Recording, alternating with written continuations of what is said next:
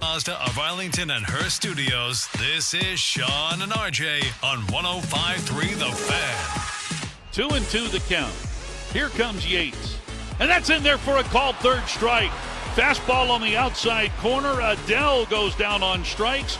Yates picks up his 14th save of the season, and the Rangers have their first 5-game winning streak in 2024. Red hot. No need to trade now, baby. No.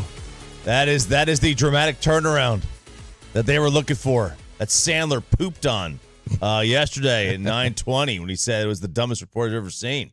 Rangers 5-4 winners over the Anaheim Angels. I refuse to call them what Bobby wants to call them, the Los Angeles Angels of Anaheim. It is the Sean and RJ show. Sean's out all week, paternity leave. Eric Giafalo from the G-Bag Nation is in. Good morning. Rangers are red hot.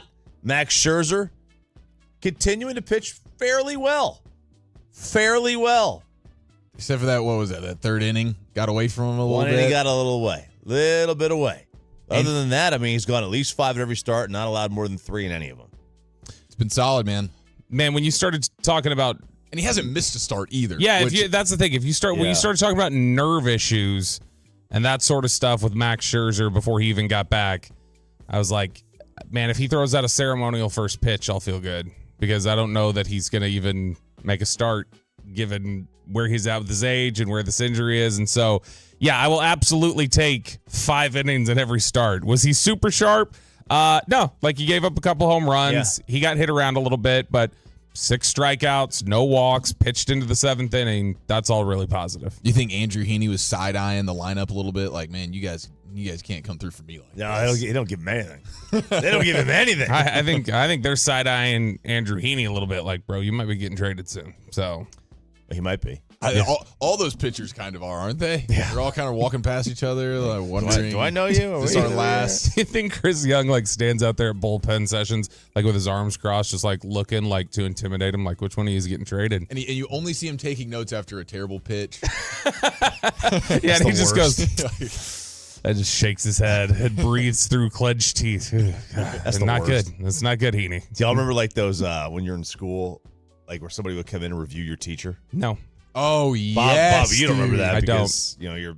Wait, even stay-at-home parents just get the, like, we're just going to assume we're going to turn a blind eye to maybe an awful home parent? That's why it's so stupid. Yeah. It's not stupid. That's also freedom. I'm the great state of Texas. You are, of course you are. There's some consideration. Of course you are. For my own, but I trust my wife in this scenario to be the one holding things down. Holistic Henry over here. But I would still like, even for me who believes in my wife in this role, at some point, I wouldn't mind, hey, why don't we get somebody that knows what they're doing to come watch you, make sure you know what you're doing. You know what I mean? I think that's fair. But it was always funny. A poll watcher of sorts for... Right. Yeah, a poll watcher. But like... Yeah, we all understand one of those. What you were saying, like, I used to look over in school, like, every time like they were writing something down, I was like, oh, man. Teacher in trouble. Teacher in trouble. Yeah, you could tell your teacher was always a little bit more, dotting the I's and crossing the T's that day. Way more on much point. more structure to the class. When I went to therapy for a few weeks before Jared Sandler shamed me out of it, she was like taking notes at one point, and in the middle of me making a point, I was like, and I just have a tendency to get in my head. I was like for instance, I can't focus at all right now, knowing that you're probably sitting there scribbling down some sort of negative thought process. And she's like, I'll turn this around. If you want to ask what I'm writing down, I'll show you. Like, she was starting to get a little irritated with me. But she's like, I'm literally just scribbling down reminders of things to circle back to and ask you about. There's no negative things here. But I do like the idea of Chris Young standing like behind the catcher that Andrew Heaney's throwing to in a warm-up or whatever, when he's got like a radar gun and he just looks at it and he just shaking that head. Scribbles. What if she was just doodling what if she was just scribbling, like drawing up?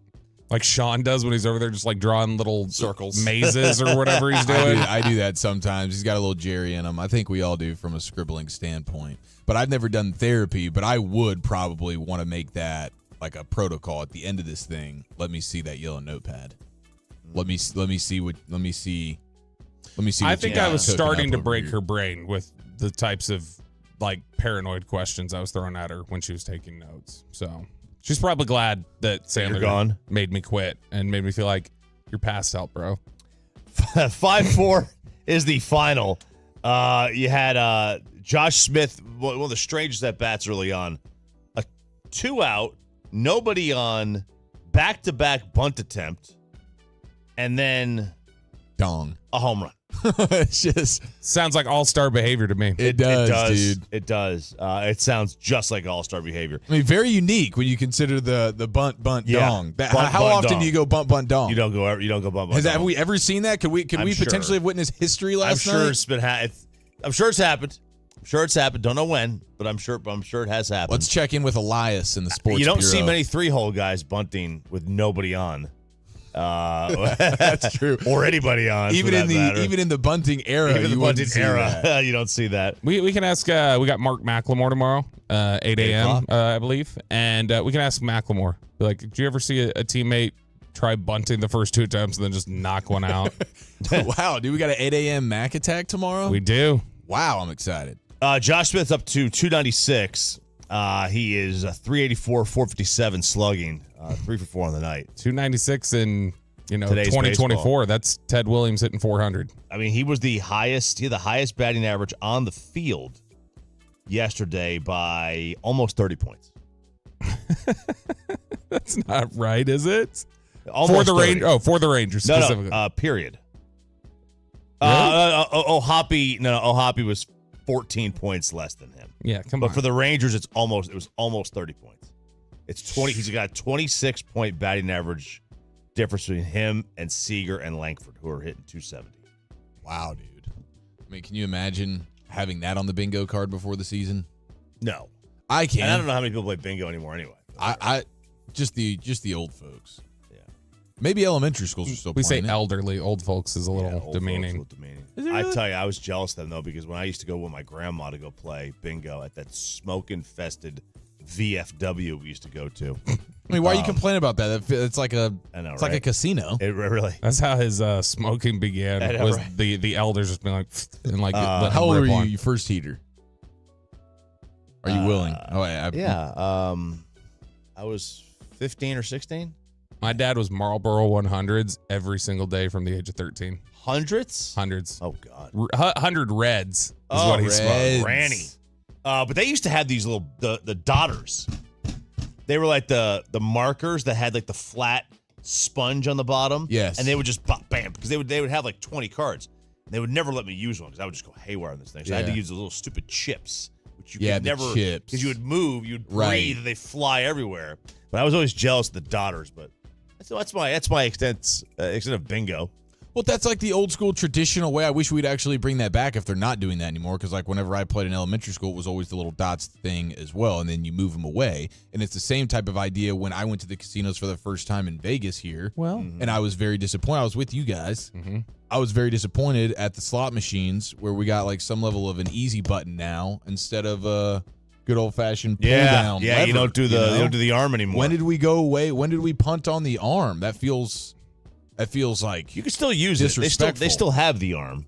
It's just now you can I just didn't sit see there. it. and I just- didn't see an arm. Not on I all didn't of see them. an arm. Oh, some of the some machines just don't. have Right. the button. Yeah, the ones that are not like the wheel ones still have it, like the ones that have like the spinning wheel. But the ones that are like the computerized ones, yeah, it's just a stupid button. Yeah, that was kind of disappointing. That was like sort of the pageantry involved, pulling that thing down. Got to and then- pull it down. Yeah, Yeah. I mean, there's no other reason why you wouldn't. it's just the new age technology, I guess, getting in the way a little bit. I mean, Ruben won his little $1,100 jackpot or whatever pressing the button, though.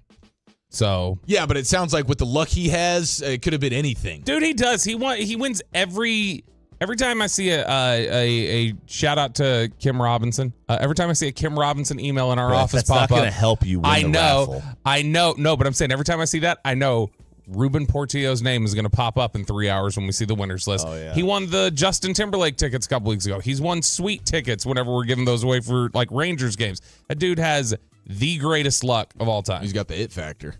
Is he the only one responding in the email? Is that why he wins? No, I respond to like every one of those. I've won a couple, Yeah, but Bobby's dying to see JT in concert. I genuinely, that would have, when we talked yesterday during Ask Reddit, what innocuous activity leads to relations. Boy, if I would have walked in with Justin Timberlake tickets for her, it would have happened. Oh yeah. It would have happened right there. You're going to need some extra Captain Crunch in the pantry. What you Exactly. should do next time though is if you can't see it, just go watch his show at the Drink and Drive-In Cinema. Oh yeah, That's one of my my favorite venues. They Move over, Red Rocks. They're opening Tiger Woods and Justin Timberlake. They're opening a bar at St. Andrews. This is true. On the heels I of saw his was it a UI or a WI? I'd like to think it was just a U. What's the difference? Well, if you're driving, if you're under the influence, that just means you were under the legal limit, right? But if you were intoxicated, then that means you were over. No, it's a DWI and DUI are like just different ways of calling it. It's semantics. Although I think technically, I don't think you're right on that. I think the W is much more. DWI is jail. It means you're over the legal limit. And DUI. DUI is also. I think DUI just means you had a beer or whatever. DUI is under the influence. You are under the influence of a substance. Yes, but you are not intoxicated. Not under the limit. I don't think this is right at all. If we have any lawyers listening right now, this is going please to be clarify. a battle. Shout out, by the way, right out of the gate, 214-5:30 a.m. club check-in from Tolo Samantha. So we already got people checking in. I guess, Sam. Sean and RJ here on 105 through the fan. The greatest athlete in the world ever. Peyton Clark? Ever struck again last night. Get that next to the fan. Ooh. Coming up when.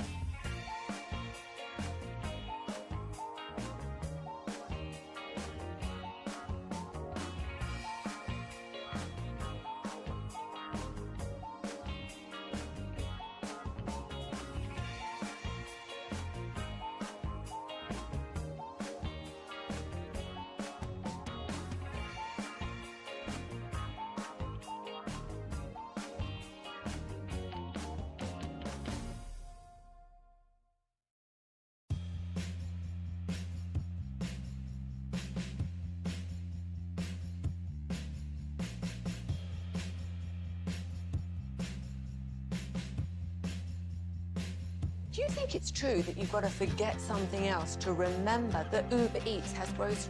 No, that's absurd. Hey, remember when you used to be a, what was it, Pepper Lady? Pepper Lady? Wasn't it Cinnamon Sisters? Basil Babes. Saffron Squad? Nutmeg Maidens? Paprika? No, Nutmeg Maidens. I just said that. Was it Spice Girls? Doesn't sound right. Was it Saffron Squad?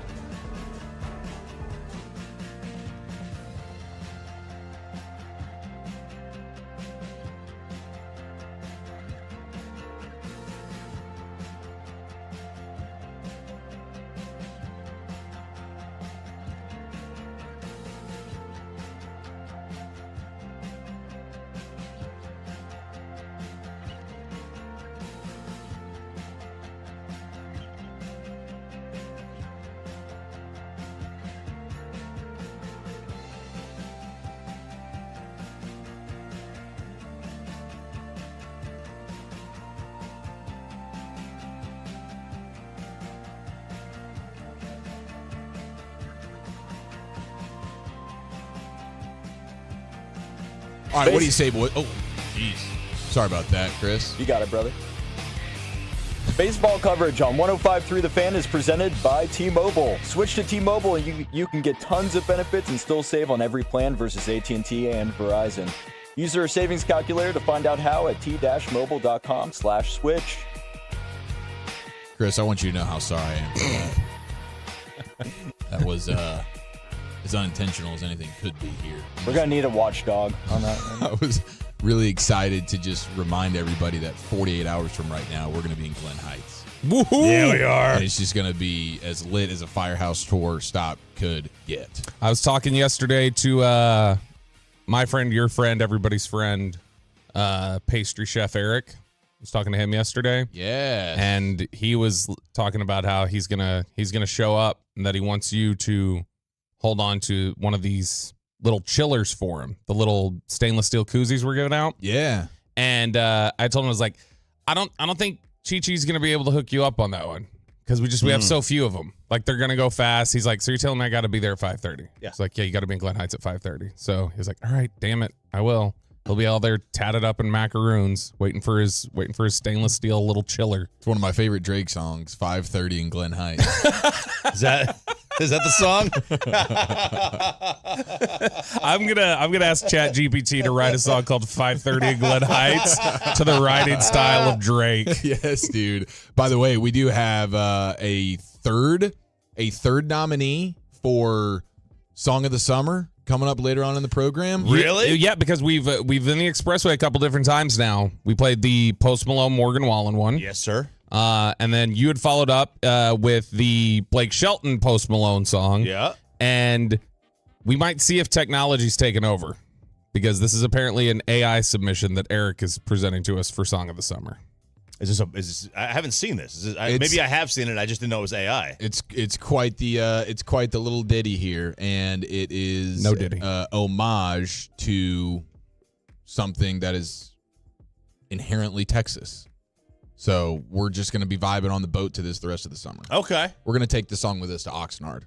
Okay. Okay. And Carter Freeman's going to be carrying around the boombox, and we're Yeah. just going to go on a loop with this. Inherently Texan. That should give you a clue. Okay. And the song is not called No Shoes, No Shirt, No Mask, No Problem.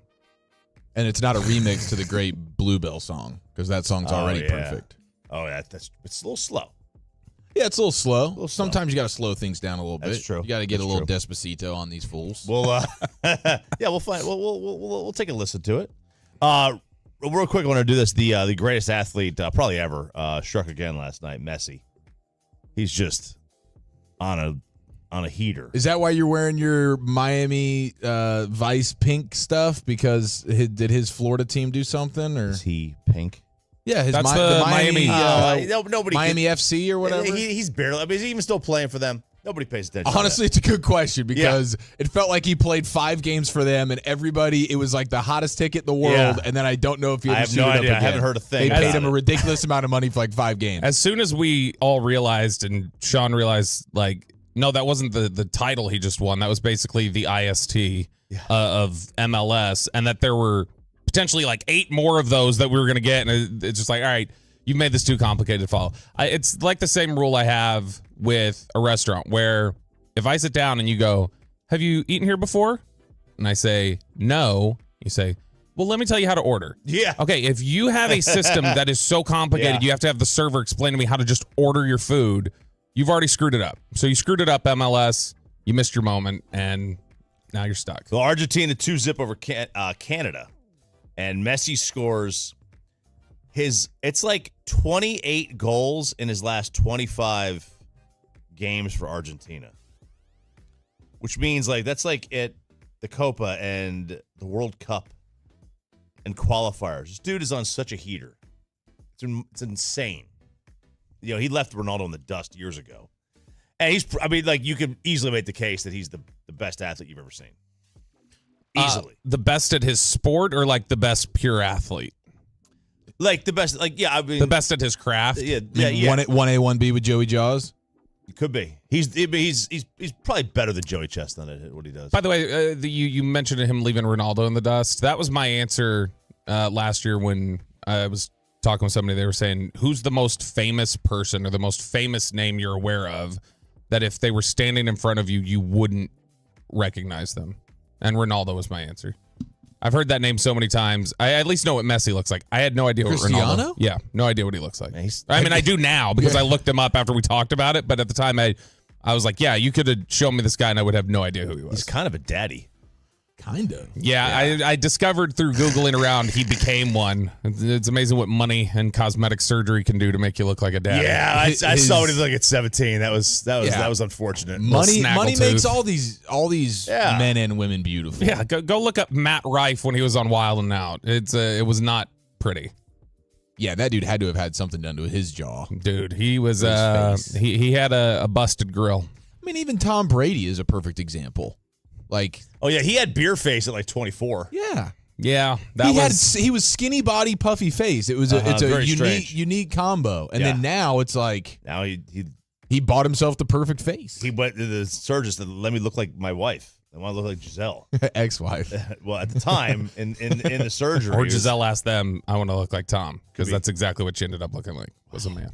That's, Now, she's that's dude, not, the fan that's text not is backing me up fair. with this before. I just want to let you know, by the way, I did ask ChatGPT to write a song in the style of Drake called 5:30 in Glen Heights. So just so you know, the hook that they came up with was 5:30 in Glen Heights, lights shining so bright. I'm reflecting on my life, every wrong and every right. Chasing paper, chasing dreams in this city of schemes. 5:30 in Glen Heights, it's just me and my team. That's amazing.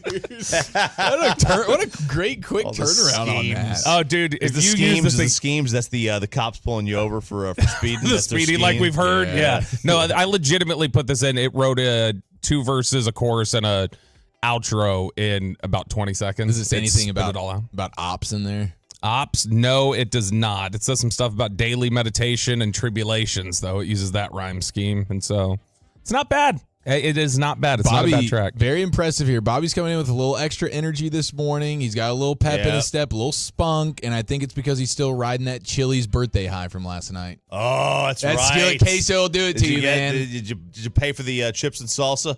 I always do. I'm not Okay. Peyton. I'll pay for the guac up charge, too. Do you think Peyton goes to Chili's and doesn't order the chips and salsa? You That pay is for 'em? as 100% I do. un-American as anything I've ever heard. If you go to Chili's and don't devour an ungodly amount of chips, Dude, I think there's no better. Their chips are so hit and miss too.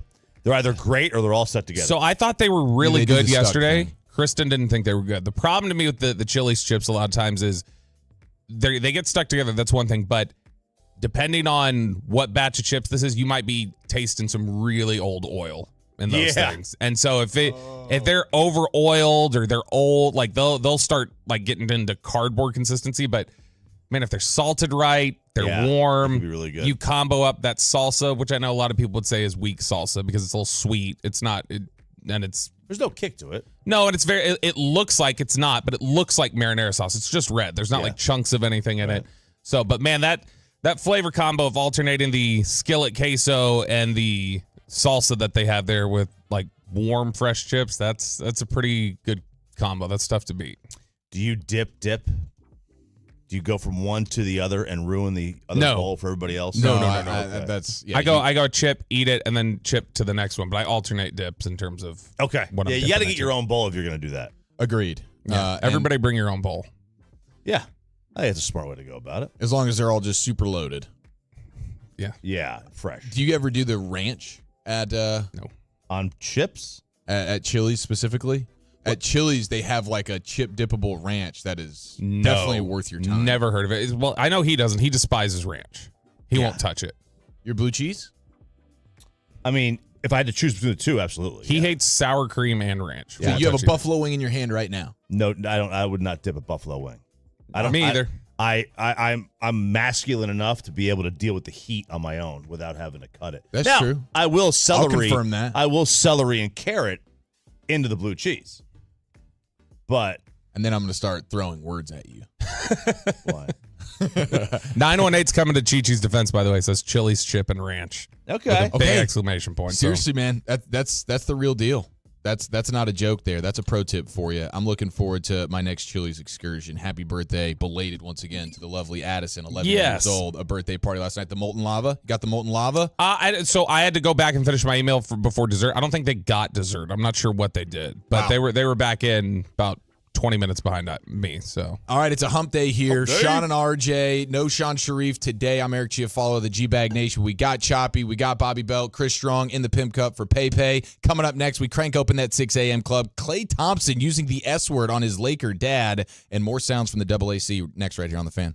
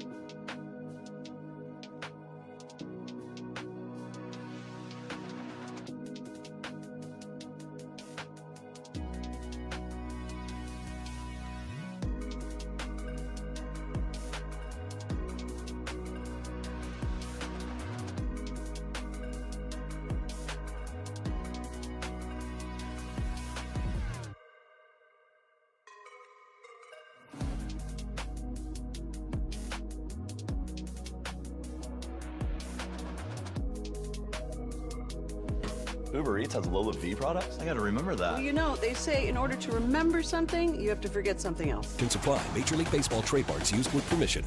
Your turn it on, leave it on. Home of America's team is 105.3 The Fan. Hello, baby. KRLD-FM and HD1, Dallas-Fort Worth. An Odyssey sports station. From our Highly Mazda of Arlington and Hearst studios, this is Sean and RJ on 105.3 The Fan. Good morning, DFW. Sean and RJ here, 105.3 The Fan. Sean is out on your hump day. He's out all week for paternity leave. Peyton Russell is in Italy, so he's back, next week? Bobby Belt, Eric Chiafalo. You know who's really disappointed is my son Luca, who's here. Why? He wanted to see Peyton. Oh, yeah. He's a freak Everybody show. does. Peyton's his guy, apparently. I don't know. Is Peyton your favorite person on the show? Yeah, you he said yeah. Come up here. Yeah, come right up here and tell us real quick. You got this mic, Chris, right here. Favorite on the show. So is Peyton your favorite on the show?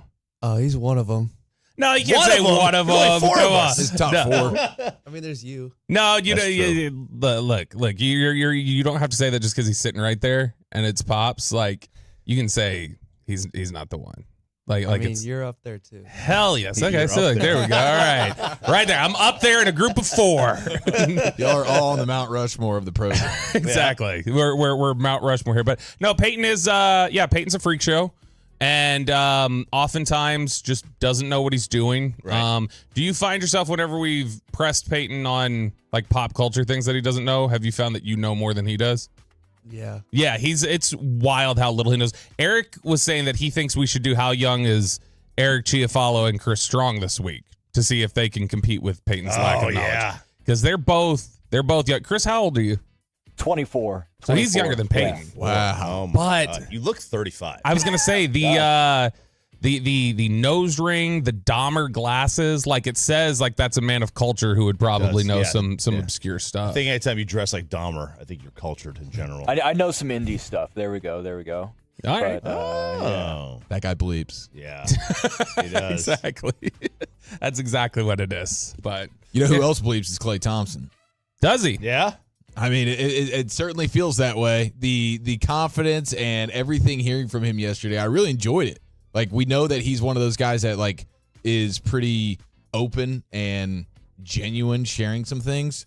I enjoyed listening to him yesterday. He was good. I like that he called that his dad. I like that part. They got to it pretty quickly, too. And kudos to the Mavs media because what his dad, Michael Thompson, who is a thoroughbred Laker, wanting Klay to be a Laker so very bad. And they asked. Did you call him a thoroughbred Laker? Yeah. What does that mean? A thoroughbred Laker. Just like, born and bred. I was hoping that nobody was going to stop down and really poke holes in it. I didn't really know The thoroughbred exactly is a horse breed developed for horse racing. So it was a guy who was developed for like the Lakers? he was brought up for the Lakers. That's how through and through he is. Okay. Klay, you could make an argument by how hard his dad was pushing, was a thoroughbred Laker, and he said, "Screw that, I'm not going to do it. I'm going to go to the Be a Mavericks." Clydesdale. Yeah, exactly. I'm going to go sell Budweiser. Yeah. Well, here's Klay saying, Certainly not that Bud Light. saying just that. Yeah, my dad was disappointed. I haven't talked to him much about it, but at the end of the day, he was happy for me. He was a little selfish in his business interests because he wanted me to be at home with the family. I was like, Dad, I've been in California my whole life. I got to experience something new. So California. He understood, and he's actually really excited for me, and he thinks we have a great shot to do something special here, not just this year, but for many years. So he was all on board once the dust settled, and he realized that it was really a match made in heaven. Whew. Boy, he didn't hold back, though. No, I love that he called his old man out there. Just a little so. Just a little bit. Little call out. I'm a firm believer that you should live in multiple regions of the world. Of the world or of the country? I don't care about the rest of the world. Yeah. The country. Like, I don't want the kiddos to go to college in Texas. I want them to get out. Just get out. Like, come back, get out though. I got you. Okay. Go, Yeah, because your trek was Jersey, getting lap dances at Frank's Chicken House. Right. Then to Old Rocky Top. And then Tennessee, to Texas. And then here. Yeah, you make just kind of a straight line. Straight, kind of like a down and over. But yeah, it's just, you get out. So Clay finally got out. Because, going to Washington State, I mean, that's like, you're still on the West Coast. Right. But so that, it's good to get out. I agree. This is growth. This is growth with Klay Thompson. I love it. Yeah, he called his dad out because his dad was a moron. His dad was absolutely. It's. I'm gonna say it. Sorry, I don't have another word for it. It's interesting when there's your bell. It's interesting. It's interesting to me that this deep into his career, like I've not heard. I haven't had an active awareness that Michael Thompson is his dad. Like I've known it, but it doesn't pop into my head very often. Right. You know what I mean? You don't know? No, I'm saying I know it as a fact, but it's so infrequently. I've heard so little of their relationship consistently that I don't think of it. And so when this came out, and he all of a sudden was chirping first opportunity of potential free agency here, and then was heard even after going like, yeah, I'm not happy. It's a little bit like, dude, he's 35. Klay Thompson, 34, 35, whatever he is. Yeah. Like, grown man, well established in the NBA. Seems like an odd time for you to turn into helicopter parent. Yeah. It does. It does seem like an odd time, but yeah, but it's like it's helicopter parent that is really just fleshing out your own selfish desires. It's not like you're concerned for your kid or something like that. You're trying to take care of them. You're still looking out for the betterment of them. It's like I'm just doing this because I want you to be here and playing for this team and what that can do for us opportunity-wise as just like a Laker family. You know how we can't, DallasCowboys.com, whenever we talk to Nick Eatman or someone from the website about Earl Thomas, you remember they can't answer us directly when Earl Thomas plays for the Seahawks because they're like, we're employed by the club. That's technically tampering. Mm-hmm. We've seen these sort of rules come into place before with Dante Bichette when he had to, during COVID, quit because he wanted to work with Bo, and he couldn't work with Bo as an official member of the organization. That's so wild. It was so stupid. So dumb. It was dumb. But it makes me wonder, like, if Michael Thompson is employed by the team, like, why wasn't that potentially tampering for him to very openly and publicly say Klay needs to come to LA? Yeah, I do wonder if there is, first of all, is he employed by the team? Or is he employed by the radio station or the TV network? I think the Lakers employ their broadcast people. Beyond that, I assume there is a family loophole because you're allowed to have dinner with them. Yeah, I mean, look, the Knicks very explicitly tampered with Jalen Brunson, and nothing really came of that. Because it's Rick Brunson. What do you want to do? It's family, right? It's it's probably hard to. It's family. I mean, you learn that in all those Fast and the Furious movies. Yeah, he learned that in the Sopranos and Fast. I was gonna say he learned that back in the kitchen of those mafioso Italian dinner joints that he grew up around in Jersey. Baby. Yeah, that's where he figured it all out. Frank's Chicken. Frank's Chicken House. Yeah, Frank's Chicken House. Yeah. Come on, get it right. Klay Thompson, how surreal is the reality that you're actually doing something different right now? Yeah, it's surreal, but I'm embracing it. The organization showed me so much love, and the fans, whether it's on the internet or in the street, are very grateful. And everyone I met, there's just a great buzz around the city, especially coming off a championship appearance. Everyone wants to get over that hump, and that's what was so attractive to me is to be someone who can help them win and help these young guys grow. And being on the back end of my career or in my 30s, it's so special to have this opportunity.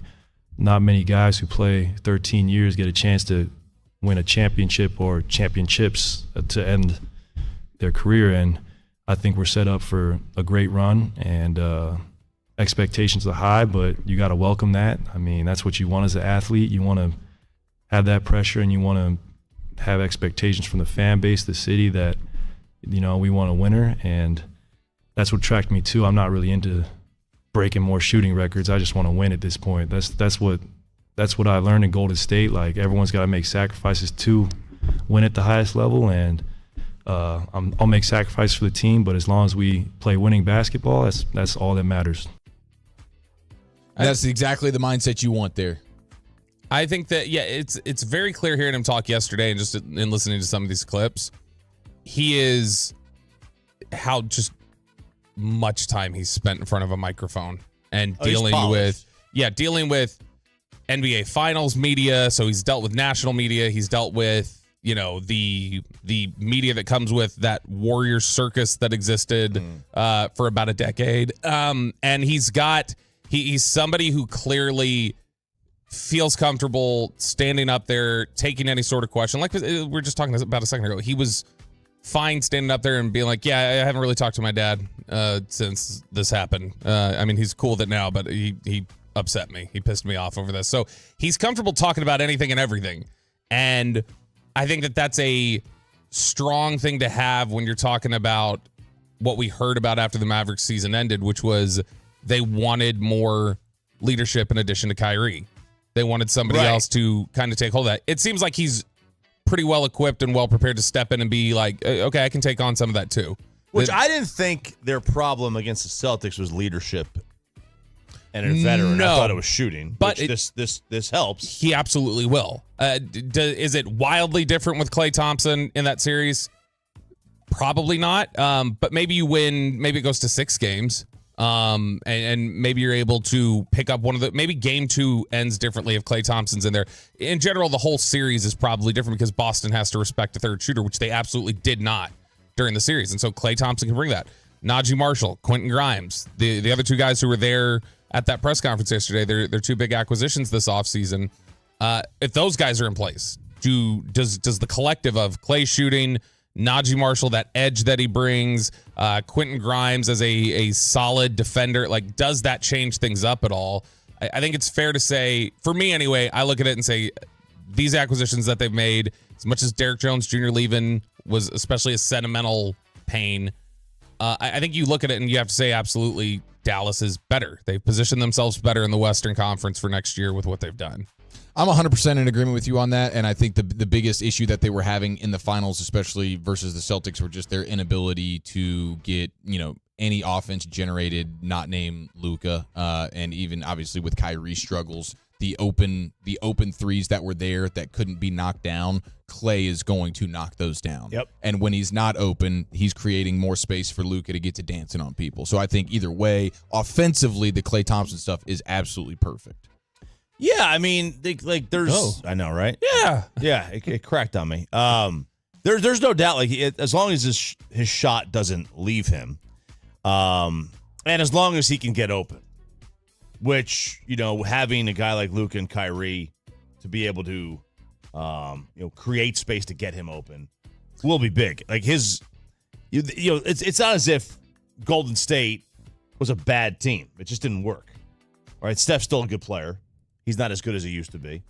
Klay is still, he's obviously declined, but the one thing that hasn't left him is his ability to shoot. He still shot, close to 40% from 3. Was he 39% from 3 last year? Yeah, he's no not longer nearly what he used to be. Yeah, but still better than most around the league. Like he's shooting above league average. We've got Reggie Miller as the comp that we've heard about, that's what he's kind of leaning into. Eric, you were talking about that a lot yesterday. Looking that up, for instance, through his age 34 season, Reggie Miller was a 40% 3-point shooter. 35 on, which is where Klay Thompson's at now, just as a reference for another sharp shooter who got into that stage of their career. Last 5 years of his career, Reggie Miller shot 37%. So you're probably looking at, and I'd be interested to look at other 3-point shooters who have been highly efficient early in their careers. What did they start doing? Like how does that trend down to? Yeah, are you Steve Kerr still making 42% at 38 years old as a spot up guy, or does it tend to drop off a little bit on you into your 30s? And my assumption is that Reggie went down and Klay has gone down a little bit because they're not as open as they used to be. Yeah, because they can't get as open as they used to be. But he's going to get open in this offense. He is. Yeah, and maybe if your legs go, you start shooting more with your upper body, and it's just like you're not putting your legs into it, and that's a problem too. But there's no doubt, this is an upgrade. I don't know anybody that doesn't think this is an upgrade. Yeah, no, it's going to be offensively, again, it's going to be great. Much more defined role for him. He's not going to be asked to do near as much, and everything he is asked to do, it'll be exactly his wheelhouse and shooting the three ball. And he's clearly open to that. He's ready for it. He's embracing it, and I think that's absolutely perfect. He didn't say just a championship either. He's looking for championships, plural. So maybe he's looking past the thumb. Not two. He's looking past the thumb. He's trying to get over to the other hand. Is sort of the mindset here. So Klay Thompson, now a Mav. We'll get back to more sounds there because he had some great things to say about Luka and, of course, Kyrie and some of the recruiting that Kyrie did to get Klay here. So we'll revisit some of that stuff coming up later on in the program. A hump day edition of Sean and RJ this morning. Thanks for waking up with us as part of the 6 a.m. club. Let's talk a little Cowboys. Dak wants you to know he's sorry about the walking boot. That's next right here on The Fan. How about some commercial-free Sean and RJ? And now that's some quality breakfast for your brain. It's our commercial. Very cute haircut. That's like a little shag. I've never seen it before. Well, I mean, of course you have. It's the Rachel. Oh, is that your name? No, I mean like your name. No, I'm Jen. My name's Jen. Right, but I just mean like this is your haircut. But that's hair on your head. I'm not saying this is your hair. Okay, freaking me out a little bit.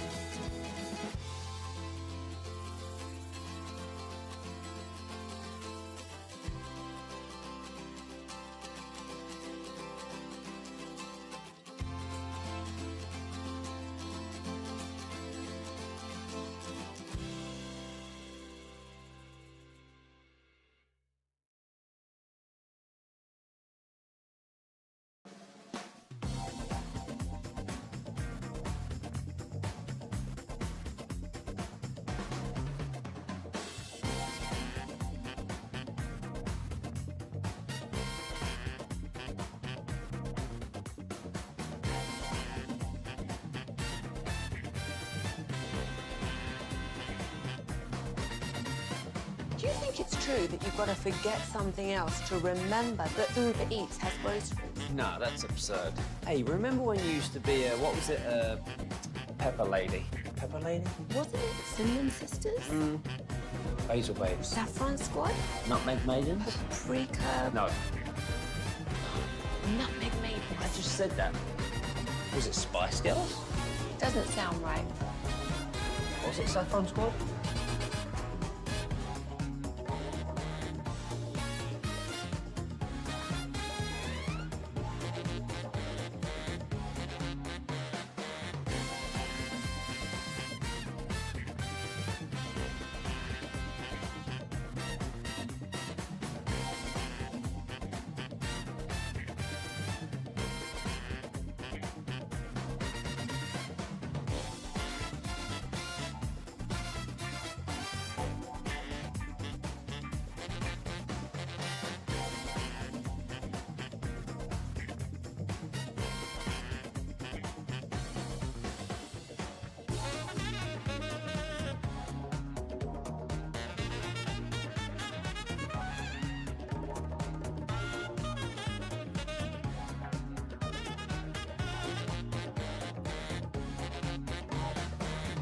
And cop books are just 50 cents each at Staples. Plus, save even more with the Easy Rewards program. In-store only. Offer ends 8/24, limit 20. Save big on back to school at Staples. Look at your cup holder. It's empty. And you're feeling thirsty.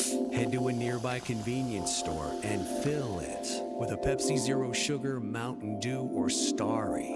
Grab a delicious, refreshing Pepsi for the road.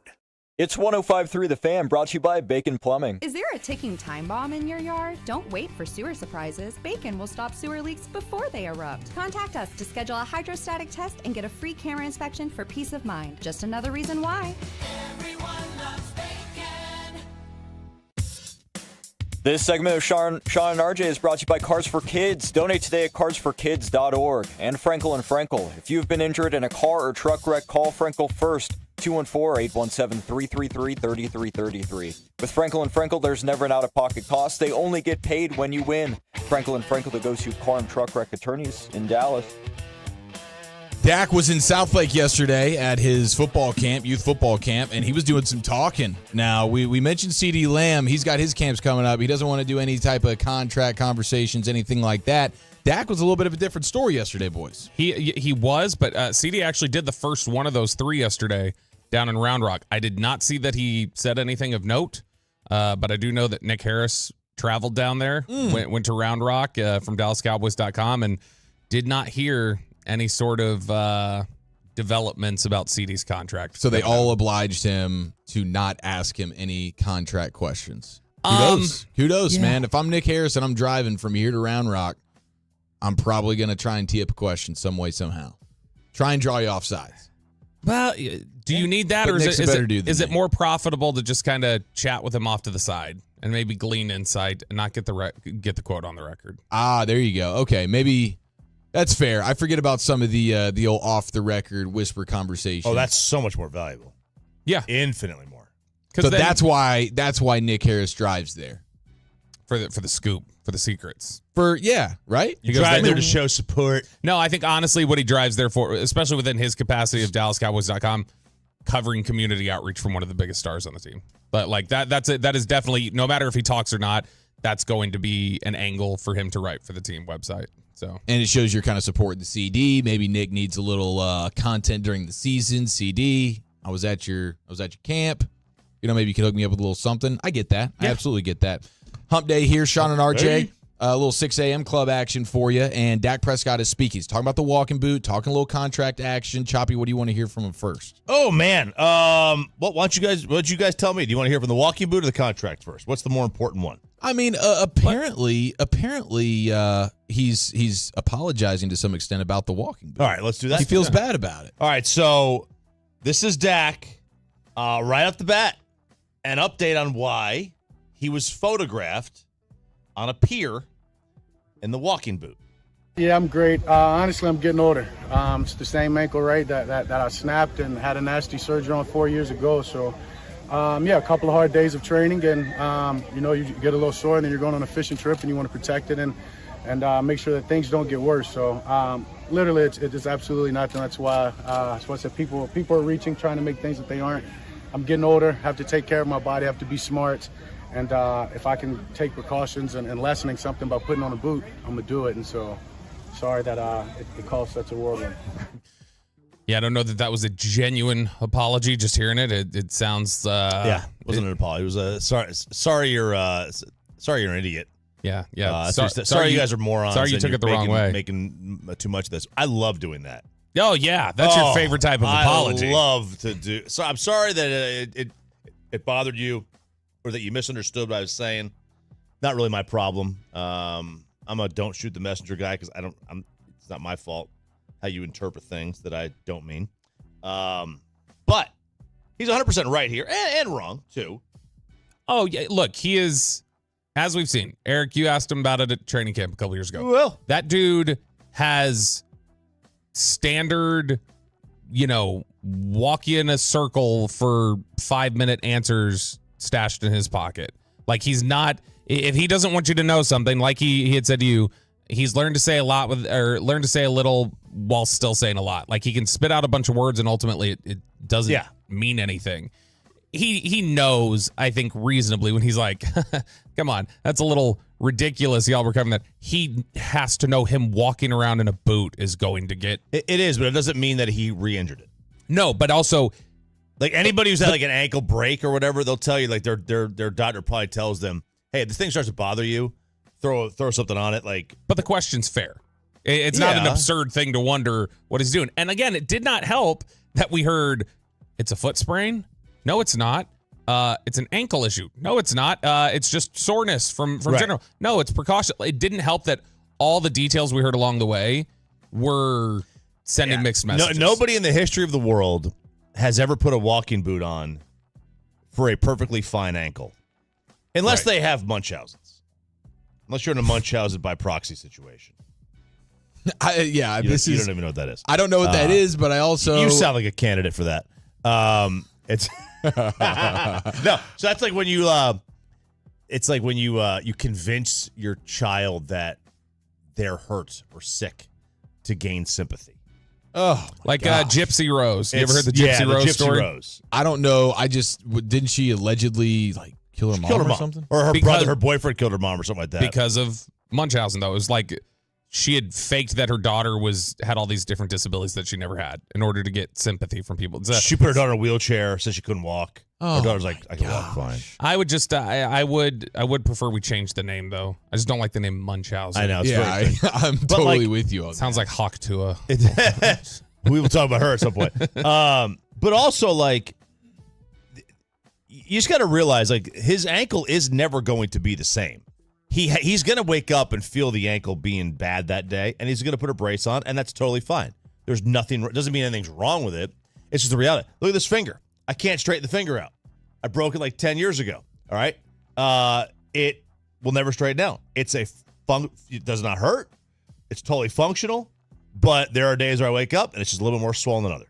It's the way it is. And every once in a while, you just throw on a random little finger brace or whatever, just because. When I play golf, I got to wear tape now on it because like I get blisters on it easier because it's bigger. It's a thicker finger. It is. The middle of that knuckle is ridiculous. It's huge. And then there are days where it's just stiff, and like I try to like bend it the opposite way, and I do have a finger brace, like that I could put on it to like straighten it out. Doesn't straighten out, but it's the way it is. It's just something, and it has not affects me. It doesn't affect me at all. But we're not reaching. I can still do everything. We're not reaching when Dak's like, and people started reaching about things like, dude, you're in a walking boot. We're going to start having legitimate questions. What type of workout are you doing that is so difficult that now all of a sudden you have ankle soreness? Yeah, but I totally agree. It's not reaching, but we also have to recognize Dak in downplaying it has to say that too. Dak feels like I've got to treat this as such a little thing for the optics. I've got to treat it as so small and so insignificant as to be dismissive of even questioning it, and how that would just be crazy to even bring it up as a topic. I honestly think that's how he's thinking about things and how he's trying to approach it, is to try and be that dismissive with it. I mean, it could be something as small as like he woke up, it was stiff, and he needs to like pop the ankle. Have you ever had to pop your ankle? Like I do all the time. I mean, I've woken up and it's been stiff, but like, but perhaps with the injury, just like it doesn't pop. 360 circle on the Yeah, ankle, it get a doesn't little pop. pop. It doesn't pop, maybe because of the joint just doesn't pop the way it did, and until it'll pop on its own. It could be something that just happens. Like it's not, to me. This is on a scale of 1 to 10. It's a 0.9. Honestly, do you think he legitimately didn't think anything would happen when he goes out in public wearing a walking I don't boot? think he expects to be photographed in Cabo. That's it. I think he thinks I'm in Mexico. I think he just let his guard down, which is I don't even think he's been the Cowboys quarterback for almost a decade now. Yeah, and so he has one slip up in almost a decade of optics. Forget a little bit. Like, that's a pretty strong run. No, that's what I'm saying. But I don't think it's letting his guard Of down. all people, he's the guy that would understand if I'm going to go walk around in a boot, it doesn't matter. I'm going to get photographed. But hang on, he has dad brain now. He's got a baby. You start forgetting things. Now, that's something I can relate to. What's he supposed to do? Yeah, I mean, if he needs to wear the boot, he can't worry about getting photographed. He's not going to sit in the. He's on vacation. He's not going to sit in the hotel room for the day. I guess the idea would be, if you're going to walk around there, like, protecting yourself from that narrative potentially would be, all right, throw on a ball cap, put a hood up or something, sunglasses on, like that kind of a thing. Like, he was just walking around. It's 100 degrees. He's not Bobby Bell. He's not going to wear a hoodie. I'm just throwing it out. Yeah, I'm trying to come up with it. Look, ultimately, I think that this has become, I had said last week, it was on a 2. It was a 2 on a scale of 1 to 10 to me for concern. But I didn't blame anybody for being super worried about it because of the history of how they've talked about some of these injuries and how they've actually then played out. So I don't blame anybody who had concern about it, but that 2 that I had yesterday is down to a 1 today. He was out there working at this camp, clearly seemed fine, was dismissive of it. I have zero concern. If he was out there in one of those leg sleeves, people would be like, "Oh my God, he's got bad circulation." Yeah, exactly. Did you were clot preventative maintenance there? You were the of the three of us, I think you were the one on Monday who just had the most skepticism about it. I think. Yeah, I felt the most uncertain. Did yesterday make you feel any better about it? Oh, it definitely did. Seeing him bounce around out there. I mean, it wasn't like he was going crazy, but he was like kind of walking through different like drop backs and stuff for these young quarterbacks or whatever. So it's clearly not like he's hobbling. He looks like a guy who could play a football game today. So I'm not going to be surprised if there's more flare-ups. If you're having July ankle flare-ups, why wouldn't you have it when you're really running around and testing it day in, day out? Sure. You know what I mean? So I just don't know that it's necessarily take at face value. This is a complete non-issue when my quarterback in the offseason is wearing a walking boot. But I don't think he just re-broke his ankle or anything. So now he also talked about a little contract stuff. And here was Dak yesterday at his youth camp talking about the negotiations. Yeah, I mean, there's been conversations back and forth, but for the most part, for me, as y'all know, I've been letting my agent do that, especially as we get right here into training camp. Day one of training camp, my mind flips to just obviously helping my team and just doing everything I can within the organization and on the football field to make sure that I'm my best and everyone around me is their best, and the money and all that will take care of itself as it always has. Much more optimistic sounding than he was a month ago. Much more. When he had talked at that last charity benefit and he was like, if it's here, if it's somewhere else, That could be calculated. Where it can be, but he has been in such a mode of public negotiation, it's felt like this offseason, that for him to be a little more dismissive of it, and I think it's going to get done. And, we've had that. He acknowledged there have been conversations. Last time when he was asked, he said not much. So he's saying at least that it struck me that his demeanor was more positive yesterday about it than a month ago. Yeah, and I wonder how much of that is like he wants the most recent taste in the Cowboys' mouth to be like not defiant, right? Catch more flies with honey, trying to get them to come more to your side. I mean, he's not going to take less money, shouldn't. He's going to get what he gets. Like, he's going to get what the market says he should get. And that's whether here or elsewhere. Whether here or elsewhere. And if I were him, that's the line I'm drawing in the sand. Listen, this is my price. There's a cost to having me as your quarterback, and this is what I charge. And if I was his age, I would say the same thing. Yeah, pretty simple. No, and that's why I don't know that he feels the need to, like, the whole, like you're just saying, catch more flies with honey than vinegar or whatever the saying is. I don't think he necessarily feels the need to do that though, because I think he's comfortable with, I'm going to get my value regardless of where it is. And he's reached a point in his life where he's comfortable saying, if it's outside of here, it's outside of here. Right. And so to me, I don't think he feels the same need to have to salvage it necessarily. It's like, no, you guys are either going to come to this price point or you're not. Sort of like what we've heard where CD's at. And so to me, I think that sounded, at least for me, maybe it's reading too much into it, but I thought he was striking a more positive tone than he had in recent media availabilities. Yeah, this is going to be like the final year of Klay Thompson in Golden State, where he's frustrated the entire time and doesn't really want to leave until the very end when he realizes he has no other choice and now will just make the most of it. He will be clearly just he's already comfortable with the idea of, if he does have to move on somewhere, that's fine, because like he said, and he's 100% right here, he will get the $60 million. Money will be there from maybe he'll get three. Somebody. Maybe he'll get 3 for $50, just like Clay did. The Cowboys can keep him.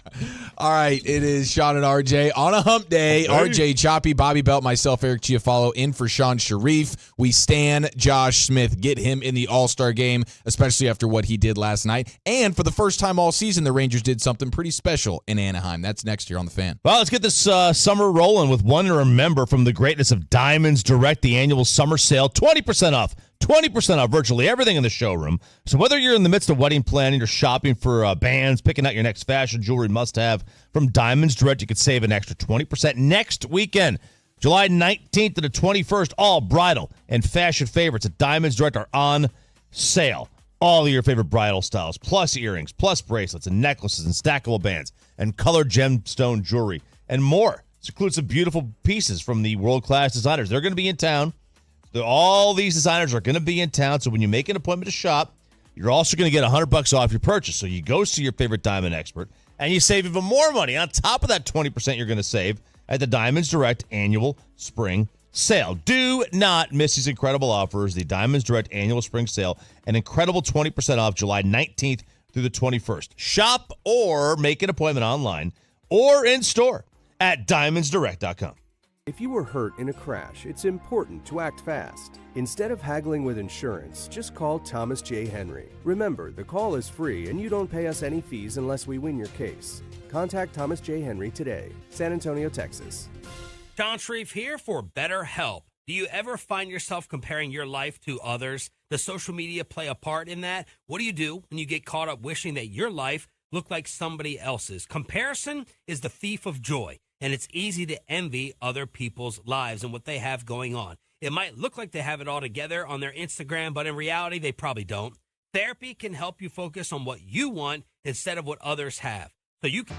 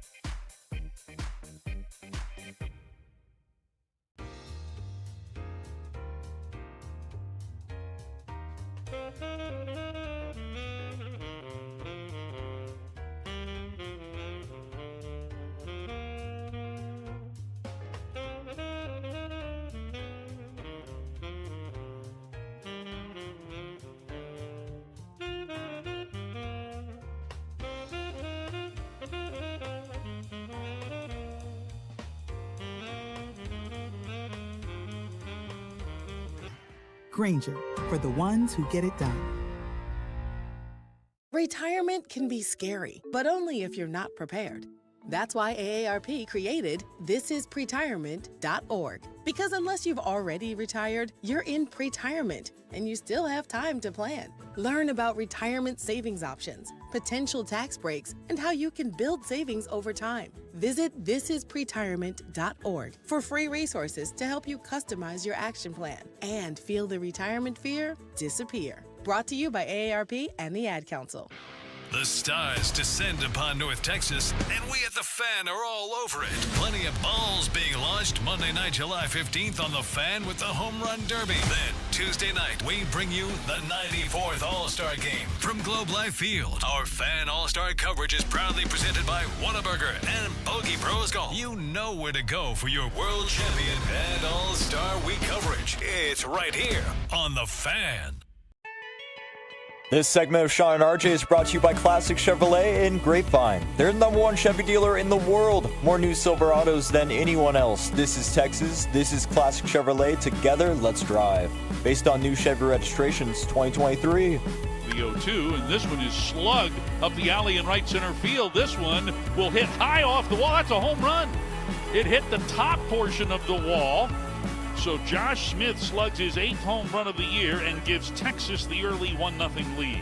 Josh Smith, you stud. He went bunt attempt, and then homer. The very, very rare bunt homer, as Choppy mentioned earlier on in the program. But Josh Smith continues to impress, and the Rangers, for the first time all season, how about that? On a 5-game heater. Look at that, a heater. Exactly what the doctor ordered right now, man. I'm telling you, all these press clippings, everybody's name getting thrown out in trade room Marooskies. Here we go. Bulletin board material, chip on the shoulder. Let's go ahead and support our guy, Max Scherzer. Gives up 3 in the 3rd, and then they go ahead and get it figured out. El Bombi getting in the mix there as well, going yard. And we knew from spring training time that Josh Smith was ready to go get after it from a power standpoint. He talked to us about the bulking he did. He was the most commonly shirtless player you could find in the clubhouse at all times. He was very proud of what he had worked for in the offseason, a little bulk action. Shredzy? He was a little shredzy, little bulky bulk. What's his chest hair situation like? He's got it. Really? Yeah, good. I like it. Big fan of that. Yeah. But you got to have it. I think that's I don't even think there's a gap from like his beard that goes down into his neck and then boom, it just starts not touching a fan chest. of that. Not a fan of that. That's very, you got to have a, sorry, Bobby. You got to have a gap. Full squatch in it. You got to have a gap. Well, here is just a little sound here whenever we got to go into the clubhouse for spring training, and you can just hear it in his voice. You could hear how passionate he is about how he's going to go yard time and time again this season. How many dong balls you gonna hit this year? Oh man, I don't know. Hopefully more than last year. But we'll see. There's so many dongs. Yeah, I guess. You can hear it in his voice. So many dongs. How excited and passionate he is about the idea of now 8 homers. Is there a little Matthew McConaughey in his speech patterns? Yeah. Could be. Yeah, I guess. Where he's like, hopefully more than last year. Like I was expecting Isn't he the one with the wife that's like a super influencer? Yeah. He's the one. He's got we had interviewed him and he had talked about how his wife's like her gig is she's a social media influencer. I did not know that about him. He said they're getting Amazon packages like all the time dropped on their door because of it. Oh, because she's just sponsored by so many different things. She's just getting a whole bunch of I wonder crap. if Sarah's an influencer and I just don't know it. Wow. Wouldn't you know? Based on the amount all the Amazon packages. Yeah, that's true. All the little tummy teas and stuff that they're drinking to act like that's how you lose the weight and stuff. Like those. It's just like drink this tea and you'll look like me, the dime smoke show. Hers is of necessity. Like she just like because she doesn't like she doesn't go to stores. So what she'll do is she'll like if she needs a shirt, she'll order like 5 shirts. All different sizes or whatever, and then just send them because Amazon's like free returns, so she'll just send them all back. Oh, that's her way of being able to try on and make sure she's getting what she wants. So it's not like she's buying like random stuff that she doesn't need. It's like, I'm gonna order 5 hats and I'll just pick the one out that looks the best on me and I'll send the rest back. I love it. Which for me, that's dangerous because I never return things. I could probably open up a brick and mortar store, based on the amount of stuff that I have in the house that I just never return. Speaking of brick and mortar, we will be in Glen Heights on Friday. We'll be there at 5:30 in the morning. Yes, we will. What's your departure time, Chop, to get there?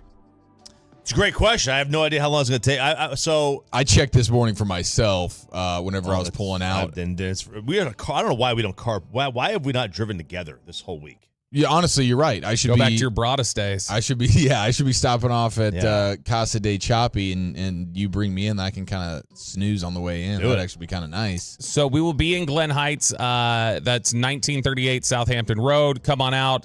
Can't wait to see everybody. This is, so if you're in DeSoto, Red Oak, Waxahachie, Midlothian, just come hang out. This is the one that might be the one for you to hit up. It's a great chance to connect with the Tolo community. Speaking of the Tolo community, shout out to Tolo Richard, who has a big track meet coming up. His track club, Supersonic Track.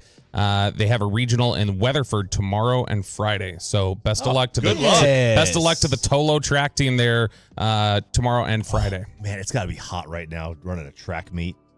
Yeah, those guys are built different though. Yeah, they are. Yes, they are, man. Units, man. That's what they are. Absolutely. I would need an IV just to sit out there and watch them. Imagine doing a cross-country race right now in this. No, I can barely imagine walking from the building to my car every morning and afternoon because it's so damn hot. Yeah, well, you're also wearing hoodies and whatnot. So but I rolled up the sleeves, idiot. You got to cut them off like Belichick. Yeah, that's what you need to do. That is what I need to do. I need to have the Bill Belichick attire to match the demeanor. Okay, what do we need to know about the Happy Meal situation that's brewing right now? Okay, so we've seen several different times now. Here in the U.S., it's become very prominent in recent years, but also in the U.K., Mental Health Awareness Week. It's something that, I know we've talked about with KNC, the stuff that they do with NAMI North Texas. I know we've got the I'm Listening program about mental health. It's something that's very important to everybody. But for Mental Health Awareness Week in the United Kingdom, McDonald's has made a decision that I'm fascinated by. And I'm really curious for y'all's thoughts on what they've done. And I want to get the thoughts on the Franklin Frankel Injury Attorneys text line, 877-881-1053, as well as the Twitch and the YouTube. McDonald's has decided in the UK that for Mental Health Awareness Week, they are going to remove the smile from Happy Meals on the box, and that they're going to change the name of the Happy Meal from Happy Meal to just the meal, because they want people to know it's okay not to be happy. And they actually released a promo. Is this a bit? No, they released a. Are you ball sacking us right now? They released a promo video for it featuring children talking about mental health. I feel it like here. I can hear. Nothing says you're happy like a smile. But we don't always feel like smiling. I don't always know what I'm feeling. Sometimes I feel loads of feelings at once. A bit of sad, happy, a bit of nervous, a bit of scared. Like a mood salad. So this Mental Health Awareness Week, McDonald's is removing the smile from their Happy Meal to help start a conversation around children's emotions. There's no smile on it. The smile is not there. Maybe it's a sign that it's a bit like us, and it doesn't always have to have a smile on it. It's okay not to feel happy all the time. Find out how you can support your little ones by scanning any Happy Meal box this week. Okay, so I think the heart is in the right place here. Absolutely. And it's an important subject. Are you overthinking this or making something like is that the place to send this message? Is let's wipe that smile off of the Happy Meal box. Let's just give them a red box and they'll know what that means. And that's how we'll start the conversation. We'll just hand you a red box and go, why is the design like this? It's like, well, actually, it's okay not to smile all the time, and including your little Happy Meal there. Yeah, I mean, when you're a little down and out, doesn't a smile from somewhere make you feel a little bit better? Aren't you trying to find the happiness? If I'm sad, I'm like, maybe the Happy Meal will get me back into a good place seeing a here. friendly face or having the dopamine of, oh man, I had some McDonald's. I wanted the Happy Meal. It hit it. I got the toy in here.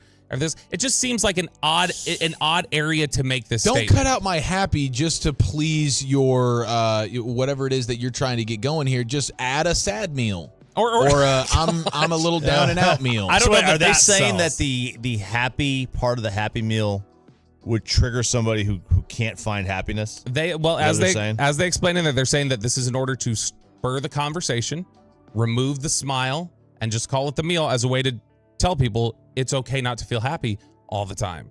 And to me, it's like, I don't know that this is the avenue that if you want to reach out, if you want to make a statement, there are other ways I would think McDonald's could take part in this other than going, hey, let's take a child's meal, which is generally associated with like 4-year-olds who want toys and apple slices with their fries and their nuggets. Like, let's take that and let's get these 4-year-olds really talking about mental health and triggering that discussion. Like, it just seems like a weird space to try and take part in this conversation. We're taking happiness away from everybody else to please the one guy who pulls up into the drive-thru and is put off by a smile from Ronald McDonald.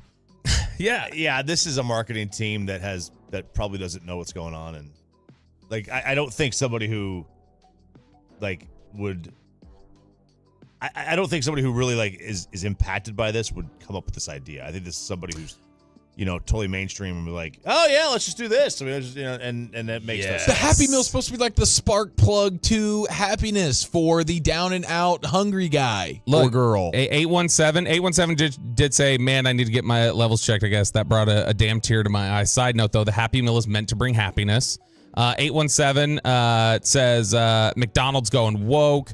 214 says not a single. I don't know that this is woke. 214 not a single English child will spark a conversation about their mental health over this missing box smile.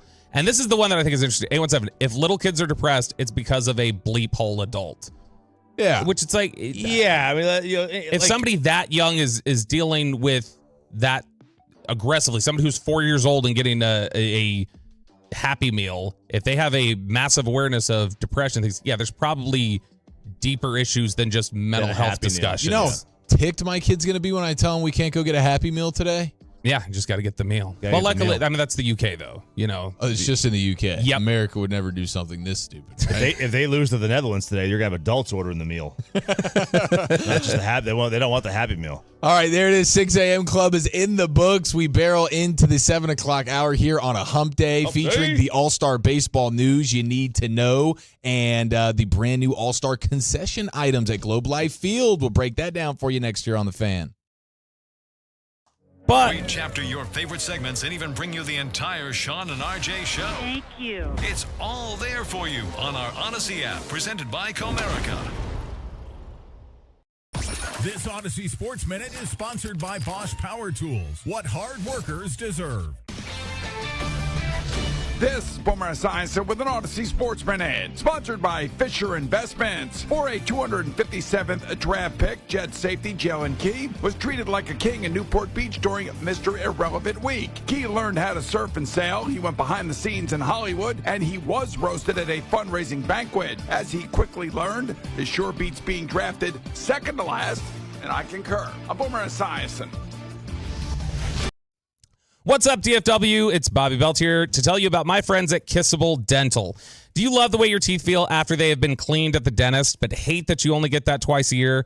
Well, the amazing people at Kissable Dental thought about this exact same thing, and they are here to help. Now, I know what you're thinking. It's still the dentist. You don't want to go for whatever reason, whether that's fear or not enough time, or maybe, frankly, you're just too scared of the cost. Kissable makes it so easy, offering same or next day appointments, allowing you to come in on your schedule. You can even book the appointment yourself online. Their extremely helpful and friendly team is there to answer any insurance questions and ready to help your dental visit feel like a breeze. They even let you watch Netflix during your visit. Comfort, cost, and expertise are some of the main reasons why I've made Kissable Dental the dentist of choice for me and my family. How would you guys enjoy a free teeth whitening? Well, if you book yourself right now, they'll help you boost your insurance to get those extra cleanings. And this month, when you mention this ad, they'll throw in a free teeth whitening. So book online at kissabledental.com or call 972-779-KISS. Your kissable journey starts today. They say health is wealth, and I could not agree more. That's why if you or somebody in your life is living with everyday aches and pains, I want to tell you about Relief Factor. And I'm telling you, I can feel the difference. Relief Factor is a daily supplement that helps fight pain naturally. Naturally. Now that's a big deal. Developed by doctors. Relief Factor's unique formula of ingredients all work together to help support your body's response to inflammation. Instead of masking pain for a couple of hours, Relief Factor actually helps reduce or even eliminate your pain for good. Whether it's neck, back, joint, or muscle pain, if you're looking to feel better, live better, give Relief Factor a try. In 3 weeks, you will know if it's working because you'll feel it. For instance, I was sent Relief Factor to try, and I've been taking it every single day. I'll tell you what, I feel the difference every day. Go to ReliefFactor.com or call 1-800-4RELIEF. That's 1-800-4-RELIEF. Save on your first order. Don't let pain tell you how to live. Fight back naturally with Relief Factor. These products and statements have not been evaluated by the Food and Drug Administration. These products are not intended to diagnose, treat, cure, or prevent any disease or condition.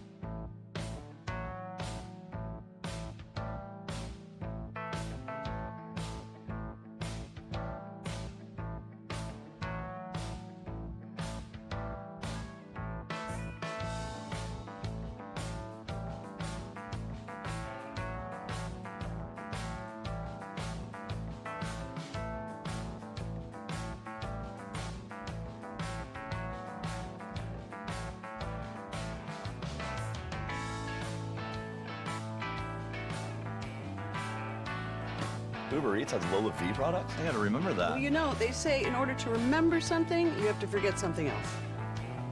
Okay, now that is a very cute haircut. That's like a little shag. I've never seen it before. Well, I mean, of course you have. It's the Rachel. Oh, is that your name? No, I mean like your name. No, I'm Jen. My name's Jen. Right, but I just mean like this is your haircut. But that's hair on your head. I'm not saying this is your hair. Okay, freaking me out a little bit.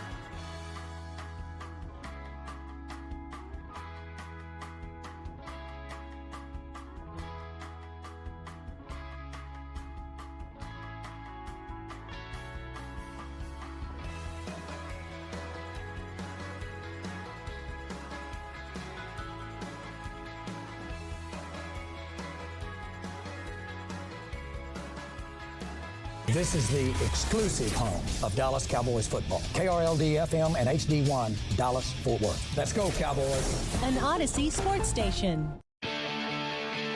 From our Highly Mazda of Arlington and Hearst studios, this is Sean and RJ on 105.3 The Fan. 7 o'clock hour here on Sean and RJ 105 through The Fan. I'm RJ Choppy. He is Bobby Belt. Chris Strong in for Peyton Russell. Sean is out all week on your Hump Day edition of Sean and RJ. Hump Day? And Eric Chiafalo is in. It doesn't mean that you're normally in this time, but you are in this week. I drew the lucky name out of the hat. Oh, I think you're going to draw a lot of lucky hats. Sean's got like 4 weeks left. Certainly. Yeah, you may end up, if you volunteer it.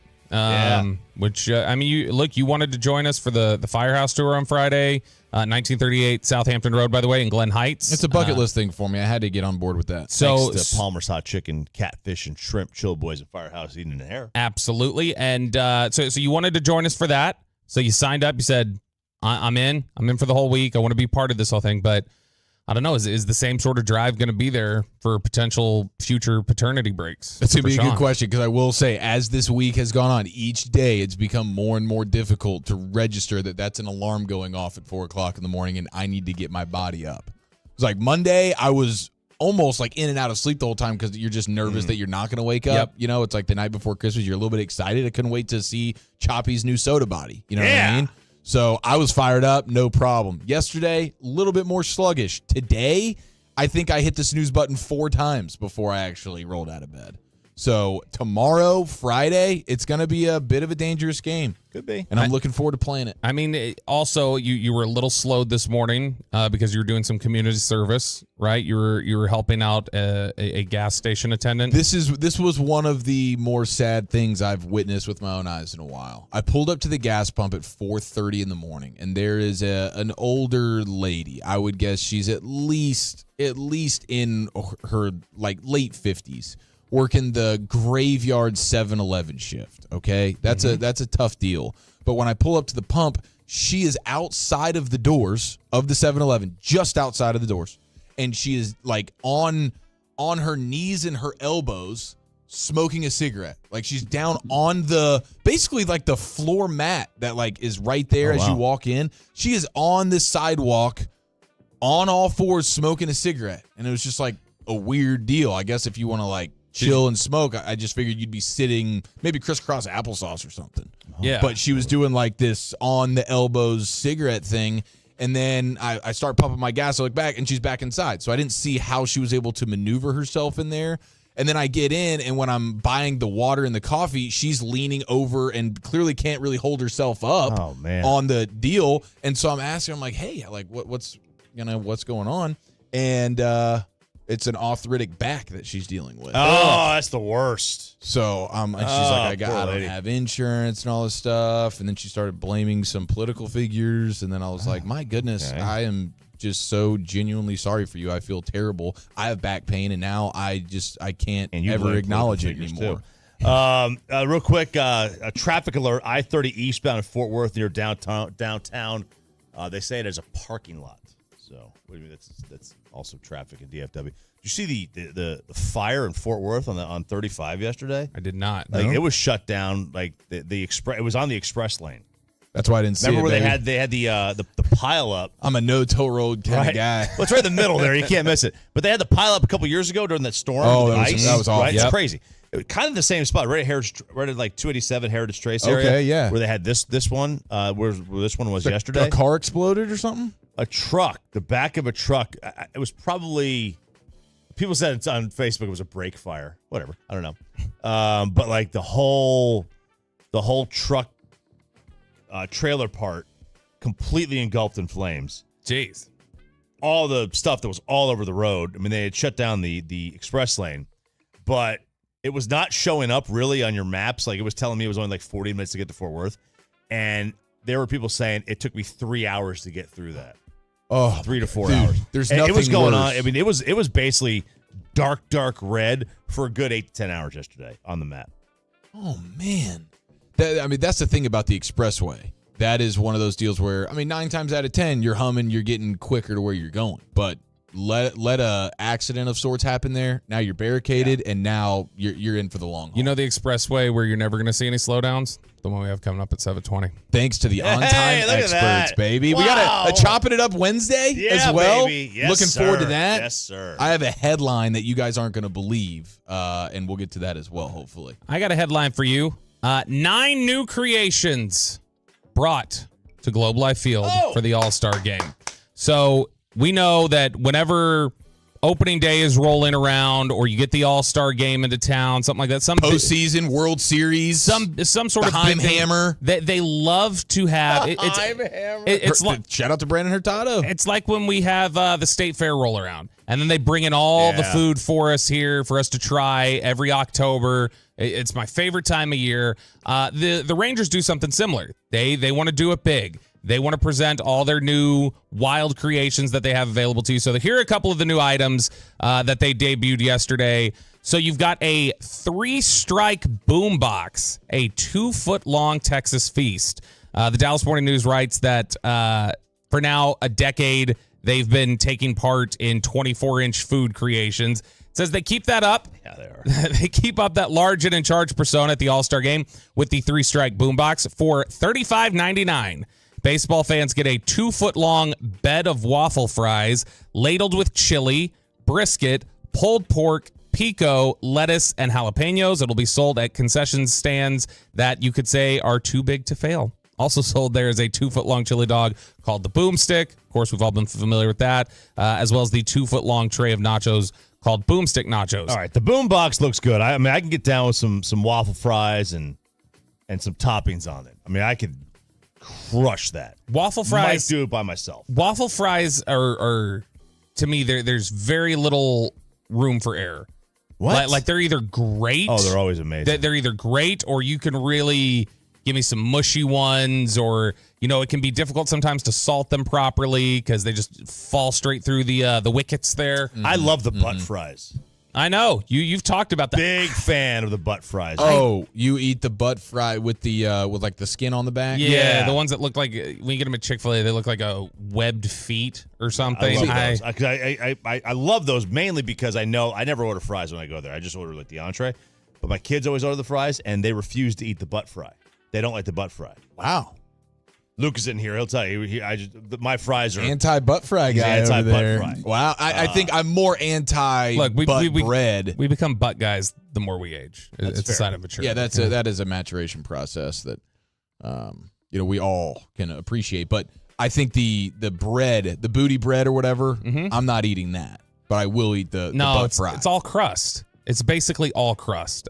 TikTok star Stale Cracker is out there. He's got jambalaya and Cajun pasta, so you can get the taste of Louisiana there. They've also got 2 cocktail making machines, and these things look just wild. It looks like it's some sort of robot with a bunch of different stations there of alcohol and mixers and cups. But the Inspector Gadget-like robot Adam will make an appearance at All-Star events. His twisty arms make cocktails of all kinds. As if he's still trying to win you over, Adam will sport a Rangers jersey while he mixes. You can find Adam near Section 111. Some of the other items.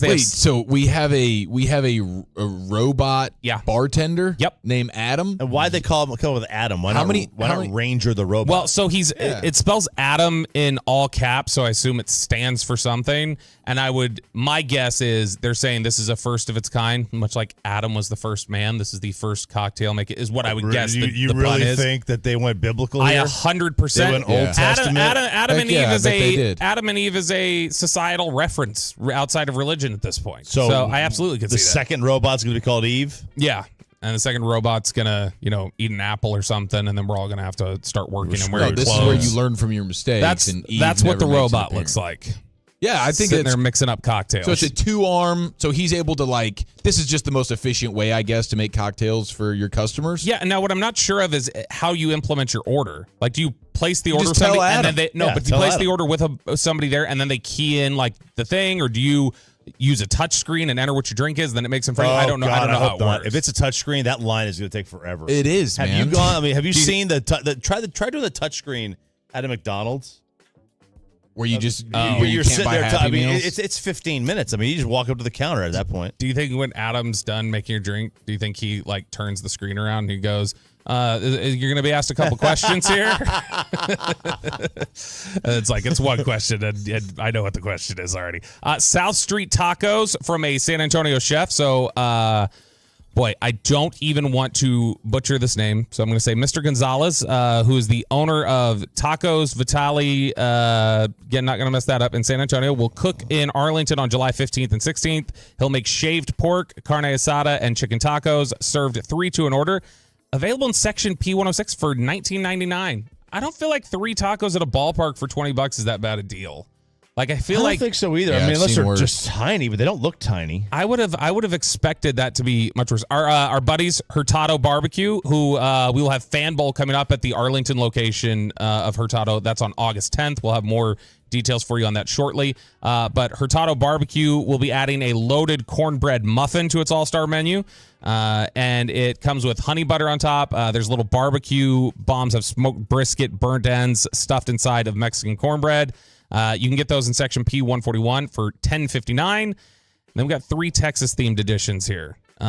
They've added, the ballpark is selling 3 new dishes in honor of the state of Texas: a Texas steak sandwich, a Tejas cheesesteak, and a Lone Star Frito pie hot dog. I want to stop down on the Texas ribeye sandwich, the Texas steak sandwich, that one you mentioned. Yep. Oh, Nolan Ryan ribeye. It's a Texas. Yeah, it's this Texas ribeye sandwich. It looks phenomenal. The bread looks amazing. The steak looks. My question is this? They're gonna like put the ribeye on when you order it, and you've got to wait 10 to 15 minutes for it to cook, or is it gonna be sitting there under a heat lamp, and it's gonna be the toughest steak you've ever tried to eat in your life? Like that's the game you play. I think that's the game you play, right? And I'm totally down with that.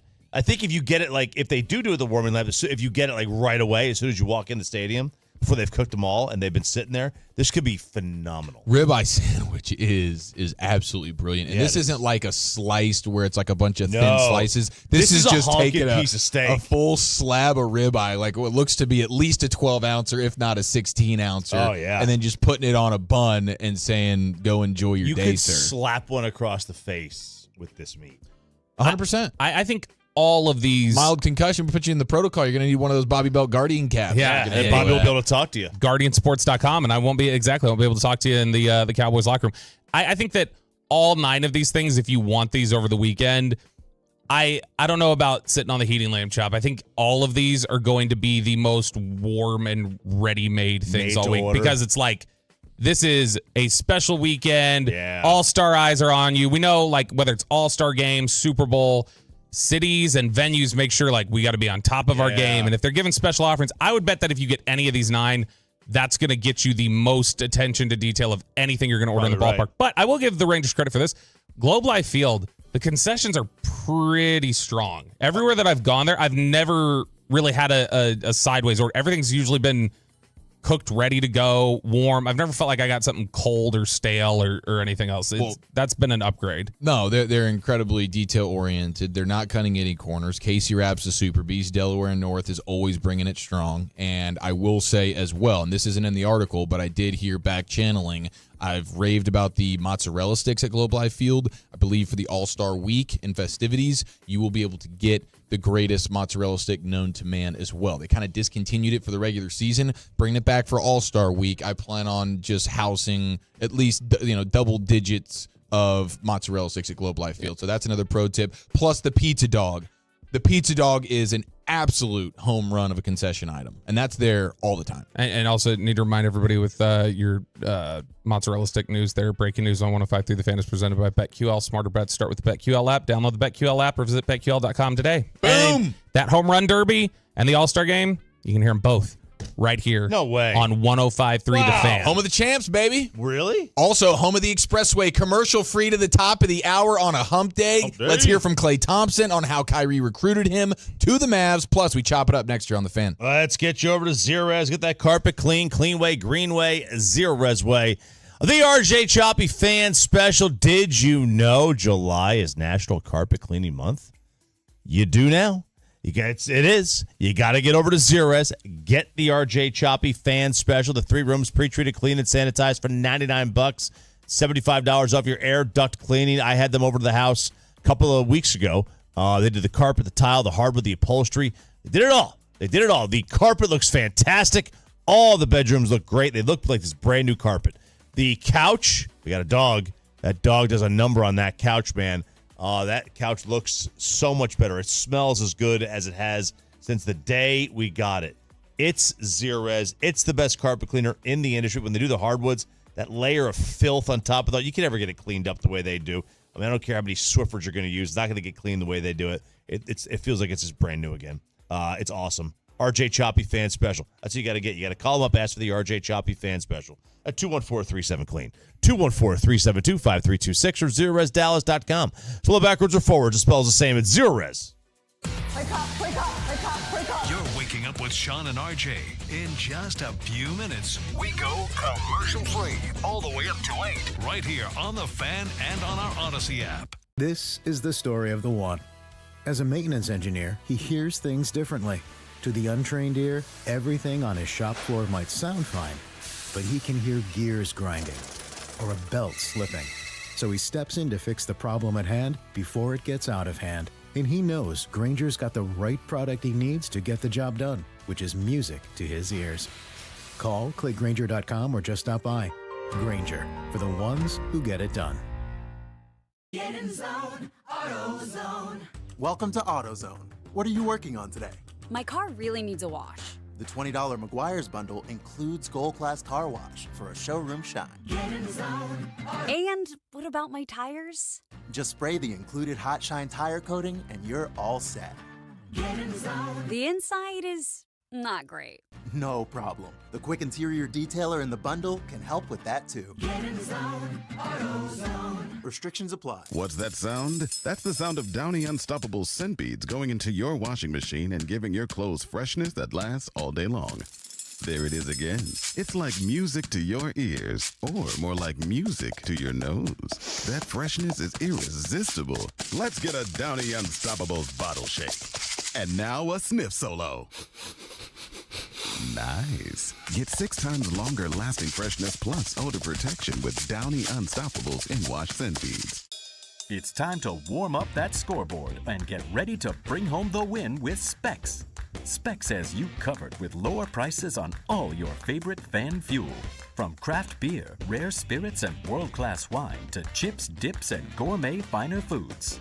And with same-day delivery when you order online or through the app, Specs is your MVP for the biggest score of the game. At Specs, the fun starts here. Here's to you, cheers to savings. Welcome to Staples, young man. Tomorrow's my big day. Big day? First grade. Aw, well, Staples has crayons, markers, glue. I need a laptop. Oh, yeah, sure. With Staples Hot Deals, you can save up to $300 on select PCs for school. Wait. The finances are Mom's department. Right. I'm looking for performance, like a Core i7 processor. Boy, first grade has really changed.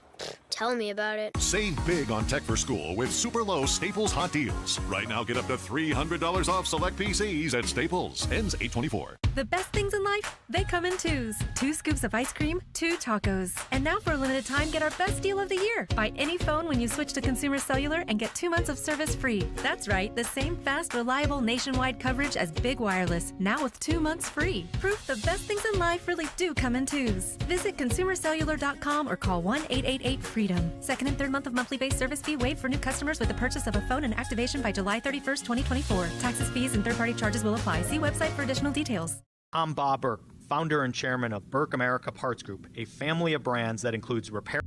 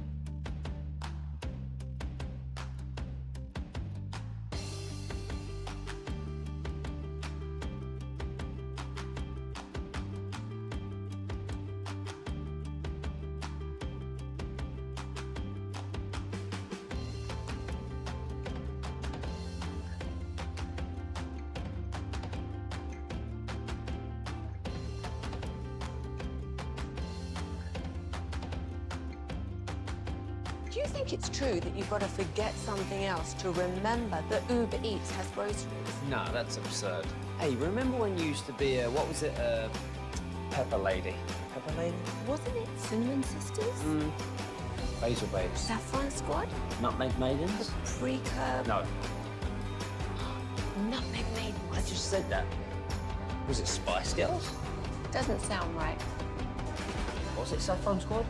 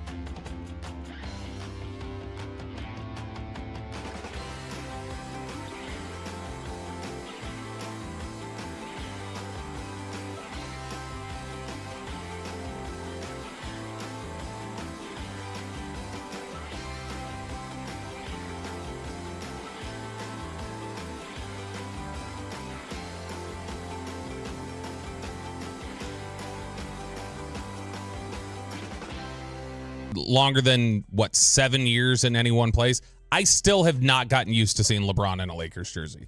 It still looks weird to me. Like I got so used to Cavs and Heat and just seeing that Lakers look so late in his career, knowing that Lakers jersey is associated with so many different megastars who spent their entire careers there or began there and then grew into a 15-year like Kobe and Magic and, different players like that. It's still a little odd to see that one. The number one all time for me is it's weird when you see photos of Hakeem Olajuwon in that Raptors jersey. Yeah, that's a really weird one. Malone on the Lakers was weird for me. Ewing on the Sonics or whatever. Yeah. With Seattle was weird. Shaq on every team he played for after the Lakers. That was odd. The Boston one was really weird. I think it's Shaq and Chris Paul now that have like the full color of the rainbow in terms of the different teams and uniform Was it colors. Roy G. Biv? Yeah, Roy G. Biv. I could never that floppier the Lakers had, the Steve Nash, Dwight Howard Laker photo with like Kobe and Powell and stuff. That's a weird looking one. Specifically here in trying to think of somebody who's left here who was weird. The Emmett and the Cardinals is obviously bizarre. Pudge in the Marlins uniform, when he first left Texas, they that was weird. They won the World Series that year. I know, but it was still odd to look at. Juan Gonzalez in the Tigers uniform was really weird. So, I mean, there's been a few of them that have been difficult to get Franklin, Energy Returns fan text. Witten on the Raiders. Obviously Jordan the Wizards. Luka with that Atlanta hat on. Dude, that's one of the dumbest things in all of sports, that on NBA draft night you have guys putting on hats for teams that everybody in the building and in the world knows he's never going to play a second for. What are we doing? On the Red Wings, Finley with the Spurs. It'll be weird to see Tyron this year with the Jets. Yeah, now especially the way he was dancing on the cutting the rug from that video. Oh yeah, he got married. He got married. Yeah. Absolutely. Did you not like his dance moves? They're solid. You were impressed. The back looks good. Look, I was sitting there. I was holding my breath. Like, is this his is fine? Is this a Tyron injury video that I'm about to be watching? He got some Toradol just to do the post wedding. Hey, can you imagine calling the Jets? A Jets I get some trainer. Toradol so I can go to my wedding. There's like a Jets trainer there, just like squirting stuff out of a needle. Like, come on over here. I said he needs to be living in a hyperbaric chamber 24 hours a day. Honestly, what's the reverse of this though? Like, what's somebody who like the last couple years or like because Peyton in a Broncos uniform became such a standard look to me. It was difficult at first, but I think honestly, because I believe, like, I don't know if their breakup in Indy was bad, but like he kind of seems like he's more Bronco than Colt now. It does kind of feel that way. And so those are the ones that I'm on that reverse side of it who looks sort of natural in it and looks like. I mean, Brady still does not seem right in a Bucs uniform. Nope, not at all. But yeah, you're right. I mean, like Peyton seems fine in that one. It didn't seem weird. Kurt Warner when he went to Kurt Warner the Giants now seems weird. Ooh, yes. Good call. Cardinals seems normal. Rams seems normal. What a weird. He had to resurrect everything. He goes to the Giants and it's just like, oh, this is it. This is how his career ends. There's a couple of players there's a couple like Beltran of Red Sox looks weird right now. There's a couple that like of guys that had like resurrections of their careers after they got older. Here's a weird one. Randy Moss in a Titans uniform. That one's bizarre. That was one of the ones I was sitting there thinking of. I don't even remember that. It was 6 weeks. Yeah, it was not long. What was the Julio in a Titans uniform? Yeah. That one. I mean, I'm getting used to DeAndre Hopkins in one at this point. The Allen Iverson in the Pistons or the Grizzlies uniform. Those were weird. I thought he looked. The Nuggets one was fine. The Nuggets one I came around on. That one was fine. This one is one that always stands out to me, and people forget this one. I feel like was the Eddie George Cowboys era. Oh baby, that was bizarre. But yeah, there's a few of those that I think have looked okay, like looked pretty smooth. Favre in a Jets jersey. I thought Favre and the Vikings didn't look as weird as I thought it was going to. I agree, but with the Jets, Jets is weird just because the Jets uniform it's disgusting. Zeke with the Patriots. That Jets uniform was way better than what they have. That's actually another good one. I thought Zeke looked totally normal in a Patriots uniform, and I didn't even blink at it. Like to me, it looked standard, and maybe it's because he was wearing that 15, and I was like, oh, it's college Zeke. You weren't having to look at him wearing 21, so it didn't feel like you were replicating where he was already at. I think what looked normal is that everybody else on the field that played for the Patriots last year was just as slow as he was. And that's why. That's true. Yeah. He couldn't outrun his offensive lineman. It was all slow. Yeah, you're going on Madden and then you're just turning all the speeds down to as low as possible. That was the Patriots offense. 817, the Ian Kinsler Padres uniform was weird. I don't even remember that. That was end of the career. That was like the last 40 games of his career. That one looked really bizarre. I thought the Michael Young jerseys at the end, the Dodgers, Phillies, those ones were odd. They were odd. It's because he was traded to Philly. I guess he signed with the Dodgers on his own. Mm-hmm. Yeah, they were definitely odd. When a guy's traded, it doesn't feel as bad as like a hang on. Bro, speaking of, how about the 830 saying Tony Parker in a Hornets uniform? That was weird. I don't even remember. I don't remember either, but just imagining that, I'm like, Tony Parker, wouldn't you just hang him up before you go to Charlotte? Okay, 910 is saying Dez Bryant in the Ravens uniform. I thought Dez in the Ravens uniform looked sick. I think anybody in a Ravens uniform purple looks with the black visor. Yeah. Honestly, I'm disappointed we only saw him in the Saints uniform in like practice one time because I thought the Saints uniform would have looked sick in with the blacked out visor and the gold. I think the number one aesthetic going into the NFL season this year is Derrick Henry now in Baltimore. Derrick Henry on a Sunday night in Baltimore with the all black from head to toe, the visor. Yeah. He's going to look menacing, dude. Yep. Lead blocking for the running back, Lamar Jackson. It's going to be a great setup there. Luka just texted me. He said Odor in a Yankee jersey when he had to shave the beard. Oh yeah. Anybody going to the Yankees where they have to shave is very weird. strange. Like if you're a bat boy for Cleveland and Michael Kay makes you because he's a douchebag. There's that one. The mark to share a half a season with the Angels was always a weird one for me. Madonna Red Wings. Darian Hatcher Red Wings was weird. So there's plenty of them. Yeah, but now with Klay Thompson, I think it, and maybe it's just my Mavs bias, but I think this is the exact uniform he belongs in, ladies and gentlemen. He gets introduced at the AAC yesterday. How much did Kyrie and his rejuvenation here in Dallas specifically help impact your decision, Klay Thompson?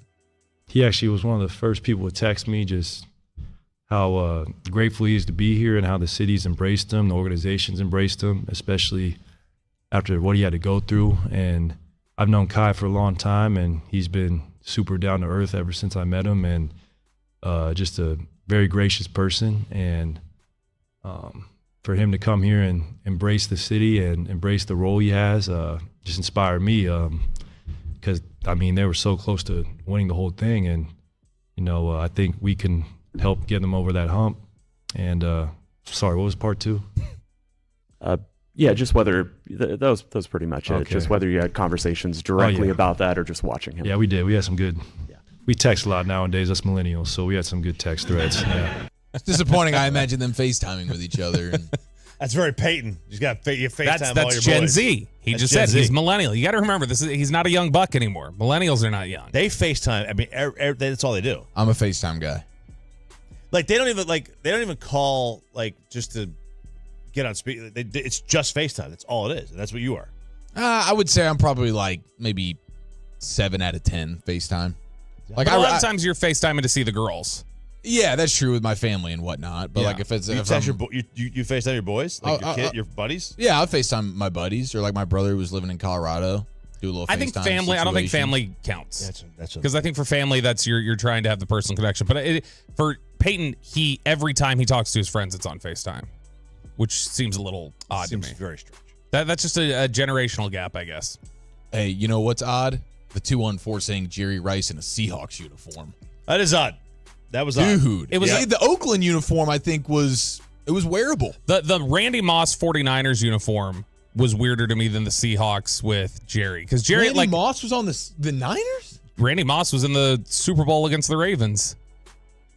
He wasn't like a big time contributor. Go look it up. Look up the picture. It's gonna. I mean, I trust your football acumen, Bob. I'm just saying because the Guardian cap has protected your brain so well. GuardianSports.com, 105 through the fan contest page. Enter to win 10 Guardian caps this year. I know you're dialed on this. I am just like completely befuddled at the idea that Randy Moss was in a Super Bowl with the Niners. Yeah, again, didn't play a lot. He was like a bit player at that point of his career, but he was in there. I always thought somebody threw in Randall Cunningham, that people never got used to him in the Vikings uniform because he was so Eagles. I now at this point, maybe because of my age, I think of Randall Cunningham in the Vikings uniform. The age matters. I mean, if that's all you know. I mean, I was familiar with the Eagles era, but to me, that was really my like introduction to holy cow, he's incredible. You were like 9.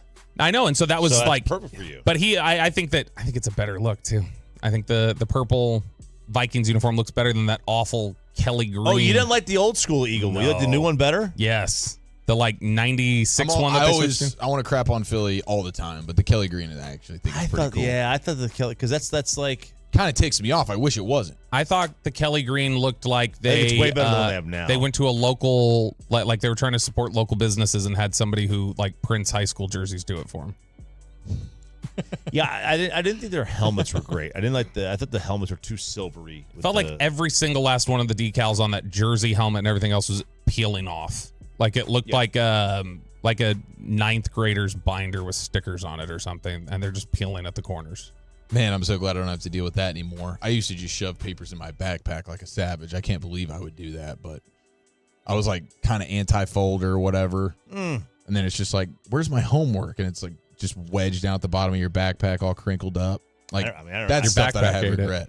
Yeah, there's no question about it. I left all my books at school. I never even took them home. Really? Well, that's why you were 116, Chop. How do you remember that? Yeah, I don't know. It's stuck in my brain when you said it. That's good. That's really good. Well, Klay Thompson, loving him some Kyrie, and here he is with his first impressions of Luka and what he has seen from him. I mean, Najee and Quentin said it. Luka, even before he got in the NBA, you watch his EuroLeague highlights, and you're like, this 18-year-old is doing this to grown men? It's crazy. So the impact he had on a rookie, too, you could see that he had greatness ahead of him. I mean, pretty sure he gave us a triple-double in Oracle like in 2019 as a rookie, and I don't think that's happened to us since maybe like a LeBron or Tim Duncan. So you saw the potential early, and I think just playing off him, Kai, and the rest of the guys, I can help them space the floor and knock down shots or play defense, whatever's needed. Yeah, and he was lending voice to the fact that he still feels good about his defense. Obviously, he's going to have confidence in what he's going to do, and he's going to say those things. But I do think you will have at least really good effort from him defensively. He's a guy that, like, part of his greatness throughout the Golden State run was the fact that he was a really, really good defender, and I still think, like, he actually wants to be that. He physically cannot do what he was able to do laterally and stuff defensively, but he won't be tasked with guarding, like, the best player on the opposing teams. And again, I just think he has a mindset of wanting to be good defensively. And when it's your, like, the guy that you're guarding, the third best player or whatever on the other team's offense, I think that's really all you need. The defense has fallen off much more sharply than the shooting has, though. For sure. Like we talk about a little bit of a decline in the shooting. The defense has sharply declined. The effort's still there. You're right. The ability, not as much. But look, yeah, you're right. If he's guarding the third scorer, maybe even the fourth scorer, obviously, like depending on how defensive matchups are set up, it's not nearly as, because obviously it's not like cornerbacks and receivers where it's like the number one corner guards the number one receiver, number two corner. Like, I mean, matchups can depend on a lot of that, but it still could potentially bite you when you're talking about a team like Boston, for instance, where we marveled the whole series about how deep they were and how across the board everybody was solid.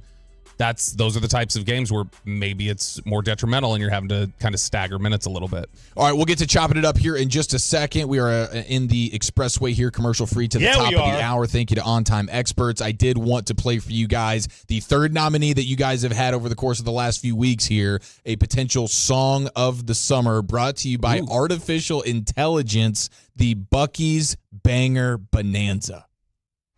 I'm running low on fuel, and you know what that means. I gotta grab my keys and drive down to Buc-ee's, and you already know I'm gonna need a buggy, 'cause baby, I'm about to give them all my money. Ooh, these toilets so dang clean, they make me wanna get some brisket and a sweet iced tea. I'm feeling perky off this jerky, oh, I'm feeling green, yeah, I might just have to work here, do you know what I mean? It's a southern thing, ain't no place for yuppie, so bring your buddies and all your money. That Beaver's king of the road trip country, yeah, we get lucky when we see Buc-ee's. Whatever you need here, it's not very far, 'cause they got stuff for your home, it's stuff for your car. And if you're a little hungry, baby, you're the star. They got brisket, turkey, fudge, and it goes on and on. Dude, that's a banger. That's actually pretty good. Yes. It's like sounds like Hardy and Jason Aldean. You know, I was just thinking, actually, I thought it sounded like a better version of Walker Hayes.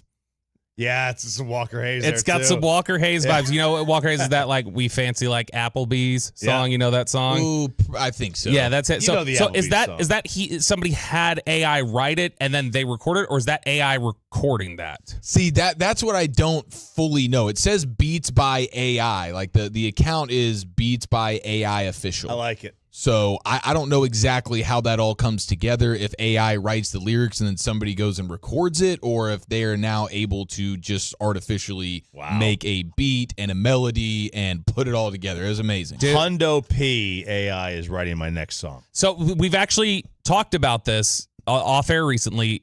There was a article that said AI is proving, according to research, that it can be just as funny as comedic writers and other things like that, and we know they can write songs. So we've been talking about having a songwriting contest between Choppy and AI, like to have them write a parody song to the same tune and see who writes the better lyrics for the parody song, if it's Chat GPT or if it's Choppy. And it's a versus. We see if man is better than machine. Man or machine. Man or machine, even though Choppy's kind of a mix of both. Right now, ladies and gentlemen, it's time for this. All right, here we go, fellas. Let's have a little fun today. Have we finally reached our Hawk Tua limit? You can never have too much Hawk Tua. That's fair. I mean, people are trying to recreate this on the streets of Nashville or streets of anywhere, really. They did it in Nashville, but that seems to be the place where everybody goes with these man on the street interviews. They seem to be in like Miami, Nashville, or Vegas right now. That's like the three places that you can always find them.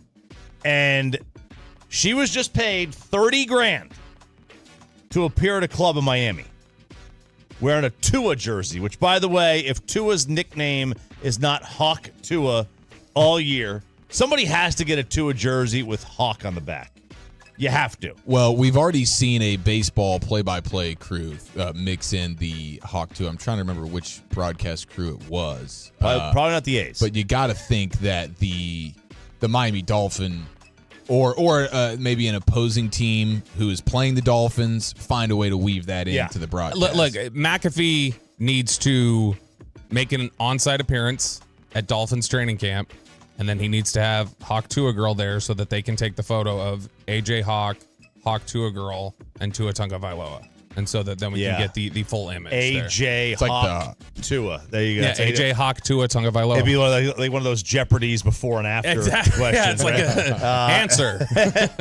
But like absolutely love that she's capitalizing on her 15 minutes because she was just in New York getting paid to do another appearance. But it's so awkward. I mean, she's just standing there next to the DJ. She's not like dancing or performing. She's just standing next to the DJ. I don't know what type of value that brings to you. There's no way they got their $30,000 worth. Sure they did. Yeah, you think people are like getting out of their house when they find out Hawk Tua Girl's going to be at an establishment? Where'd you get the story? Barstool, right? So by them, yeah. Barstool, Bro Bible, the New York Post. If you're telling me you can get full articles written on the name of your establishment, that's probably $30,000 worth of advertising. Yeah, for sure it would be, but like the name of the is not on the name of the establishment is not here. Well, then never mind. Oh, wait a second. It's way in small print. Dare nightclub, Daeer. But if you heard Deer. Sure. Deer? If you heard that if you heard, hey, Hawk Tua Girl live at the Bronco Bowl. Yeah, baby. Right? Or like Jexa Energy Pavilion or any one of those, the Candle Room. Filthy McNasty is going to have Hawk Tua Girl. If you heard that she was in Dallas, we would all be talking about going. Yeah, for sure. So like I'm saying, anybody who was in Miami who heard about this probably was like, we have to go. So it's probably worth it. You know who is not a fan of Hawk Tua Girl? Tim and D. The people who did the interview with her. Why? They're all upset that she's getting all this attention and no one's tagging their account. They're being aggregated and they're frustrated about it. They're frustrated about that. They're like, dude, like we want some credit here. Which they should get. They should absolutely get it. Because I didn't know who did it. Like I didn't. They should. They should absolutely know. They said they did an interview with the New York Times, and they said at the end of the day nobody would know who she was if we didn't bring it to light and post it. A lot of the audience who hadn't seen us before think we grew up this one clip. People were treating us like we're nobodies and didn't already have a platform. Yeah. I mean, they have, they've got 180,000 followers on their social media on Instagram. Okay, so she is bigger than them though. So now she is. Yeah, but here's the thing. I was on their side until you just read that description. Because it's fine if you want, hey, give us our credit. We did this. You can make that argument without going, no one would even know who she was without us. It's like, dude, she gave you the most viral clip. Like, it was her funny answer. That you asked what should be done more in bed. You effing genius. Great. You're a real content. Shut up. You should get your credit. But if you're gonna whine about it all of a sudden, act like you're freaking Francis Ford Coppola of these social media streets. Every single time you post or clip, there should be their watermark or whatever on there. Yes, absolutely should be. Short of that, I mean, like that's, when Jerry, they play Jerry on SportsCenter or First Take, they'll put our watermark up there sometimes. But like, they didn't, we'd be upset. But like, that's the extent of the credit that you get. Like, you didn't create the content. But we would not say, if it didn't get thrown up there, we wouldn't. I mean, we might say like, hey, give us our credit, but we would not then say, Jerry wouldn't have even had that quote if it wasn't for us. We gave him that. No, we wouldn't say that. By the way, 817 says no Hawk Tua is worth $30,000. I don't pay for that. I mean, look, with a little effort, you get it for free. That's what I always say. Exactly. Yeah, just a little bit of effort, man. A Wells Fargo analyst has ordered 75 identical Chipotle bowls, or as Al Sharpton would call it, Chipotle. That's what he said in his Chipotle. Chipotle. They're testing out the CEO's statement that portion sizes have gotten smaller. So, of the 75 bowls that they tested, because the CEO did say the portions have not gotten smaller. We want to give people big portions so they get excited about the food. The median weight of the bowls, the Bobby, median is what? That's the middle. Average, yeah. What's there's a mean, median, and mode? Don't ask me this. All right, Mr. Homeschool. Yeah, the median ask weight. Eric.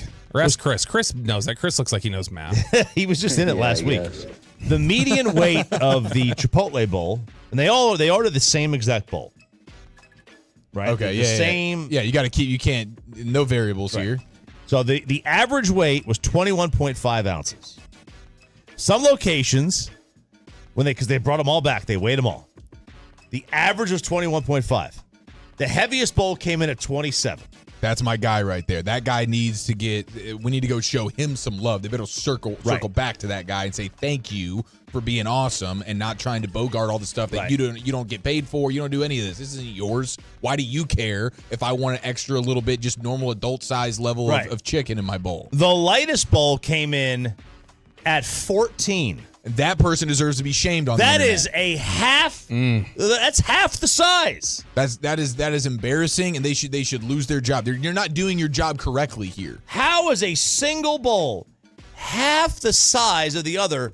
With the same exact order, same different location.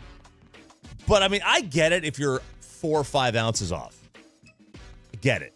I mean, you could have gotten more bean juice in one. That weighs it up a little bit. Love a little bean juice, right? But my gosh, to have 13 ounces, that's almost a pound.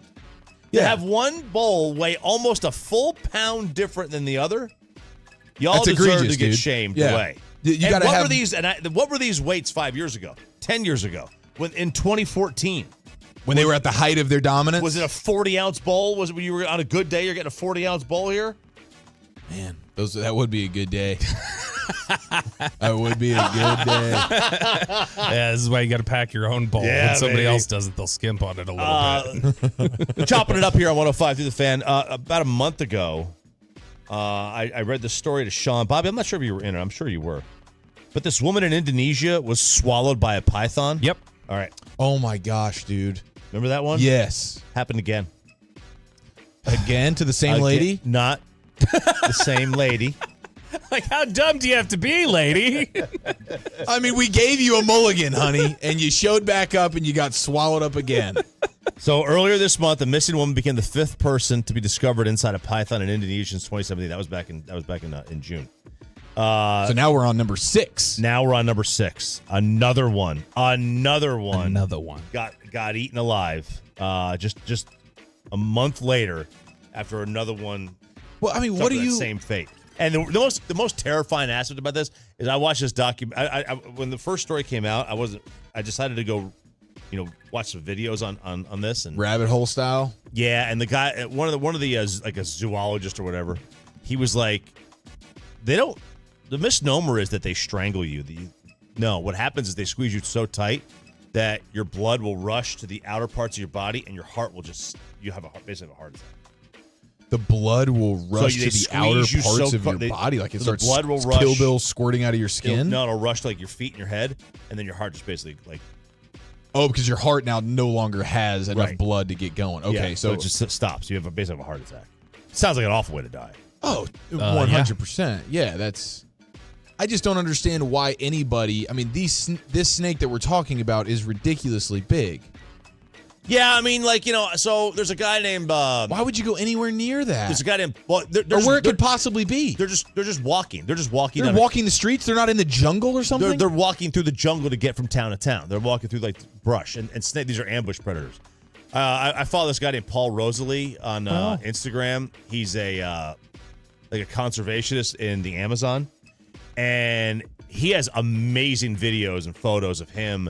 He will jump on top of anacondas, grab them, and he says at the head of a Rottweiler. And he grabs it. He's trying to measure. He's trying to find the biggest one in the world, and the biggest one he's come across is like 20 feet. It's just so hard to straighten these things out. Yeah, I can imagine. If they want to kill you, they can, because he'll get on top of one and he'll try to wrap his arms around it, like at the neck. No, in the middle of the body. He'll try to wrap his arms around it, and they don't even like look, because they're not prey necessarily, and he can't even touch his fingers on a hug around this anaconda. It's wild.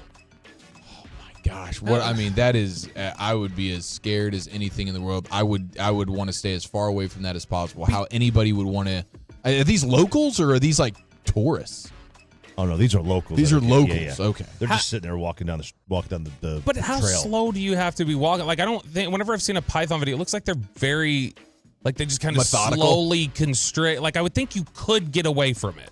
Do they move faster than I realize? Of course you do. You think you could like beat Tiger Woods in a Masters tournament? Have you seen Tiger play lately? And you think you could run a python in his element? I don't know how fast they move. Maybe they move faster than I think, but everything I've ever seen from like whenever I see video, it doesn't look like they're just like, oh my gosh, I can't outrun this thing. This strikes me as like the Animal Kingdom version of like, well, let's just go like take a tour in North Korea. Like I'm sure I'll be fine as an American like walking in here.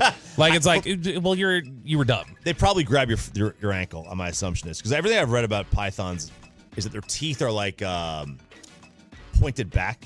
Yeah, they like hook in you. So they're like backwards. So when they bite you, if you try to pull them off, you're just getting their teeth deeper in. Right. It's not going to rip out. So you just don't see them. You're walking and then they strike your ankle and you're stuck. Yeah, you've got to like grab their head and push in. It's not like you see it from 20 feet away and it just hard charges at you like a bear and catches you.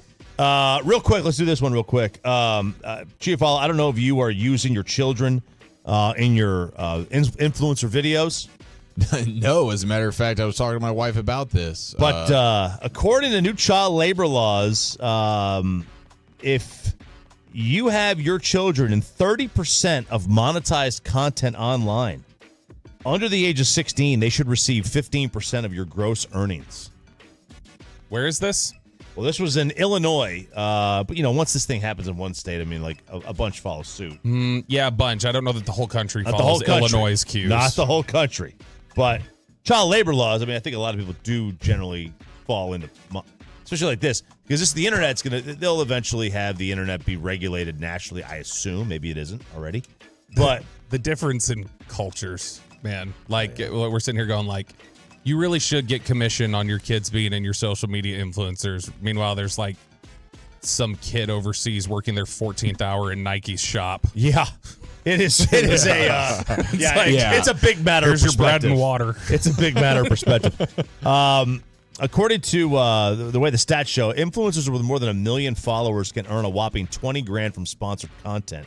That seems low, right? If I have 1 million followers, just get $20,000 from sponsored content? Like on an individual post, I don't think that seems very low. Oh, is that an individual post? Like if that's on an individual, if an individual for sponsorship, sure, yeah. like is that $20,000 a month, $20,000 a week, $20,000 a Yes, you know what? Because it going. If even those with smaller follower limits can still earn a few grand on a single post.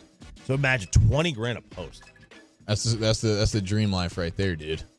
Yeah. It's like, yeah, sure. Send me your product. I'll take a picture of it and post it. And there's 20 G's. Is there a product you wouldn't endorse? Yeah, for $20,000? Fake meat. Impossible Burger, Yeah, stuff like that? whatever the lab created BS science experiment quote unquote meat is. Chop, what's your answer and why is it Pfizer? I would absolutely endorse Pfizer. How many jabs you want me to get? $20,000? I'll do whatever you need me to do. I'm so disappointed in you. Aaron Rodgers wouldn't get it for $30 million. So. Aaron Rodgers has $30 That's a man million. with principles. Okay, it's a man that has $30 million. That's true. That is okay. That's true. Yeah, I am for sale.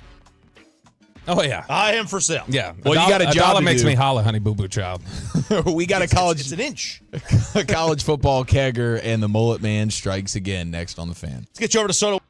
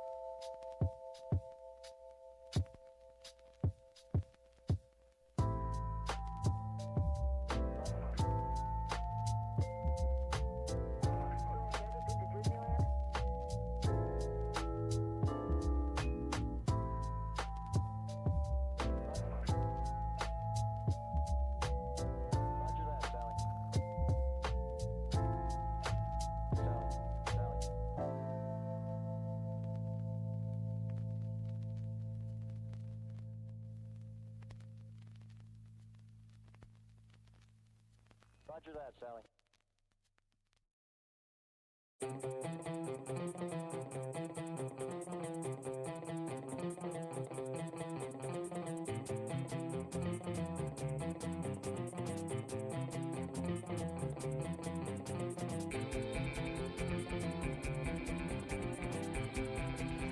Uber Eats has Lola V products? I gotta remember that. Well, you know, they say in order to remember something, you have to forget something else.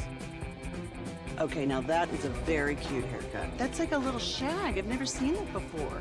Well, I mean, of course you have.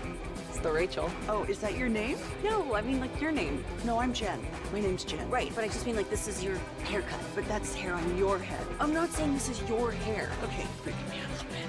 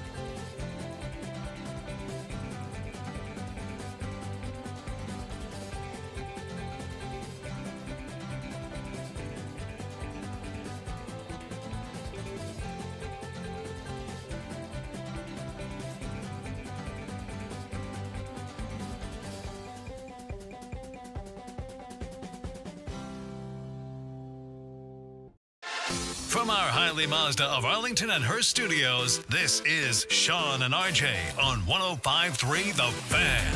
Good morning, DFW. It is Sean and RJ here on 105.3 The Fan. It is Bobby Belt, myself, RJ Choppy, Chris Strong in for Peyton. Looks like Carter has finally made his way in, you know, late as always.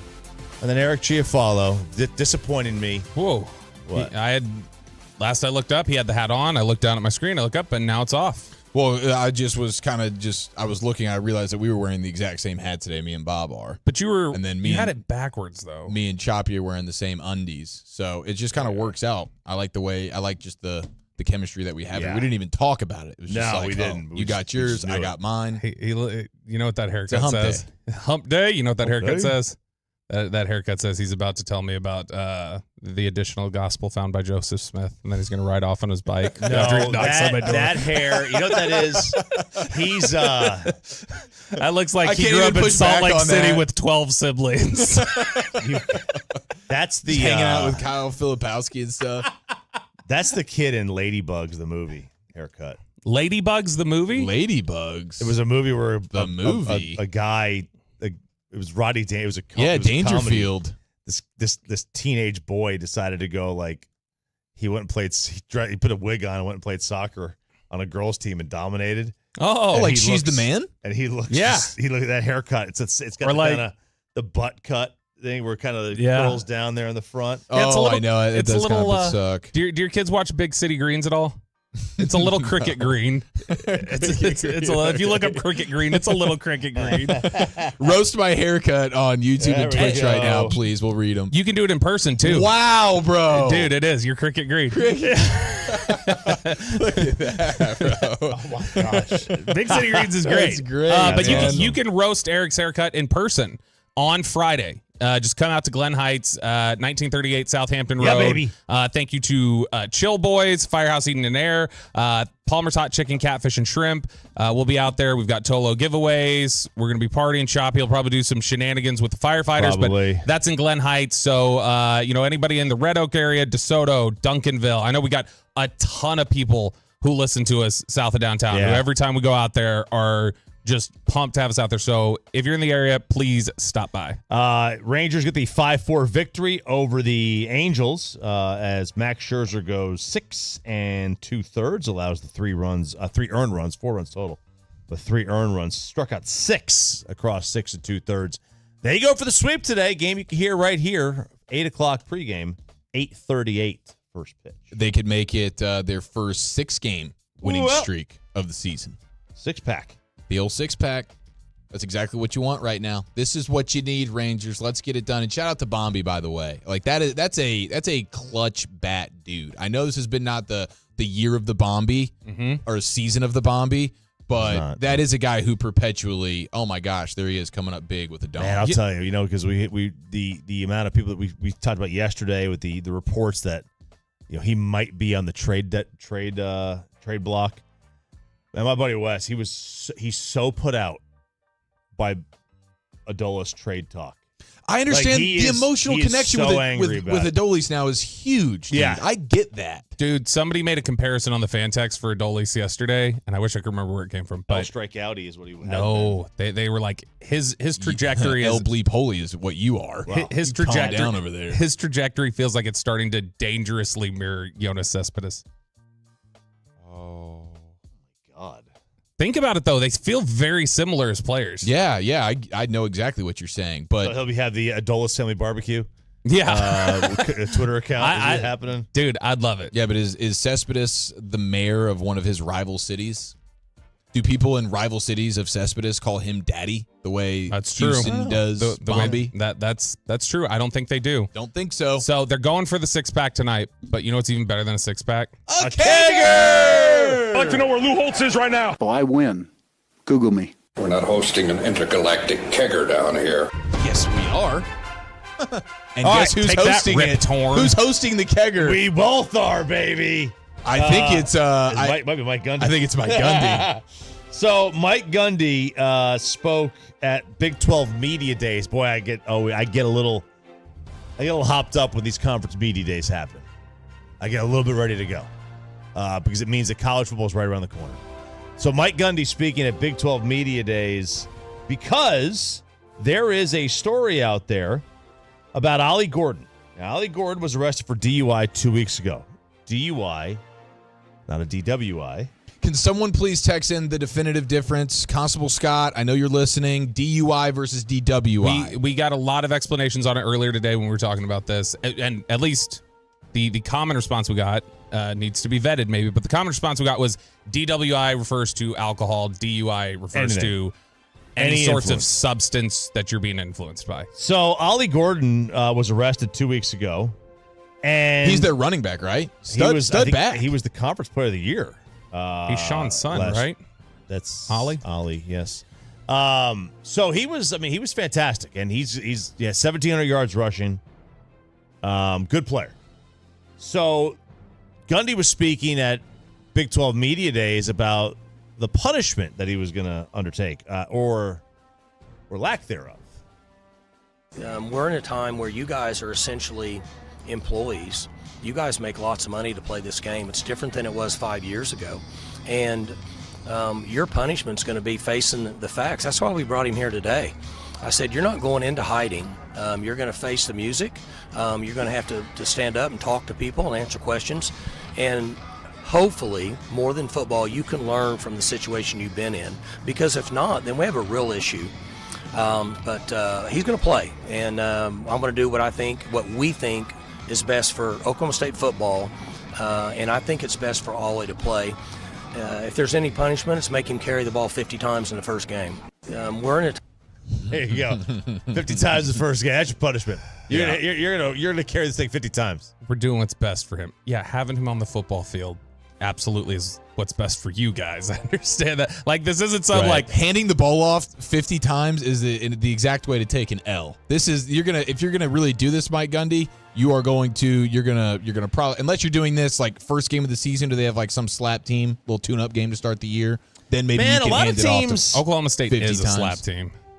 Yeah, okay, yeah. Shout out to you, Cody. Yeah, they got San Diego State. I'm sorry, South Dakota State. Okay, there you go. So, yeah, that's a game where you can just say, sure, we'll hand it off 50 times to this guy, and we can still win the game. But we know what it does. I mean, the wear and tear of the running backs, dude. This is like a big picture punishment here for this guy. Isn't that Trey Lance's school, South Dakota State? No, he's North Dakota State. North Dakota State, yeah. South Dakota State. Calling it his school is generous. He threw like 112 passes for them and was there for like 3 months.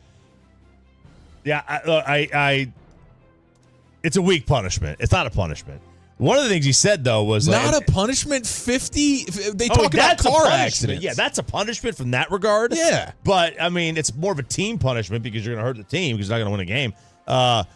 That said, him forced him to go to media days. That really is probably the only power college coaches have over players at this point. Yeah, and that forced you to do media obligations. Yeah, that is legitimately a. Like, if you have to stand up there and answer for it and talk about it, like, that's going to be something that's uncomfortable. But the 50, I don't know any skill position player who's like, oh, please, no, don't let me touch the ball 50 times in a game. Yeah, like, but that's their own. That's their own ignorance, though. Like, this is not good for the future of a player if in one game you're getting 50 carries at the running back position. I mean, obviously, if it was an entire season of that, it'd be much more than just one game. Maybe it doesn't actually matter. But that dude is going to be sore, especially the first game of the year when you haven't had the full-fledged contact. Like, you haven't calloused up the body. That first game, day after first game, is probably the most sore you are. 50 carries on a running back body first game. It's insane. My dude's going to be hurting the next day. By the way, if he does this, then Ollie Gordon will have run the ball half as many times as Trey Lance has thrown the ball in his NFL career. He has 100 passes? He has 102 pass attempts. That seems... Trey Lance just scratching the surface. You know, since middle school, the number is like 498. He's thrown 498 passes since middle school. It's almost 500. Yeah. That's great. Okay, so that was part one of the Gundy stuff. The other part the next one is the big one. This is the big one. He kind of broke down just how and why we got here with the DUI and why he also couldn't go too hard on the punishment. So I looked it up on my phone. What would be the legal limit? Like in Oklahoma is 0.08, and Ollie was 0.1. So I looked it up, and it was based on body weight. Not to get into the legal side of it, but I thought really 2 or 3 beers or 4. I'm not justifying what Ollie did. I'm telling you what decision I made. Well, I thought I've probably done that 1,000 times in my life. That's amazing.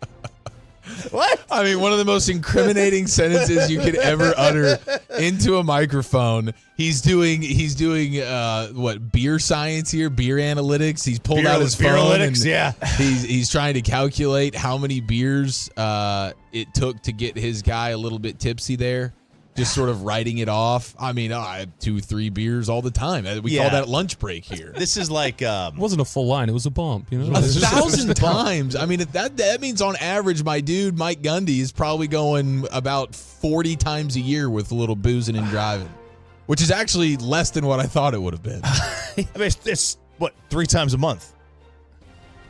3 times a month? Yeah. 3 times a month. Look, I think. How much of this is? I mean, like, is he right? Like, a lot of people do this like all the time. Like, they go to dinner and you have 2 drinks at dinner, and then it's not 2 beers, it's 2 drinks, and you might be over. I mean, yeah, that happens. But that's like doesn't mean that you can't discipline it or parent it. You know, like I know, like if my kid gets hammered at 16, not supposed to. You got to parent it. Luke, are you going to get hammered at 16 and drive? Chop No, his he kids says no. He's allergic to alcohol. You wouldn't believe it. He says no. He's not He's going allergic to alcohol. He only found that out because he'll just collapse and he won't. He's totally allergic to it. Mm-hmm. Is that what you told him? but like, you know, yeah. Even though I did the same thing, I still have to get mad at him. Yes, I still have to get mad at him. I still have to parent it. Yeah, you can't just write it off. Man, I can't think of a more brazen admission. Like, I mean, this is like Bonnie and Clyde taunting the police, basically talking about like, I've driven drunk 1,000 times. What are you going to do? It's still water. I own the police. It's still water. This is like the most Biff Tannen.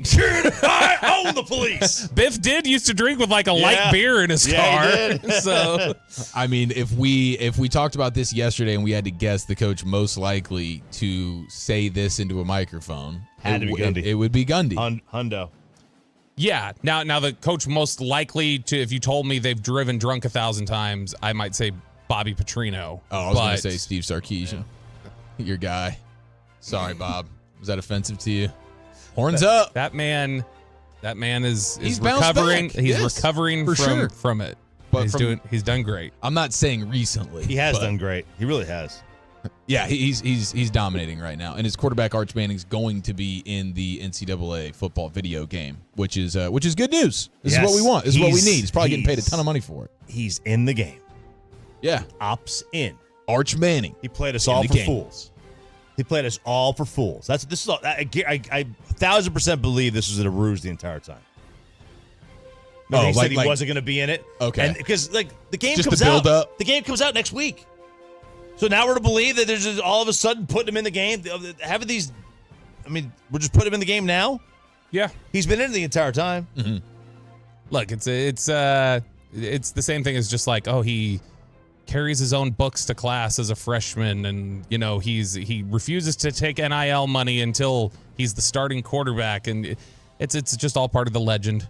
It's all part of the. It is a legend. It's all part of the Manning machine. Mm-hmm. All right, there's your college football kegger on this hump day. Great to have you in, Sean and RJ here. We have a little NFL conversation for you. We got the anonymous NFL executives ranking the best pass rushers in football. Where does Micah come in on the list? Plus the craziest headline of the day next year on The Fan.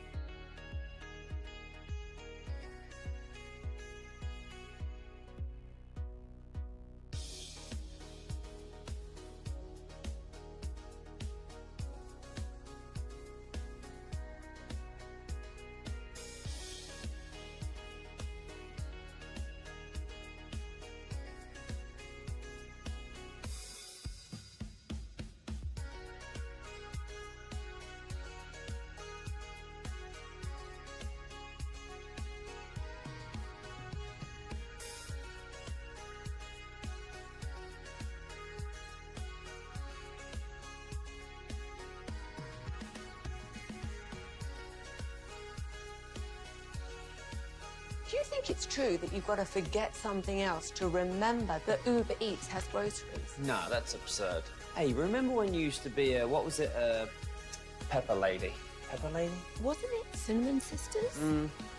Basil Babes. Saffron Squad? Nutmeg Maidens? Paprika? No, Nutmeg Maidens. I just said that. Was it Spice Girls? Doesn't sound right. Was it Saffron Squad?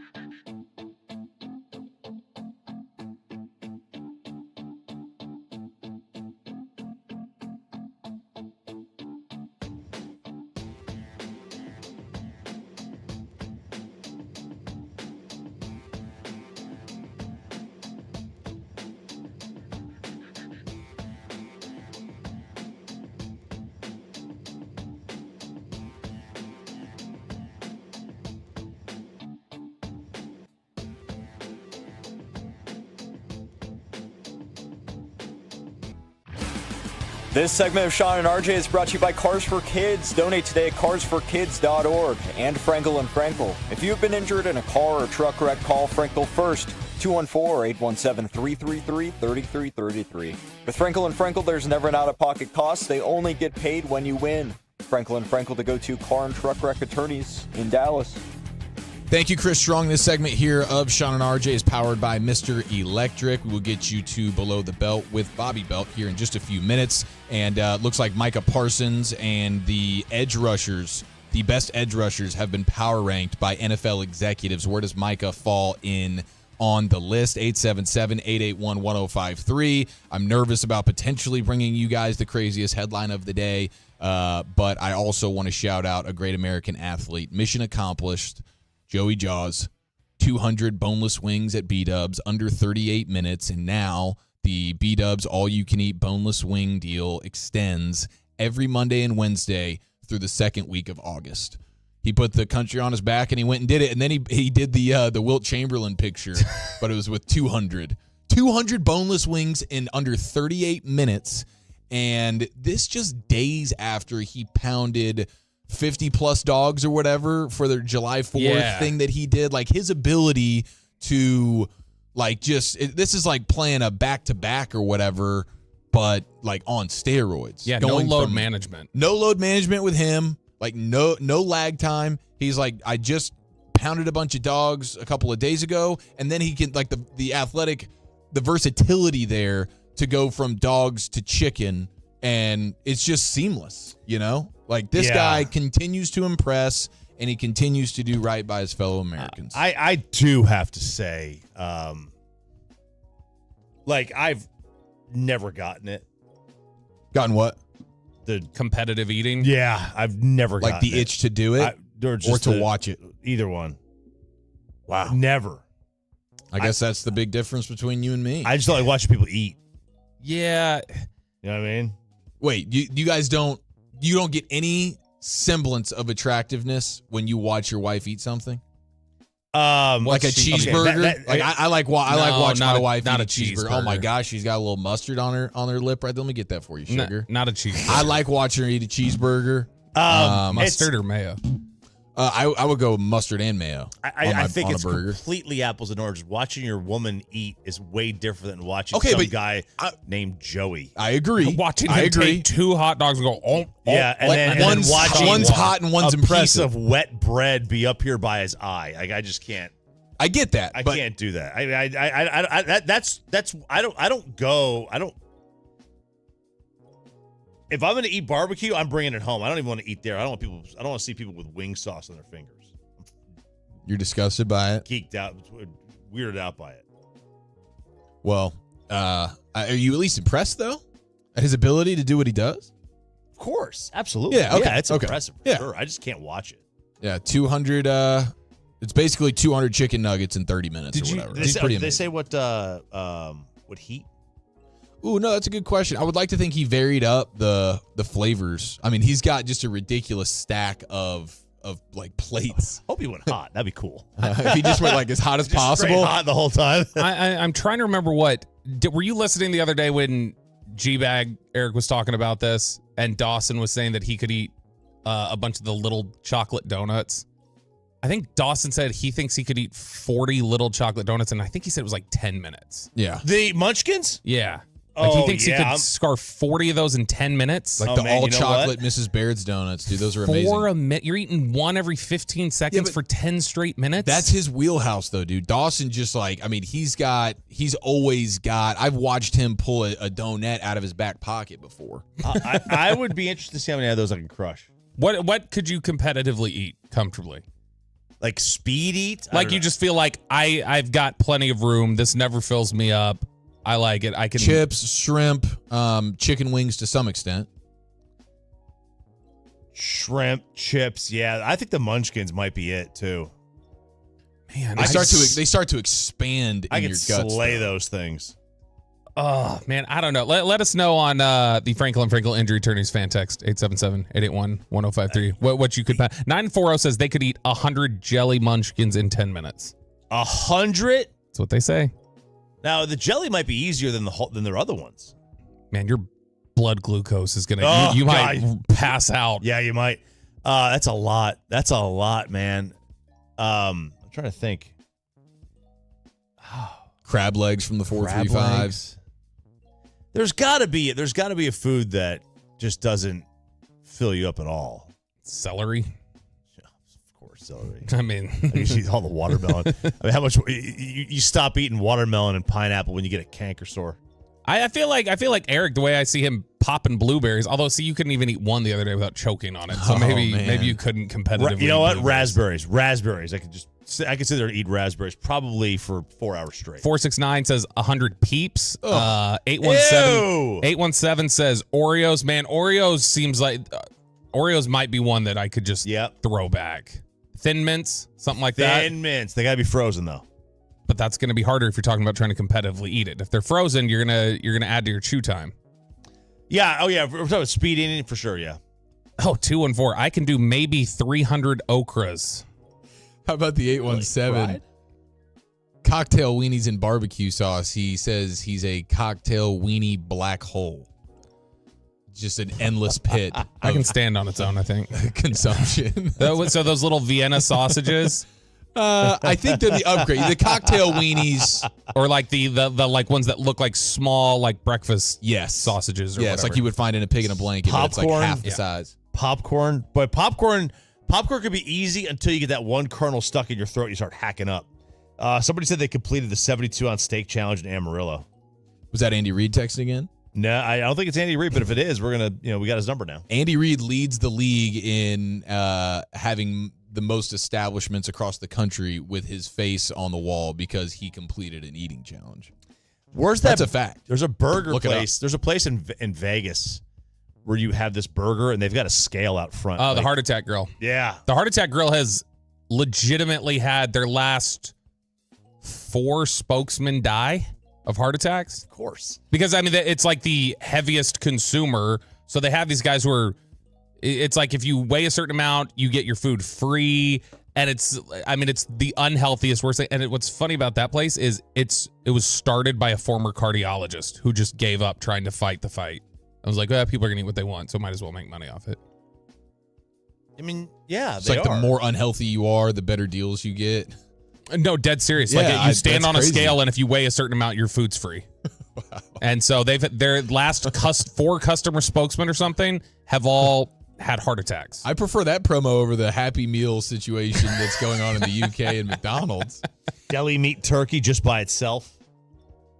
Oh my gosh, yeah. Rush. Just like Rush. Salami out of a bag. Yeah, like what about one of those trays of like just Ritz crackers with like the little turkey piece that fits the Ritz cracker, like the Lunchable size? Yeah, I could inhale But that. the crush Ritz, a charcuterie board. Yeah, basically. the Ritz fills it up though. Like if you were to just eat that little piece of turkey. 214. I've eaten 6 Wendy's Baconators in 20 minutes for Fantasy Football League Draft Challenge. Nice, dude. I could get on board with that. I used to sneak those Wendy's burgers in my hoodie into the movie theater. Come on, man. That's how the theaters. That's how the movie theaters make their money is the snacks. Kristen and I have this fight all the time. No, don't. Kristen wants to bring in purse Twizzlers and crap. Oh yeah. And I'm always like, no, not price gouge. They don't make any money off the box office hardly. And so to me, it's like if I enjoy the theater, if I want Sean Sharif's AMC stock to rise or whatever it is, like for me, it's I want to make sure they stay in there because I enjoy taking the girls to the movie. So I always make sure. Don't bring anything in here, and we're buying all concessions. Like I would think like Sour Patch Kids would be one, but that you get raw. Like your mouth gets raw real quick on those things. Too tart or whatever. Castor Troy comes in here, says a peach. A peach. He could just dominate peaches. It's from a movie. It's a line from a movie. He gave a line from a movie. I don't want to read the whole line. I got you. Yeah, I'm scared about reading this headline. I want the 469 to know that I got what you said. I have a headline I'm scared to read right now. I don't even know if I should. If you're scared to read it, that makes me scared. Choppy, do you see that headline? Choppy will be the arbiter on whether or is not gonna I get to decide share the craziest headline going on in the world today, Who's the at outlet? least in America. TMZ. Oh, I think so. Can I bring you the headline of the day or not? Gaylord Choppy, you're the arbiter. I mean, so they're using this part of a body as a slide? Not a slide. This is not a slide. It kind of is. This is a classic butt chug. No, that's not what this is. Yeah, it is. Yeah, it is. Are we going to read the headline or not? I don't know. Yeah. Man uses funnel to pour margarita down lady's rear end. Oh. See, I took that as it like it's a slide. There's somebody underneath. The rest of it. So like the cleft of the this is a butt chug funnel. Yeah. Full on chug. A beer funnel.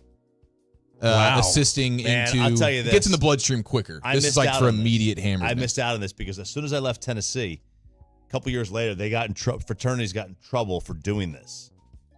Funneling, and you would have done this. Butt funneling? I mean, I would have in college. I would have considered that. This happened in Georgia, by the way. This was at Rodeo Mexican Restaurant. and now they're having to come out and apologize, even though this isn't their fault. Somebody videoed themselves doing this. That's disgusting. It's like in a restaurant. In a restaurant, like in a booth. You can't do that in a restaurant. What are we doing? No, of course not. What are we doing? These people are insane. But I feel bad for the restaurant because now they're having to come out with statements like, "Dear valued customers, we recently became aware of an inappropriate incident that took place in our restaurant. We want to make it clear that such behavior is completely unacceptable and does not reflect our values or mission to provide a family-friendly dining experience." They go on and on to say, "We ensure that it is a safe environment and we maintain the highest standards." This is what the unfortunate management team at Rodeo Mexican Restaurant had to put out because of these schmoes in a random booth deciding to go beer funnel to the cheeks. And I mean, what are you supposed to do here? Do I have to put up signs in my restaurant to say no butt funneling? I mean, I'm curious, like, what is McDonald's going to do to the Happy Meal box to address this? Like, how are they going to... They're going to throw a funnel into each. No more toys. It's the funnel. In this week, to raise awareness about butt funneling. We're going to put an oil filter in each one of your... We agree that's the craziest headline of the day, right? Is that your Cockney accent? Is that what that is? No, isn't Cockney more like, oh, is it more like that? It's like whatever Dick Van Dyke was doing in Mary Poppins. The quote is, "Any employees found to be involved will face appropriate action." They're doing a... I would hope so. They're doing a butt funneling investigation. What is the waitress supposed to do? The customer's always right. Yeah, customer's always right. You guys... I mean, what? I don't know. You just sit there and make sure every one of your customers doesn't pull out a funnel and start doing something like this. You got to sit and eat with them. There's probably a law with food and nudity that was breached. I feel bad for the Rodeo Mexican Something restaurant was that's breached. now having to be on damage control for a butt funneling incident that they had no hand in.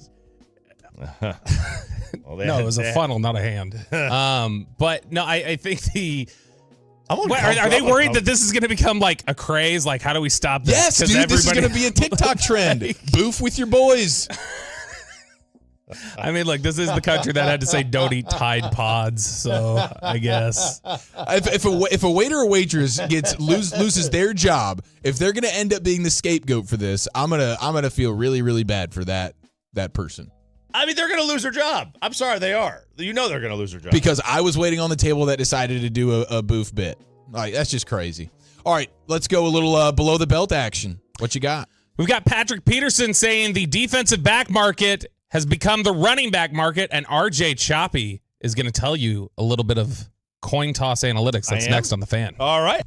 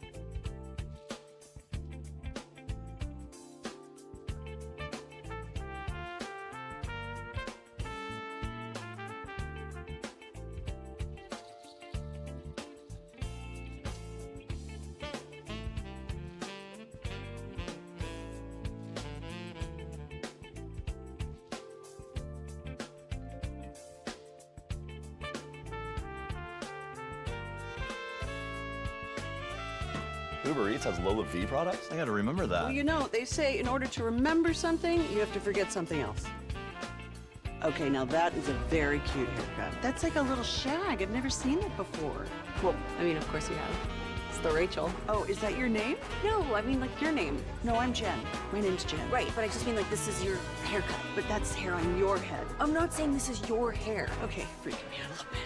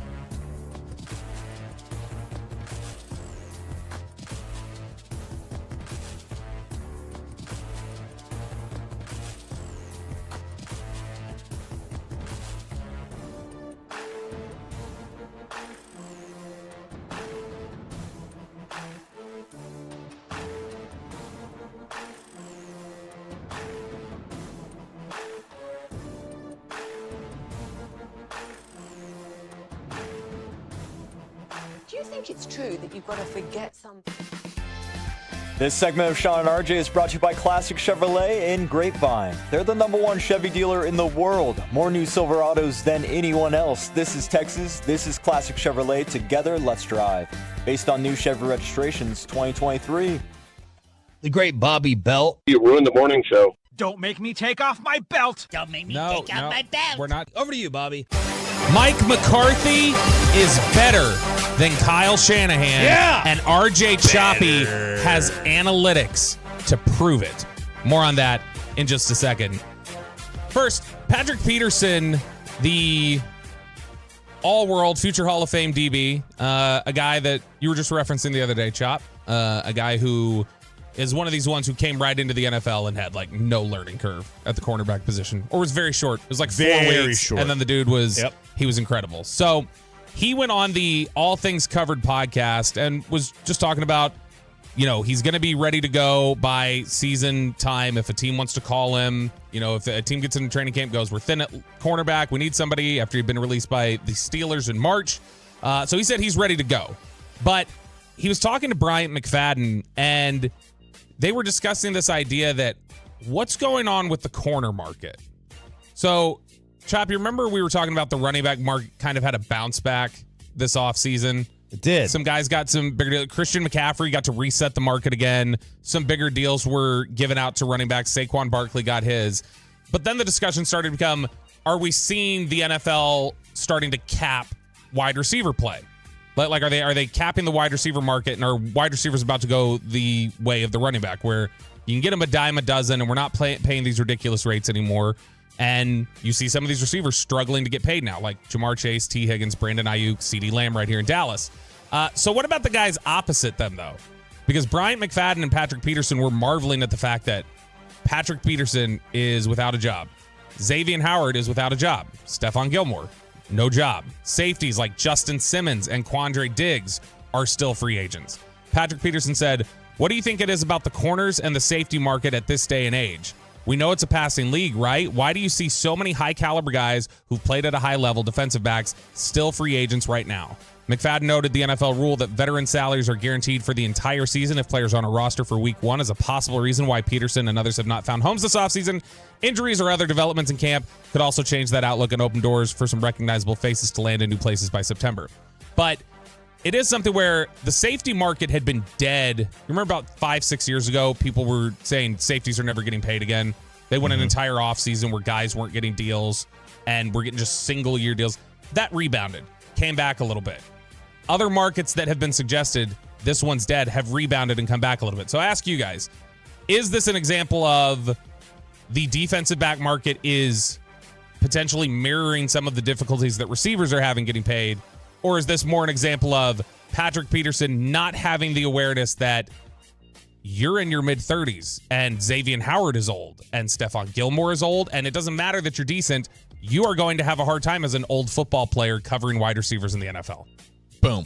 That's it right there. Yeah, I mean, and I don't think, like, strictly from a contract standpoint, players have, and I think Klay Thompson falls into this, they don't understand that teams don't, they've wisened up where they in the past paid for names and they paid for what you did instead of what you're going to do. Even if they got you on, like, they don't believe in making up money. So if they got you on a super cheap deal, they don't believe in the next contract that they need to make up for that. Yeah, it's not a reward poster. It's not, reward for bringing me this bounty. No, it's I'm paying you to bring me that bounty.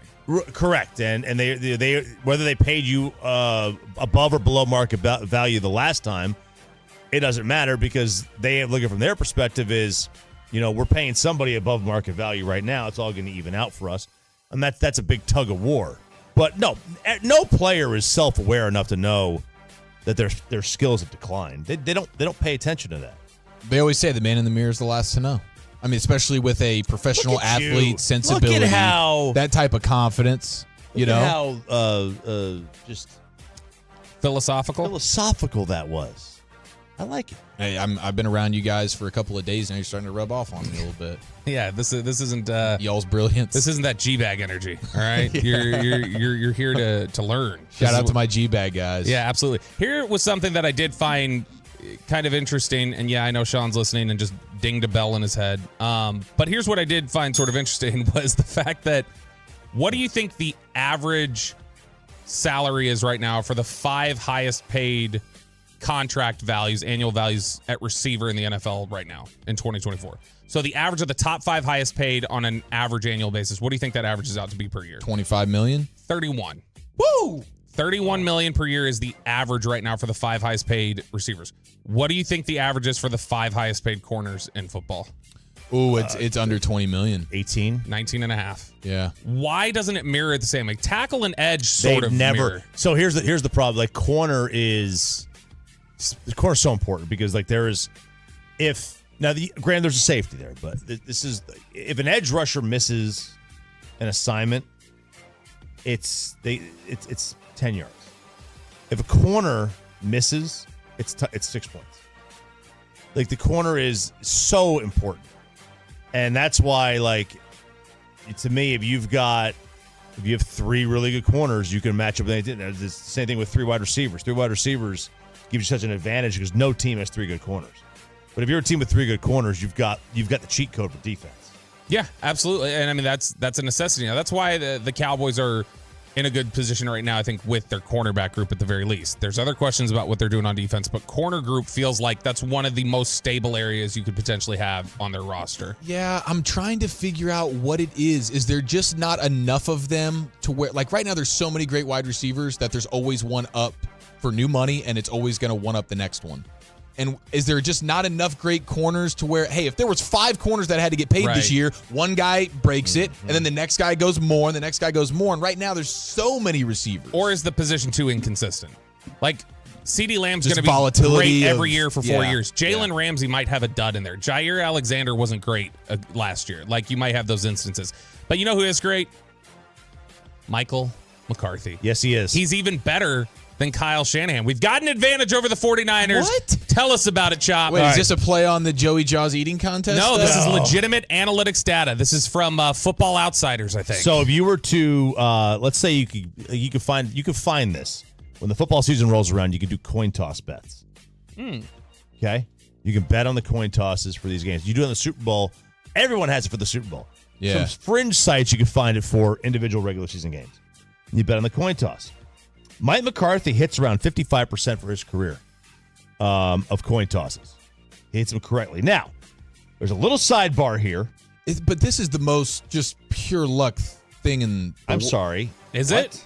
Is there actually some strategizing going on here? Yeah. Do you have like? It's like this dude has never heard tails never fails, Chop. What's the matter with you? Well, then you would go. Then he should be 100% here instead of 55. If you should, because it's not a 50-50. If you were to flip it, tails wins because the head weighs more on a quarter.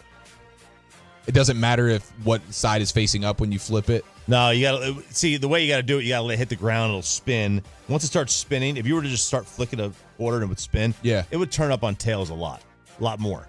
So, Mike McCarthy hits about 55%. You're not going to get 55% odds at any casino.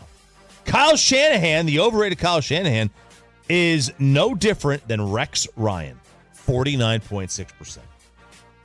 You don't want to be in the same. He's right there with Adam Gase at 49.4. And John Gruden. That's not good company. 49.1. The best is Mike McDaniel. I want to be like Mike McDaniel. This is a great. Who's just behind that? This Bobby is the guy. Petrino. This is the same Mike McDaniel that's vaping on the sidelines. Mike McDaniel hits 69.4% of his coin tosses. Nice. He started his career with 11 straight. He later won 10 in a row. Now, here's where this kind of comes into a crunch for you. When they count these, they count all your games, which means the road games count too. So where you're, you mean the home games? The home games count too, where you're not, because the road team is the one that calls heads or tails. So that counts as losing it when you didn't even call it. Like they're including that in the stats, or they're only including when you call it. No, they're included everything. So you could win all your road game stats, or sorry, when you're the home team and the road team loses every time and you win the coin toss, you get credit for those coin toss victories. Okay, so you just benefit from the opposition's mistakes. Yeah, you benefit from the other team. That's probably where McCarthy's at on this. Yeah, maybe. Right here, Chop, I'm looking at this. It says there's a 50.8% chance of a coin landing on the same side up as when it was flipped. And it's 49.2% chance of landing the other way. So I don't know, like if you had it over on tails and you flipped it, it had a more likelihood of landing on tails. If you had it a heads up, it has a more likelihood of landing on Then heads. you shouldn't know what you're going to call until the player, you just say, hey, player, when you get to the midfield, you look at see what side is facing up for the ref, and then that's the one that you should pick. You know, because I guess you can't do they show it before they call remember it? he goes, this is heads, this is tails. And yes, but then they show. Yeah. And also, is there a class they have to go to? A coin flip class? Yeah, the refs. They got a good thumb. Those are good thumbs. These are like underpaid part-time workers. They don't care. They're not. I would absolutely send them to a coin toss class. They do have strong thumbs. They I got do. good thumbs, man. I have noticed that. Well, that's like a referee, a professional referee is the last guy you want to face in a thumb war. I mean, Ed Hockley, yeah. So I mean that's for sure. Look, they that's get an arm wrestling guy for sure. They get a lot of movement there, but that's interesting. There you go. We've got an advantage. We've got an advantage over the San Francisco 49ers now. Although we did let Dan Quinn go, and his coin toss rating was even better than Mike McCarthy's. So that's true. All right, there it is, below the belt on a hump day. Let's get Hump day. into the power hour. We, of course, crosstalk with the KNC Masterpiece coming up. We go around the rim, but up next, a Cowboys conversation. Dak giving us a walking boot update, and we have found the biggest trash talker on the Cowboys. That's next right here on The Fan. No, that's absurd. Hey, remember when you used to be what was it, Pepper Lady? Pepper Lady? Wasn't it Cinnamon Sisters? Basil Babes. Saffron Squad? Nutmeg Maidens? Pre-curb? No. Nutmeg Maidens. I just said that. Was it Spice Girls? Doesn't sound right. Was it Saffron Squad?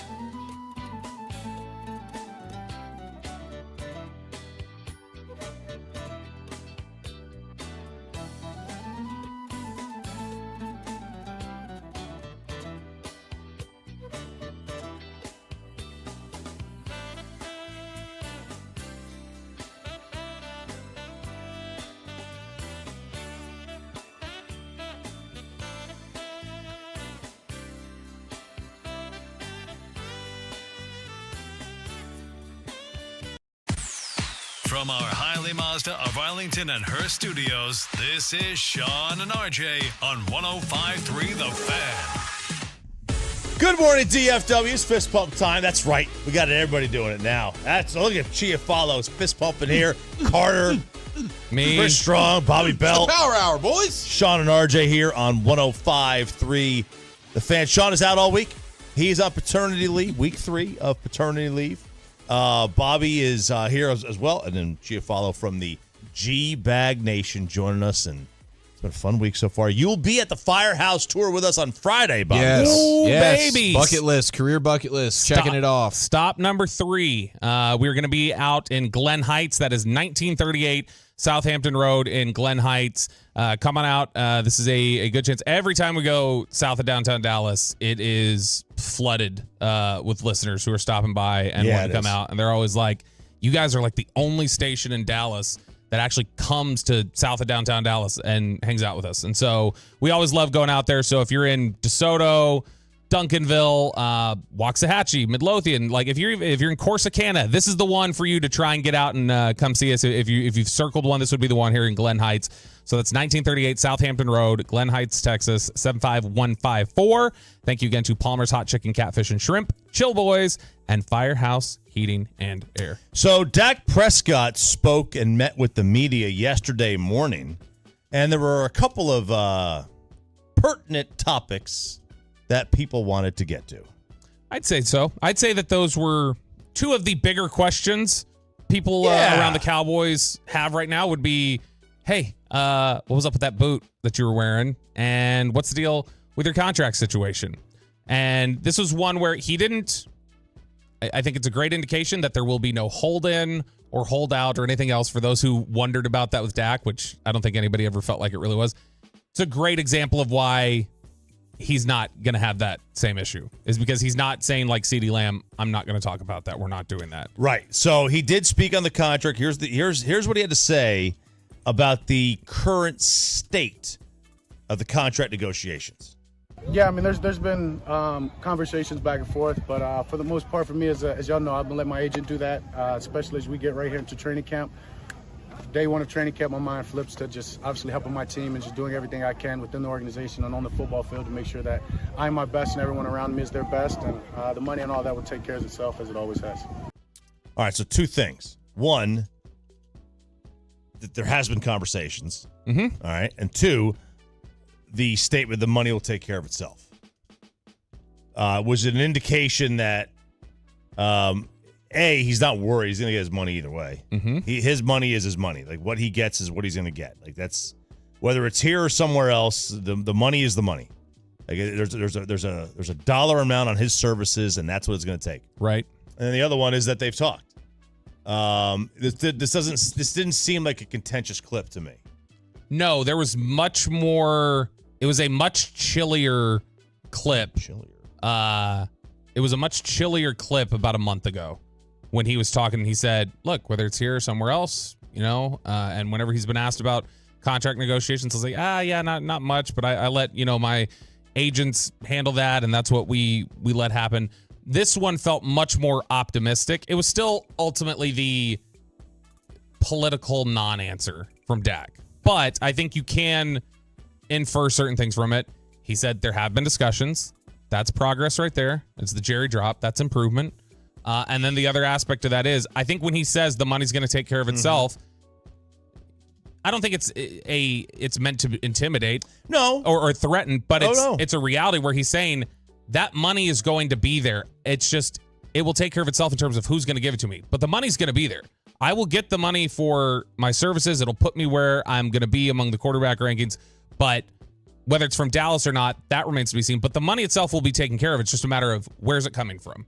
Yeah, Broadus is at the point now where he thinks it's more likely than not that Dak doesn't get the contract here with the Cowboys. Are you guys in a similar spot? Yeah, he's like, he was at 50-50, and now I think he's like 60-40. Dak's gone. Man. I think it's a coin flip. Well, I think it's a coin flip if you're calling the side that it was up. Maybe it leans 50. What do the Cowboys think it is? I don't know, because I think that they've hit a period where I think they felt like for a long time they were going to be able to lean on, he wants to be a Cowboy. He loves being a Cowboy. And so ultimately, he will blink. And so I think they felt like they had that little bit of wiggle room. And I think they've, in the last couple months, started to hit the reality of he doesn't feel like he needs us. He's not blinking. He doesn't feel like he needs us the same way. I'll tell you this. If the Cowboys, I am not at 50-50. I am at like 85% that he returns, 90%. Okay. Which is up from where you were earlier this spring. Earlier this spring, I think you said 70-30.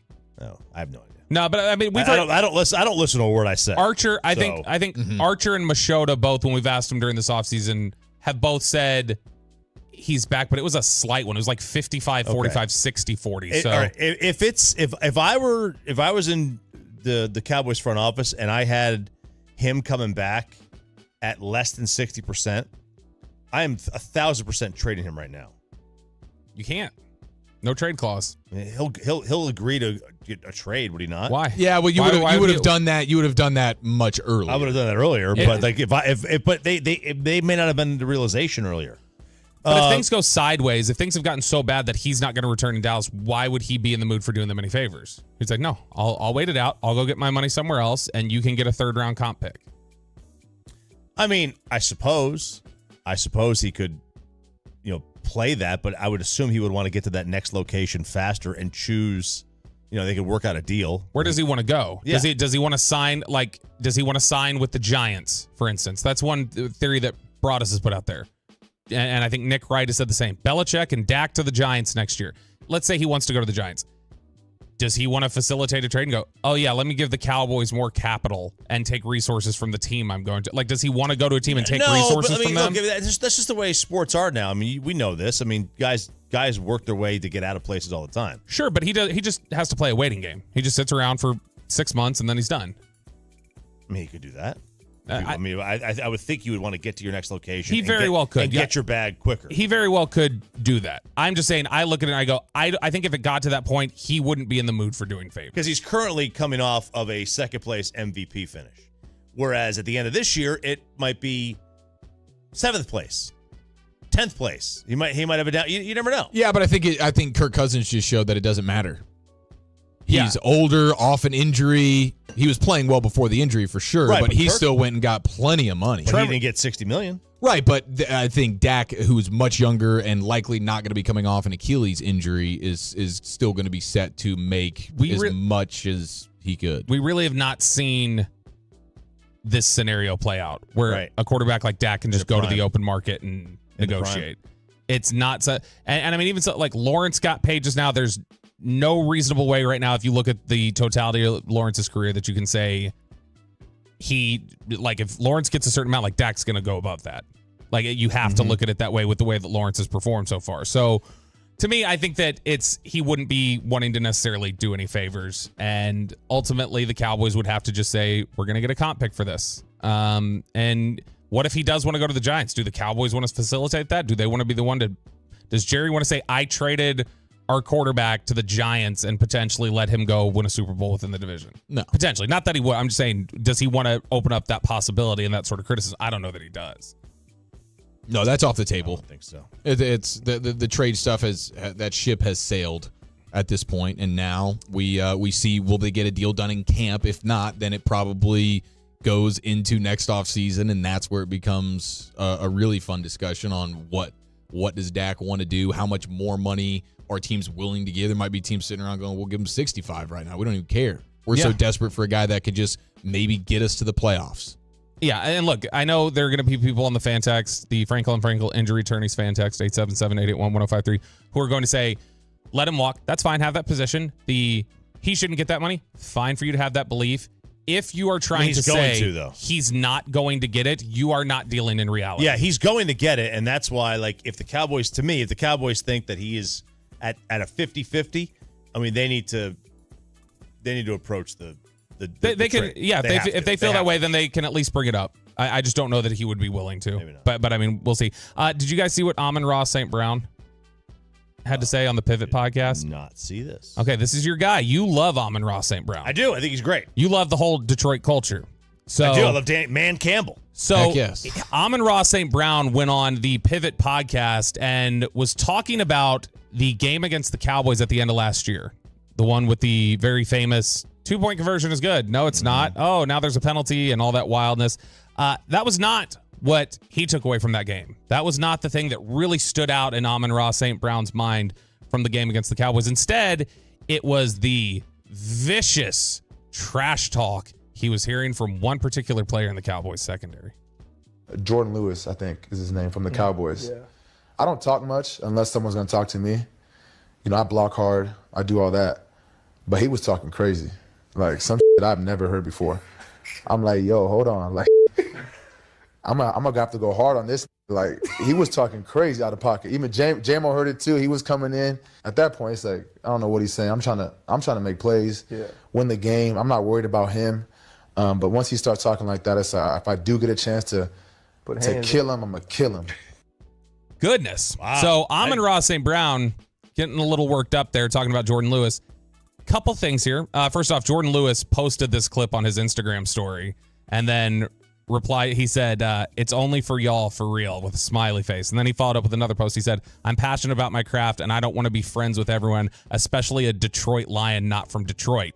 Because Jordan Lewis, from Michigan, born and raised Detroit native, went to Cass Tech, was a 2-time state champion at Cass Tech, went to Michigan, was an All-American at Michigan, still goes back to Detroit every year and puts on youth football camps during the summer. And so he is Detroit through and through. I don't know that this is a great look for Amon-Ra St. Brown to pretend like he doesn't know who Jordan Lewis is. I don't think there's any way he doesn't know who Jordan Lewis is. I understand, like, if you want to talk about... Yeah, because these football players, they talk in everybody in numbers. They do, but Jordan Lewis was one of the bigger, like, again, he was an All-American at Michigan when Amon-Ra St. Brown would have been coming into the college football community and would have had an awareness of guys across the country who were playing. Like, it's different when you get to the NFL where you're just learning by numbers and everything else. But, again, this is Detroit native. This is people in that city. Lions fans know very well who Jordan Lewis is. He was a high school hero to a lot of people there. He played receiver, corner, kick returner, and was dominant on all sides of it. So this to me is just, it's a bad look for the Detroit receiver to act like he doesn't know who somebody is that is not only an NFL opponent, but you're going across from who you would think you would know, but also just somebody that your own community there knows and likes, even though he is a Cowboy because he's a hometown kid. So I think that's a bad look. And I think Jordan Lewis, ultimately, it worked, clearly, because Amon-Ra St. Brown was talking about, it's the craziest stuff I ever heard. But, I didn't even hear it. I was focusing, but he thought about it enough to bring it up, sitting down with Ryan Clark and them. So, it's the craziest thing I ever heard, but I didn't hear it. I wonder how crazy it could get. What could I know. he be saying? I'm like, now I'm having to take notes on when we get to training camp. We got to figure out what Jordan Lewis has in his, like, what depths do you go into here, Jordan Lewis, by way of trash talk and psyching yourself up and trying to bring your opponent down. Like, I love it. I love the, like, getting into the weeds on the trash talk and the psychological stuff between these dudes. I want to know who is the trash talk king. He had 6 for 90 in the game and a touchdown. St. Brown did? Yeah. That's an awesome game. He also had Jordan had a pick that game, though. Jordan had a diving pick, right? It was the diving. I don't know if it was on Amon-Ra or I don't know if he was on St. Brown at the time. I don't know. I just remember he had a pick in that game. But it does. I mean, whoever gets him in training camp, if one of the shows is getting Jordan Lewis on the air, it needs to be asked. And if he doesn't say on the air, then as soon as the mics get put down, it's like, all right, so what did you really say? Just tell me one thing you said. Like tap into it real quick. I just got to know what got in his head and Jameson Williams' head. Alabama, Mr. SEC, Mr. Aggressive, that they're both going, what the hell is he saying to us right now? Yeah, just like secret savage Jordan Lewis. He's been here for forever, and we didn't know this about him. 8 Mile stuff like Detroit. He was channeling his Slim Shady. Amon-Ra went to Cranbrook. Dude, this is it's perfect because Eminem's got his album coming out this week, doesn't he? He does. It's right on cue. All right, there it is. A little Cowboys conversation coming up next here in the Power Hour on a hump day. Sean and RJ will get to KNC Masterpiece Crosstalk as quickly as possible. Let's go around the rim. Clay speaks on his current relationship with Luka, plus an unlikely dominator for Team USA basketball. Teams are getting ready to tank for this dude. That's next here on The Fan.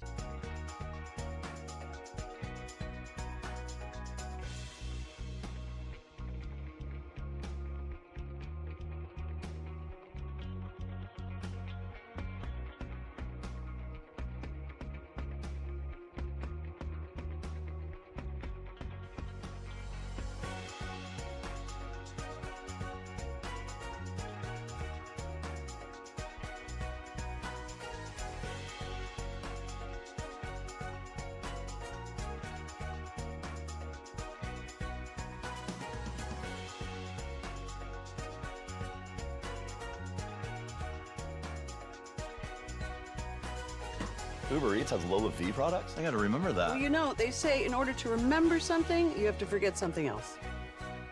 Okay, now that is a very cute haircut. That's like a little shag. I've never seen that before. Well, I mean, of course you have. It's the Rachel. Oh, is that your name? No, I mean, like your name. No, I'm Jen. My name's Jen. Right, but I just mean like this is your haircut. But that's hair on your head. I'm not saying this is your hair. Okay, freaking me out a little bit.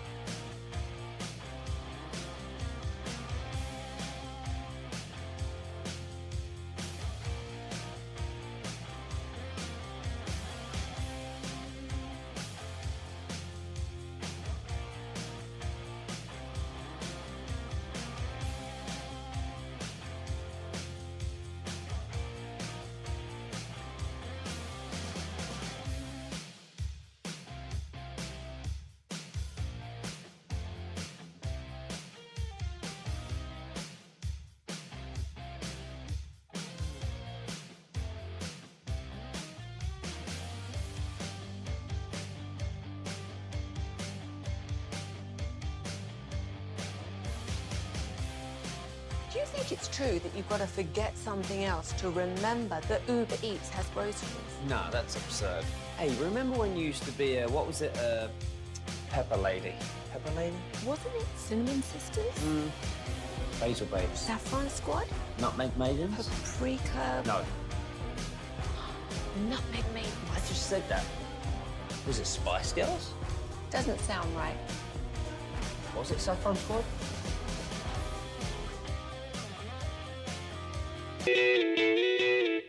This segment of Sean and RJ is brought to you by Cars for Kids. Donate today at carsforkids.org and Frenkel & Frenkel.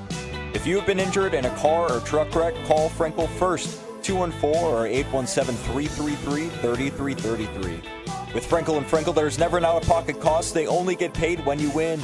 Frenkel & Frenkel, the go-to car and truck wreck attorneys in Dallas.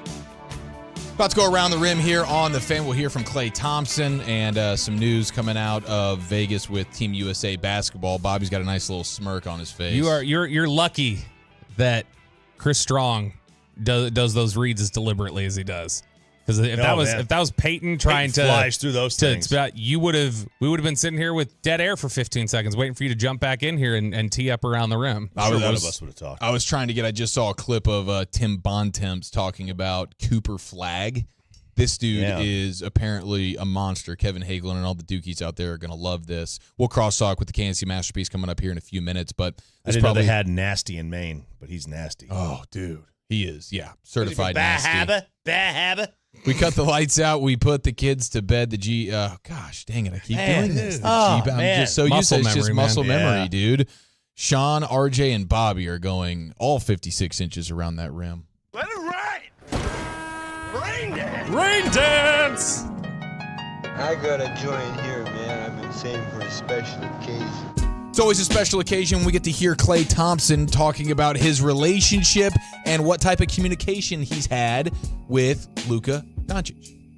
He texts me saying how excited he is, and I relay the same message back, and I think there's definitely a mutual respect there. I mean, I remember seeing him at the end of the West Finals in 2022, and I told him just how much I loved his game and how he really elevates his teammates, and sky's the limit for his ability.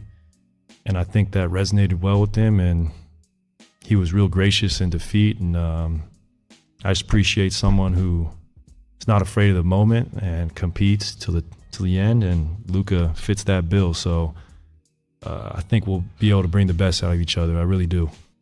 I love that, and I agree. I think one of the underlying things here, maybe you're not super all in on the Klay Thompson move, and I can to some extent understand that. I think given the options that were there for the Mavericks, this is about as good of an acquisition and just a general offseason that they could have had, given the amount of resources and stuff that they had. So I'm completely in favor of it all. But I think one of the other things in regards to the addition of Klay Thompson, we heard from all the insiders just about how elated Luka was to find out that Klay Thompson had potential to be here. And then once he got here, Mark Stein and everybody's like, yeah, Luka is elated with the idea of playing with Klay Thompson and how maybe he can be that missing piece to get them over the championship hump.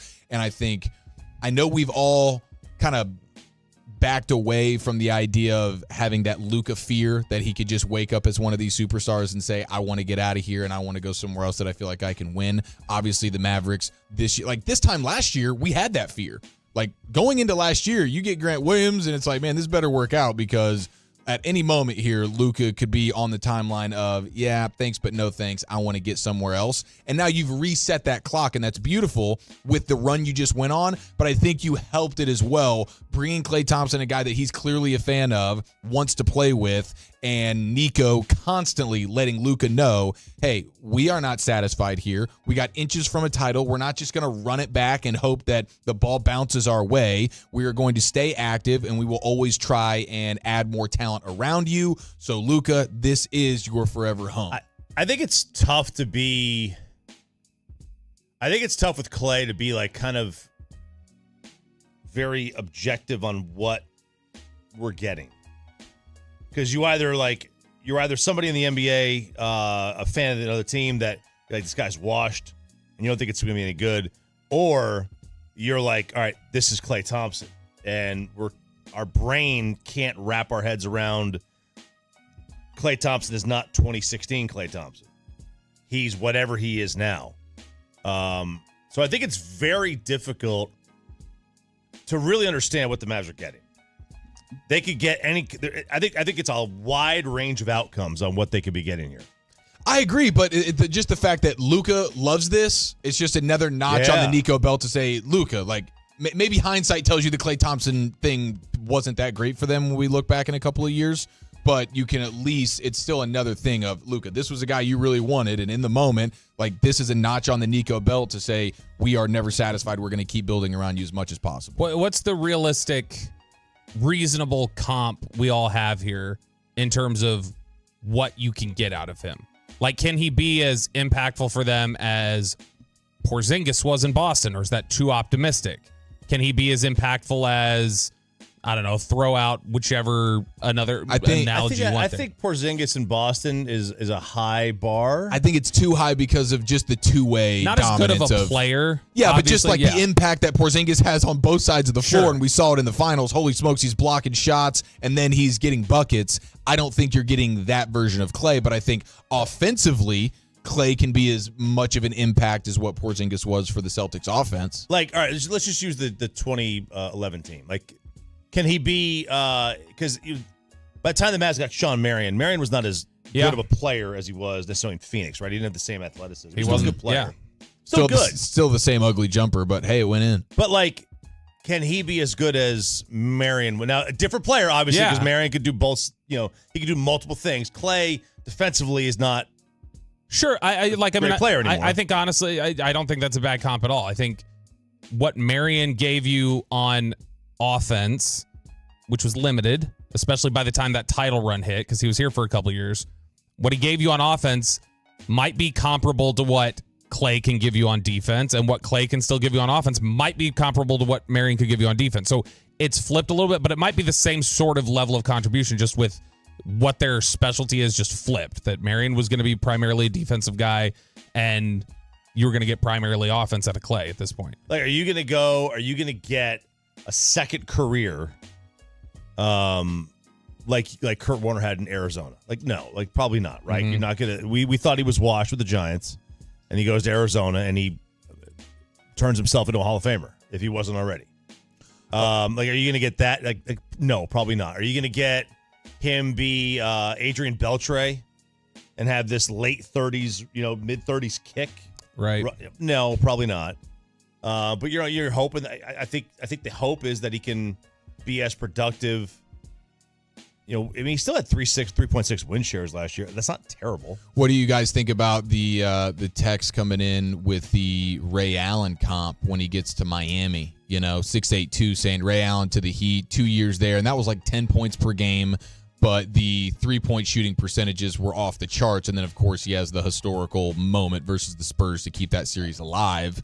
So it's like a clutch championship veteran dude that rises in big moments. I could see that from Klay. I think the points per game would be disappointing, obviously. Man. If it's Ray Allen, 10 points a game in Miami. I think you're looking for closer to 20. Ray Allen, though, real quick, Bobby, sorry. Mm-hmm. No, you're At good. 37-38, his 2 years in Miami, he had 5.4 and 4.1 win shares in the respective. Klay last year at 3.6. So that. Oh, okay. I like that. But, I like that. But I think we'd all be disappointed by 10 points. Right. But that could be a minute situation. I mean, anything. I mean, he's only averaging, 14 minutes, 15 minutes a night. It might. Now, obviously, there's an injury history here that Ray Allen did not have. But it sounds like a lofty bar. But if you go look at it, he might be capable of being Ray Allen in Boston when he first got there. Ooh, okay. Let me look at that. Because Ray Allen in Boston was 32. 17, 18, 16. Ray had 17 points a game. He shot just under 40% from three. Was a 44% shooter overall. Was not. That'd be nice. At that point, was not some lockdown defender for Boston at that age. And so, I mean, that might be more similar, because obviously that was a big three. It was Paul Pierce, Kevin Garnett, and Ray Allen. And then, I mean, Rondo mixed in there and other guys. But in terms of offensive options for scoring, it was Garnett, Pierce, and Ray Allen. But, I mean, it's Luke and Kyrie, obviously a different mix in terms of what Ray Allen's played with. But that could be potentially, if you're getting, I think 17 a game is reasonable to think is possible for Klay next year. Oh, for sure. Yeah, especially if you can see the efficiency numbers be even better because of just the type of looks he's going to be getting. Like the looks that Klay Thompson is getting with the Mavericks playing alongside Luka and Kyrie, I think are even better than whatever the looks were that Garnett and Paul Pierce were getting to Ray Allen.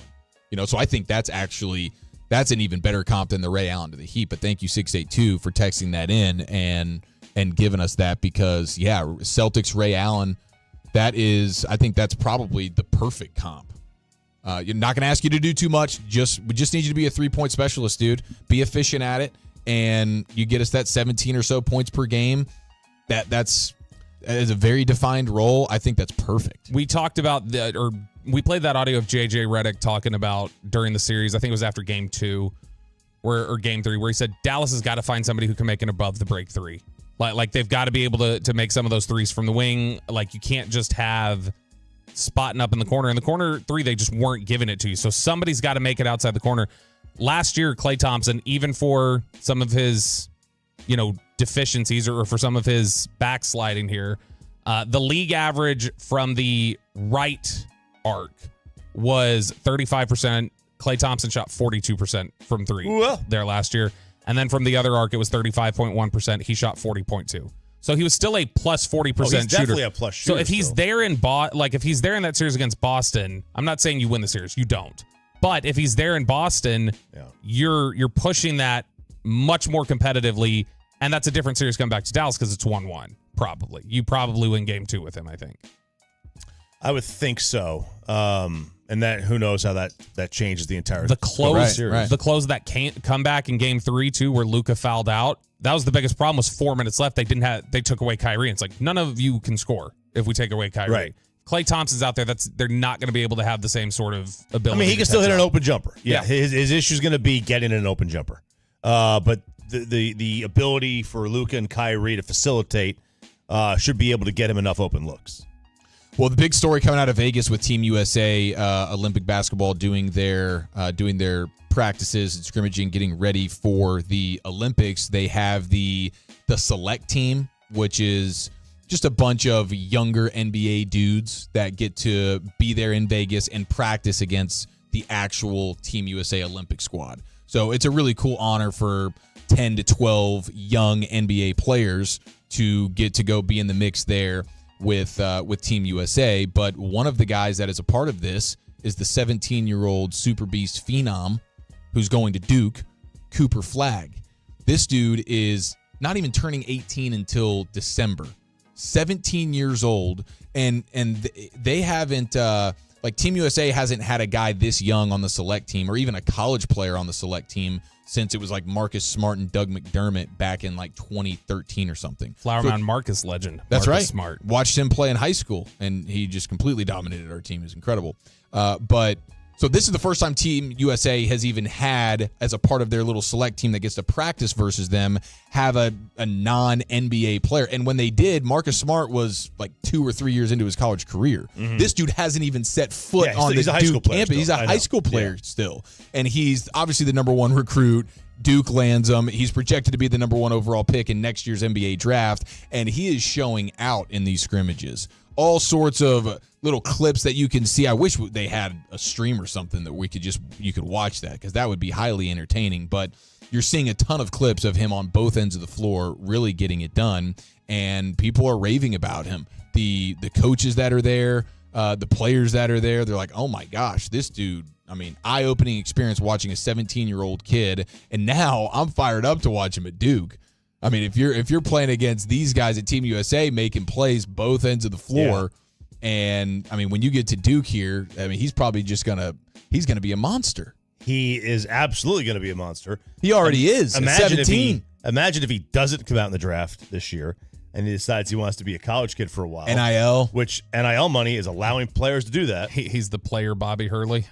Yeah, for the number one overall pick, though, it'd be hard to get that type of money NIL wise. I would think. You would think, but I mean, maybe he just loves the experience.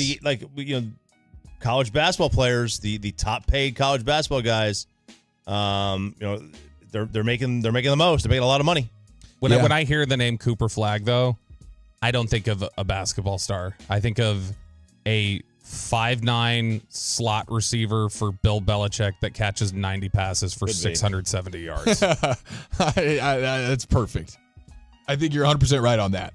But he's killing it right now. So there's plenty of stories and clips that you can go watch and see how he's doing. But 17-year-old standout going to Duke, and he is, awesome, he's the headliner right now coming out of Team USA camps. The team did select LeBron James as their best player on the team. I don't know how much you read into that, because I feel like there was probably some pressure to do so. I'm sure everyone voted LeBron number 1 except for Anthony Edwards, who, of course, voted for himself. And if you didn't already hate Jason Tatum, Bobby, he is going to be wearing the Kobe number 10 USA jersey, because Kobe was always number 10 for Team USA, and now you have Jason Tatum talking about how much of an honor it is to represent elite, as according to the himself. Mamba mentality. He is a walking 2K cutaway scene. That is like he is the human embodiment of a 2K cutaway scene, just cheesy and just. What if we were 9? What if we were 9 instead? Just you should be at home. You're not even that good. He definitely deserves to be on the team. He's gonna shoot 4 for 23 there, and hashtag Mamba mentality after the game. He's gonna bite the gold medal and go, "We did it." Yeah, he is. He's definitely gonna bite the gold medal. 100%. Let's crosstalk with the KNC masterpiece next, right here on the Fan. Let's get you over.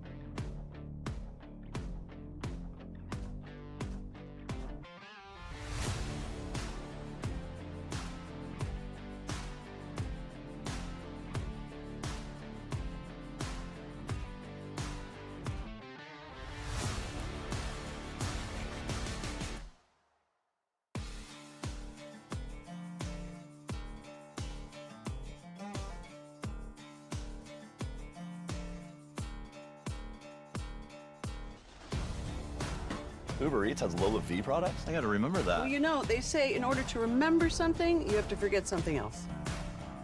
Okay, now that is a very cute haircut. That's like a little shag. I've never seen it before. Well, I mean, of course you have. It's the Rachel. Oh, is that your name? No, I mean like your name. No, I'm Jen. My name's Jen. Right, but I just mean like this is your haircut. But that's hair on your head. I'm not saying this is your hair. Okay, freak me out a little bit.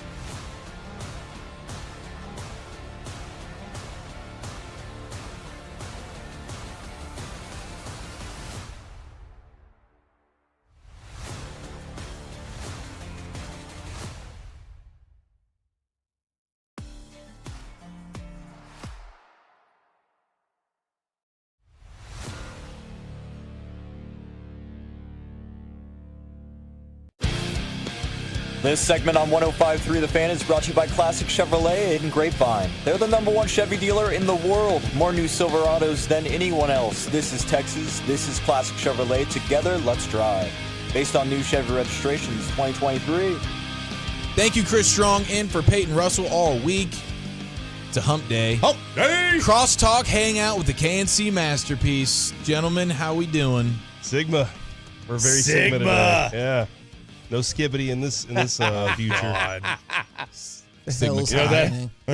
We have like a teenagers, fraternity? Kevin. You got to keep up with what your teenagers are saying. You're past that. Your I'm about kids- to not have a teenager Yeah, he's out. anymore. He's in the college. He's an adult now. But then Sigma you're going is- to have another one. Sigma's slang. like another Sigma is the decade. best. Sigma's Sigma's. I thought Alpha was the Well, best. Sigma's like a humble. Yeah, Luca, is something that like right? that. Yeah. Humble Alpha with some Are humility. you sure about this? Because it looked like he just said, I don't know. I did. He's too old for that. Like I think Sigma's more like the 11-ish year old. Carter and Lucy age right now. Skibbity is the other. It's Yeah. the Skibbity toilet. That's not good. I did ask Luca. I was like, do you ever like cringe when your dad starts throwing around his Gen Z slang? He's like, yeah. I was like, what's your least favorite one? And he said he really hates when Choppy says Riz. That Choppy tries to say like he's the Riz god or whatever. Well, And I always ask You're an like adult, for God's I know. sakes. I know, but try to stay young.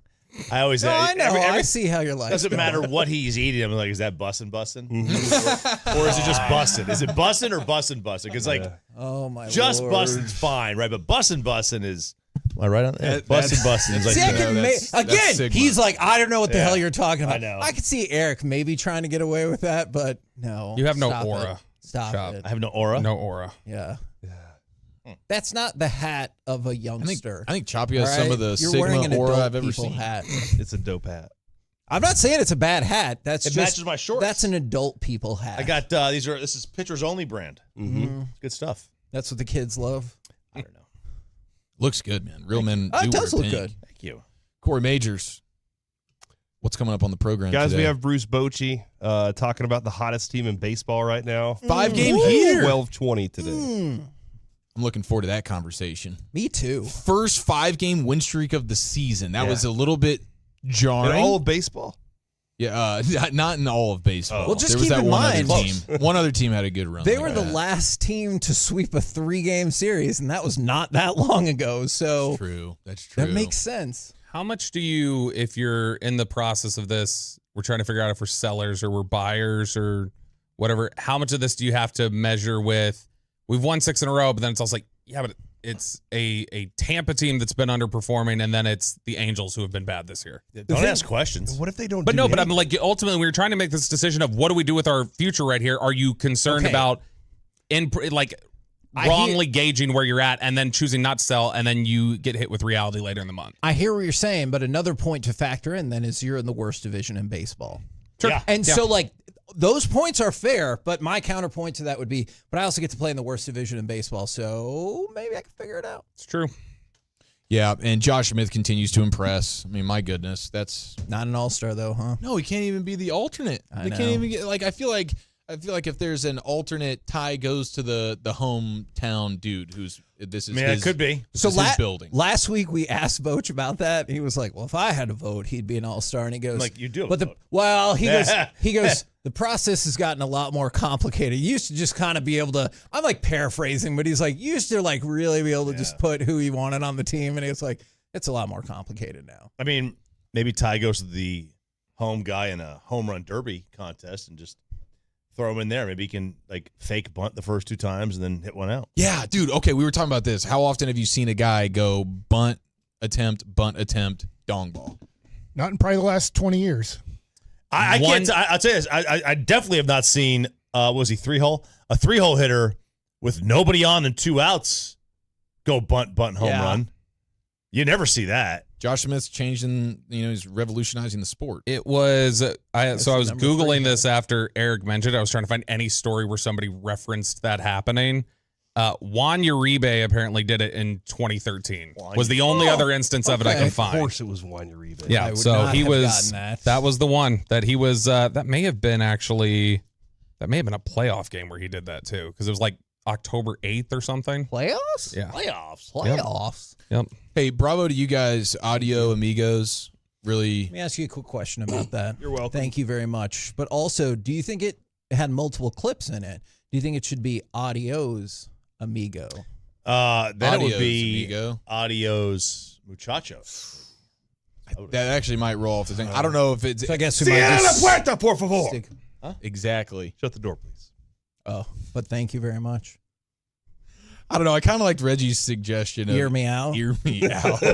Hear me out? Yeah, that's a good one. That's a good one. I mean, bravo to Reginald for Do you- that. let me one. ask you I this. was laughing out loud. Without expanding or connecting letters, when you hear "ear me out," do you think of the H or do you think of the T? Yeah, I think initially I was thinking of the T. I think so too. And then, but like Corey said, it's like there's layers to this. Cake. If you can't figure it out, Corey, don't spell that loud on the air because I think that's the beauty of it. O-U-T. Yeah, exactly. Yeah, I think the beauty of it is that like a triple entendre. Yeah, you get the double and triple entendres, and that's the dream, right? It's rare that you can hit the entendre trifecta. It's like we talked about yesterday with Djokovic, with Novak. The goal is to be the villain and to embrace the villain. He's good at that. Every WWE wrestler wants to be the heel. Nobody wants to be the good guy. It's more fun. It's more fun. It's more fun in life to be the villain. You be the villain.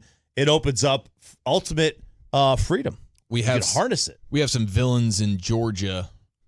Headline: Man uses funnel to pour margarita down woman's backside. Easy. Now, could you say that the way that you said it before in the show? I don't remember exactly the way I said it, but I bet I can put together a super cut. He'll tell you. He'll tell you what he said if you finish the T for. Corey. I probably should not. I probably should not. Guys, I just got an email.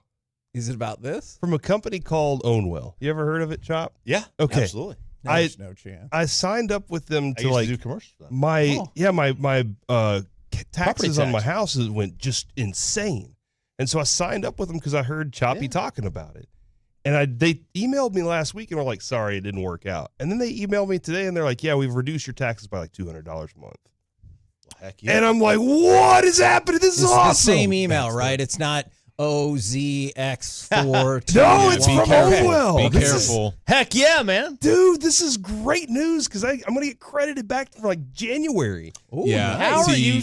I'm surprised it was able to get done this far past. Yeah, the beauty of Ownwell. I got it in on the last day Oh, possible, and then okay. it takes like It does take a months while. to get it done, but they got it done, and they said they're going to credit me. This is awesome. Hell yeah. Heck yeah. See, man. that's good business on their end because they set the low bar of sorry, swing and a miss, and then they come back actually 200. I'm amazed right now. Because if you would have gotten the 200 alert last week, you might have been like, dang, I was kind of hoping for like 3 or 4. Yeah. But now it's at 0. Yeah. This is That's like- a good point. It's like being told you're getting Jelly of the Month Club, and then you end up getting a big time bonus instead. Like that's amazing. 86% of people save money with Ownwell. There you go. Man. You need to go back to them Yeah. and tell them, Well, hey, they need this to stuff is re-up awesome. this Big brain right campaign. there. Sounds like 14% lose money. Is it just neutral, you think? That's Or just neutral. 14% lose money. That's great. Hey, so I pitch it like that. I'd be like, you got a 5 and 6 shot. Like, you want to take it? What's the Kevin Hagelin torque-o-meter for Cooper Flag right now? Oh my God. Okay, just for the I mean, record, do you think about I've him, been like, every hyped about day? him for like a year before we even got to this camp. And now I'm just like, please, God, just stay healthy because he looks like an absolute monster. And so I was excited to see, another reason I'm excited about it is to hopefully bring some interest back to the NBA draft, because this year it's like, I don't know, maybe by the time I get to 5, it's maybe somebody I've heard of. But like, even if people didn't see Wemby play, everybody knew Wemby. I'm hoping this will be like Zion-esque where everyone's like, dude, I saw this kid. He's awesome. Like, we need to try to tank for him. I hope I hope his Duke career goes more like Kyrie's. Just like, he's clearly good when he plays, but he's good when he plays. He plays 11 games. He plays like 11 games. He has a questionable Twitter history. And oh, my God. I don't care about that. I just care about, Duke not being any good. Interesting hierarchy of things that are important to you. We're talking about college. We're talking about college basketball here, man. Yeah, we're just talking about college basketball. Not college football. Right. Not college football, which starts in 40 days? Something like that? Yeah. Do you think this is the most important stretch of 40 days and 40 nights there's ever been? I don't know. I saw that movie. I think I saw the movie. That seemed like it got really, really difficult for him around the 31-day mark. Truly, that was the real struggle. She handcuffed him to the bed. That story. I look forward to y'all's Mike Gundy conversation today. That'll do it for us. Last here. week really dragged on for him, poor guy. We'll be back to chat tomorrow, 5:30 sharp, ladies and gentlemen. The KNC Masterpiece is next right here on The Fan.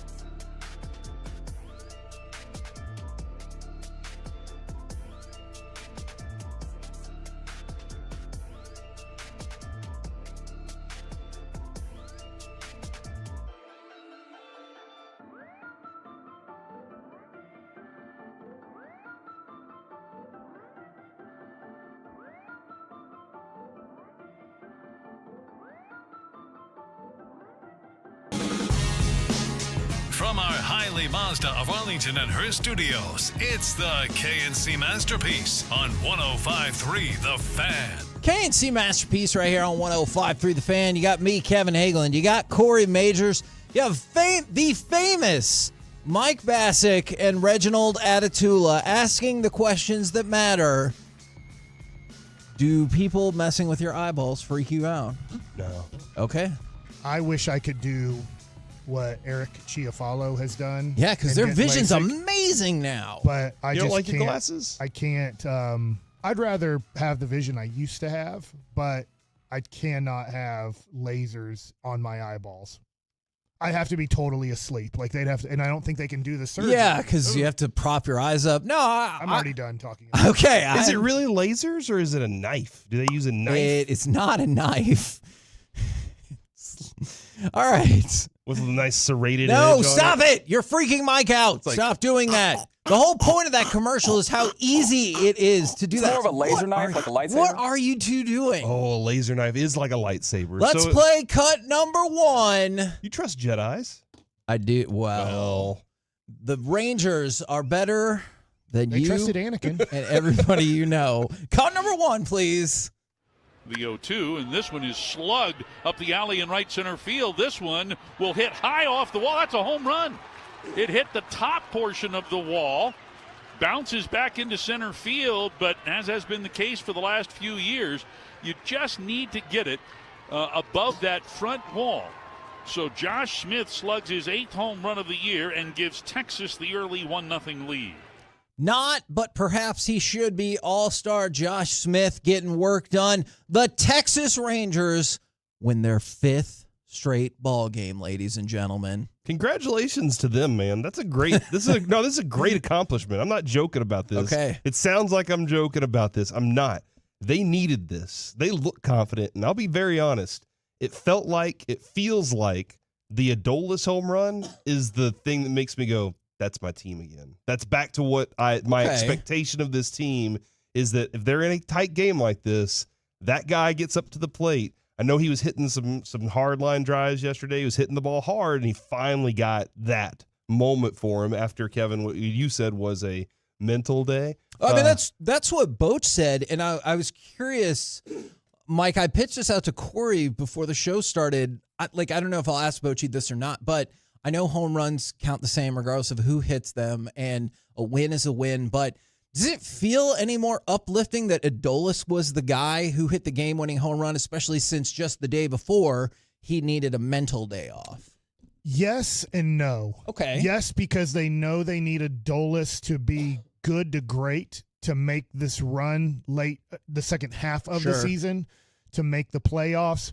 No, in that a win is a win. So if it would have came from Derek Hill, still the same. you'd have still felt like at the end of the day, we won 5-4. You've won 5 in a row. You're shaking hands every day. You're celebrating in the clubhouse every day, and you're feeling great. But then, yes, going back to yes is, you know that Adolis, nothing against Derek Hill, is more important than Derek Hill because he's going to be batting in the heart of your lineup the rest of the season, and you need that guy to produce the Adolis Garcia that we saw last year. This is coming at a time that the lead up to these two series, the Angels series and the Astros series, you heard so many people from the Rangers saying, I don't know exactly what I wanted to hear. Like, I realize none of them are going to come out and be like, we're probably done.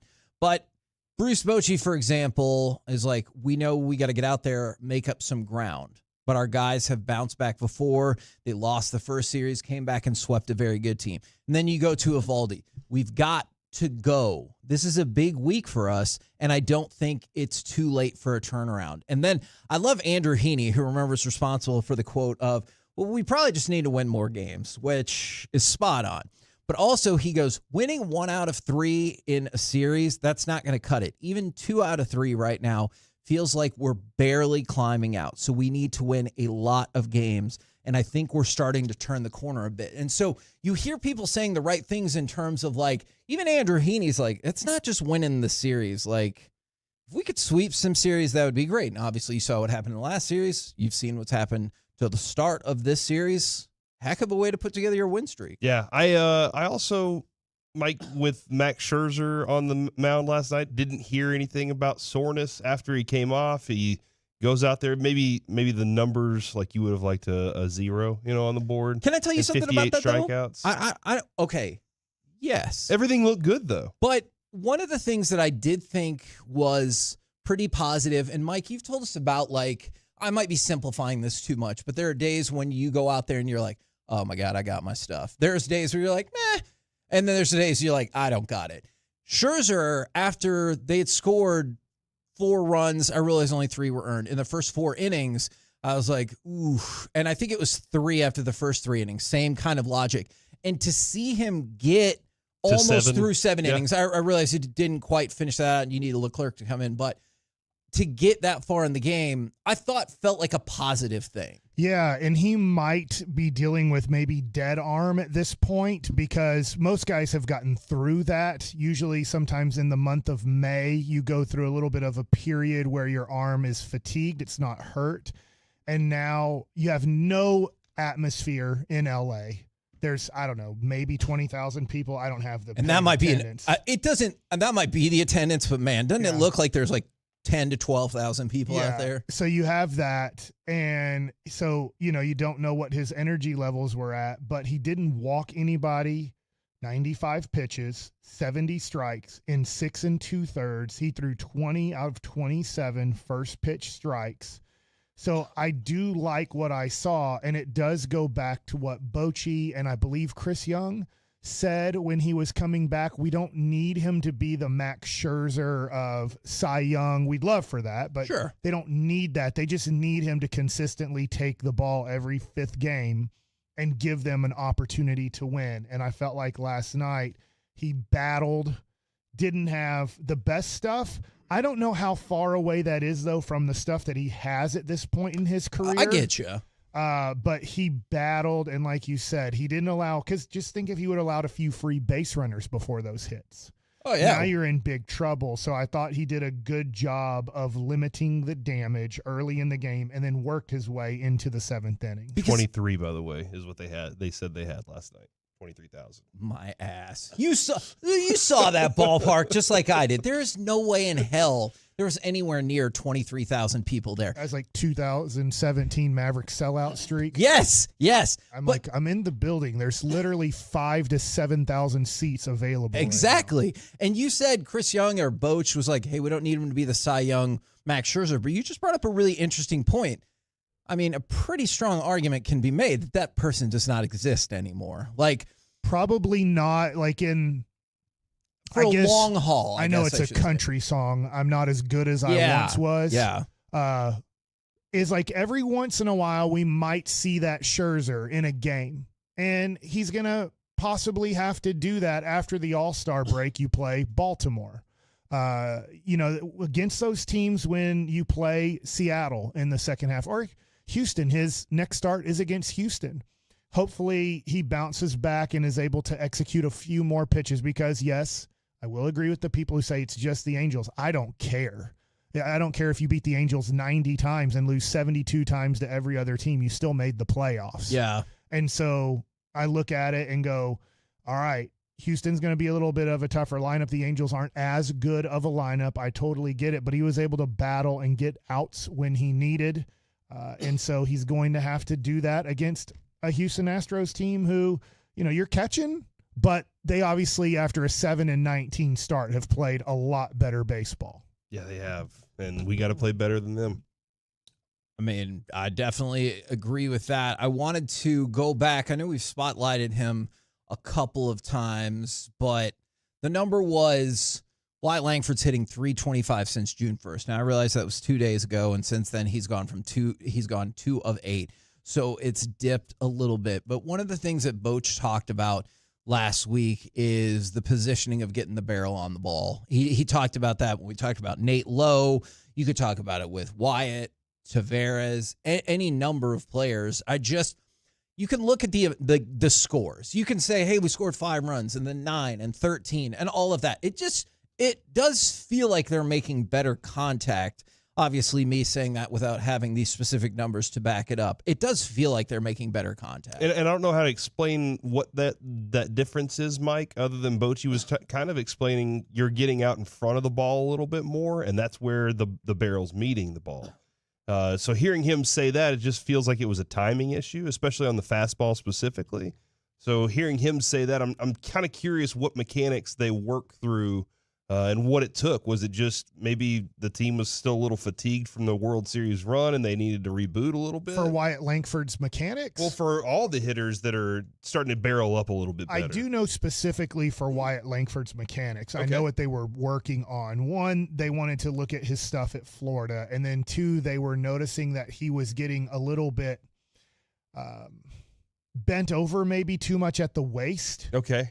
So if you think about your shoulders going too far over your toes and your butt getting away from you a little bit, they wanted him to keep his butt underneath him and stay a little bit taller. Okay. So that was one of the major mechanics that they were trying to switch with Wyatt Langford. I don't know. Because you're off balance on any pitch if Yeah. you're like that. Yeah. But I do know specifically one of the things he is working on. There could have been a few other things, but they wanted him, if you just think he was just getting a little bit too head over toes, and which causes a little bit too much of a dippy swing. And I know that people want uppercut swings now, not everybody, but he was getting too much. And that's why you saw lazy pop-ups to right field or to the second baseman.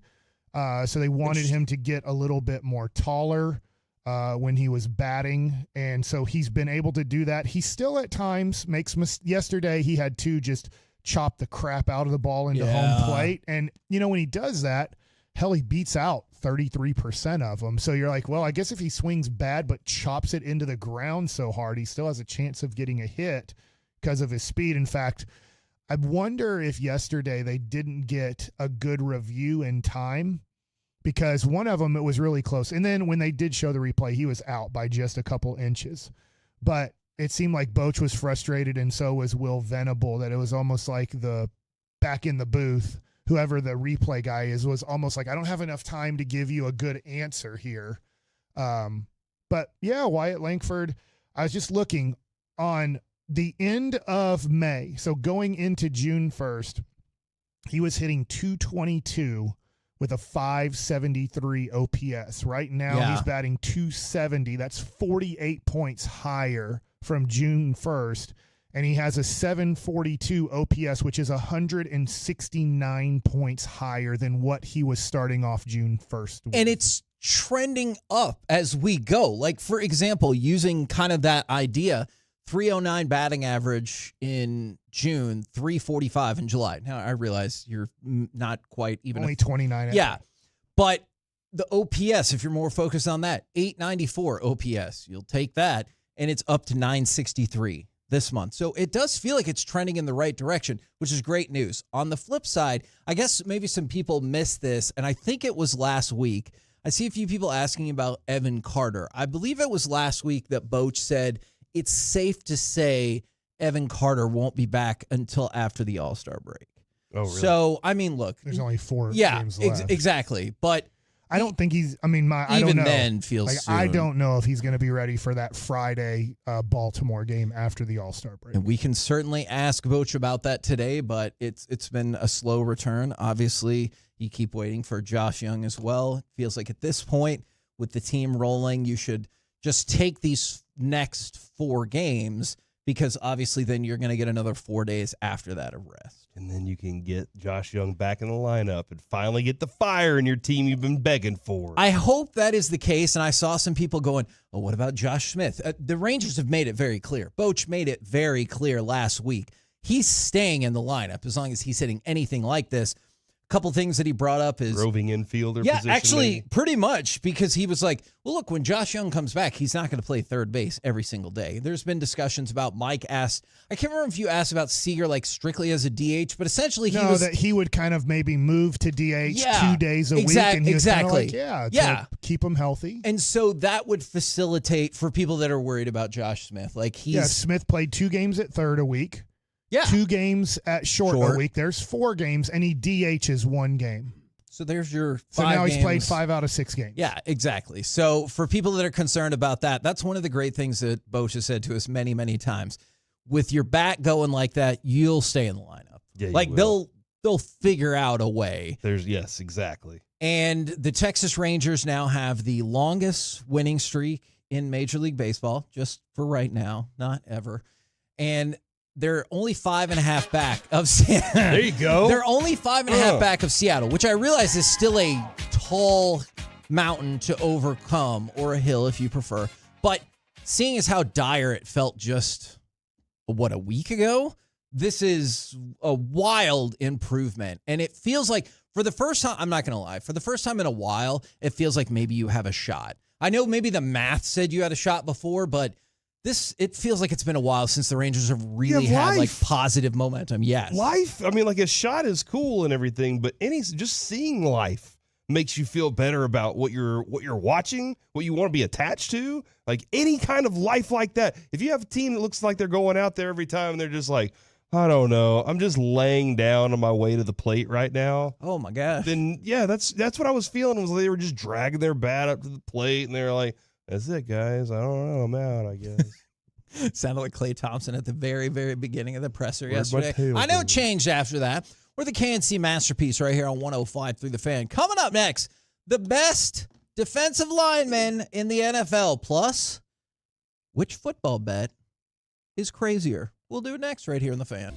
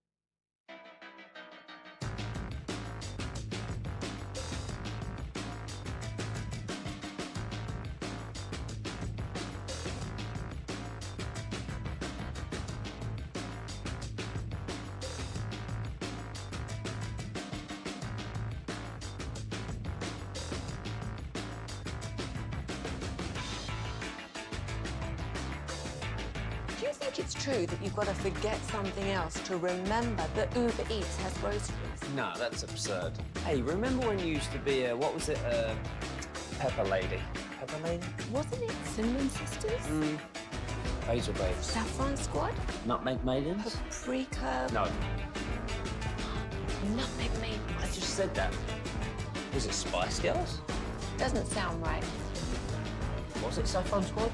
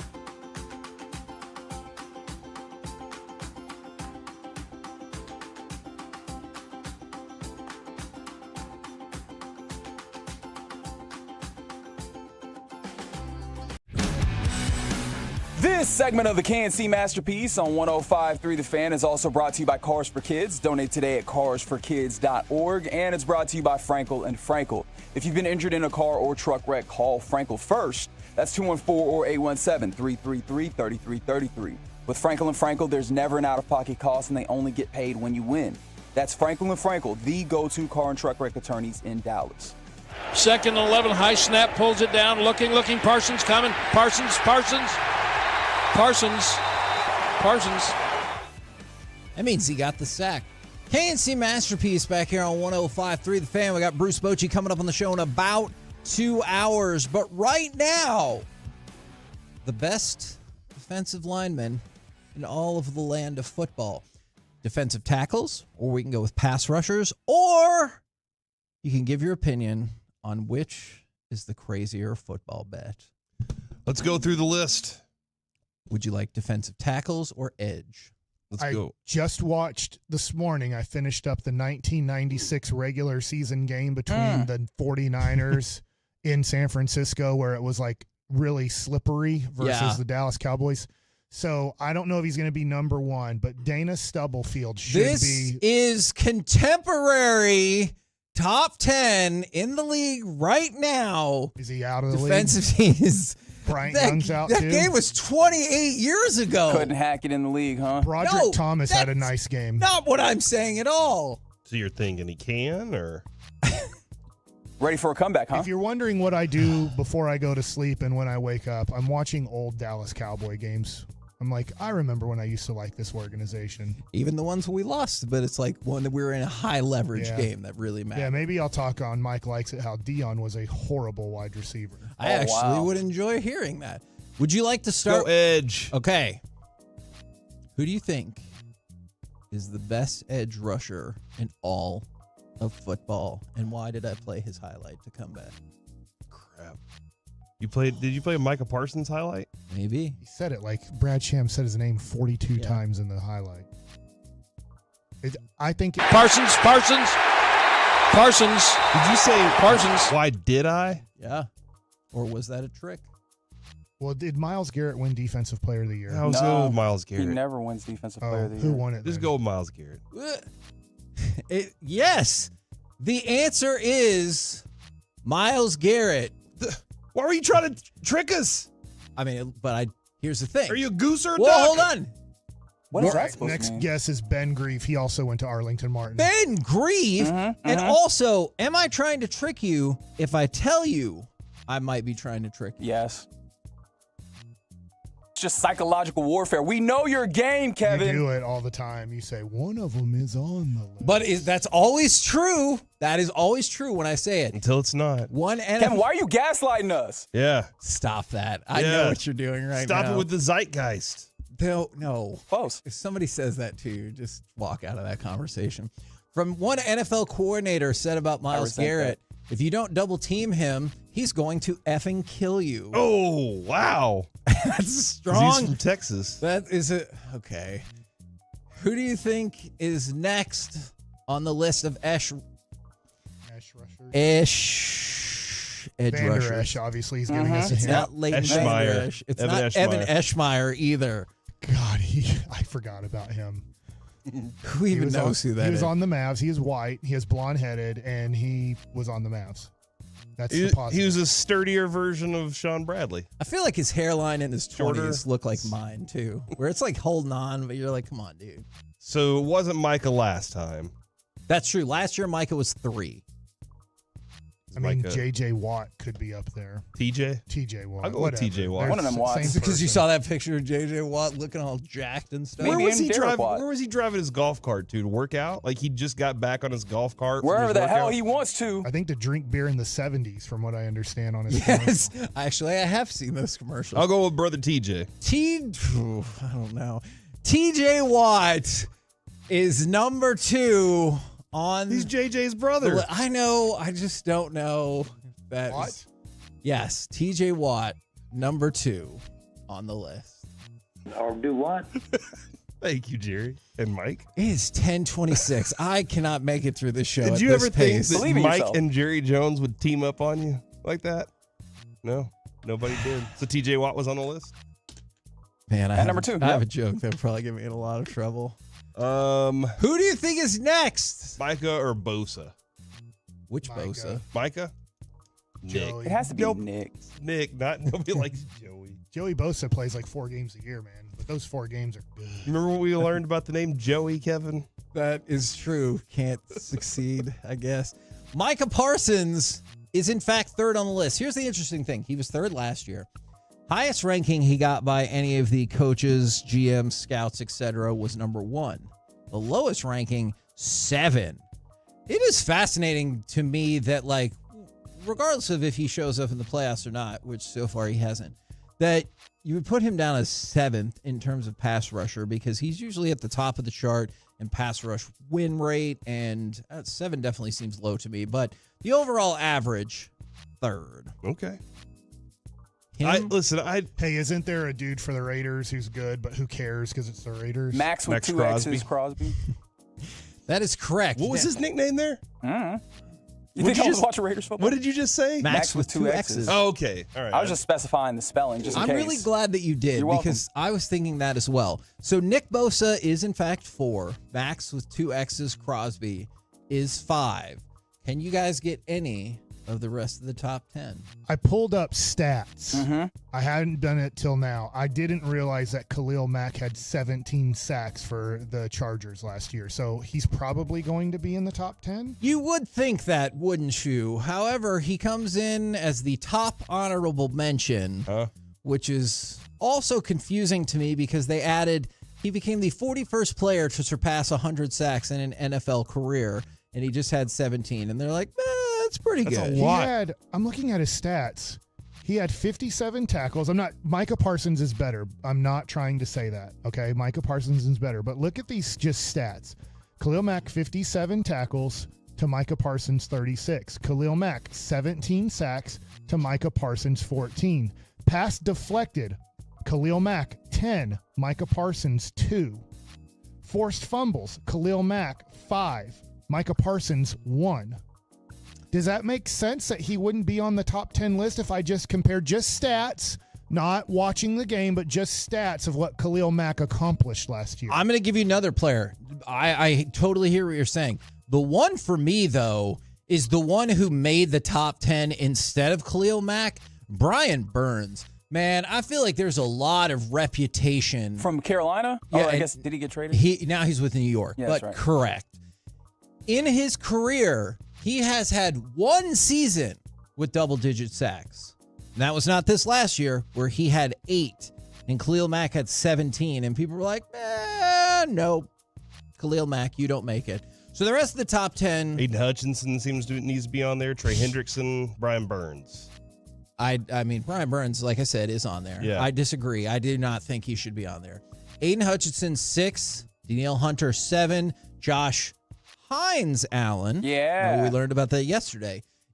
Is number 8. I think that you found the nickname. Trey Hendrickson is number 9. And Brian Burns is, in fact, number 10. Charles Haley? No. These are current active He didn't do NFL much, players. in the game this morning against the Okay, 49ers. but you wouldn't rule him out of that list. just for Shante the- Carver celebrated a few times, but he didn't do anything. Yeah, I think I would rule him out of the list, Kevin, because he's not playing right now. How have you not mentioned Lawrence Taylor? You know? Facts. He was retired by 96. So Mike has put together this list if you're active or not in 96. Real quick, I'm going to try to make this speedy. Here are the top 10 defensive tackles. Chris Jones. He's good. Quinnen Williams. Yeah. Dexter Lawrence. Very good. Jeffrey. What about Dexter Coakley? I think not eligible. Did he play in that game? For this list? I don't think so. Was he? I don't think 96. I don't know his rookie year, but I don't think he was on the team yet.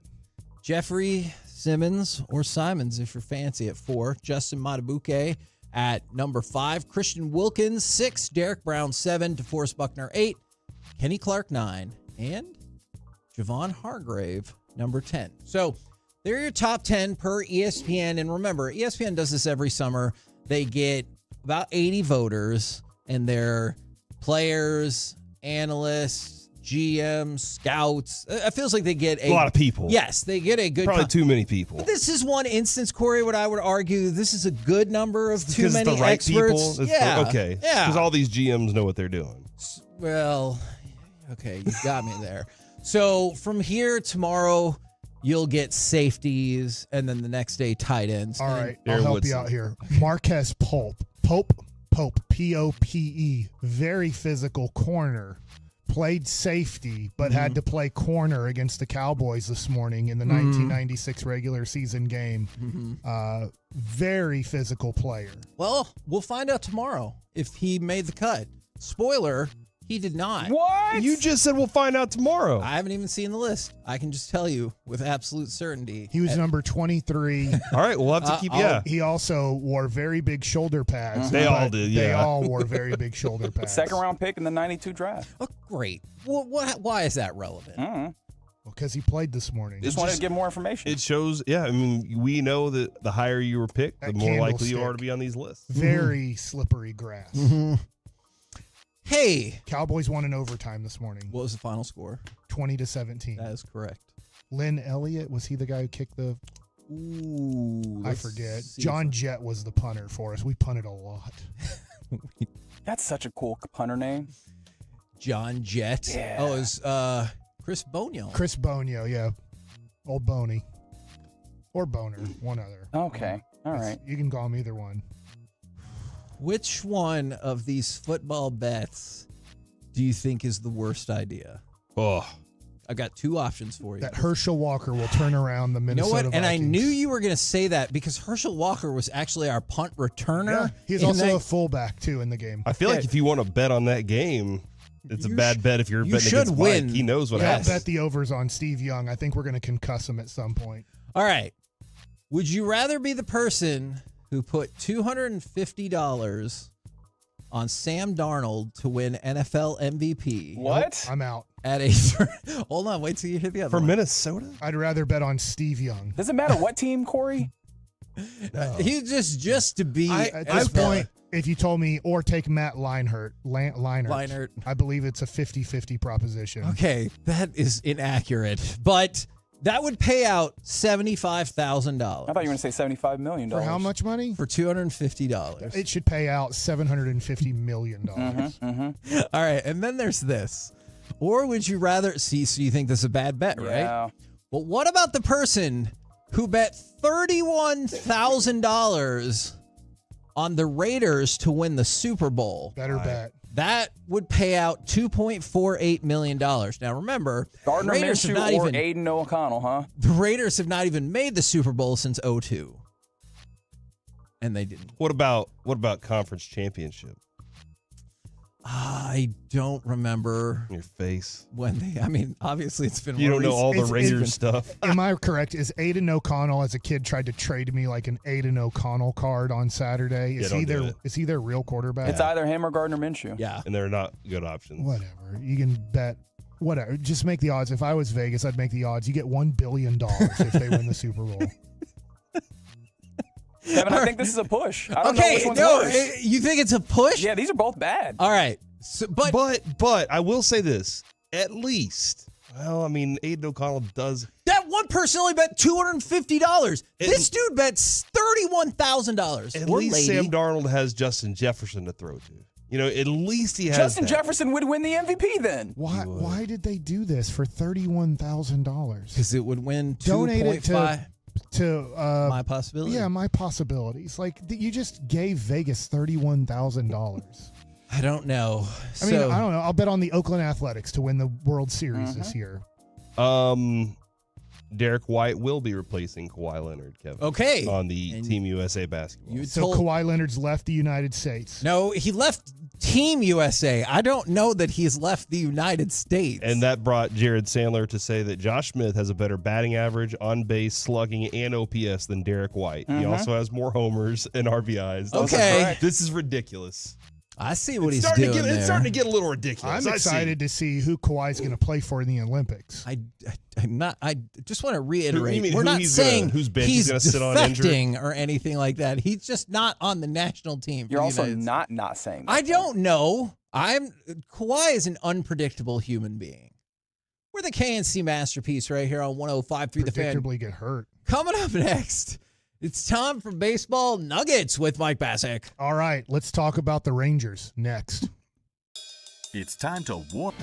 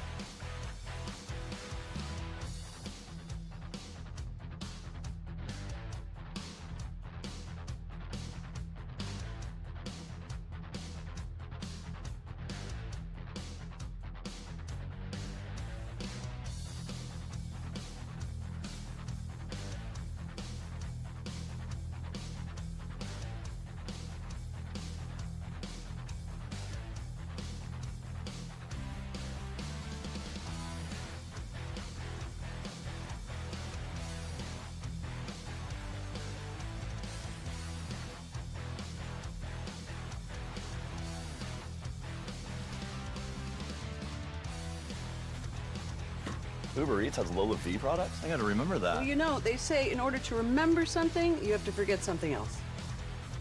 Okay, now that is a very cute haircut. That's like a little shag. I've never seen that before. Well, I mean, of course you have. It's the Rachel. Oh, is that your name? No, I mean like your name. No, I'm Jen. My name's Jen. Right, but I just mean like this is your haircut. But that's hair on your head. I'm not saying this is your hair. Okay, freaking me out a little bit.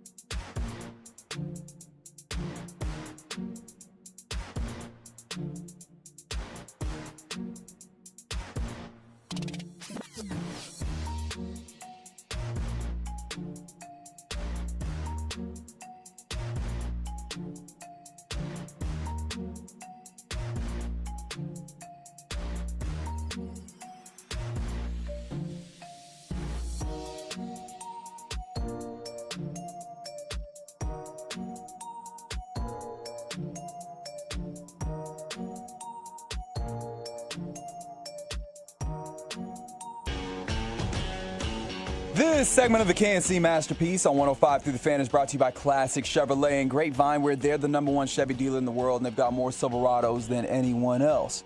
This is Texas. This is Classic Chevrolet. Together, let's drive, relax, and enjoy the difference based on new Chevrolet registrations 2023. 2-2 the count. Here comes Yates. And that's in there for a called third strike. Fastball on the outside corner. Adele goes down on strikes. Yates picks up his 14th save of the season, and the Rangers have their first 5-game winning streak in 2024. KNC Masterpiece right here on 105 through the Fan from the 817. Hello, boys. Driving it from Denver to Dallas today. Tolo all the way. And then from the 817, I'm pretty sure Kevin is just going to walk out one day and never come back. Why? Because watch what I have for baseball now. Oh, no. It's time. Oh, Oh, man, my this God. actually might be the it's one. time for Baseball Nuggets with Mike Bassick. All right. Tennis is like baseball. There's a ball and 2 sticks. I'm watching. I guess. I'm watching the Wimbledon Open. You watching Fritzy? Okay. The championships, Wimbledon. So does Italian food make you better at tennis? Because there's another Italian in the quarterfinals, and I feel like I've seen a lot of Italian flags in this Wimbledon thing. Oh, I don't know that to be the case, but I cannot dispute it. Maybe Reggie's right. Maybe you're all carb loaded up. I was watching this thing on Netflix. It was on Running Fast called Sprint. Okay. That makes sense. Oh, yeah, is that good? Is that good? I saw the first 2 episodes. It's good in this way. It gets me. Now I should know the names better. There's one dude from Italy who won the Olympic gold when there was nobody watching. Oh, okay. And he did it. He won it, but obviously during this episode they make it very fluky because he's never really won anything and never won anything after that. He does have the Olympic gold medal. He's made a lot of money off of it. Yeah. I'm assuming he's qualified for the Olympics because he's in Italy. Who else is going to race him? You know.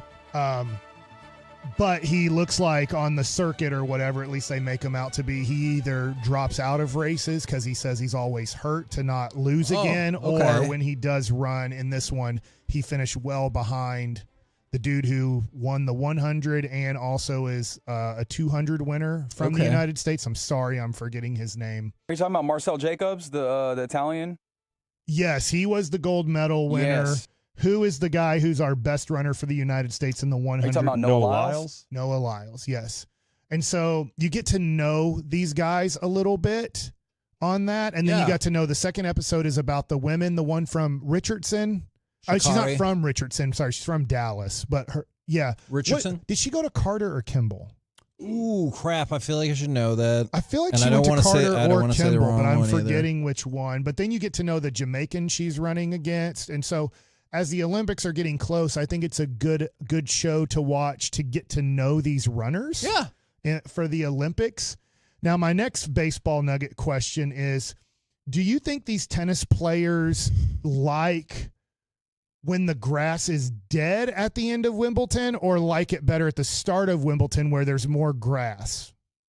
Because they're really playing on dirt in a lot of the areas they're playing on. So I always felt like it maybe depended on how fast or slow you were. Like the faster you were, the bigger your serve was. Maybe you liked it earlier in Wimbledon, but that's an interesting question. I just wonder if they have better traction, that the grass is kind of gone. And so I don't know if they get worse traction or better traction when the grass is that dead. Do you think the groundskeepers are sad because they're like, we worked like super hard on this, and then I guess they've known for 100 years now. Yeah. There's nothing they can do. Yeah. They can just have it as beautiful as possible until the tournament gets close to starting, and then they just know it just gets worse and worse. What's amazing to me is where the kid is, where, you know, he's out of bounds or whatever, just waiting for a guy to not make the serve correctly. Yeah. He's killed the grass too. Yeah, like, how did he kill the grass? Yeah. Those kids run a lot. By the way, it's Carter. Multiple people are saying Carter, thank Richardson you. is from I Carter. couldn't remember, but yeah. It's like whenever we were playing wiffle ball in the backyard, you know, there was a pitcher's spot and there was a hitter's spot. Yeah. And it was always, in my backyard, it was always the left side because no left-handed hitters in my backyard. We just didn't have it. Or if you ever put bases down, or even like what you can, like a Frisbee is a base, and sometimes you could see that part of the grass, you're like, well, there's where second base goes. Yep. We always put the Frisbee there. Somewhere over there in the dirt. Yeah. Okay, so now my next baseball nugget. I hope you're enjoying these baseball nuggets brought to you by nobody. I personally like tennis, So I'm looking at the standings. I was looking at it after the Rangers won yesterday. You mentioned them in the first segment. The Rangers are now only 5.5 games back of Seattle and only 3.5 games back of Houston. So it is a big game tonight again because you'd love to beat the Angels. The other thing, too, is the Mariners close against the Angels. So the Angels are playing very bad baseball of late. They're 2-8 in their last 10. Okay. So you got to think you're just going to have to assume that the Mariners are going to win 3 of 4, let's say. Okay. So this is a big game to win because the Mariners get to close out on a very easy stretch like the Rangers do. Like, this is great that you're playing the Angels and you're taking advantage of it, and you need to win again tonight to sweep this one and go to Houston with being back either 3.5 or being back 2.5. Okay. And I promise I heard what you just said, Mike. I was going to say, if you did sweep the Angels, and so you had won 6 straight, but then you go 1-2 against the Astros, do you still have like a decent amount of hope because you still broke off, 7 of your last 9? Or are you like, man, that's the team that I really needed to beat? Okay, so in a weird way, it matters how you lose those 2 games. Okay. I don't want to lose these games at all. Sure. But almost if you lose these games 7-6, they're like, I don't care. We scored. Like, I'm not saying I don't care. We scored 6 runs. Yes. The offense is still looking like the offense we thought we had this year. But if you go and you lose these games 3-1, 2-0, and then you win a game 2-1, you're like, okay, we did win one. It all counts the same. It doesn't matter how many runs you score or whatever. It matters if you win or lose. But I would feel better if the offense kept rolling into the All-Star break and didn't go to Houston and then just score 5 runs in 3 games total. Instead, like if you score 15 runs in those 3 games and you lose 2 of them, I'd say, man, the offense, though, this is something that looks like is coming around and starting to become consistent. But I was looking at there's articles coming out, obviously, on who's going to be trading. And when you look at the standings, you can say that there's not a lot of teams that can say we are completely out of it and we are ready to trade. But there's 2 teams in the National League that are completely out of it and ready to trade if they have anything people want. The Marlins and the Rockies. Those are the 2 teams that are completely out of it. The Marlins are 27 games back, and the Rockies are 23 games back of their division. They're completely out of it. But when I click on here, the wild card standings in the National League, here's where it's tough. The Nationals are the 3rd worst team in the National League. Very young team. They're right? young teams, so they don't really have much to trade if you wanted anything, and they're only 5.5 games out of the last wild card spot. So they're a young and upcoming team. They're playing better baseball. So I don't think the Nationals are willing to trade. Now, the Cubs aren't close to winning their division, but they're only 4.5 games out of the last wild card spot. So just to give you an idea, those are the 2 teams that are next to the Marlins and Rockies. So they're probably not that excited to trade right now and give up on, gosh, if we do what the Rangers do and we go on a 5-game winning streak, we could find ourselves 2 games back of the last wild card spot. So I don't think that there's many teams in the National League at the All-Star break that you could call up and make a deal with. Okay, interesting. Do you like that from the perspective of maybe it doesn't kill the trade deadline or anything like that, but it waters down the trade deadline maybe a little bit, but it also has more teams like, hey, I'm trying to win.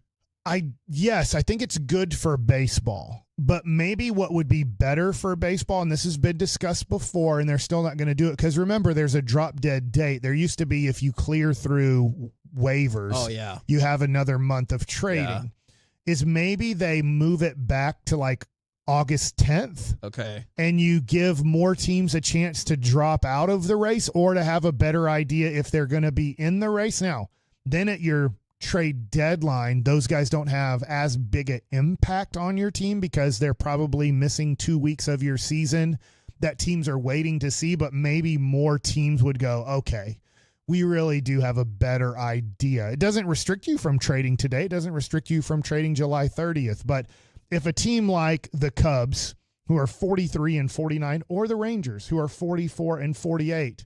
They might have a better idea on August 7th if they're in or out rather than July 30th, because when I go to the American League, and I'll be done here, really the White Sox, the Athletics, and the Angels are 100% out. Yeah. And then the Blue Jays probably are, but the tough part there is you read articles on if their general manager, Ross Atkins, if they're out of it after building to this point, then he's probably going to lose. There's a good chance he loses his job. So then it's like, if you give up, like, do you have the security that you're trading Vladimir Guerrero Jr., possibly Bo Bichette, possibly like Gossman, a pitcher, possibly Barrios, a pitcher, and you get back assets that can help you 2 to 3 years from now? Are you going to be? Are you the general manager who's going to see that? Or do you have to, if you have a feeling you're going to get fired, do you ride out Vladdy Jr. and Bo Bichette going, I don't want to trade them because if they can make a run at a wild card spot, I maybe keep my job. If I trade these guys and end up going 20 games under 500 or worse, do I lose my job? Interesting. I mean, that makes a lot of sense. We're the KNC Masterpiece right here on 105.3 The Fan. Coming up next, questions now that NBA free agency is essentially over. We'll do it right here on The Fan. Get something else to remember that Uber Eats has groceries. No, that's absurd. Hey, remember when you used to be a, what was it, Pepper Lady? Pepper Lady? Wasn't it Cinnamon Sisters? Basil Babes. Saffron Squad? Nutmeg Maidens? Paprika? No. Nutmeg Maidens. I just said that. Was it Spice Girls? Doesn't sound right. Was it Saffron Squad?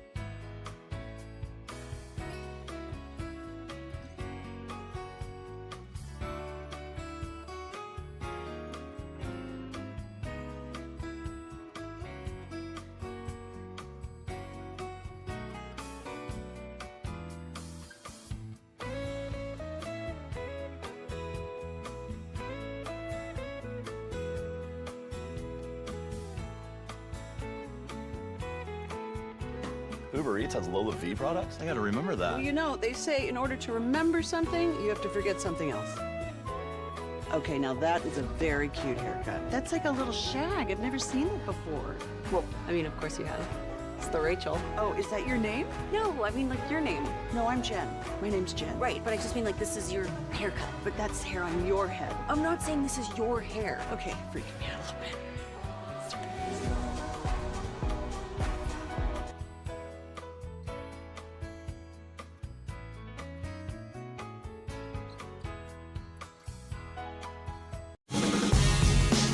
From our Hiley Mazda of Arlington and her studios, it's the KNC Masterpiece on 105.3 The Fan.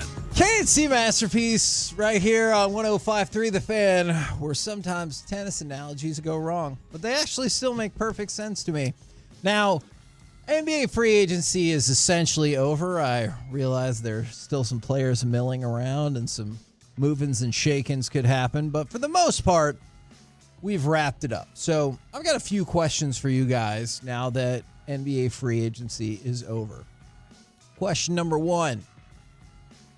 Does it make sense to you that Anthony Edwards is already over his playoff loss? He goes, that S is gone. I can't do nothing about it. I can't go back and replay it. It's over. We lost. Yes. Okay. I mean, that is the mentality you have to have is how do I get to it next? How do I get back to it? If you sit in it too long, especially whenever it's that round, like when Dirk lost the finals, didn't he pout all summer long? He went to Australia for a while, but Jason Terry would come pick him up every day and they'd go drink on a bus. And maybe that was good for him.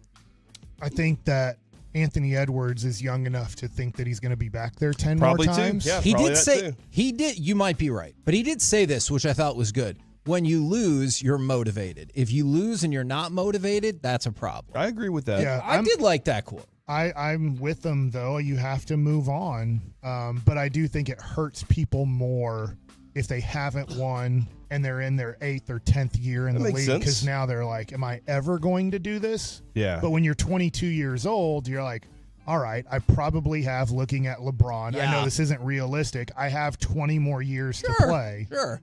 And also he's with Team USA where he's the focal point now. So And he hasn't seceded. It's just Kawhi Are we didn't talking about leave tennis America again? as far as I No, know. Kawhi he hadn't succeeded like Or Kawhi did. unsucceeded. I don't. It actually Defected? kind of makes sense. I don't want to say that. He's just not going to be on the team.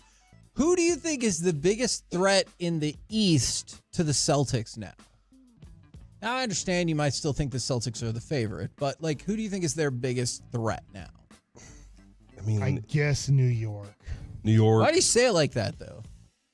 I like their team. I think Jalen Brunson is a very good player.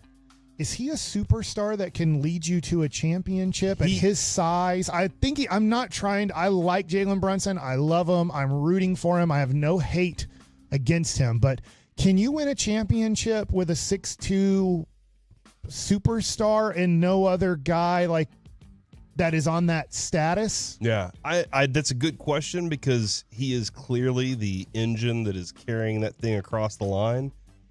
And wherever he goes is what that team does. If he's not there, they're a very different team for sure. I don't know, but they play really good team ball. But is it enough to overcome? The thing I think about with that is history would say probably not. But it feels like these last several years, every time a challenge has been put in front of Brunson, he's like, okay, watch. It's clearly it's tough. It's clearly the Sixers, and everybody knows it's the Sixers until further notice. If they're healthy, they will be a big-time threat because I don't think Porzingis and Horford could handle Joel Embiid in a 7-game series and he never is. This is the problem. Yeah. If Joel Embiid was at 100% come playoff time and stayed at that 100%, it would be really tough for Boston. And Joel does something that they never ran into last year. That's why some people said if Denver would have played better basketball and made the finals, could Jokic have beat that Boston team? Because they never ran up against a big guy. Yeah. That can do that. Yeah, Right. absolutely. And so with Paul George, Tyrese Maxey, I get it.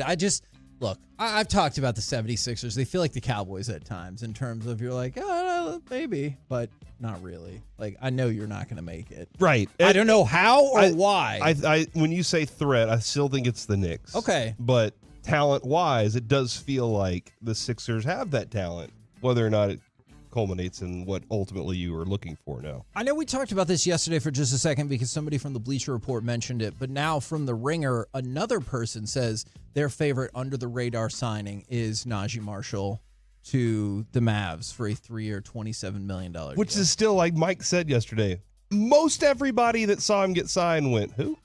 What? Yeah. And kind of had to really dig and look and find some things on him. And when they did, they were like, man, this is a pleasant surprise for this. And just because of that gives us an excuse to reflect back to yesterday and hear from Najee Marshall on the expectations of playing with Luka. Yeah, kind of like Q said, Luka's an amazing player. So just to learn from him and, just to play with him, make the game easier for him. Even to learn from like Clay and Quinn, who are great shooters. So I'm just excited to play with everybody, looking forward to it. But yeah, Luka's an amazing player, and just to make the game easier for him. Now, my next question for you guys, as it looks like most of the major moves are wrapped up, which team is now under the most pressure the rest of the summer? Maybe it's because they haven't done Jackass. Maybe because they've made some of the wrong moves. I mean, the Lakers. And the Lakers always are. So the Lakers are one of them. And the example, I'm really sorry, I wish I would have asked for this audio, but one of the blurbs was, look at this introductory comment from JJ Redick about Bronny. It looks like he's being held hostage and reading off a teleprompter. And so, like, you talked about it, Mike. Is JJ Redick the coach that fits with this roster? And then we have no idea what the force of Bronny is going to be in terms of what you have to do with him. And before people are like, oh, don't put too much pressure on him. I'm not saying I put the pressure on him. His agent was like, he's only going to go to these 3 teams or he's going to go play in Australia, and we will not sign a G League contract. He has to get a guaranteed deal to stay on the NBA team. So, like, they've already put the pressure on. I was listening to Greg Anthony this morning talk about the Bronny James situation, and obviously they're like, you have a perspective. You're obviously not LeBron James, but you played in the NBA. You have a son playing in the NBA, and they're like, we get it. Your son was better than Bronny James. Yeah. But he was not being critical. I think everybody's in the NBA being very careful. LeBron James owns somewhat the NBA, so they're all tiptoeing. Gilbert Arenas believes that Bronny James is the same as Victor Wembanyama and Zion Williamson watching his show yesterday. And I'm like, how scared are you of LeBron James? Yeah. Does LeBron James own this YouTube thing you're doing? It feels like it does. I mean, he has a lot of far-reaching. The way Gilbert is talking, you can tell he's scared to death of the wrath of LeBron James.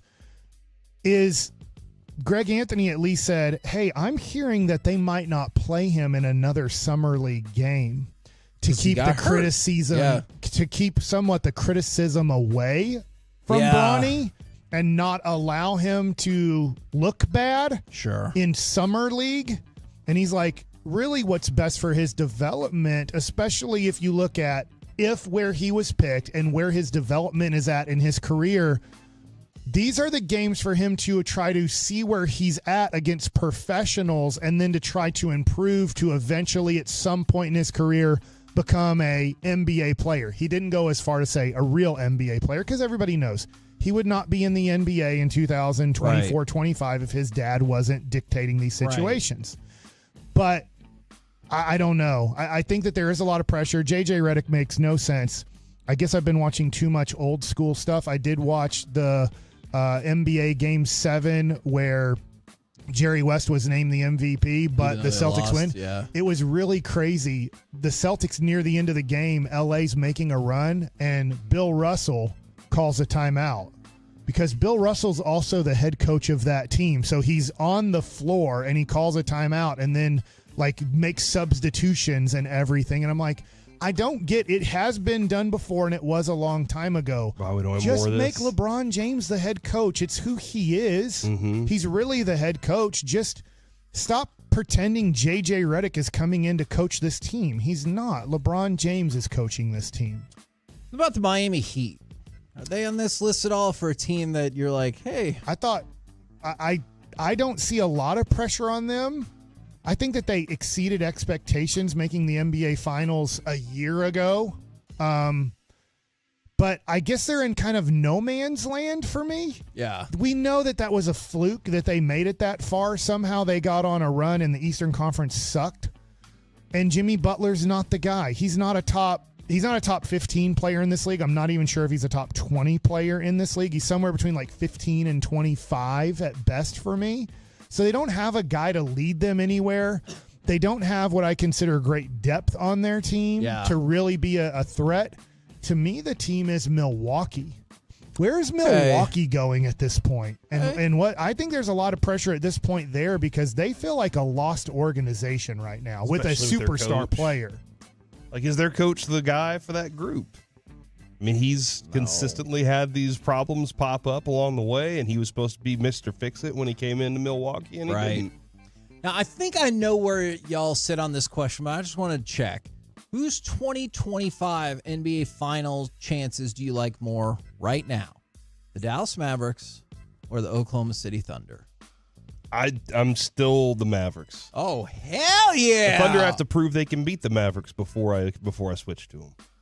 Man, I think it's close. A great question. It's like 51% to 49%. This is how close it is. So I'm going to have to answer.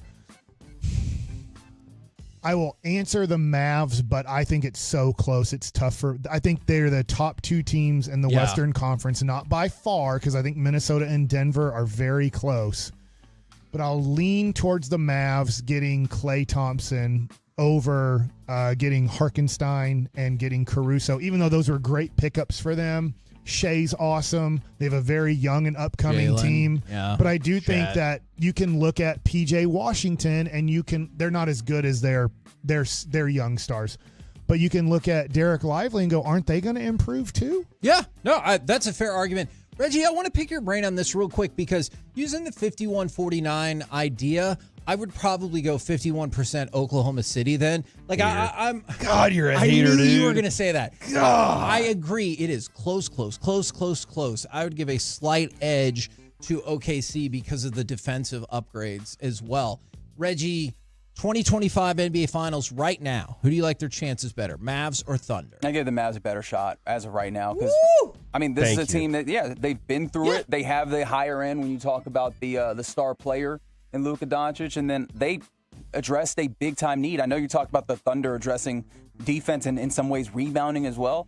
The Mavericks addressed the shooting, which was a big need in the postseason. So I think that the Mavericks do have the edge, but I think you guys are all right when you talk about how close it is and how, I mean, it remains to be seen what ultimately gets done at the end of the season. Just think about how much more they could have run away in games if they'd have had a shooter like Klay. Oh, I absolutely. Instead of Derek Jones Jr. over there. I mean, I do not want to diminish the contributions of Derek Jones Jr. I thought he was. All Cowboy fans think that we had a horrible defensive coordinator for the last 3 years. His three-point attempts per game in the playoffs. Maybe he hits one. I don't want revisionist history here. There's a long time that people really liked Dan Quinn here, and then they didn't. Oh, thank God he's gone. Yeah. You see how bad they were? Let's get back Billy Joe Dupree or whatever the guy's name we had before. He couldn't Bob Cooter. Billy Cooter. what? He couldn't even make Micah a good player. The three named guy that sucked at coaching. Billy Joe Dupree. Whatever his name was. Nobody even knows. Is that the And then I running think back? he also mixed him with Jim Bob Cooter, who's an offensive coordinator. I think Are you just putting lots of names together? You just like Lee Harvey Michelle Oswald. Gellar. I don't know. It was Okay. a three-named person. I don't know about that one. Wait, David from the Allen Coe. I know Mike Nolan was the worst in the history of football, but Maurice whoever Jones Drew. there's other guys that stunk at it too. Who are the best three named people? This one's tricky. Not what you just said. Michael Kidd 4-3-2, 55% Dallas, 50% OKC. I don't. 105%. Not entirely sure that. That's just straight up math, dude. That 105%. What's wrong? Okay.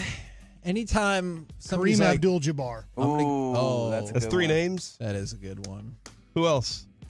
Who's your favorite three-named person? I always felt like he also had 3 names before he changed his name to, and I know it wasn't, but Lou it sounds like Alcindor? it's Lou Alcindor. Yeah. No, But that's it's not- just what Alcindor was the I know, last but name. it sounds like 3 names. Haley Joel Osment. Oh, that's a good one. That's a Man, good if one. this was 1999, maybe. Steffi Graf Agassi. Does she go by that? No. Stephen Curtis Chapman.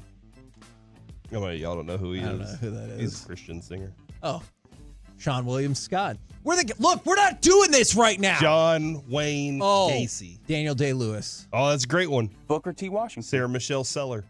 What? That's not right. We're the KNC masterpiece. Michael B. Jordan. Meta World Oh, Peace. if I can count that one, that's who I pick. Coming up next, your anti-bucket list. World Be Free. What's one thing That's a great one. you hope you never have to do again? Have Meta 3 World names. Peace. We'll do that next right here on The Fan. Full KNC Masterpiece shows available anytime on the Odyssey app. Proudly present.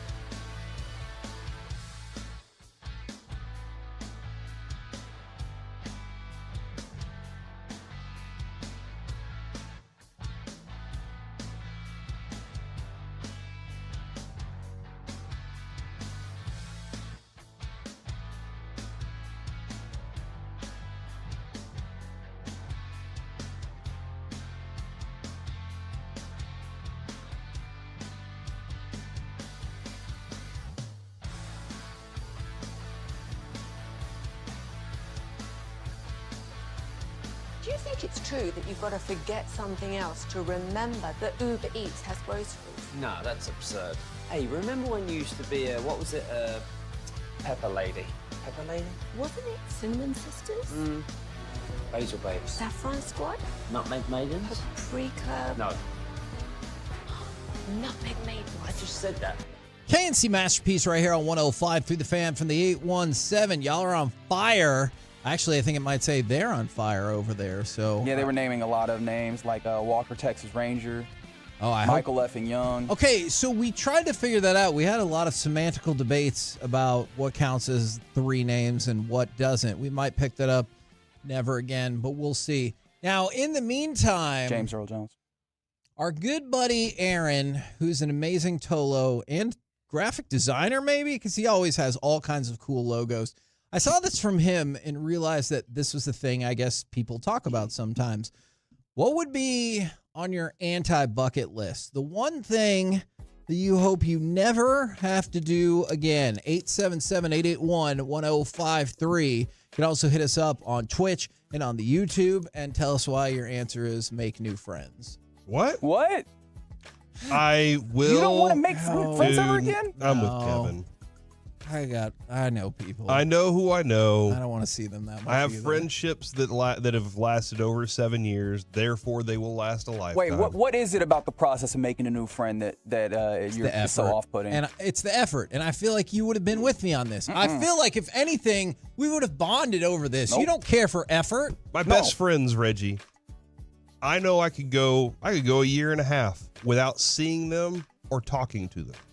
Yet whenever we meet up, wherever we meet up, immediately things are exactly the way that they were. And that's and having to go back through the effort of building that kind of trust and that kind of friendship up is a lot of work, because now I have to spend time with you to go through the friendship part.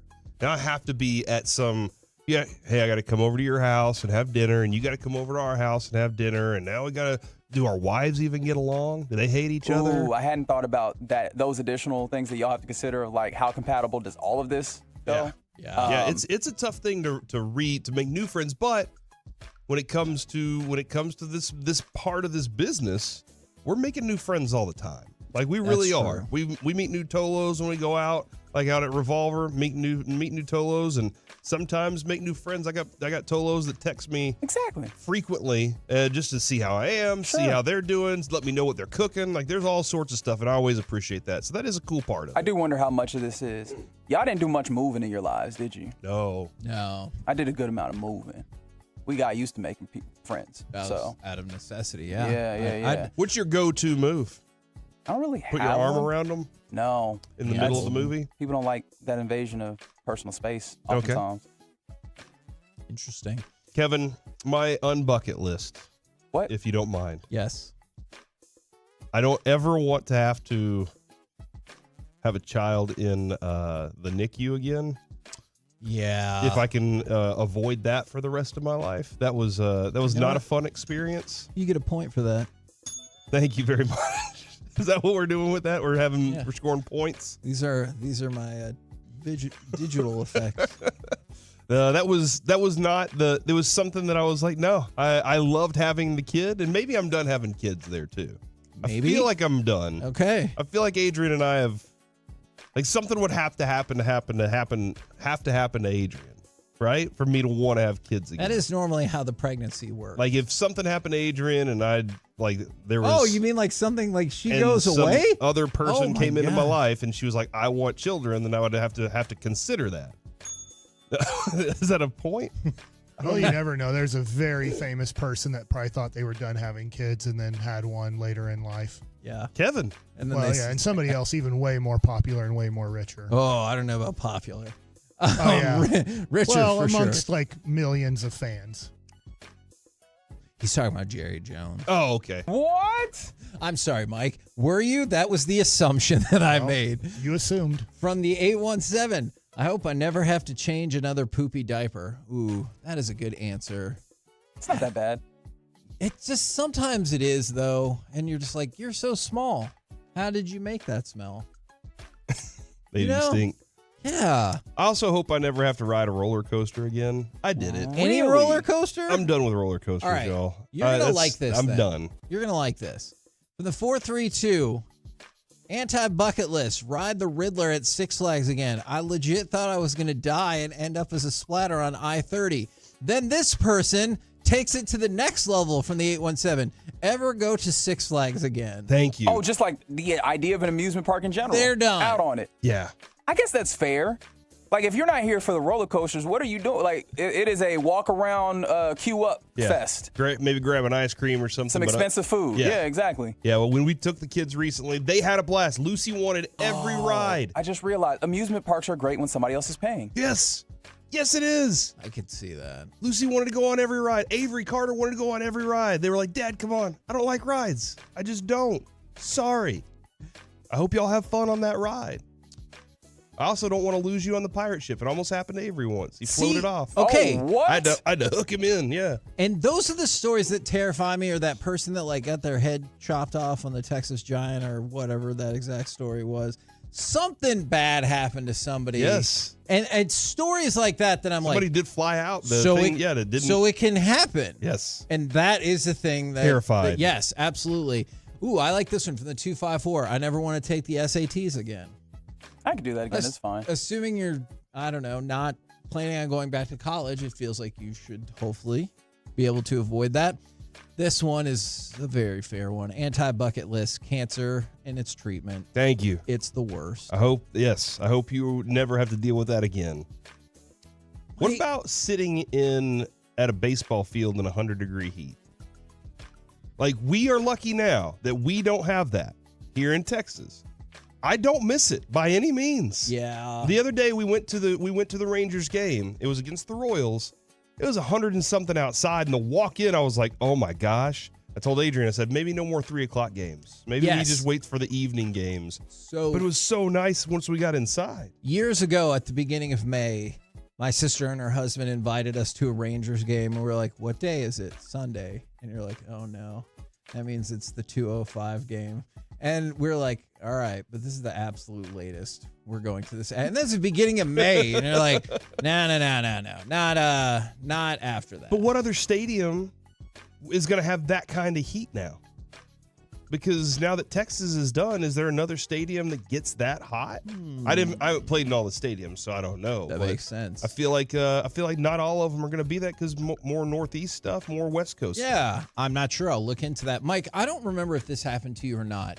Their anti-bucket list was passing kidney stones. Did you I had to do it twice. Oh. They say it's, I mean, I have obviously no clue, and nobody will ever be able to do this. But they say, like, for a man, it's like having a child.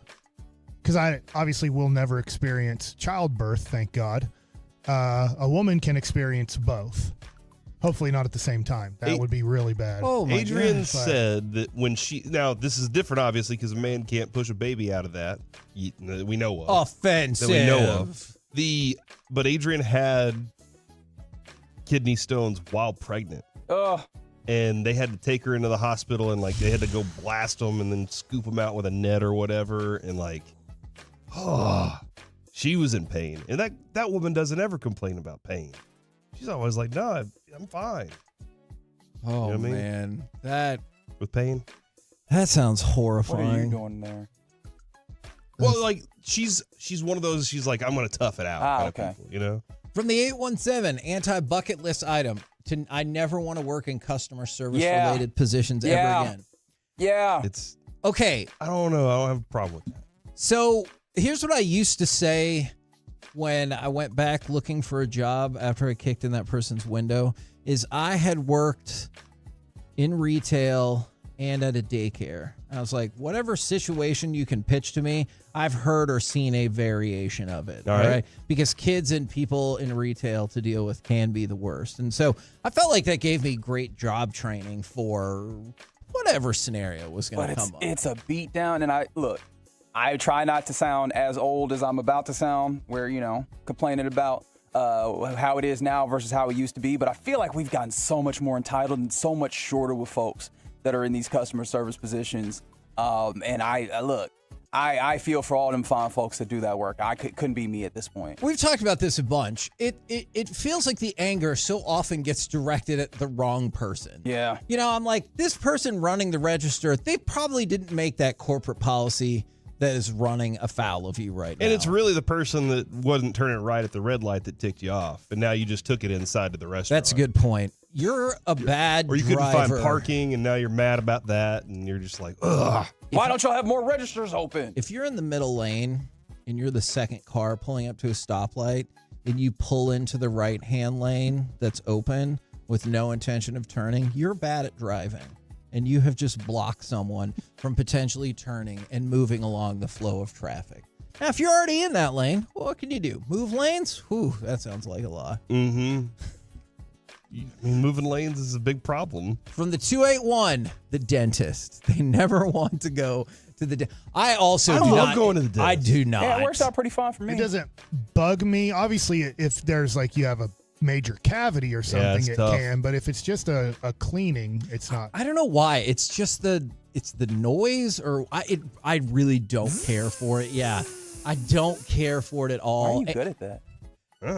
If somebody sends me another email on V Creative, I'd like to. I've tried to let it be known I'm never doing it, but they seem to not get the message. So that's your anti-bucket list. I like it. Like hire somebody to do it because that ain't me. You don't ask Luka to do the paperwork for the Dallas Mavericks. I ain't doing the paperwork up What here. if Luka is doing the That paperwork? would be Well, he's not. awesome. How do you know? If you just showed Luka doing paperwork for Yeah. something. They're typing. Corey Seager, instead of coming up to bat in the fourth inning, he's like, "Sorry, I got to go do V Creative right now." When Mike is like yelling at guys on the court, it's actually about making sure that they put in their paperwork for the. Did you talk to HR? reimbursements. Sorry, Luka. We need your reimbursement paperwork. Not my job. From the 682, ooh, yeah, this is another serious one. It makes sense. Go through a divorce again, and they said they had to move because of it. Now, some people love divorcing. I can't imagine Jennifer who. Lopez.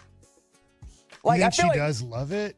Yeah, I don't know about love. I feel like there might be people that are less upset about it, but I don't know if anybody's like, I want to go through this process. Interesting. Now, mine was moving. I don't. I'm with you. Mine is similar. If we have to move, that's fine. I would like to go somewhere else for a week until I can help finance all the processes.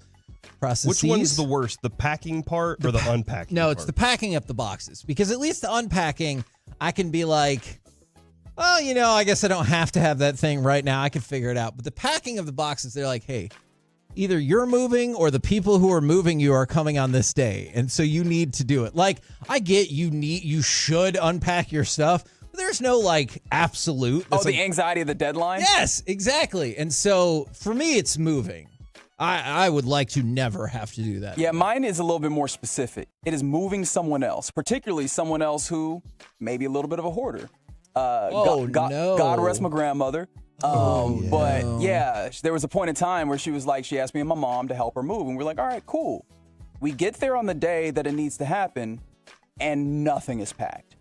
And there's so much stuff that's just like, this can't go with you. This is trash. And she was like, all right, got to go to work.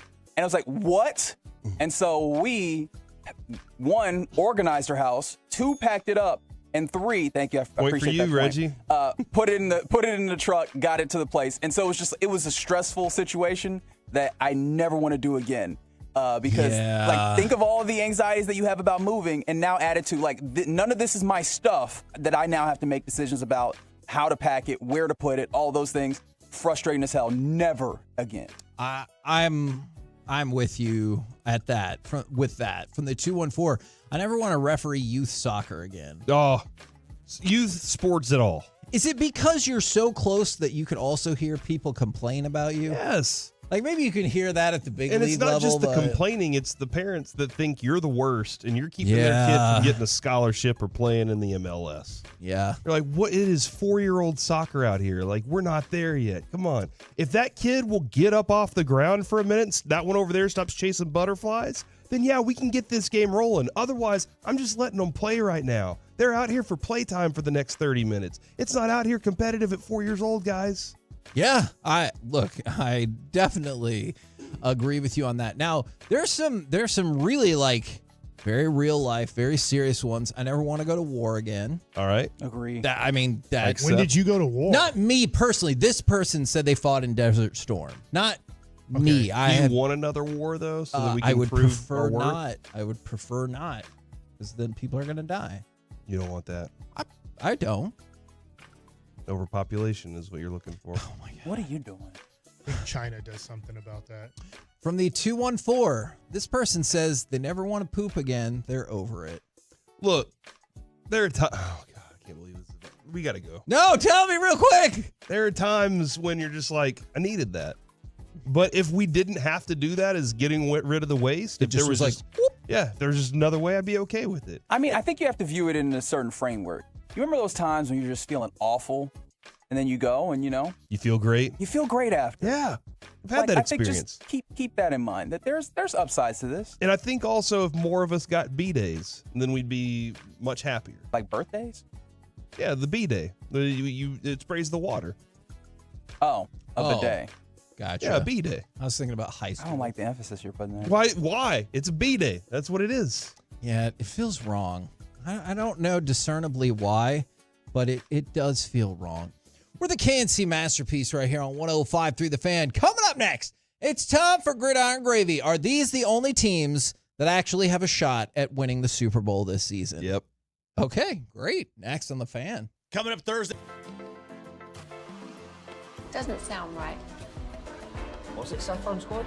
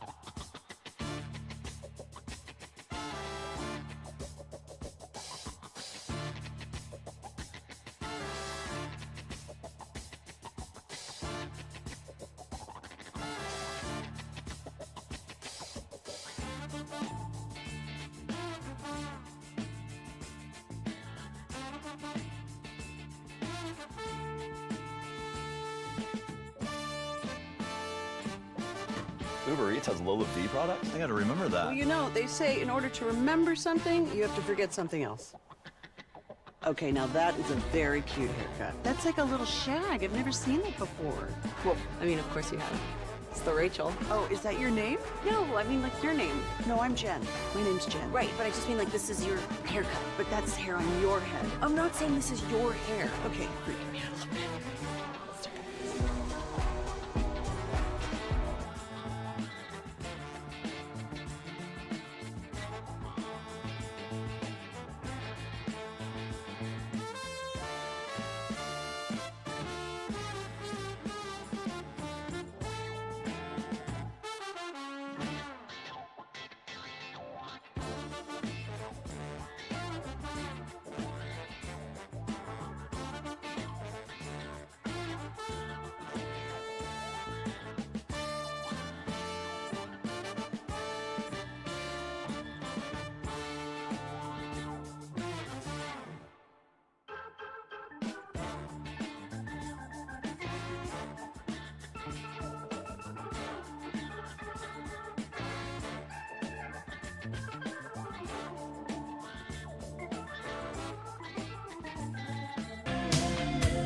This segment of the KNC Masterpiece on 105 through the Fan is brought to you by Classic Chevrolet and Grapevine, where they're the #1 Chevy dealer in the world, and they've got more Silverados than anyone else.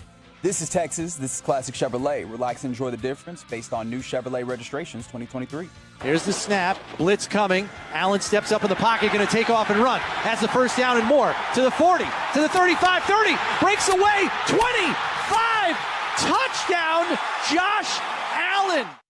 Is that one of the teams? KNC Masterpiece right here on 105 through the Fan right now. It's time to go around the entire NFL and dip into some gridiron gravy.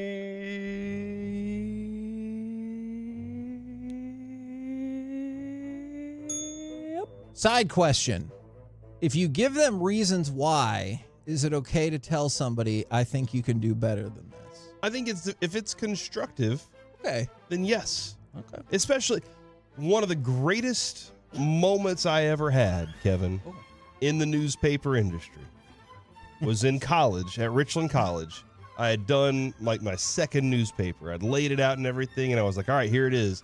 And it was dripping red by the time my professor was done with it. Yeah. And it wasn't the grammatical errors. It was just kind of the way that I'd laid out the paper and everything. And Kevin, do you think I'm pretty good at laying out a newspaper? Yes, I think you're very good. I learned. Except for that one time you messed up the headline. Don't worry about that. And spelled it wrong. Well, don't worry about that. The other Except one was I you. spelled it wrong. The that being said, it made me go, I can. She said that. I think you can do better. And I was like, you know what? All right. And I went and sat down and worked on it. That specific one that I laid out ended up winning multiple awards at the TIPA events. So I ended up doing something good from it. Okay, I like that.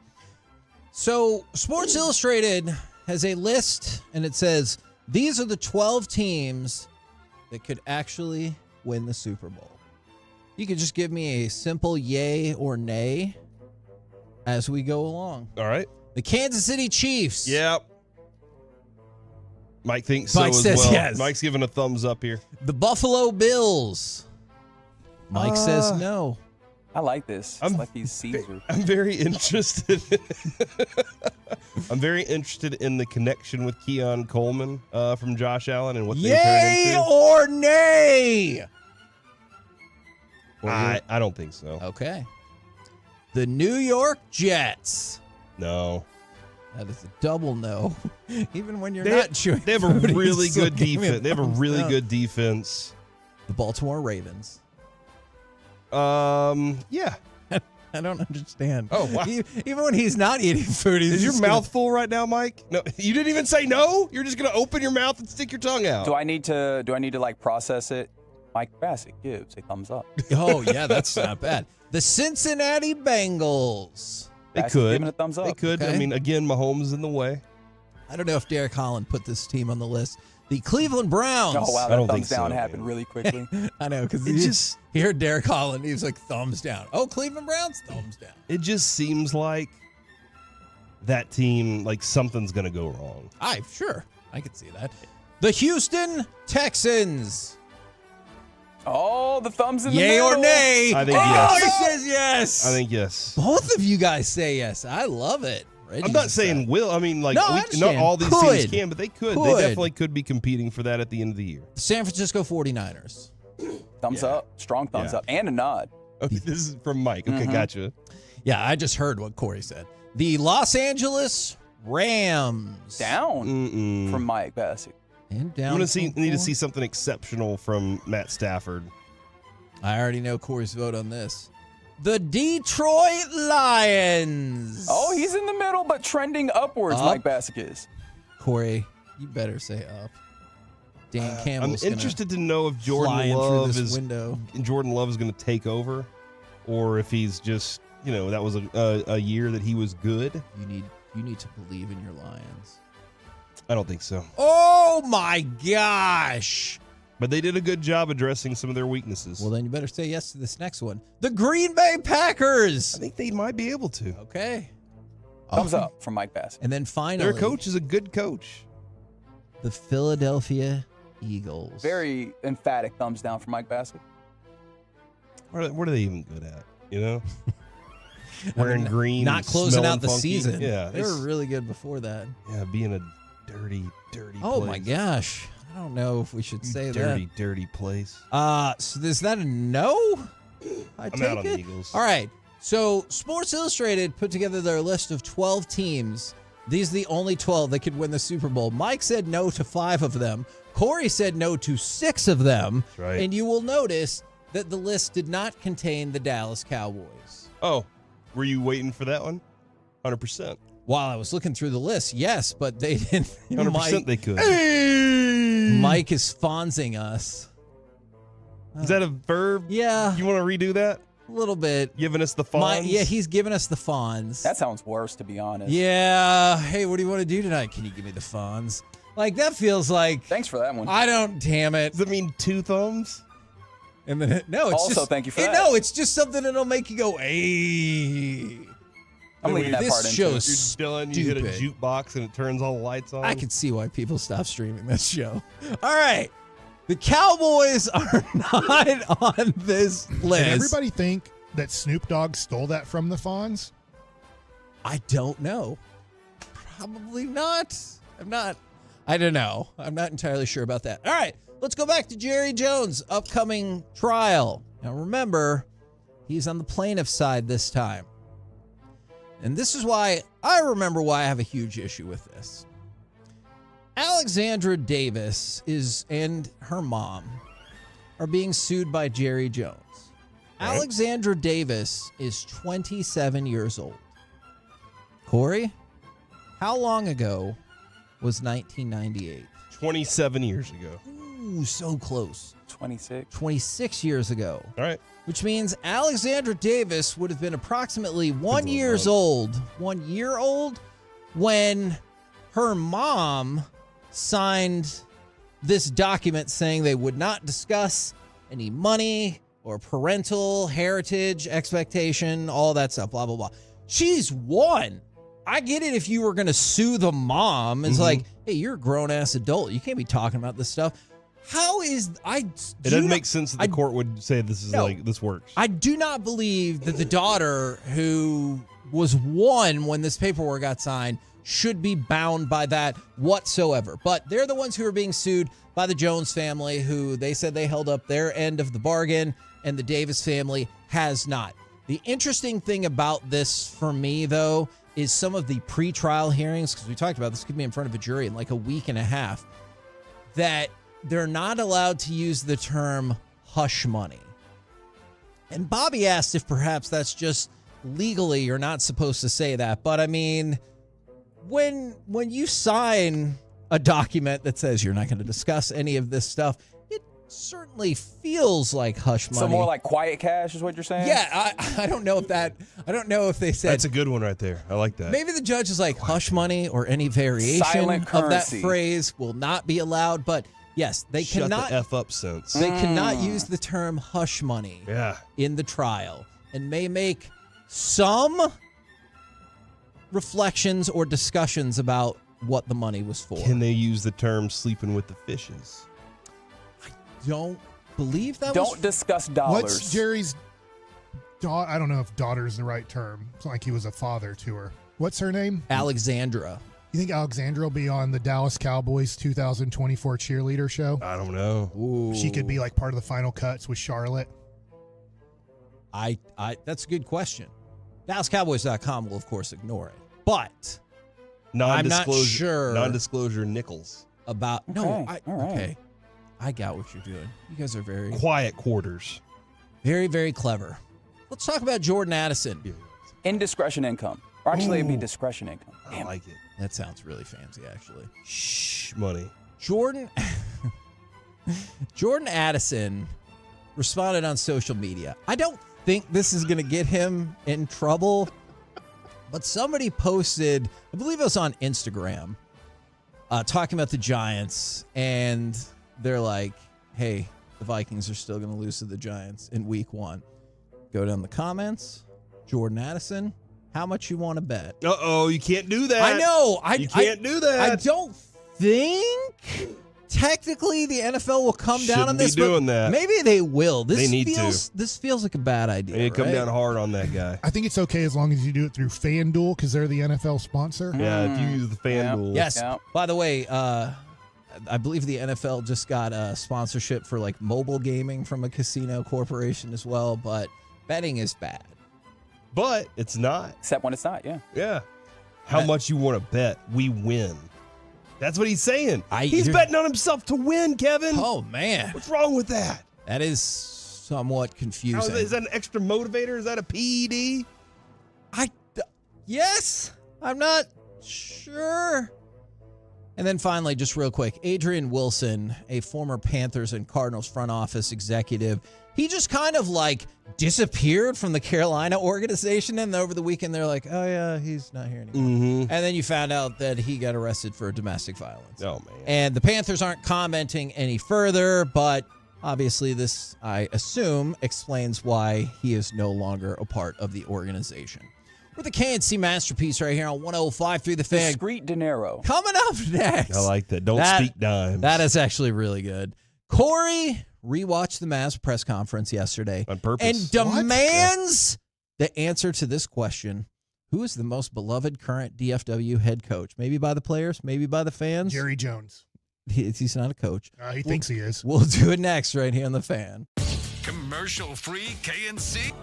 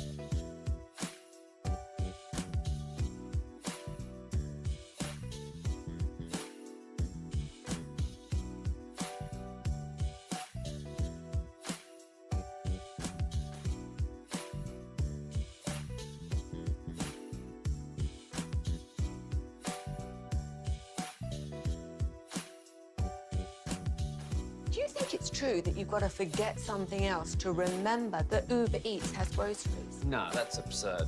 Hey, remember when you used to be a, what was it, Pepper Lady? Pepper Lady? Wasn't it Cinnamon Sisters?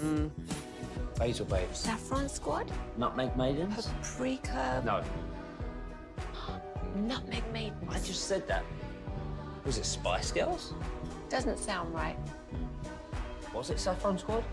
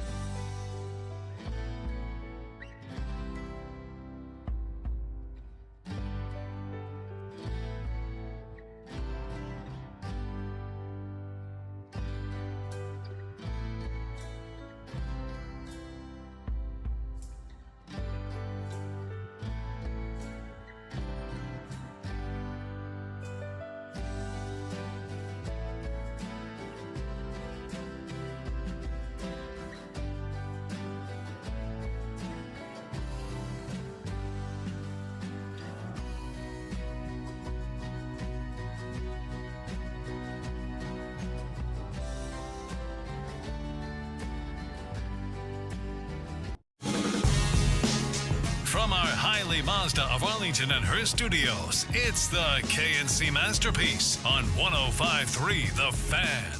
KNC Masterpiece right here on 105 The Fan. Got Texas Rangers manager Bruce Bochy coming up in about 20 minutes. But right now, we carried the Dallas Mavericks introductory press conference yesterday.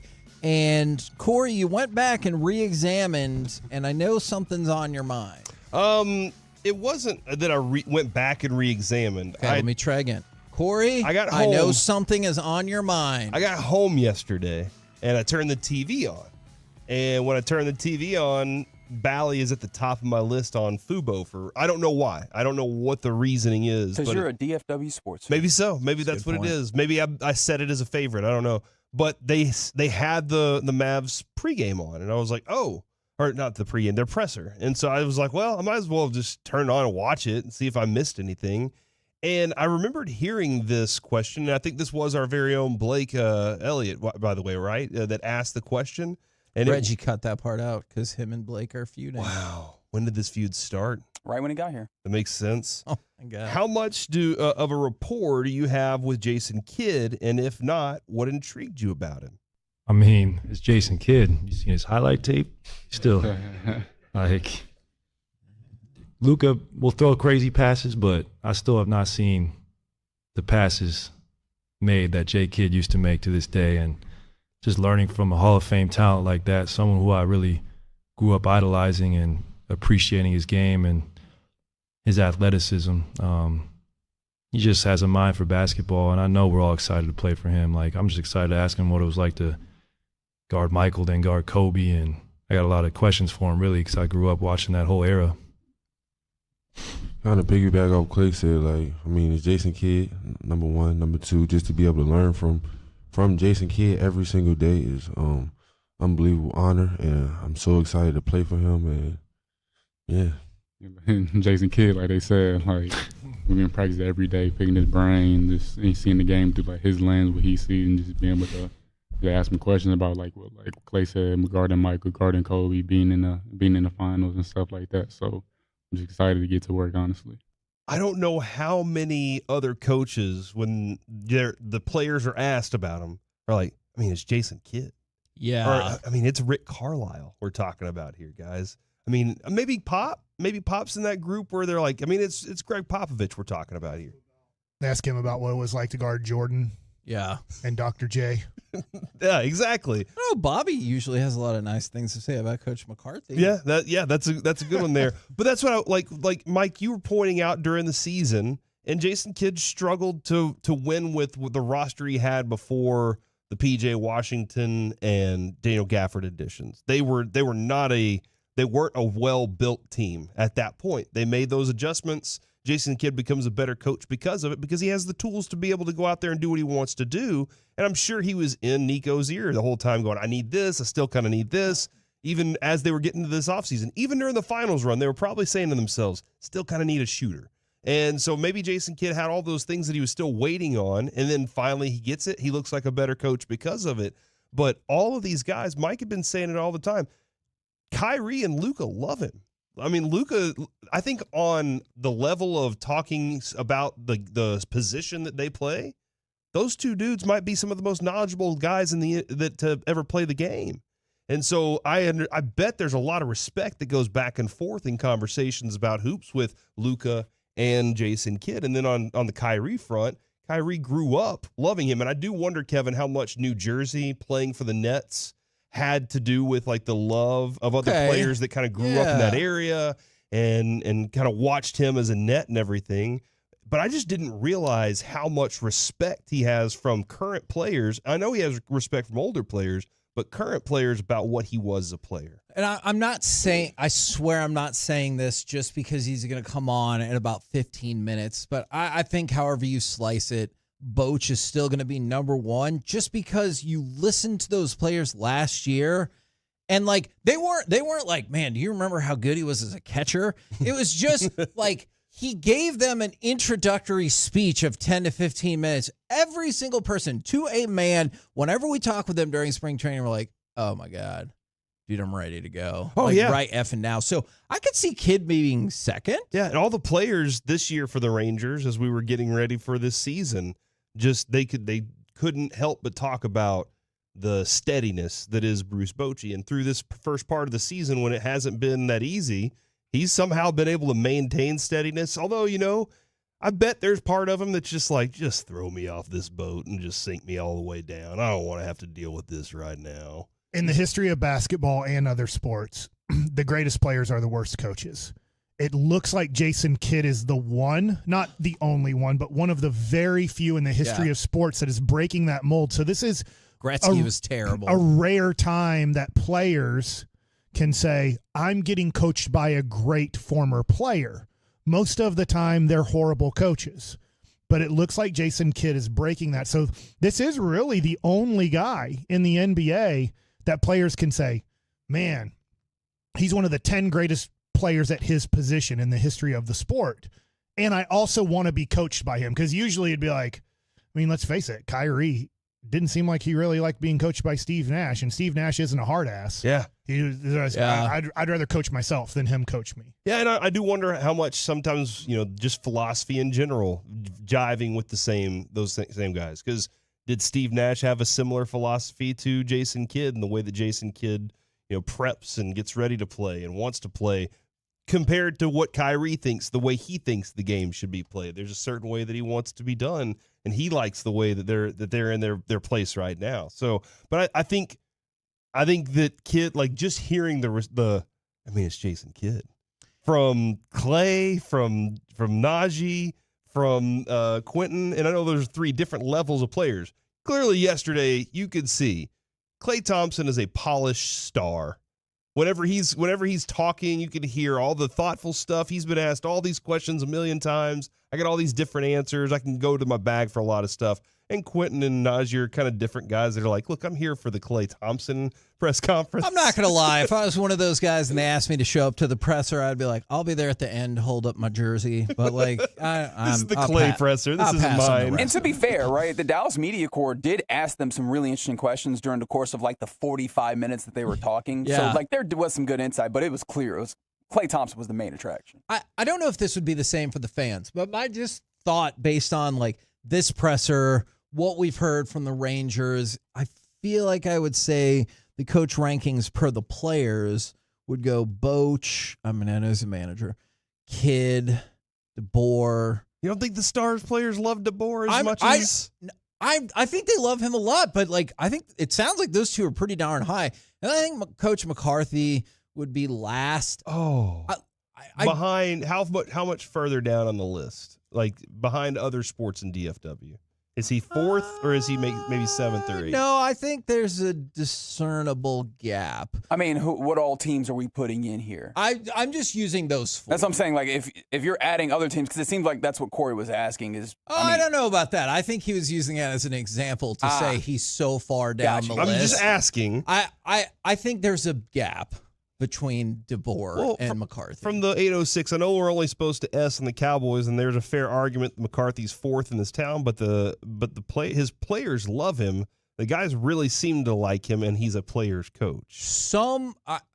And it's obviously it's more difficult with a football 53 team. Exactly. 53-man roster. Exactly. And so I was going to say some definitely do, but there's plenty who do not. But that might not be fair because you're talking about a roster of, 15, 26 versus 53. And so that might not be a fair comparison. In that instance, on a 53-man roster in football, I always do feel like maybe it's not you need to be liked by the whole team, but you need to be respected and sometimes feared, at times. And maybe all those guys can't have the same feeling towards you at the same time, like you just said. Yeah. Belichick, it did feel like there were some guys that had, great respect for the organization that he had, so that every time they got to Saturday night's meeting told them we are prepared for the game tomorrow. But there were other guys that were like, man, I'm afraid I might lose my job if I do anything wrong. And so there were different levels of players and what they needed from Bill Belichick along the way. And with McCarthy, it does seem like he tries his best to do a lot of things, but man, there's a lot of still circumventing that can be done where you're like, dude, what power do you really have in this organization? See, and sometimes I struggle with this. Mike, I don't know, just like when you played, did you care at all if you liked your manager? Like if I just thought my manager, he knows what he's doing. Sometimes he's an a-hole about it, but he knows exactly what he's doing and he can get us to win. I feel like for me, I would be like, that works. That's good enough. If most of the team doesn't like your manager, you're going to be in trouble. You'll right? find teams don't give their best effort. Fascinating. So that's the tough part, Yeah. is because they're like, I don't care about this guy. Like, I don't want to sacrifice for him. Yeah. And that's a lot of people felt that was what happened with the Cowboys in the last playoff game. If you really cared about McCarthy that much, or wouldn't you give a better performance than y'all gave? Yeah, this season, isn't that what you're kind of hinging everything on this season with the last remaining year of his contract? Is if all the players like you that much, you're going to win. They're going to go out there and win for you. And my example is, I liked him because he was my childhood manager, was Bobby Valentine. But the Mets I was on seemed to not like Bobby. Okay. And so because of that, we had talent. We had Piazza, Mo Vaughn, Robbie Alomar, Cliff Floyd at one point. We had a really good team, a lot of big-time names. But it didn't seem like they liked Bobby. And so we just never really – it just didn't seem like that team wanted to sacrifice for one another. And so it was like, it was what it was. Like it was just not a team that was like willing to sacrifice for one another, which I think can happen if a manager is not good. And I'm not saying Bobby wasn't good. Obviously he wasn't good in that situation. He got fired at the end of the year is because the players didn't really want to play for him. But then you brought in Art Howe, who was a super duper players manager, but it didn't really change anything. Yeah, and that's where whenever you're running an organization like that, that's the hard part of trying to figure out exactly what your club needs as you're going along. But the other thing with Jason Kidd, too, like that helps whenever you have that kind of respect that Mike's talking about as a former player, too, when you're trying to get these guys all on the same page. But then whenever you get doesn't it still feel kind of unreal that you have Klay Thompson? Sure. And I know everybody will be like, look, he's not the same. Look, he's still Klay Thompson, though. I want to pause on that because that timing of that is really funny because I know they did the press conference yesterday, but driving into work today, going up 30, there's a billboard up I saw now. one too on the way in. Yeah. It says, "Welcome to Dallas, Klay." And it is in that moment, oddly, regardless of how long we've talked about it, that sometimes you're like, that is pretty neat. Now, maybe it is real, like the feeling that you're always getting your team, you're always getting that player a couple of years too late in their career. You're the superstar player, the guy who's been a star Dallas player. loves to do that. Yeah, I mean, and the Rangers did it for years. They were like, hey, how can we benefit off having Sammy Sosa here for his 500th home run? Andres Absolutely, let's Galarraga. do it. Yeah. There were lots of things that they were like, we can hit these milestones and we can sell it as a night. But this is one of those moments where you're like, man, I never thought a player like that of that caliber would land here, even with Luka here. But here you are with Kai, who got traded here and then chose to stay, and now Klay, in addition to Luka. And I know everybody's always like, oh, Luka's leaving and everything. I mean, it looks more like there's gravity coming to DFW than anything else. That's a big factor. We're the KNC Masterpiece right here on 105.3 The Fan. Coming up next, the hottest team in Major League Baseball. The Texas Rangers have won 5 straight. Let's talk with their manager, Bruce Bochy, right here on your home of the defending world champion Rangers, 105.3 The Fan.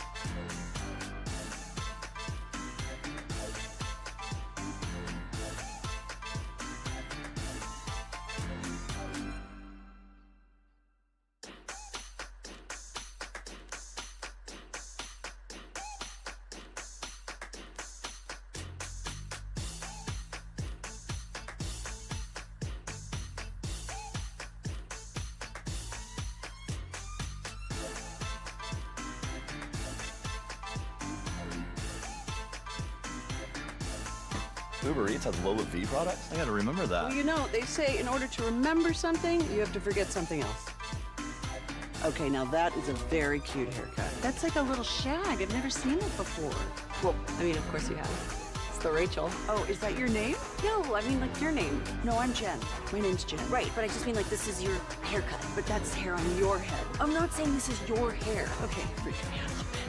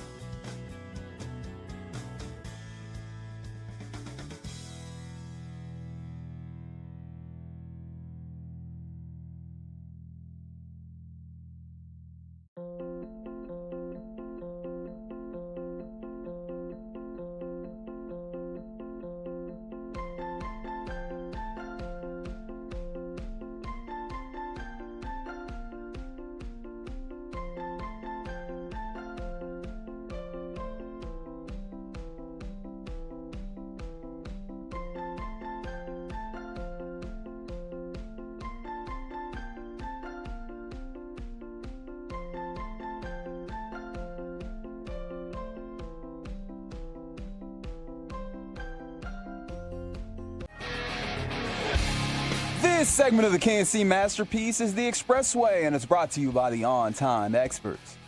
K&C Masterpiece right here on 105.3 The Fan, the hottest team in baseball right now. The Texas Rangers have won 5 straight, and you know what? Another thing that can be hot, if you're looking to spice up your game day grub, reach for the original Louisiana brand hot sauce, the official hot sauce of the Texas Rangers. The original Louisiana brand hot sauce flavor favors the bold and also brings to you Texas Rangers manager Bruce Bochy. Good afternoon, sir. Good afternoon or good morning here. How's it going? It's going well. It's going well. I know there's still plenty of work to be done, and every day is a new challenge, but is the air a little crisper? Are the birds a little sweeter to hear when you're on a winning streak? Yeah, no doubt. No doubt. You sleep better. Yeah, it's really been really cool to see how the guys have played here this past week and got on a good roll, playing more the brand of baseball that we're accustomed to. We're getting those big hits. We're getting some slug. And pitching, we've talked about that. It's been pretty consistent all year. But the defense, what a great job they've done through all this. So, we got 4 more big games here before the break, and that's our goal is to finish as strong as we can here to stay in this thing and make some ground. I know a lot of positives to talk about on this team, and it doesn't matter who hits the home run. It will count the same, and the win counts as one win. But it felt like Adolis hitting what was the game-winning home run. That feels like a big deal, does it not? It does. And we last year we saw this a couple of times when he would go in a little bit of a slump, and then he'd hit a home run. You could see him let out the emotion. He's been battling it, trying different things at the plate, trying to get on track, and there's no getting around it. We need the guy. The guy can carry us at times, but more than that, just be consistent up there. Do his thing, drive in runs, and provide the long ball.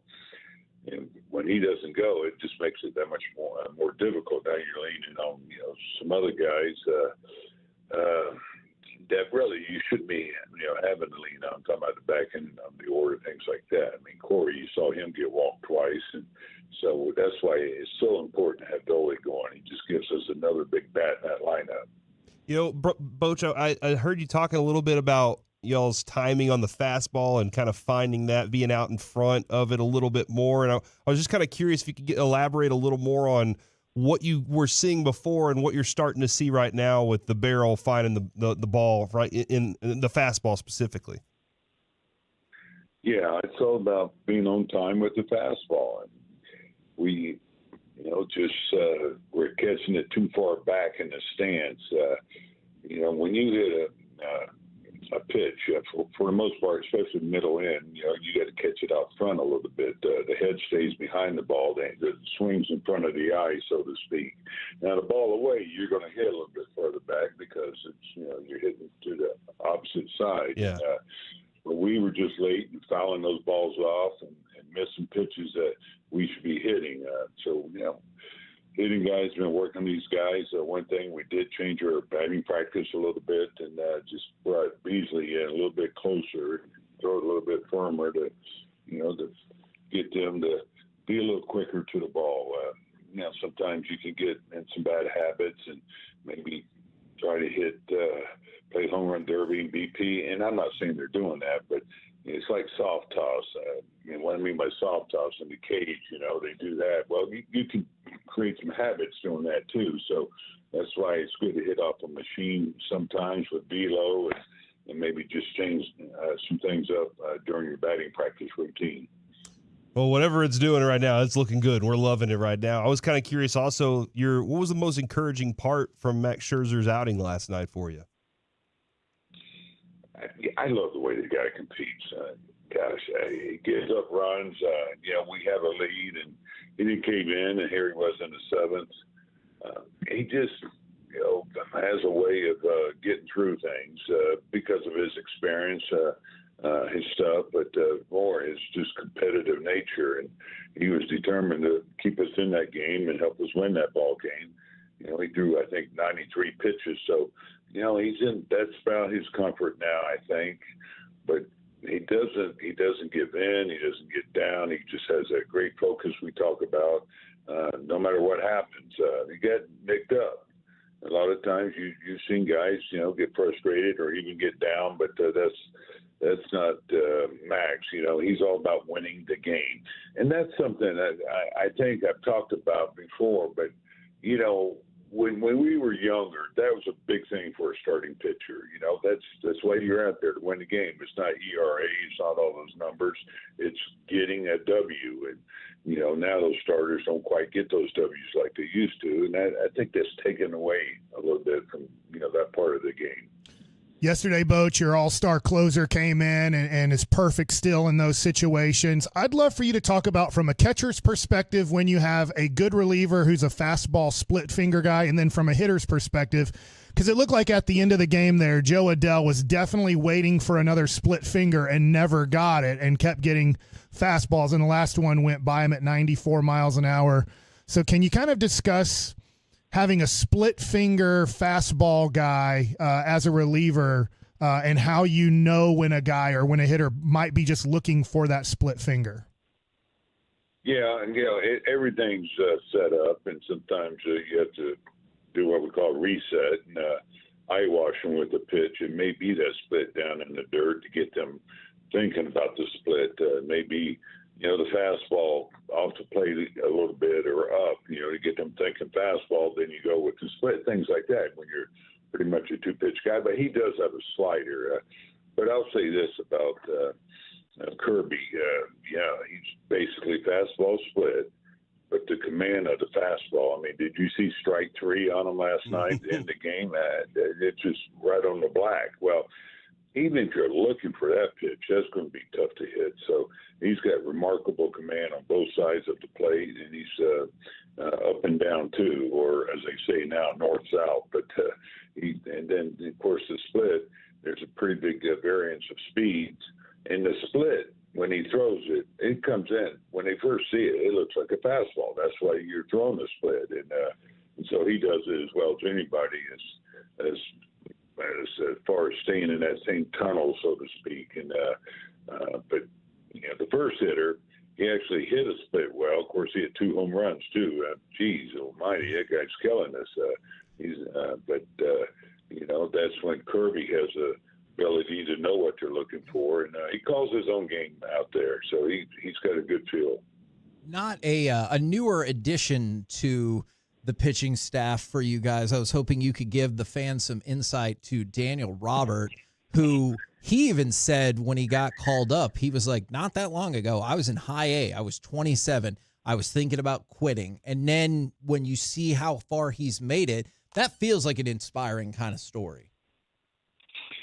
Really is, because I heard the same thing. He was thinking about shutting it down. He was getting older. He had a family to take care of, and thought maybe he was spinning his wheels. But this guy's got great stuff. And, I wanted a little better landing, but the first game, we had a 5-run lead, and I could have brought him in the 9th. It had been his first outing. I was a little concerned because I was trying to stay away from Yates and once with Robertson. I would have had to get Yates up again, and so I went ahead and went with Sporzy there. But I'll get him in there. And what you're going to see, you're going to see a big fastball, first of all.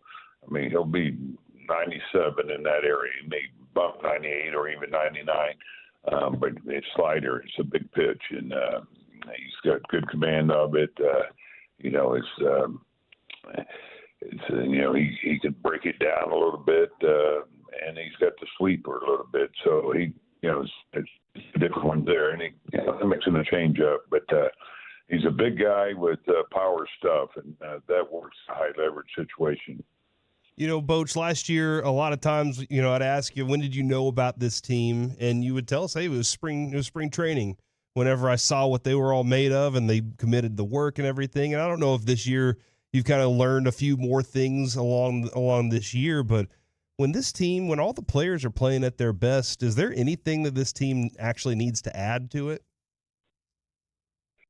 Yeah, and see why I've talked about it. Yeah, we love this team. Gosh, we're getting JJ back, Josh Young, after the break. You look what Smitty's done. Now we got the guy that can play anywhere, including the outfield, give guys days off or, come off the bench and pinch hit. I mean, I'm going to have to play him somewhere with what he's done. I'm still hoping that he'll make the All-Star team. But to your point, yeah, I mean, at what position do we need help? You look, I mean, in the outfield recovered.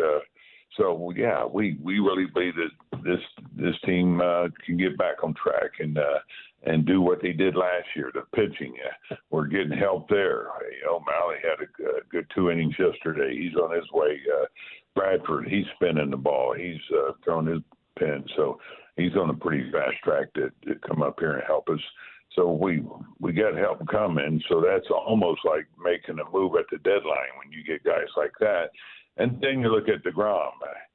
He's amazing. I mean, he threw some change-ups yesterday, or 2 days ago. But he's throwing easy. It's like 97, 98. So he's on his way too. So it's pretty cool. When you look at these guys, over the past year and watch your progress and where they're at now. You had said, I believe it was yesterday, about DeGrom, that you're still a ways away with him. Is that just kind of an undefinable timetable right now? Does that mean like 2 months? Can you tell us anything about that? Well, in a way, we like to keep it that way. A bit of pressure on him, but I'll say this: he's doing great. I mean, he's on change-ups now. He's going to be spent here soon. We're right at the All-Star break, so I wouldn't be surprised. It could be a little bit sooner, but we're going to stay with the program, and he's letting it go, and it's only going to get better, and each time out, and he's showing that he feels terrific, and so I think he's definitely pitching at some point here, this year. I just don't want to give him a target date. You talked about all the things that were really working for this team right now, and obviously one of them is the outfield.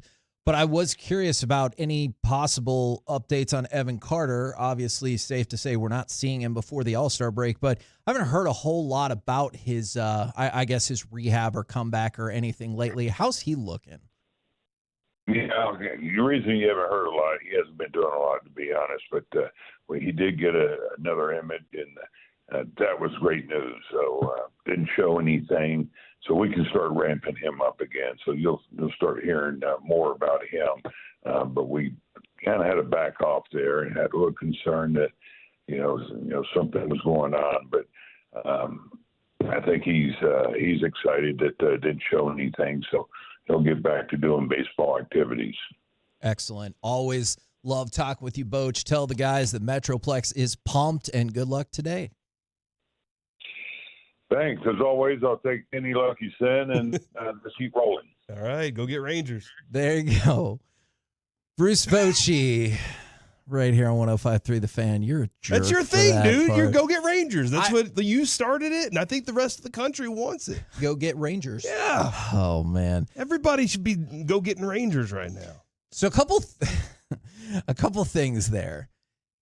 The thing that he said about DeGrom, I realize setbacks can happen, everything like that, but he goes, he's awesome. We're playing. Well, yes, but also we're planning on him pitching for us this year. And so it's not we'll see how it goes. And he's like, yeah, no, we're planning on him pitching this year. And then what he just said about Evan Carter, it did feel like almost like a compliment sandwich in terms of, well, you haven't heard a lot about him because he's not done a lot. He's not doing a lot. But we did still get, so compliment half sandwich, we did still get really good news about the imaging, and you have the opportunity to start ramping Evan Carter back up. Open face compliment. Yes. And so that definitely feels like good news. A lot of positive stuff in the Ranger space.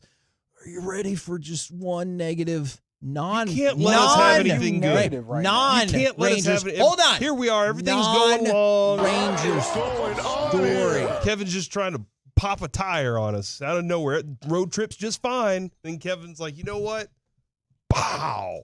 Yeah, pull over I and was put your driving spare down the on. road, and then Wander Franco was Oh, yeah. potentially talking to kids. Yeah, that happened. So he has officially been charged with, I mean, look, we talked about this, I don't know how many months ago, and it looked inevitable. He has been charged with sexual abuse, sexual exploitation against a minor, and human trafficking in the Dominican Republic.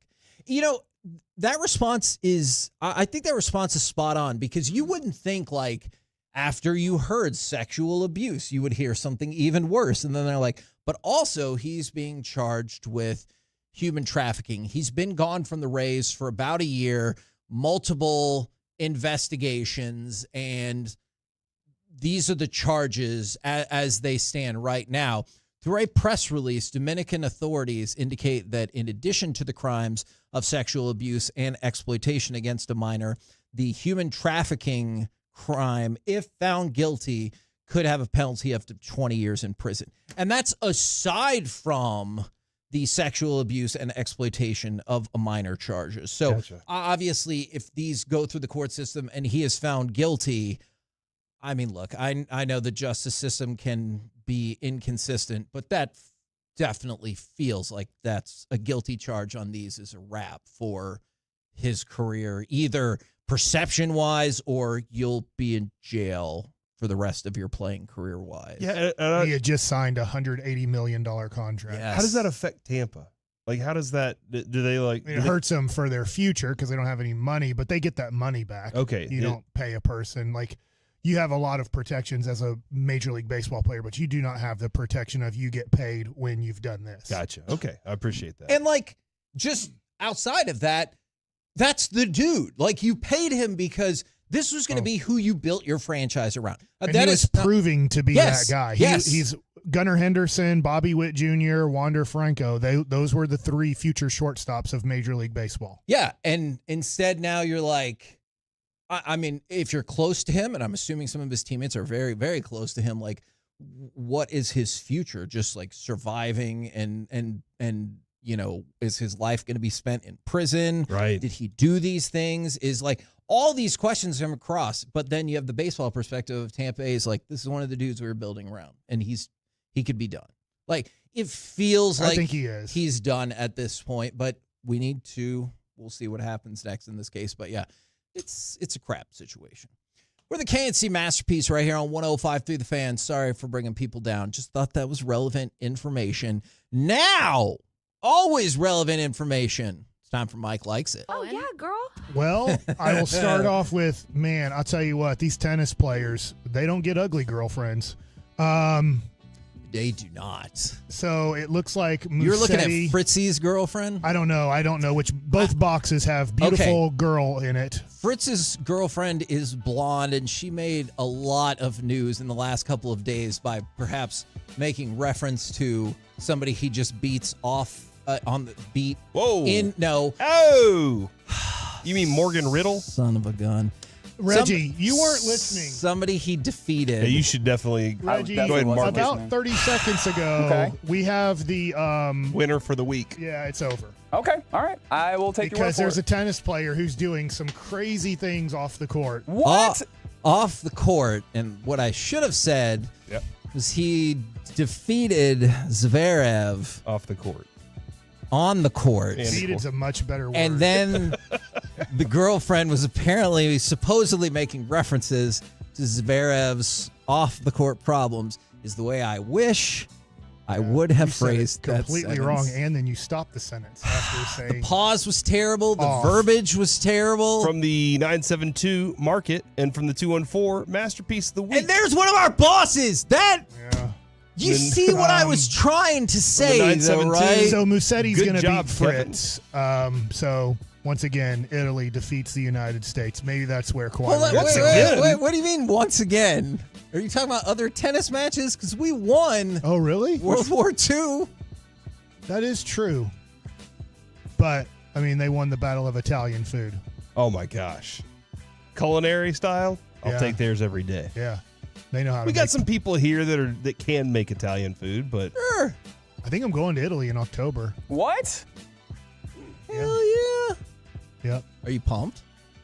Very excited. Is this for business or pleasure? Oh, man. Did somebody just get You hurt? gonna get a man-sized manicotti? A what? You gonna eat some cannolis?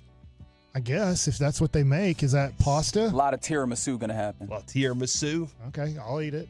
I think we're drinking a lot of wine. How long are you going to be Fair. gone? I don't know 10 if this is days. an off-air conversation or not. 10. Wow. Okay. Get some salami. I do like salami. Is that a Italian thing? Sure, yeah. Meats. All right. I thought that was like Bruschetta. Arby's. A salami at Arby's? Well, we have the meats. They do I have. thought that's where they got it Yeah, from. but I think it's like mostly the roast beefs. is what they have. Maybe some That's, you know corned what? beef at times. I mean, putting it all together, that's where Bruce Bochy says that he could crush some roast beefs and cheddars. I don't even know what that means anymore. I don't Yeah, I either. yeah, why'd you I'm ding just it? caught up with people are like, I just tuned in for my lunch break, and this is the content that you're bringing me. Well, all I'm right. no, not your content. What I said, I apologize. And your for that. Yeah, well, all right. So you say go get Rangers. Uh-huh. I say, and Mike likes Go it. get Rangers. Go get Marlins. Oh. All right. So I want to bring up two people that I think. Remember yesterday, Corey, you talked about what could they do, this and that. I said something easy to do is go get a left-handed reliever that helps you out. And I'll re-mention this. Brock Burke just hasn't worked out since 2022. I don't know what happened to him. He was very good in 22. He just hasn't been ever since. And then Jacob Latz has been put in a situation that's probably too much for him at this point. He needs to be more like your 7th, 8th reliever rather than your 3rd or 4th reliever at times. Now Spores is back. Leclerc got out of a big situation yesterday in the 7th inning. But A.J. Puck. Now, if you just go look at him, he's 29 years old, and he has an ERA that's just gotten under 5 for the first time all year. It's at a 4.97. So you're going to be like, why do I want this guy? Well, he's 6'7", 250 pounds. He has been pitching great ever since they took him out of the rotation early in the year. I'm going to give you his June numbers. In relief, he had a 2.45 ERA. He was 2-2. Obviously, wins and losses aren't a big deal as a reliever. Sure. And he had 3 holds. He had a 2.45 ERA in 14 2/3 innings. He had 15 Ks to 2 walks. So he pitched well. In July right now, he only has 3 appearances, but in his 3 innings, he has no walks, 5 Ks, and a 0 ERA with a hold on a horrible team. I think they've only won 27 games. So what I'm bringing up here is this is a guy who has this year and I believe 2 more years of control until he becomes a free agent. So this would be a guy you could trade for, and you would have him in your bullpen after this season is over for the next 2 years. So all of a sudden you get a big, long, 6'7" lefty that throws in the high 90s out of your bullpen. Right. So this would be a guy that I would love to pick up, and I don't think would cost you a lot. Now, here's the next guy I would like to get. I don't want to just trade for the Marlins and get one guy. I want to trade for the Marlins and get 2 guys. Now, this is going to cost me a little bit more. But they have another lefty who is having a tremendous season overall, and that is Tanner Scott is their closer. Okay. He has 13 saves and a 1.42 ERA this year for a horrible team. So he's been pretty good for a while. Last year with the Marlins, in 74 games pitched, he had a 2.31 ERA, a whip of under 1. So you're looking at a guy, last year he had 104 strikeouts. Wow. So this dude is a stud. So now he is going to cost you a little bit more, but maybe not a whole bunch more, because if I have his service time right, he's a free agent at the end of the year. So this would be a short-term pickup, and Puck would be a long-term pickup. Now, I don't know what you could do with Tanner Scott at the end of the year. He's 29 years old. Now, he did go to a Texas school. I think when I was looking him up, he went to Howard. I don't think that's I might Tanner Scott or Puck? Tanner Scott went to Howard College in Big Spring, Texas. Yes. A.J. Puck, I remember. I loved him out of the University of Florida. He was drafted very high, first-round, top 10 pick by the Oakland Athletics in 2016.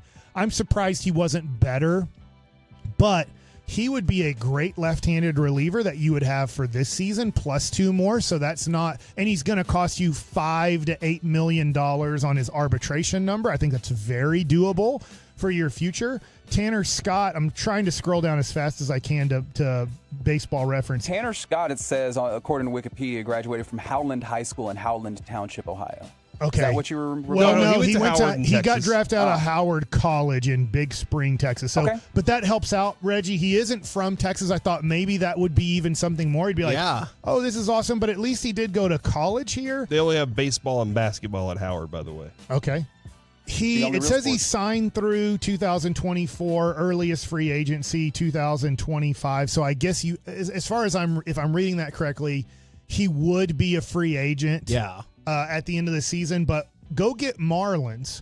If you got those two guys, just think of if you're going to make a run and you get, especially like, I know it's too you can't do this now, but you're about to play the Houston Astros, Yordan Alvarez, you look at Kyle Tucker, you just look at those situations. If you were to make the playoffs and you play the Yankees and Juan Soto's having a great year and you have A.J. Puck and Tanner Scott at the back end of your bullpen with David Robertson and Kirby Yates, and you have that 4-pack of guys, now Leclerc and Spores become your 6th inning guys that you use.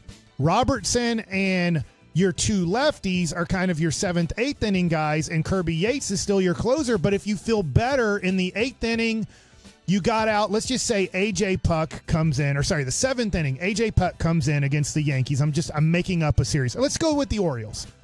A.J. Puck comes in and he gets out Gunnar Henderson and Adley Rutschman to end the 7th.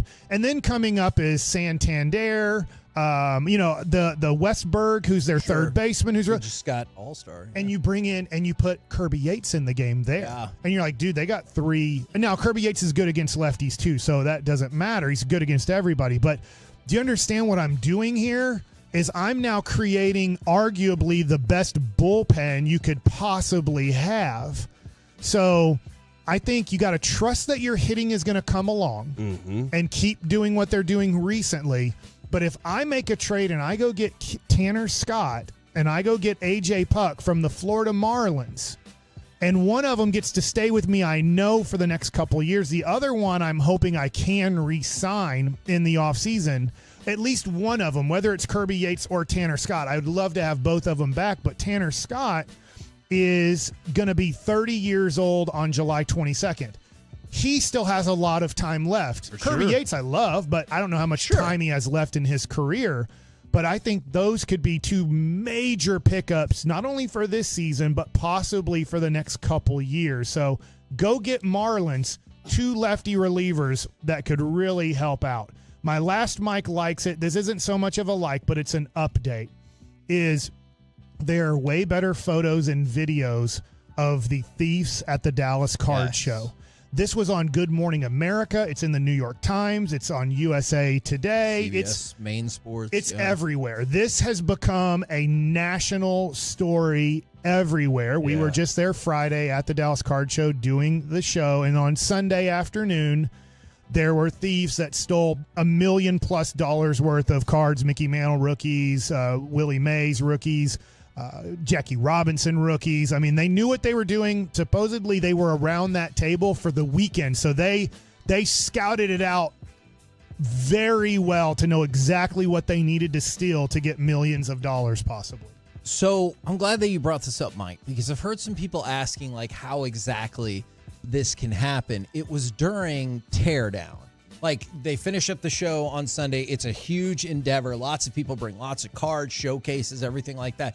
So everyone was tearing things down, and they had 3 different people working on it. 2 as distractions with the people who were running the table, and another one to actually take the cards. And under the guise of he was pretending to set up chairs. And you're probably, Mike, to your point, I don't mean this in a positive way. That's probably a smart way to set the seeds or sow the seeds of what you were planning by being like, oh, we're just another vendor just like anybody else. Or we're helping clean up. Yes. We've been hired to clean up. You don't know who the cleanup crew is at a hotel. And you're probably not like hotel clothing, staring at them the entire time. And so while people were putting things back in boxes or loading them in cases and stuff, all of these high-level cards were contained, or a lot of them, in this one box that was easy enough for this person to just pick up and walk away with from. So it's really sad because you would think like, hey, maybe I can just trust. Look, I saw people at the show that supposedly I've ruined their lives, and they seem to be doing plenty of business, and I know who they are, and I know the business that they do. There's nothing you can do about the people in this world that steal. Yeah. So it's tough. There's really bad people out there. I mean, let's be honest. Sounds like Wander Franco's a really bad person. Yeah. So they can be professional athletes. They can just be normal people owning a business. They can be people that you think are good people, and they're really not. They're very good at disguising that, they say they're wolves in sheep's clothing. Yeah. And I think that they took advantage of two young men. I mean, I call them kids. I've seen them at the show for years. Yeah. And those kids do a great job with that collection. But there were 4 older guys that figured, hey, I'm going to guess they're in their early 20s, those kids, and they took advantage of them. And it doesn't mean that I couldn't be taken advantage of. There's times where you're talking to somebody and it's very tough. In fact, I think from now on, I'll end it with this. I think if you have a collection that's worth, let's say, something that's so valuable to you that you're going to put out in a showcase and then pack up, and at times you're going to have conversations where you don't have eyes on it, I think you should probably hire a security person that you believe in, $500 a day. Yeah. Pay them $1,500, because right now they're asking for, they're going to give $70,000 if people can identify who these people were or are. And they're going to give $70,000 if somebody will identify these people. But if I pay $1,500 a show where these people, your whole job is you are looking at people and looking at these things. You never take your eye off. You're never distracted. We're going to have conversations about doing deals. And I can't have that conversation while making sure nobody is touching this stuff over here. So I do think that people should probably hire their own security, because there's not enough security at the Dallas Card Show. And I don't know if Kyle, who runs it, could hire enough people. But you probably need to hire your own private security if you're going to be, because you just don't think of it. You look at those cards. But I know that. I was like, there has to be at least $1 million here. And there's more than that, because they didn't steal the whole collection. The whole collection's probably worth $5 million that they bring to that show. Yeah. Oh, they knew what they wanted. I mean, they locked in pretty tight on what they wanted. With a KNC masterpiece right here on 105.3 The Fan. Coming up next, it's time for the C Block starring Corey Majors. What's your favorite saying for when the pressure's on? And does Buc-ee's deserve a song this good? Next on The Fan.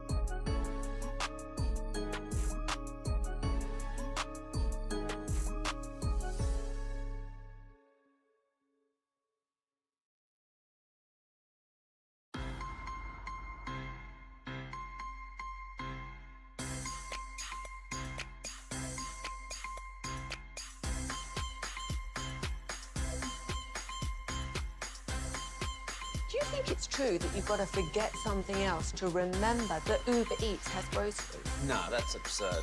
Hey, remember when you used to be a, what was it, Pepper Lady? Pepper Lady? Wasn't it Cinnamon Sisters? Basil Babes. Saffron Squad? Nutmeg Maidens? Paprika? No, Nutmeg Maidens? I just said that. Was it Spice Girls? Doesn't sound right. Was it Saffron Squad?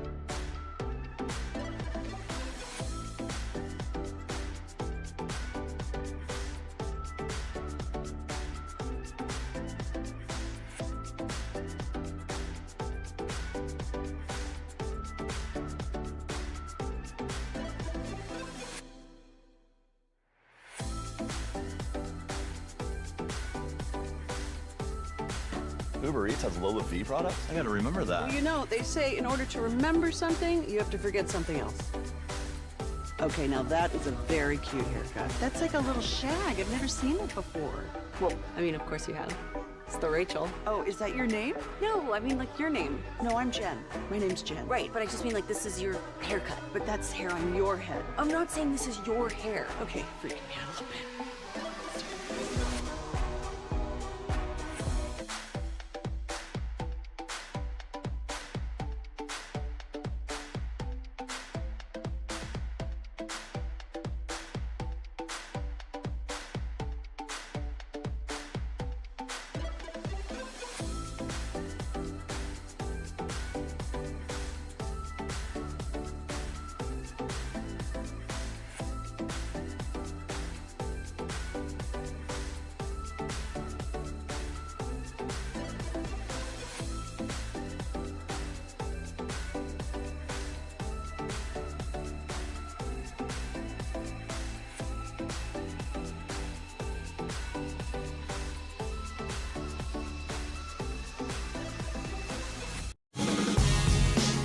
From our Hiley Mazda of Arlington and her studios, it's the KNC Masterpiece on 105.3 The Fan.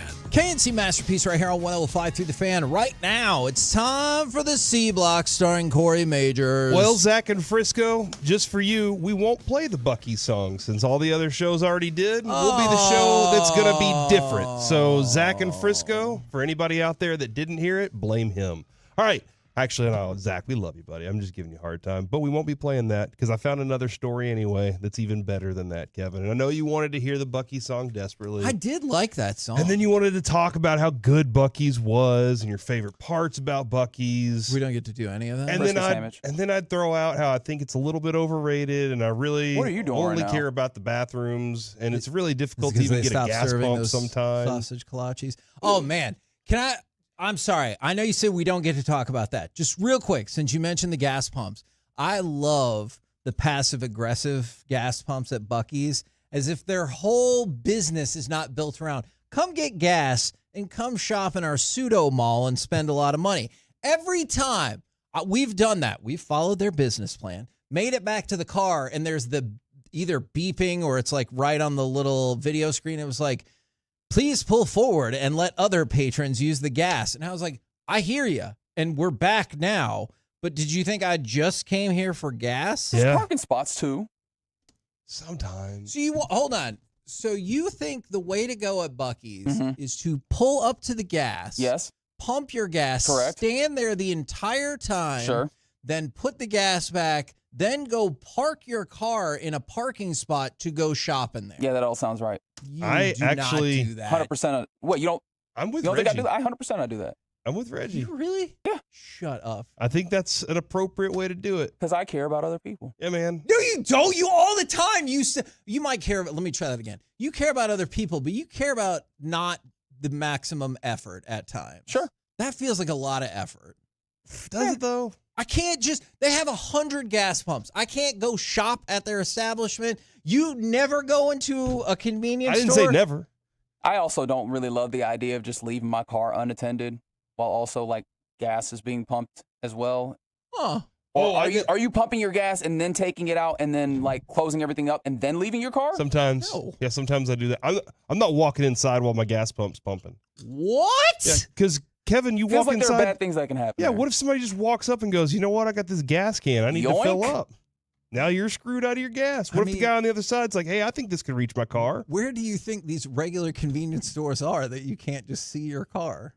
Buc-ee's is not a regular convenience store. But for Well, the you're other just standing by the glass the whole time. I want to go see what's happening in the beef. I'm walking around. I want to see what new. Hold on. Yeah, I got to get a clothing they bouncy have in toy there. for Landry. So, Corey, you and at least Reggie, and I'm not positive yet about Mike, would never leave your car while the gas is Not pumping. once. Never. Nope. Not You once. don't either, Mike? I also think it could explode just out of nowhere. That's it just right. might, boom. What? Yes, every time.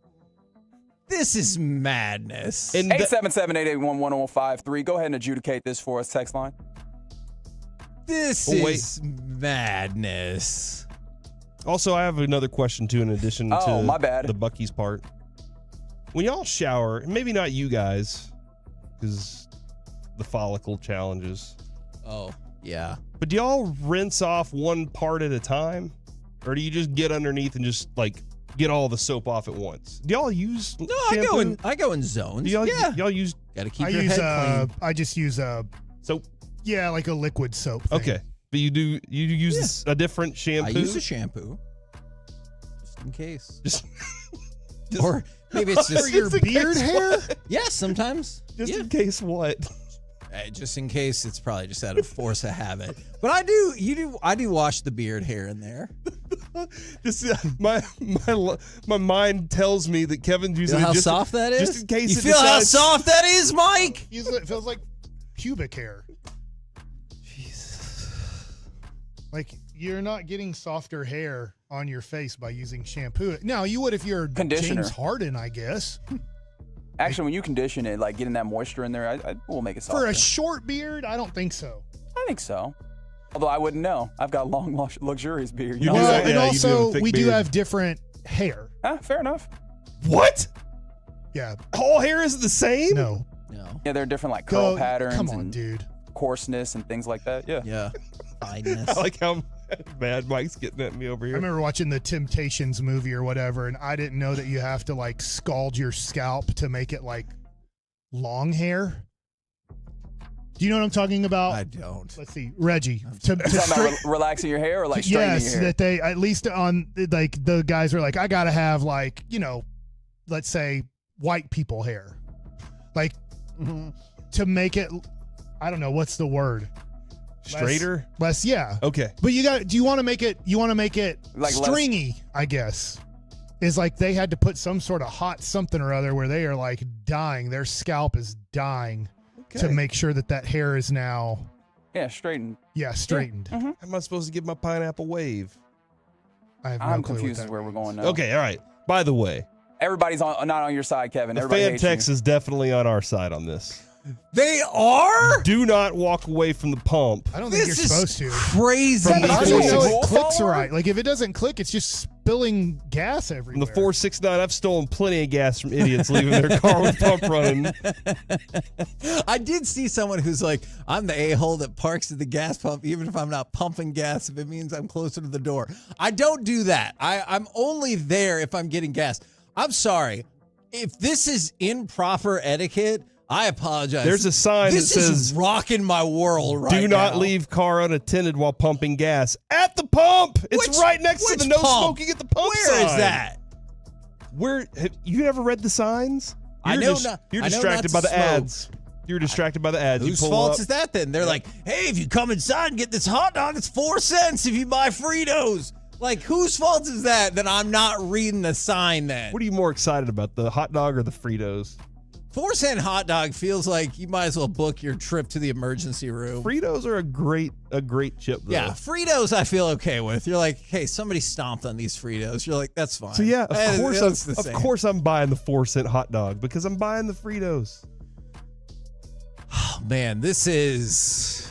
Yeah, I don't think I've seen a landslide this big, This is Kevin. shocking to me. I like this from the 972. We all shower and bend the knee to Big Soap. That's true. Ooh. Big Soap has been running You know this what? thing for a long time. That's one of the few bigs that I'm with. Like Big Soap, I'm in on Big Soap. Big Soap, Derek Lively, and Daniel Gafford. Those are That's the right. bigs that I rock with.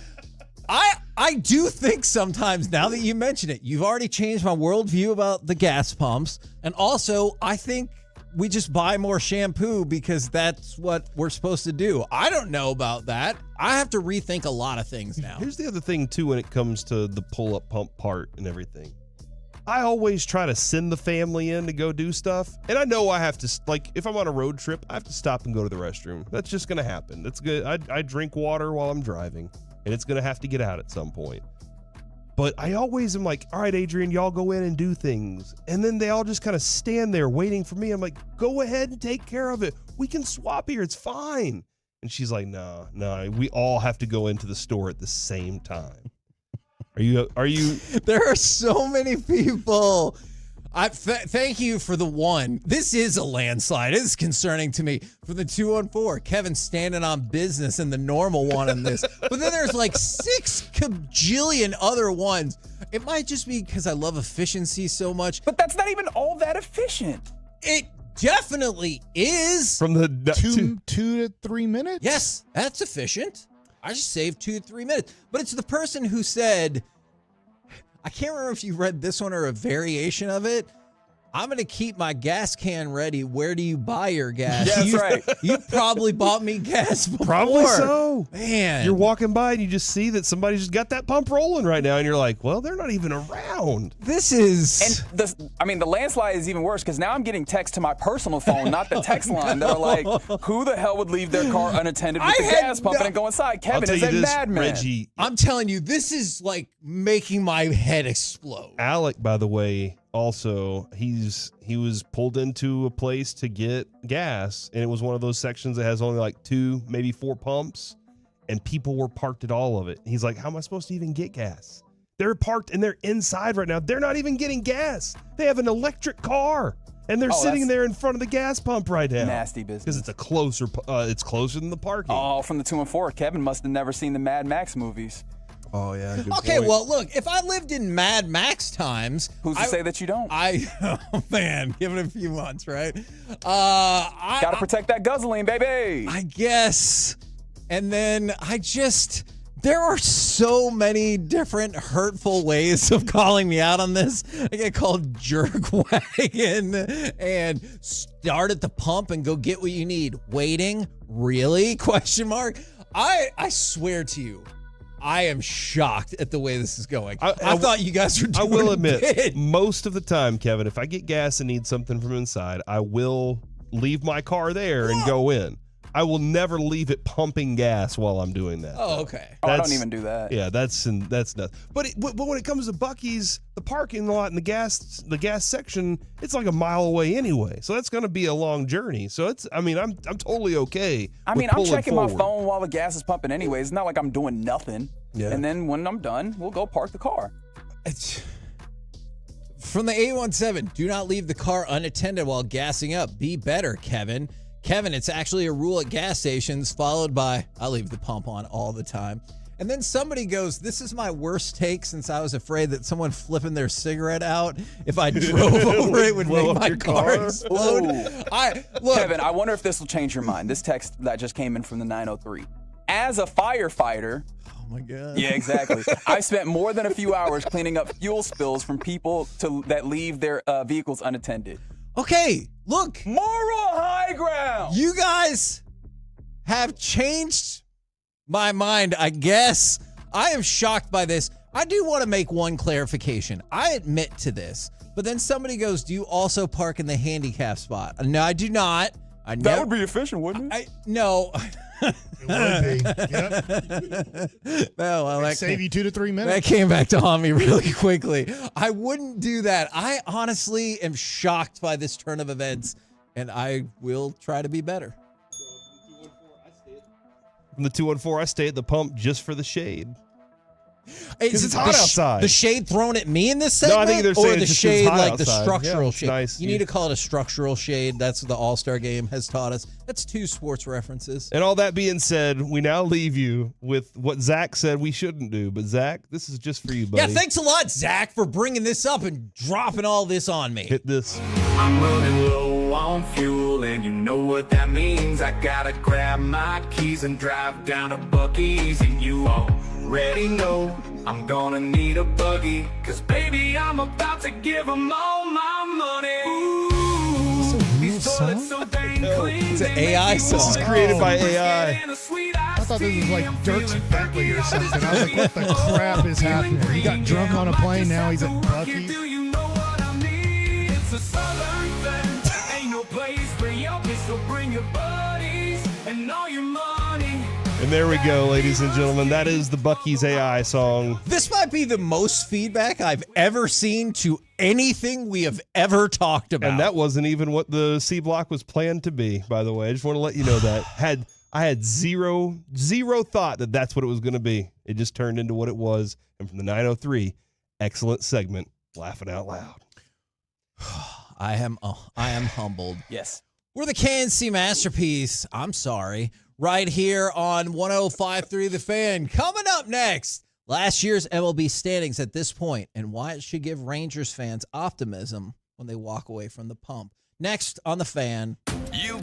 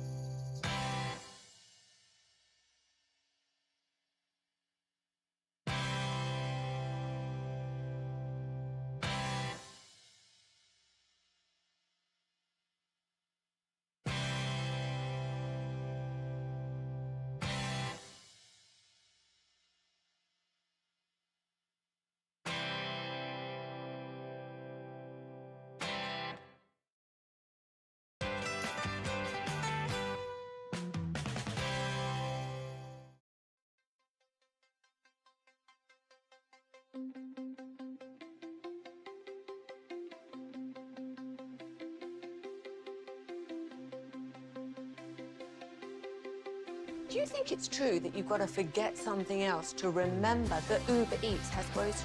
No, that's absurd. Hey, remember when you used to be a, what was it, Pepper Lady? Pepper Lady? Wasn't it Cinnamon Sisters? Basil Babes. Saffron Squad? Nutmeg Maidens? Paprika? No. Nutmeg Maidens. I just said that. Was it Spice Girls? Doesn't sound right. Was it Saffron Squad?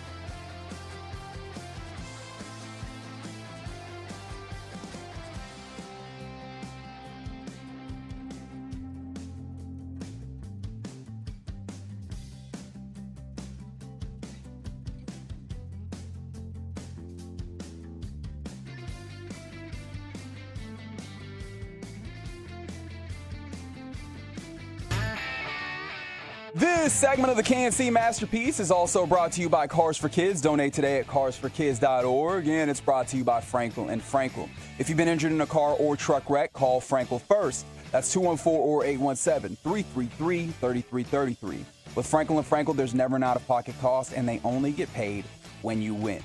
That's Frankel and Frankel, the go-to car and truck wreck attorneys in Dallas. And the 1-2 pitch is lifted high into the air, deep right field. Adele going back. He looks up, and it's gone. Opposite field home run. Straightaway right field for Adolis Garcia. His 17th home run of the season. He puts Texas into the lead 5-4. KNC Masterpiece right here on 105 through the Fan. Corey, I know I don't deserve it. And I know Shout Out Friday is on Friday.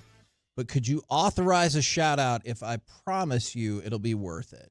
And it has nothing to do with me. Yeah, shout out Kevin for always trying to catch the pump on fire by walking off and leaving the gas going. Reading that fan text can humble you. From the 682. That's why I never read it. I need some encouragement. I'm having a super hard time with my PTSD. If you can give me a few words to help, I would appreciate it. Love y'all. 27 years active duty. Tom from Arlington. Well, I don't know. I never know the words. I'll say, first of all, thank you for help keeping us safe. And we're here to talk anytime you need it. And they got involved in the conversation about Buc-ee's, and they didn't call me a rude name.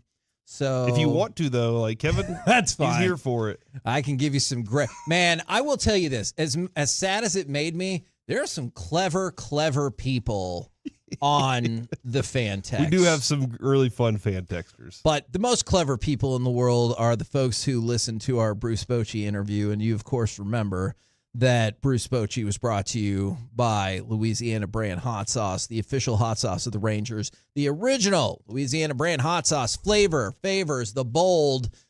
Now let's talk about the Texas Rangers. Now, we're going to start with something Jared said and then springboard into something that Max Scherzer said. So Jared posted this talking about where teams were sitting last year at this exact time after this exact game in the Major League Baseball standings. Because now the Rangers are, I believe it's 5.5 games back in the West. If you look at the way the standings were last year, only 2 of the 6 division leaders at this point won their division. All right. And that was Atlanta and Los Angeles. And to me, I think that's really encouraging, especially since the Rangers have been winning. If the Rangers were 5.5 back and they lost 4 straight to get to this point, then you're just like, I hope we win the next 4. But seeing as how, or 5 straight, seeing as how they've now won 5 straight, it feels like they're definitely moving in the right direction. I'm more encouraged by this. Obviously, at this point last year, Texas was leading the West. They ended up not winning the West, and that was the Astros, but everything worked out fine from there. But these teams that were winning their divisions did not end up winning their divisions. Yeah, and I mean, that could very well be the case for the Rangers down the stretch, is that whoever's winning the division right now isn't in that place. It could, I mean, definitely be in that, and that's why you don't just give up on a season if you're still right there a lot of times, and if you believe you have a good squad. If you were to take Baltimore up by 3 on New York, Cleveland up by 5.5 on Minnesota, and the Mariners up by 2 on the Astros, what team would you be most confident holds on to their division? Cleveland. Okay. Minnesota's been playing good, but Cleveland's been playing like crazy this. Baltimore's been playing really well, but it feels like New York obviously just hit a hiccup, but they have been awesome for most of the year. What's the team that you're most confident? Are you the same, Corey? Yeah, I'd probably sit with Cleveland right now. Now, obviously, looking into what their strength of schedule was, there's a lot of other factors that could help there, but just based on the way that it looks right now, I do feel like the East is more of a gauntlet at times to deal with there. Who are you the most confident in that's going to blow their division? Mariners. And that might be because it's the closest, but also I hate the Mariners. This division thus far has not inspired a lot of excitement. So the Mariners. And I think you can put in ink that Baltimore and New York are going to be in the playoffs. Agreed. One of them's going to win the division, and one of them's going to probably be the number 1 wild card team. Yep. But yeah, I look at the Mariners now. we'll see. We just talked about Rangers trading, and I talked about the Marlins and their 2 lefties to pick up. Is, the Mariners have to pick up a premium bat. And a lot of people are putting Pete Alonso was out there when the New York Mets were here in Arlington, but they're now 1 game out of the wild card spot. Wow. So I don't think that they're dumping or, trading Pete Alonso so they can get a Luis Angel Acuna in their farm system. They're 45-45. I think they're going to try to make a wild card spot. And then if you look at Toronto, they're probably going to sell. We talked about them way earlier in the show, but that would leave you Vladimir Guerrero Jr. But you're going to have to trade quite a bit to get him to get that offensive player you need. I know that Jazz Chisholm is starting to be in rumors. He's a nice offensive player. I don't know if he takes Seattle to a place where I'm nervous about Seattle. If I'm Houston or Texas, like, oh no, their offense. If they got Vladimir Guerrero Jr., that could kind of change things a little bit. Like, ooh, that could help out. They got to figure out why Julio Rodriguez gets off to such horrible starts. And hopefully, for us, it stays the same, but he is not a guy who plays well in April and May at all. And right now in June, he's not doing, I'd have to go look at his June stats, what he did, but it didn't seem to get a lot better. And then, that's another factor when Bochy, when we asked him a few minutes ago, like, when this team's at its best, do you need anything? And he was like, we really like this team. I did like hearing his breakdown on They haven't played up to their expectation and their standard until, this little stretch right here. They haven't been that team that you thought that they would be, but we really do like what we have. We think it's as talented as you could possibly get in a lot of areas. And Mike broke down he's like, where? Like, maybe first base. But you got a dude who's hitting almost 280 there, too. So you're kind of like, I don't know exactly how to feel about that. And first base is really a weak offensive position in baseball now. Yeah. So whenever you're looking at it, and you do feel like you have a bunch of guys who've been through it. They won a damn World Series last year. And so you're kind of like, man, yeah, I do have faith that they can go through that run. They can go on that thing that could make a Mariners team collapse. The only thing you're hoping that doesn't happen is, remember the Mariners got hot at a certain point last year, and then Derek kept telling us it's too soon. They went on their run too soon, and the Rangers need to be hot for the remainder of the season. It can't just be a hot run and then fall off. I guess I'm a person who disagrees with Derek there, but also Mark McLemore agrees with Derek Holland. How am I supposed to not play? Oh no, dang it! Why are we playing so good in August? We need to stop playing so good. Like, no, you know what I'm saying? I like, agree with you. It's really tough to tell a team, oh, we're really trying harder now in August, so we're not going to have enough in September. I think that you just go on winning streaks and everything's clicking, and I get it. It probably won't stay that for 2 months straight. Probably not. But I don't know what you tell a team that's won 9 out of 10 in August, and you're like, hey guys, you're really screwing up by playing too good with 6 weeks left in the season. And I've never managed like Bochy, all right? I've never managed multiple World Series teams. Maybe that's the difference for the guys that are on that level, Mike, where they're like, look, I know when I can and can't push the pedal down on these guys. And right now, I've needed to kind of let it be on cruise control, but whenever it's time to push the pedal down on them, I will. And maybe they do get hot on their own for a little while. And you're like, I stay off the pedal until something slips. And then when something slips, then I get back on it just a little bit. I don't know exactly how to manage that, but that's why Bruce Bochy is the king of what he does so well.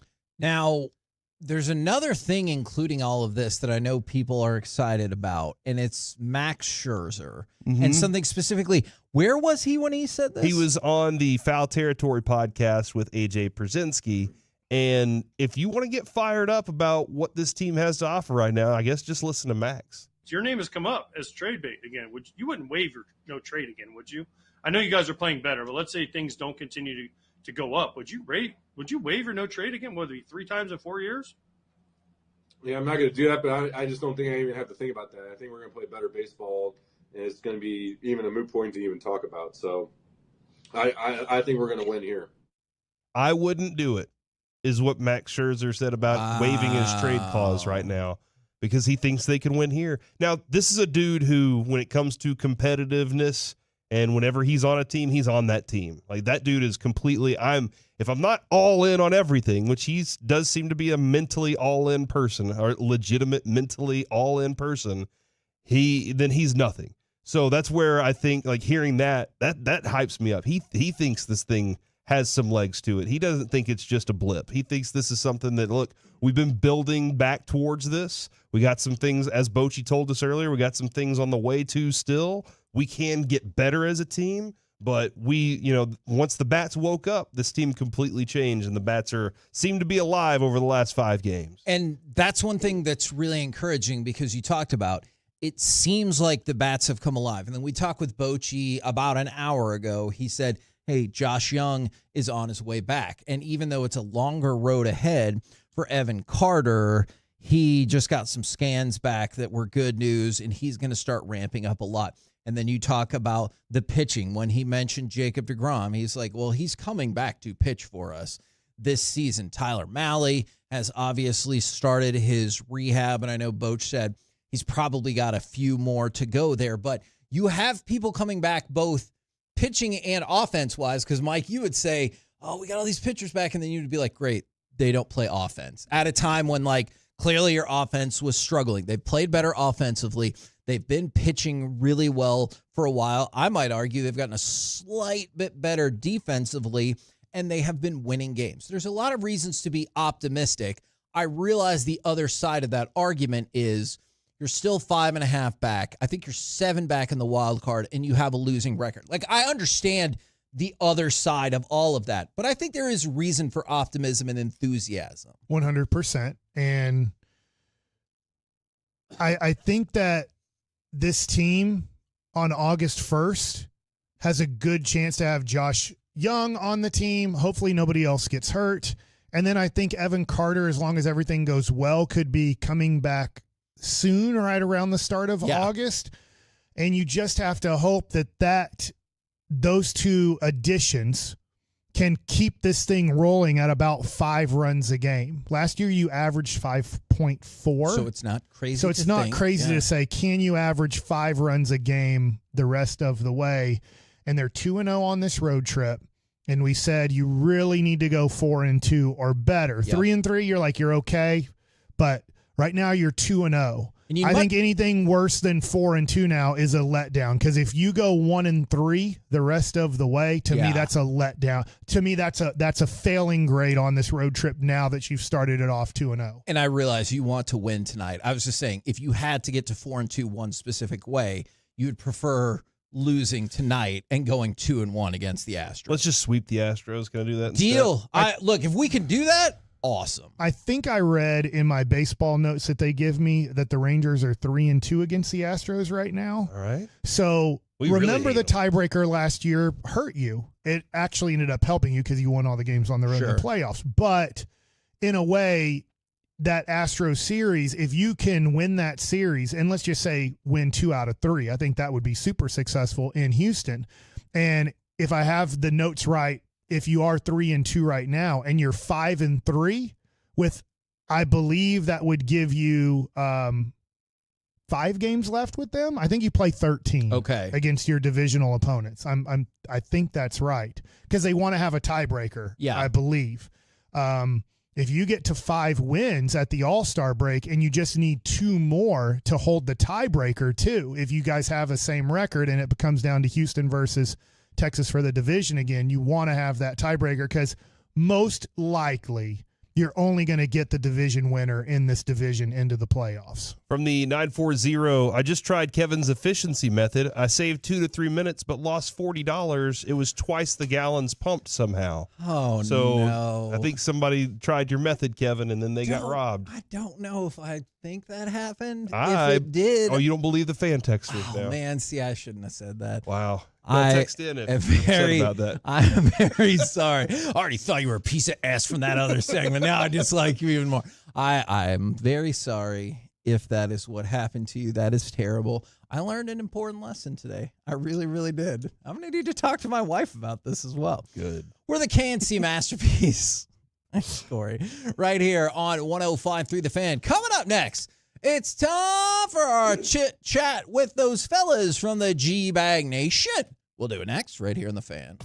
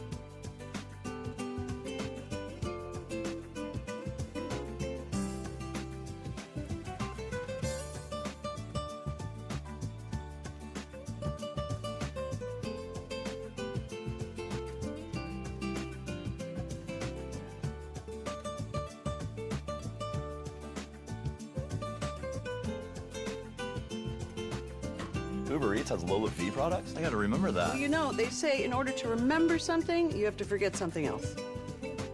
Okay, now that is a very cute haircut. That's like a little shag. I've never seen it before. Well, I mean, of course you have. It's the Rachel. Oh, is that your name? No, I mean like your name. No, I'm Jen. My name's Jen. Right, but I just mean like this is your haircut. But that's hair on your head. I'm not saying this is your hair. Okay, freaking me out a little bit.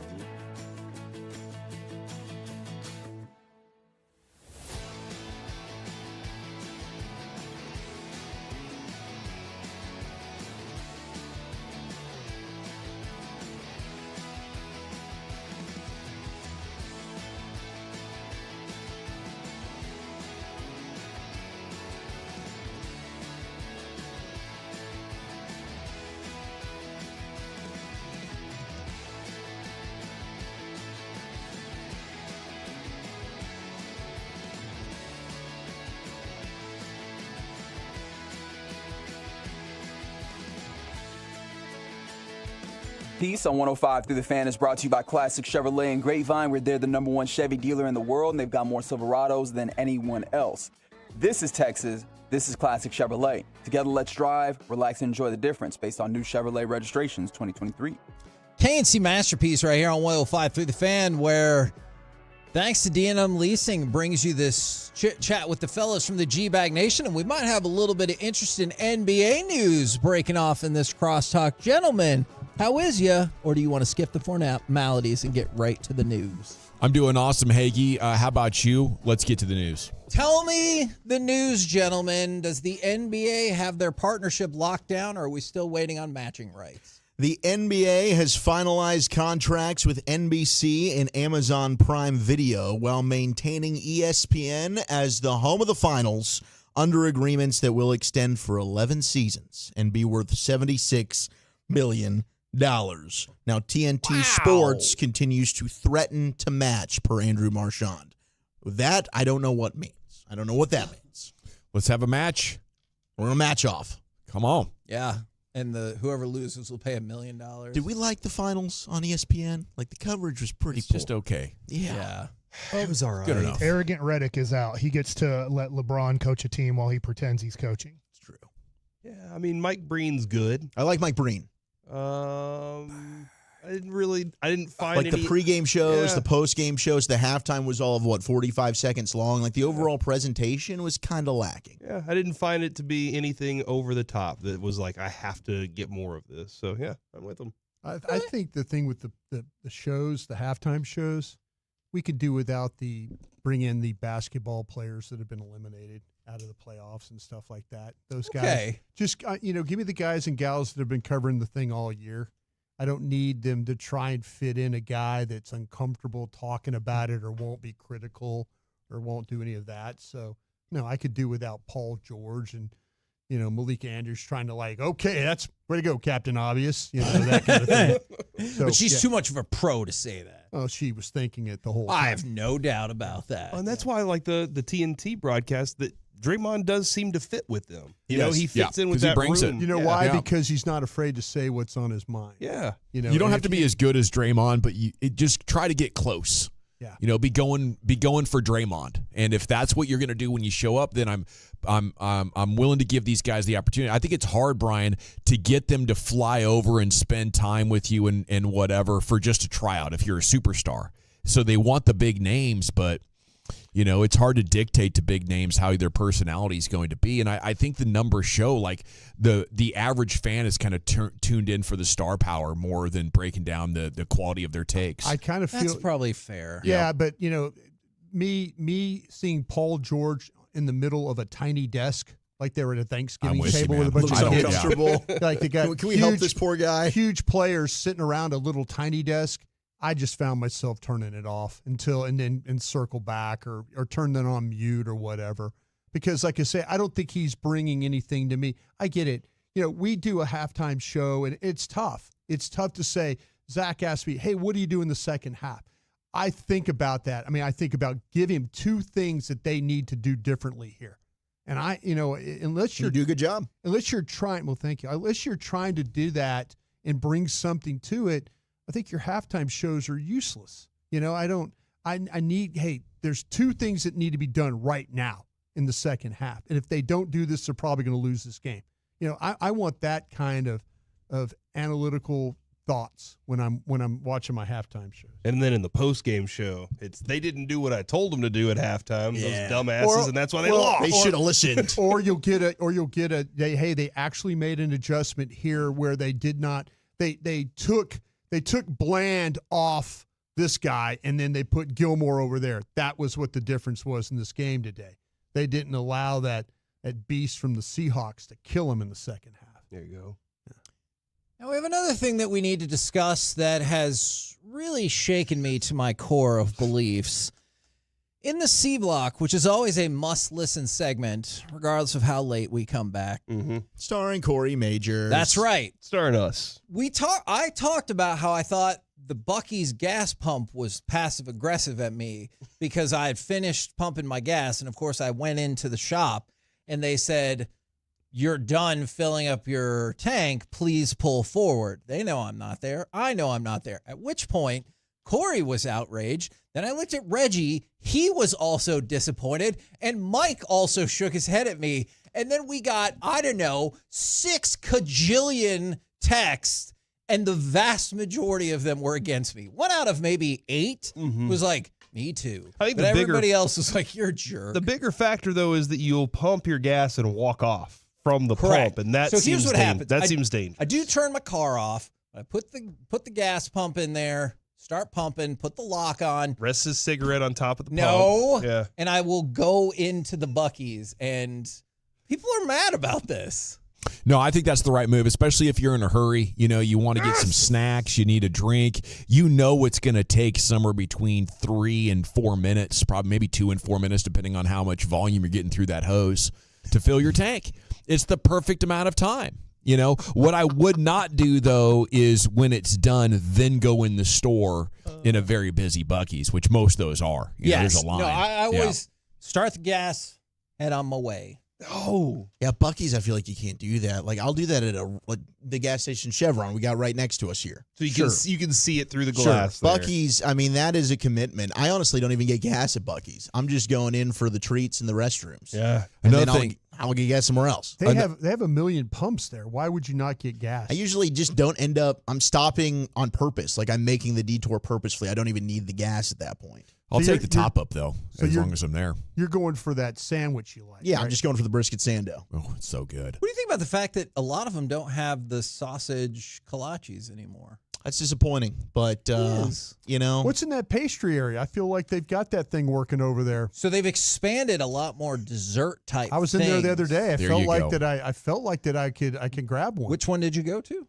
Because there are a lot of them. I was on my way to, it must have been the one in Denton because I was going to WinStar. Ooh, okay. I'm not positive about that one. I know Melissa. Okay, found the misinformation over there. Okay. What's going on? So what are you doing, Kevin? I said some of them. Melissa, Roy City, they don't have them anymore. Telling people to set their gas pumps on the ground and just leave it go. No, I guess I did, but I've learned a valuable lesson. That's what the bell says. I've learned a valuable lesson today. Another valuable lesson, especially at a time like this when it's so hot, you don't have to turn your car off to pump the gas. Let that AC rip. On the side, turn your car off. I know. To do that. That's a myth, though. Is it? That's kind of like when they tell you to turn your cell phone off when the plane's taking off. They don't have to do that. They're just stuck in their ways. Until we start going They're down on a power and trip. Dawson's trying to hit the button. Yeah, no. Airplane mode. Bring it back up. My family is in a hot car, Dawson's playing poker over there.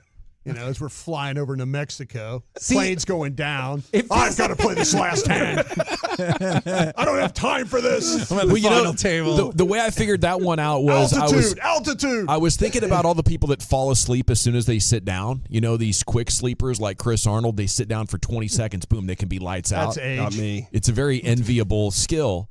Well, a lot of those people forget to turn their phones off, and they sleep through the pre-flight instructions, so their phones are on.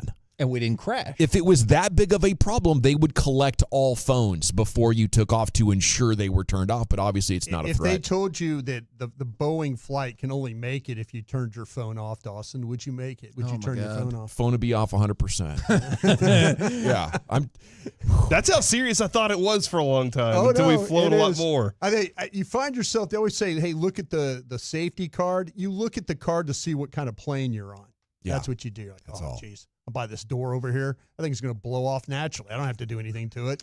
Sure, I'll help people off the plane, whatever. Oh, no. I know you guys always have great content. Dawson, maybe today, maybe for future editions, I think you doing a segment of things that are unnecessary, but people do them out of routine. I think that's a winning segment if you want to put that together. No question. I think I just did. But I'm sure you've got more. I know you've got more than that. You got at least a blog post full of it. I mean, what is the shoulder lane for? We're stuck in 3 lanes of traffic. There's a 4th lane sitting to our right. It is. What are we doing? Keep it flowing. Keep traffic flowing. Turn the hazards on and go. Yeah. Just use it. No. And if you try to take that lane, someone ahead of you is going to see you and veer into that shoulder to be like, no, you're not driving in this shoulder. Like, it's socially policed.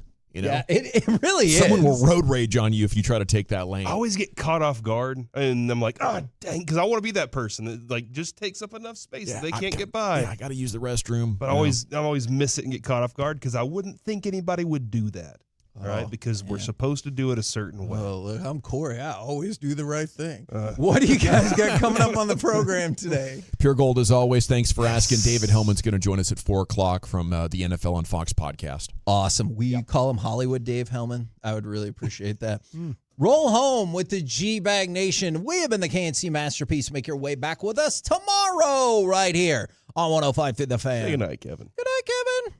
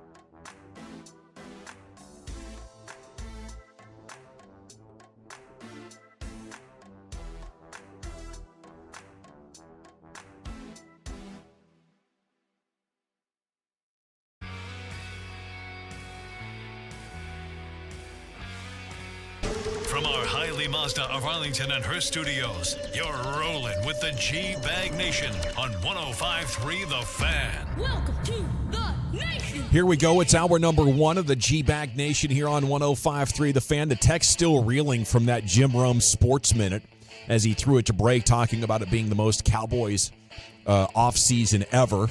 I have no idea what he meant by that either, by the way, text, so we'll suffer through that and wonder. I was like, man, did something break with the Cowboys here? What's Jim Rome reacted to? General at your service. There's Broadus. Lucius Alexander's in the Pimp Cup over there. Master Control here, 75 and fits you. Wolchuk is in the house. Chiafalo still on morning show duty. Salute to the Chief, killing it there with RJ and Bobby. And, of course, you have Carter Freeman coordinating your video. You can watch us at 105thefan.com, Twitch, and YouTube. He zeroed in on you over here on the big screen, Brian. I was wondering why Carter unfortunately has me on the big screen here. It's a one-shot. Since we've been back, that TV has not worked, and then I looked up and saw me just kind of in the middle of it. And I think the people want more Brian. I think they kind of need to make get the 4-box thing working here with all the teammates and all that. They're off and running, by the way, in Germany. The 3 Lions and the Dutch are going at it. So let's go, Dutch. This will be a fun day today for some soccer action. It will, yes. And salute to Argentina for getting the win last night, advancing to the Copa America final. And salute to the Rangers. Look at Carter. He got it even closer. Where's there one in what on is going on He'll here? show you. Try to tell him how to do his job. Exactly. Go bleep yourself there, Broadus. Or enjoy Ranger vibes. Another win. How much are they rebuilding your confidence now with Dolis Garcia hitting the game-winning solo shot there in the 8th inning? They were walking Seager. You needed somebody to step up there, and you get it from the guy who's been hitting under 200 since May 1st. Mm-hmm. He's going full Rugi on us. Yeah. But last night we either got a reprieve or it's a turning point, and that, along with other things, has me thinking it's the longest win streak of the season, Brian. Why not? Yeah, and it needs to continue on tonight. Find a way. I was really happy that they found a way. That Hoppy, that catcher for them, he's a killer. I mean, he's the Rangers have been getting killed by catchers all year long. And so, but yeah, and good for them. The Rangers had a lot of problems. I think their record was like 3-39 or something in games where they were losing after the 7th inning or tied. They pulled off 2 wins in the last week now. I know, Isn't that amazing? Which is amazing for them to be able to do that. So, hey, anytime now you can get the game to Robertson, and that crew as they close it out is a good way to go. So just got to keep winning, and then you find a way, and maybe you keep it going against the Astros. I've started watching the other divisions. I'm Mariners at the Padres, and you're kind of thinking, okay, scoreboard watching. Already. Yeah. Like it, and I think that Jared kind of got me going on this. It's like, hey, they've got to win 60% of these games. They do. They've got to figure out, and it's going to have to be winning the division, though. 2 games back of the Stros. You're 5.5 back because the M's did get themselves a win, but Josh Smith keeps playing great. Adolis just kind of seems like he's the spark plug. When he starts getting going, all of a sudden it seems like everything else is falling into place. You'll get, Derek Hill gets a couple of hits for you at the bottom of the lineup, right? And Marcus Semien is starting to come up and produce with some timely hits where he had struggled for 6 weeks. It was just a bad stretch. To have him start to get out of that at the top leadoff spot, that's crucial. But really, it seems like if Doley's on, this team is going to produce something offensively. Yeah, and they need it. They really do. They've kind of gone the way that he has gone. The homer last night reminded me of when he was at the peak of his powers. World Series Game 1, coming off ALCS MVP, an incredible run that Dolis was on. And in April, he was good, and it allowed it to appear like the Rangers weren't going to miss a beat there for the first couple weeks of the season. But as he has cooled off in a major way, I think that was just his 4th hit in the month of July. Last night, but he barreled up a number of balls. Yeah, like there was another one that had an exit velo triple digits. Josh Smith was awesome, 3 for 3. Bang Bang had another RBI. He did go 0 for 3 in his debut there in the cleanup spot, but it's exciting to see Langford, just a year after getting drafted, in such a powerful spot for the defending champs. And I think the story arc is definitely turning there to, hey, you got what you were hoping for when you saw him in spring training. Scherzer was pretty good, other than the 2 long balls, 4 runs and 6 2/3. I would say Scherzer's as good as at any point we saw him last year. Man, I mean, this is a reason to believe. Every start that he's had since coming back, he's looked good. Yeah, I think the thing, if you were listening to Bruce Bochy on with the midday guys, he was. They asked him about the one thing that you took away from last night, and Boch, without any hesitation, said how he competes. Yeah, and maybe he's to the point in time in his career. It's just about winning.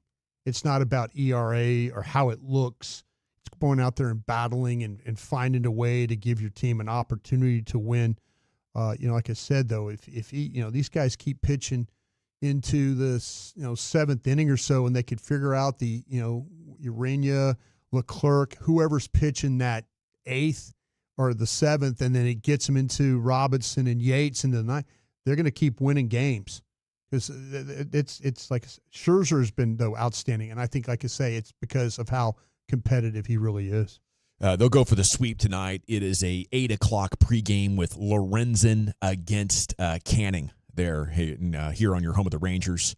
8:38 first pitch. Then they'll get tomorrow off, and they will take on the Houston Astros for 3. And at this point with the Astros, it doesn't matter like how either team is playing.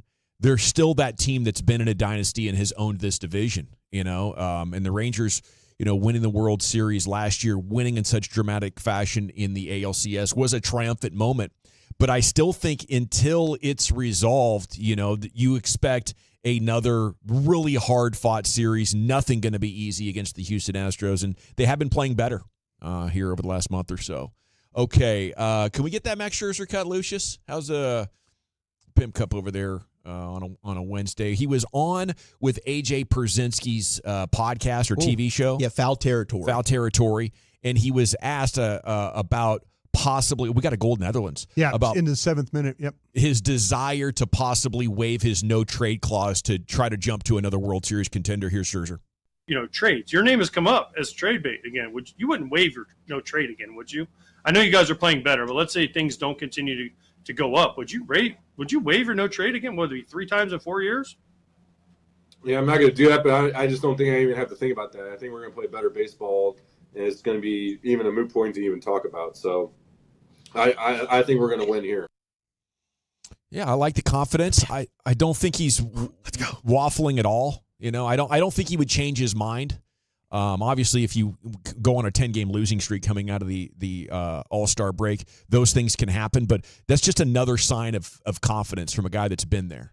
Last year he was not showing confidence that he needed to stay put. He wanted to get out of the Mets. He knew that thing was going the wrong way quickly, and he knows how much potential is on this team, and it's been one of the biggest underachievers in all the big leagues. So it's good to get that vote of confidence there from a champion like Scherzer. Okay, Cowboy stuff. Trayvon Diggs posted a good beach workout video of him, or sand workout. I don't know if he was actually at a beach or it was just like a sand pit, but he's breaking down and changing direction and all that, looking pretty good over there. And we'll see here in just a couple of weeks what he is ready for when it comes to actual live reps. But big key for this Cowboy season is him and Deron Bland being able to not only play great corner, but get the kind of turnovers that can make up for maybe a lack of depth, maybe a lack of run defense still. So we'll see what he's got here. And again, Broadus is going to be in Oxnard for the entire training camp. We're excited that he's going to be bringing you that content every afternoon. I guess early in the show, practice will be going on, so you'll be watching practice. Yeah, I will be. I'll have a live mic out there on the field and taking your guys' questions and kind of trying to paint the picture of what we're seeing out on the field, and then the opportunity from the tennis courts to do the full show with you. And then maybe somebody will stop by and we get a player or two or a coach or two, somebody I can rustle up, and we'll have some fun during the show of having some good Cowboy content, also keeping an eye on the Rangers and how that's going as the Mavs and Stars as well. Yeah, well, the trade deadline going on again when we're out there. Yeah. And right now it's kind of seeming like I don't think you're going to be sellers. I think you might be buyers. It's funny. I was talking to some guys around the league in Major League Baseball. And they felt like that the Rangers, if they had to bet right now, are going to be sellers.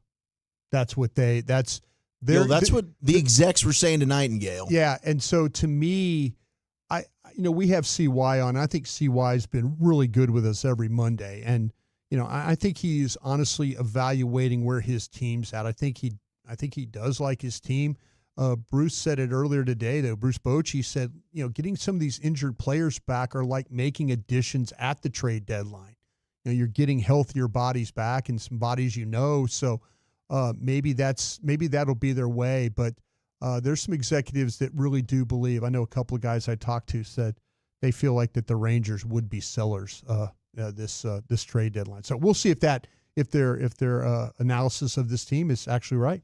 Yeah, I could see it, but with the winning going on right now, at this point, it would surprise me. Yeah. It would me too. I would absolutely be able to believe they're not going to be buyers, because it's going to take such a perfect a candidate to want to add to this team that can help you, that's not going to significantly make your payroll go up. It would be a controllable bullpen arm, I think is what it, because you've got two guys in Yates and Robertson that are expiring after this year. Maybe you're able to get a long-term deal done with one of them or just an extension.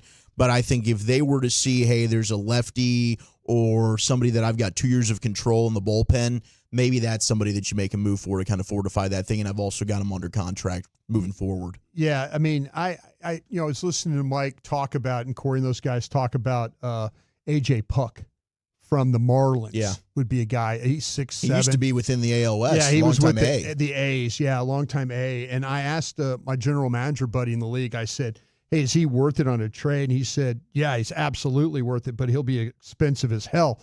And I said, well, okay, is it like what they gave up for Chapman? And he goes, yes.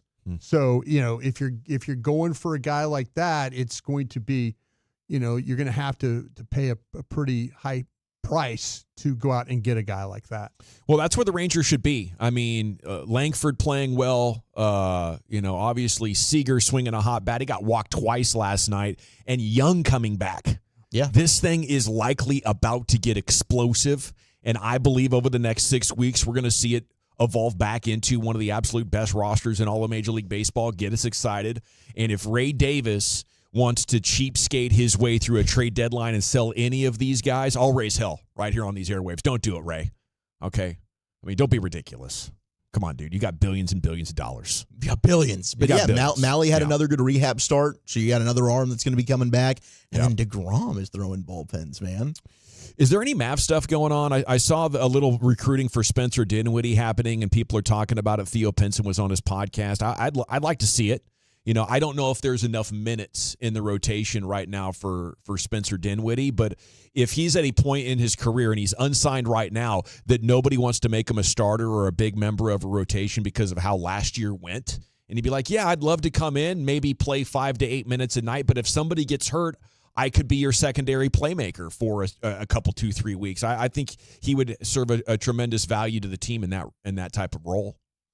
But we'll just have to see, who else makes an offer for Spencer and what kind of team he wants to go to. I know Chris Paul said yesterday the reason he chose the Spurs is he just wants to play. Right, he could go be a member of and ring chase and maybe play a smaller role. But, I mean, being able to play, even if it's at a decreased level from where you are, I think is still something that's very important for the guys that truly love the game. Okay, Kawhi Leonard's not going to play in the upcoming Paris Olympics. I wonder if that came down from ownership with the Clippers. I mean, if I were the Clippers, I would have said, dude, what the hell? You don't play for us. Now you're going to go play for Team USA. What are you doing? Big contract he signed and all that. And now the statement Paul George says is gone. The decision was influenced by the Clippers and Team USA officials after observing training camp in Las Vegas the last couple of days. Yeah, he probably is not moving around very well. Well, he had a huge brace on his knee I mean, he was walking in there already with stuff concerning injury-wise. So to me, it was just he shouldn't have even shown up.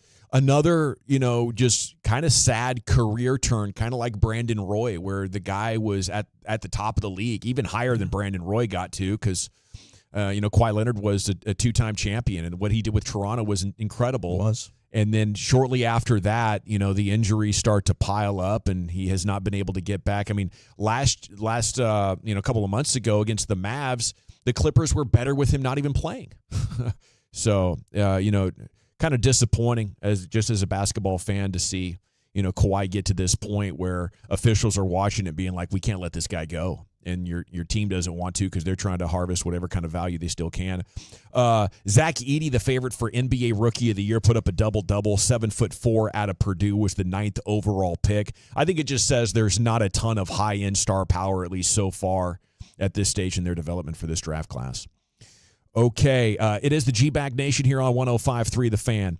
And coming up next, we have the G-Bag of the day at 2:30. We're going to get some more hoop, though, in the form of a rim session. Isn't that right, Wolchuk? Yeah, let's do it. Who's the replacement for Kawhi on Team USA? Why Clay is wearing number 31, and should all NBA players be able to spin a ball on their finger? That's next in the week.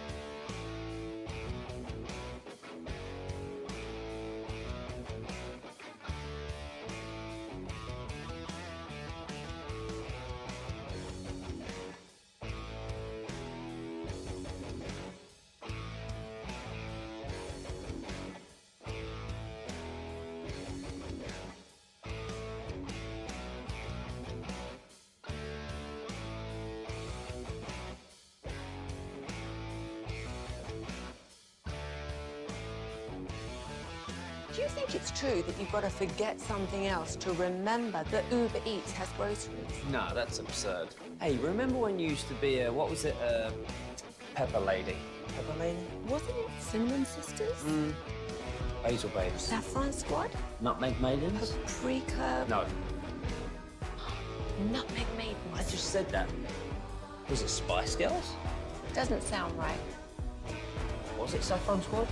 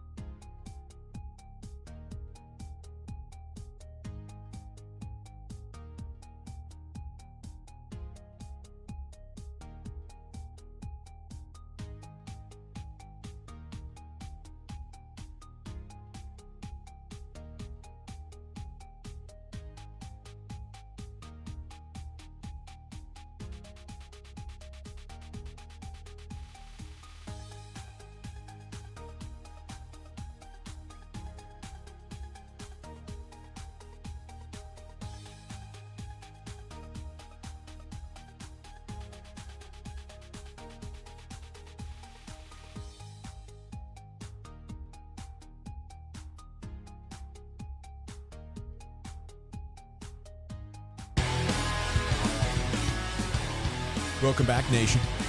It's now 1-1. Netherlands and England. Harry Kane PK. Yep, Harry Kane buried a penalty. This segment of the nation brought to you by Cars for Kids. Donate today, carsforkids.org. It's brought to you by the Frankels. Life is unpredictable. Accidents happen. Franklin Frankel, the go-to attorneys for car and truck wrecks and DFW. If you or a loved one's been in an accident, contact the Frankels for a free consultation, 214 or 817-333-3333. Go online to frankelfirm.com. G-Bag of the day is coming up 2:30. England has not won a major tournament since 1966. Netherlands is in a down cycle for star players. You know, they just have solid players, but it's been a major disappointing generation for Netherlands. So a lot on the line here. And in the 22nd minute, they're knotted at 1. This has been back-to-back days with the incredible soccer theater for us. It has. Here's Wolchuk with your rim sesh. All right, let's go ahead and cut the lights out, put the kids to bed, and let's go all the way around the rim. Let it ride! Rain dance! Rain dance!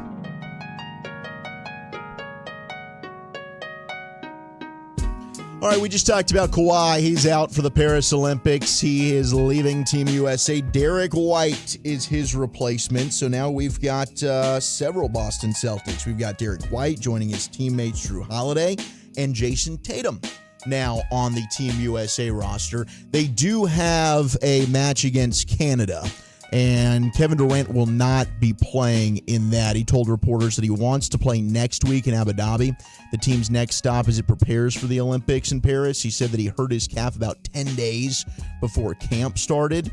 So apparently he's doing all the things necessary in practice, but it's very precautionary. And I would be terrified if I were Kevin Durant, because we know last time he dealt with the calf issue, he ends up just popping that Achilles with Golden State. And that was absolutely disgusting. I mean, you could see that thing through the skin just go ahead and pop on him. It was oof. So I'd be nervous. I mean, I don't know how much we'll see Kevin Durant during this tournament, but I think that they're kind of saving him until the actual Olympic matches start and not so much for these exhibitions, which makes a lot of sense. And then we did get the news on Jonte Porter. Jonte Porter has pled guilty in the case tied to NBA betting. He's the gambling man, right? Yep. He was throwing games he was in for prop bets. Yes.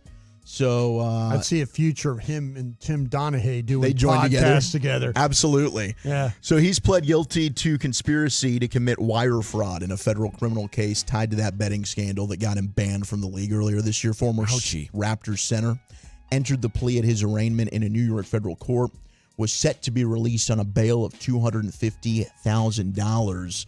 He is now potentially going to face 41 to 51 months of imprisonment and total fines that go up to $456,000. Not worth it, Jonte. Not worth it. Is that for wire fraud? Yeah. Oh, wow. Yeah. So, bad deal for him. And then we did mention during Crosstalk, NBA has finalized their TV rights deals with ESPN, NBC, and Amazon. So TNT, Warner Brothers, can still match this. If TNT doesn't match, this upcoming season will be the final season for Inside the NBA. Under the new deal, though, there's now going to be a nationally televised game nearly every day of the week, as they've got this deal with NBC, Amazon Prime. ESPN will continue to have the finals, as it'll be an extension for 11 seasons worth $76 billion for the NBA. A lot of money. And, I mean, what were you mentioning, Brian? Like, man, maybe Cuban shouldn't have sold. I kind of feel like that maybe Mark Cuban's sitting somewhere going, oh, damn, what was I thinking? Gosh, darn it. I read another one wrong. Should have held this for another couple years. I didn't keep my powder dry. Hey, Adelson family, you sure I can't get more of this cut? What's going on here? We were asked during Crosstalk by Fred Davis, who's doing an excellent job, one of our newest teammates here at 105.3 The Fan. That was funny the other day. It was hilarious. Well, because, I mean, we got Fred Dawson hadn't met him yet, right? And Fred got hired, I think, during your vacation. Yeah. So we're over there at Moxie's, and Gavin's like, "What? Who is this guy?" When Fred's voice came across, Dawson looked at his eyes got as big as those dish sauces. I'm surprised nobody clipped it off the webcam. Oh, it's so funny. Because I was surprised. You're looking at us, and I'm thinking, like, dang it, I'm blanking on what I was listening to him over the weekend. I'm like, it's Fred what? Fred Davis. Fred Davis. That's what it was. Thank God for Ruben. Great broadcast name. Yeah. It absolutely is. And I think he sounds a little bit like our old buddy Lane Lewis. Shout out to Lane if he's listening. But he asked us about Klay Thompson wearing number 31, Clay did answer that yesterday if you missed it, and it is the Reggie Miller nod. He chose it to honor Reggie Miller, another all-time great shooter who wore 31 for the Pacers. And they brought up Jason Terry as well. He's like, hell yeah, I love Jet. I'm going to try and bring another championship just like Jet did the last time he was wearing 31. So Klay Thompson's embracing all the Mavs legacy here, and he's all about getting one for the thumb. Let's get that 5th title here, Klay. Man, that'd be an awkward fit. I'd probably work on the other hand, to be honest with you, Wolchuk. You want to just go ahead and flip it over? Yeah. Just wear the 4. You don't put one on the thumb? That's not practical once it's gone thumb. I don't know that it would fit very well either. Yeah, exactly. I need all my thumb dexterity. You do. Yeah. Now, this was a hilarious video that Team USA posted. And, it's one that I probably could have sent over to Carter for the fan cam, but it's so visual, I don't think it really played for radio. But they had all the Team USA members. They asked, hey, can you spin a ball on your finger? And, Drew Holiday's a master at this. Yeah. But there's most of them are except one guy. There's one guy that can't do it. One guy. And you would not believe the one guy. Shocking. Who do you think it could be, Gavin? Steph Curry. It's Steph Curry. Steph what? Curry. He can't. Steph Curry is the only one who cannot go ahead and spin the ball on his finger. He admitted Spent all of his time shooting in the driveway. Yeah, he said there's a lot I can do with a basketball, but that's one I've just never been able to master. I think it supports my sometimes controversial theory that Steph Curry is actually not that great of a ball handler. If you can't spin it on your finger, are you? They say a similar thing in soccer. It's rare to find anybody resembling a great player that can't juggle. But I will say I don't like Devin Booker, but he was doing really cool things. He was doing the soccer moves, he's bouncing it off his knee and back onto his finger. He's got he's got some skill. Devin Booker would fit right in here with the pregame that the Mavs with do. Luka. Yeah. I know it's weird because maybe actually Devin Booker and Luka would be the best of friends, but they hate each other on the court, and I'm here for it. I'm here for all that drama. Great theater. And finally, we do have the cover athletes for NBA 2K25. Okay. It's going to be Jason Tatum, NBA champion. He will be on the cover of its standard edition. And then you will also get Las Vegas Aces center, best player in the WNBA, Asia Wilson. She's going to be on the WNBA's edition. Wow, Phil Foden nutmegs the goalkeeper, but Netherlands defender is back to stop it on the line. Still 1-1. Oh, my gosh, this drama is a cheeky finish between the wickets. I love it. And then you'll have Tatum and Wilson. They're going to share cover honors for NBA 2K25's All-Star edition of the game. Vince Carter has a Hall of Fame edition, and that looks badass. Half of it's gold, and then half of it's him in his Raptors jersey. It's really sick of Vince Carter. Nice, dude. Big Vince Carter fan. I like Vince Carter, too, yeah. It was an enchanted time there in the early 2000s, him going back and forth with AI and Paul Pierce and stuff. The East Finals were great. Really sick. I used to have to get audio for ESPN in the locker room. He was one of the better guys sitting in his locker room. They were sending you in there to get audio? Oh, yeah. That's awesome. Yeah, it was, that's, the funniest thing was we'd all gather around Dirk, and he would talk, and then Mark Stein would walk away with him and get the real story. Mm-hmm. We'd all be like, okay, whatever Mark produces, we're going to hear from that. Yeah. It is time now with one eye on the TV and the other looking forward to tonight's Rangers game, 8 o'clock pregame as they go for the sweep and a 6th win in a row. We go into the Pimp Cup. Here's Lucius with your G-Bag of the day. Slip, slide, trying to provide. Hey, brothers, those ragoons. Sir. Chef's kiss, sir. Thank you. Appreciate Chef's kiss, man. So the air fryer revived him, huh? The air fryer, bring it back to life. There you go. Air fryer is Dr. Frankenstein. It's alive! It's alive! Yeah. All right. Good deal. Glad you liked him. Yeah, man. Appreciate you. Let's see here. Okay, our winner right here is a man that just moved into a neighborhood, and he has a nosy neighbor with a whole lot of rules. Oh, boy. The new neighbor, isn't it? Yeah, hi. Yeah, now, hi. Let me tell you Hi. the way you should behave in this neighborhood. I'm 35 years here in this neighborhood, and I can't have any changes, right? Rule 1. Sorry. You can't have guests more than 3 people at one time. Only 3, and quiet. Quiet. Okay? Number 3. This is my house. Yeah. Yeah, this is your house, but your house is in my neighborhood. My neighborhood. And I live here for 35 years. And I'm not going to have all kinds of people coming to this place to change the rules. Yeah, I hear. You can't. Another thing, You cannot have sex with anybody here because but me. I can hear everything. If you're having sex with any woman, I can hear it, and I will come and knock on your door. Okay? Brian's out. What house And do you no live in? barbecue in the Hello? garden. Hello? No barbecue in the garden. No party. Well, just excuse me. What house do you live in again? Yeah. Just next door to you. Okay. And I can see And everything. from my window, I can see everything you do. I Okay. even have I can look and I can see everything you do. I can see everything. Man, I've had great neighbor luck over the years. can we get our deposit back? Or are we I just don't going to think give so. it up? I think he closed. I think that real estate Yeah. agent said, haha, thank you very much. Cha-ching, I'm out of here. Been trying to sell this place for years. All right, let's see here. Boom. Give me that, George. Come on, George. Quit playing with it. Let it go. Ooh. Off the woodwork. Cleveland Guardians play-by-play broadcaster. His name is Matt Underwood. That's a... Here's what happened. Detroit Tigers' Javier Baez was hit with a pitch. Yep. Okay. And listen to this broadcaster, brother. Javier Baez. He got hit. I tell you what, Salem's just all over the place.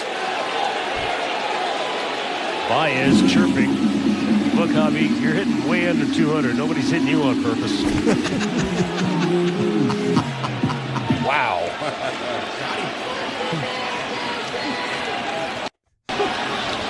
It wasn't even a fastball. It's a breaking ball. Well, he hung his last one. That one gets away from him. There's no way he's trying to hit him. You can see Hedgie tell it's a slider. It's a slider. It's a slider. I love that it's Hedgie, too, behind the plate. Nobody's trying to hit you on purpose. Nobody's trying to hit you, bro. Our guest tomorrow on the pregame show, Javi Baez. Yeah. What'd you say? Yeah. Let's see what else I got for you boys. That was a good one, by the way. I might be trolling with this a little bit, but Jim Rome he had a banger, boy. I tell you what. This is Jim Rome with an Odyssey Sports Minute. Not as if I haven't asked this question before, but here we go again. Yo, Dallas, how you living? Seriously, yai? Because if you're a Cowboy fan and your answer is Rome, I'm terrible. Oh, I totally get it. The Cowboys simply cannot stop going full Cowboys this offseason. This might be the most Cowboys the Cowboys have ever been in the offseason. I'm Jim Rome. Bro, that's a gift. That's a gift. To say a whole lot of nothing is a gift. I was. Where was He made it going? sound pretty good. Yeah, he sure did. That's why I don't know. I've been thinking about where he was going for the better part of the last 40 minutes. $20 million a year guy right there. Like an old clip. But it's always raining Cowboy stories. Yeah. So you can always do that's evergreen right there. Yeah. It's always raining our kind of stories here as Cowboys. Watch me give this one up, clones. Oh my God, dude, I heard for that. a Cowboy one. This is Jim Rome with an Odyssey Sports Minute. Not as if I haven't asked this question before, but here we go again. Yo, Dallas, how you living? Seriously, yai? I'm going to walk in next time to Odyssey and go, I think I'm better than this room guy on the radio. My God. Somehow he sounds cooler. That's so brilliant, bro. Got to be like 60 now. Still sounds like a punk surf kid. What are you doing? Yeah, What do you got against I'm just 6-year-old saying. guys? Yeah. I'm just saying. He's got it Most going on. Cowboy thing ever, huh? Am I right? Am I right? Cowboys Clones. out, clones. Wow, man. I mean, for the first week of March during free agency, boom, that hits, right? Yeah. Haven't Sure. done anything again. They're going Yeah. conservative with the cap. Like 4 months later, it's just a little weird. Guys. Slow news day, I guess. Jim is hilarious, He bro. is. He is hilarious. That is an art. To say absolutely nothing but say everything at the same time. That is a true art, man. I owe Jim a lot. That's why he makes it big. Oh, Jim, a lot. Oh, Dawson. Great guy. We all do as a company. Yeah. Let's see what else we got right here. Okay, how about this girl? She crashed out. Uh-oh. Oh, no. She got fired from her security job. Uh-oh. And her being back up at work would be like trespassing. Mike grab here? She grabbed, She Mike grabbed grab. the CB. Yeah. She grabbed the CB, so we can't hear like the intercom Yeah. vibes because it's on everybody's CB as they're out there doing their security jobs. But she went to the main motherboard, jumped on there, and went offed. Dear all Prosecure workers, let's get into how Candace her way to the top. Ollie, you a funky ass bitch. You need to go back home, ho. Jules ain't here, but let me tell you something. You ain't got a backbone either, bitch. Lucinda, you stand in your car. You ain't here either, but bitch, they gonna tell you what the I said, because I don't like your ass either. You a yes man. Bremen, your gay ass. Lucinda talk about you like a dog, but being your mother face. You too, Candace, you strong nose, witch nose ass bitch. I don't like none of you hoes. Oh God. And all you bitches are shaky. Yes, trespass that, ho. Yeah. Oh, that's crashing out, bro. Yeah. That's crashing out. Wonder why they had to let her go. Oh my God. So, can you tell us about your last job here? Any references that we Yeah. No. How'd your exit interview go? Got a space area in 2024. You'd have no employment history. Yeah, how weird is that, huh? Is it the old lady patrolling her neighborhood? Is it Javier Baez hit by pitch? Jim Rome on the Cowboys. Killing it. Or the former security gal. Killing it, bro. Show me your ways, Jim. I'm going to go with the play-by-play guy who called out Javier Baez for, hitting as bad as Adolis was before last night. Lucius? Jim Rome. Wolchuk? I'm trolling. Oh, this is tough. I think I'm going to go with the champ. We're still tied at 1, Brian. It's Rome. Baez score of 2 to 1. Absolutely Rome. And it's your new G-Bag of the Day champion, Jim Rome. Wants the that first to time win. for summing up the Cowboys offseason in 30 seconds He did without it better than I ever could. any actual news content. Yeah. He did it in less than 30 seconds. It's supposed to be 30 seconds. My man did it in 25. Do. We got to run. It's time now for Krusty's Corner. Where are you taking it? I'm going to say a lot about nothing about the Cowboys. We'll do that next.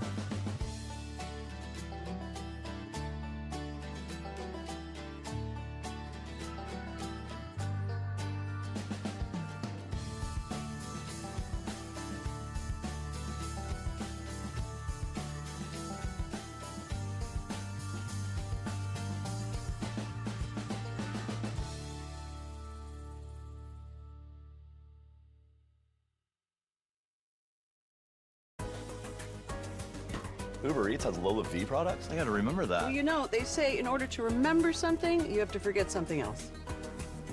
Okay, now that is a very cute haircut. That's like a little shag. I've never seen it before. Well, I mean, of course you have. It's the Rachel. Oh, is that your name? No, I mean, like, your name. No, I'm Jen. My name's Jen. Right, but I just mean, like, this is your haircut. But that's hair on your head. I'm not saying this is your hair. Okay, freaking me out a little bit.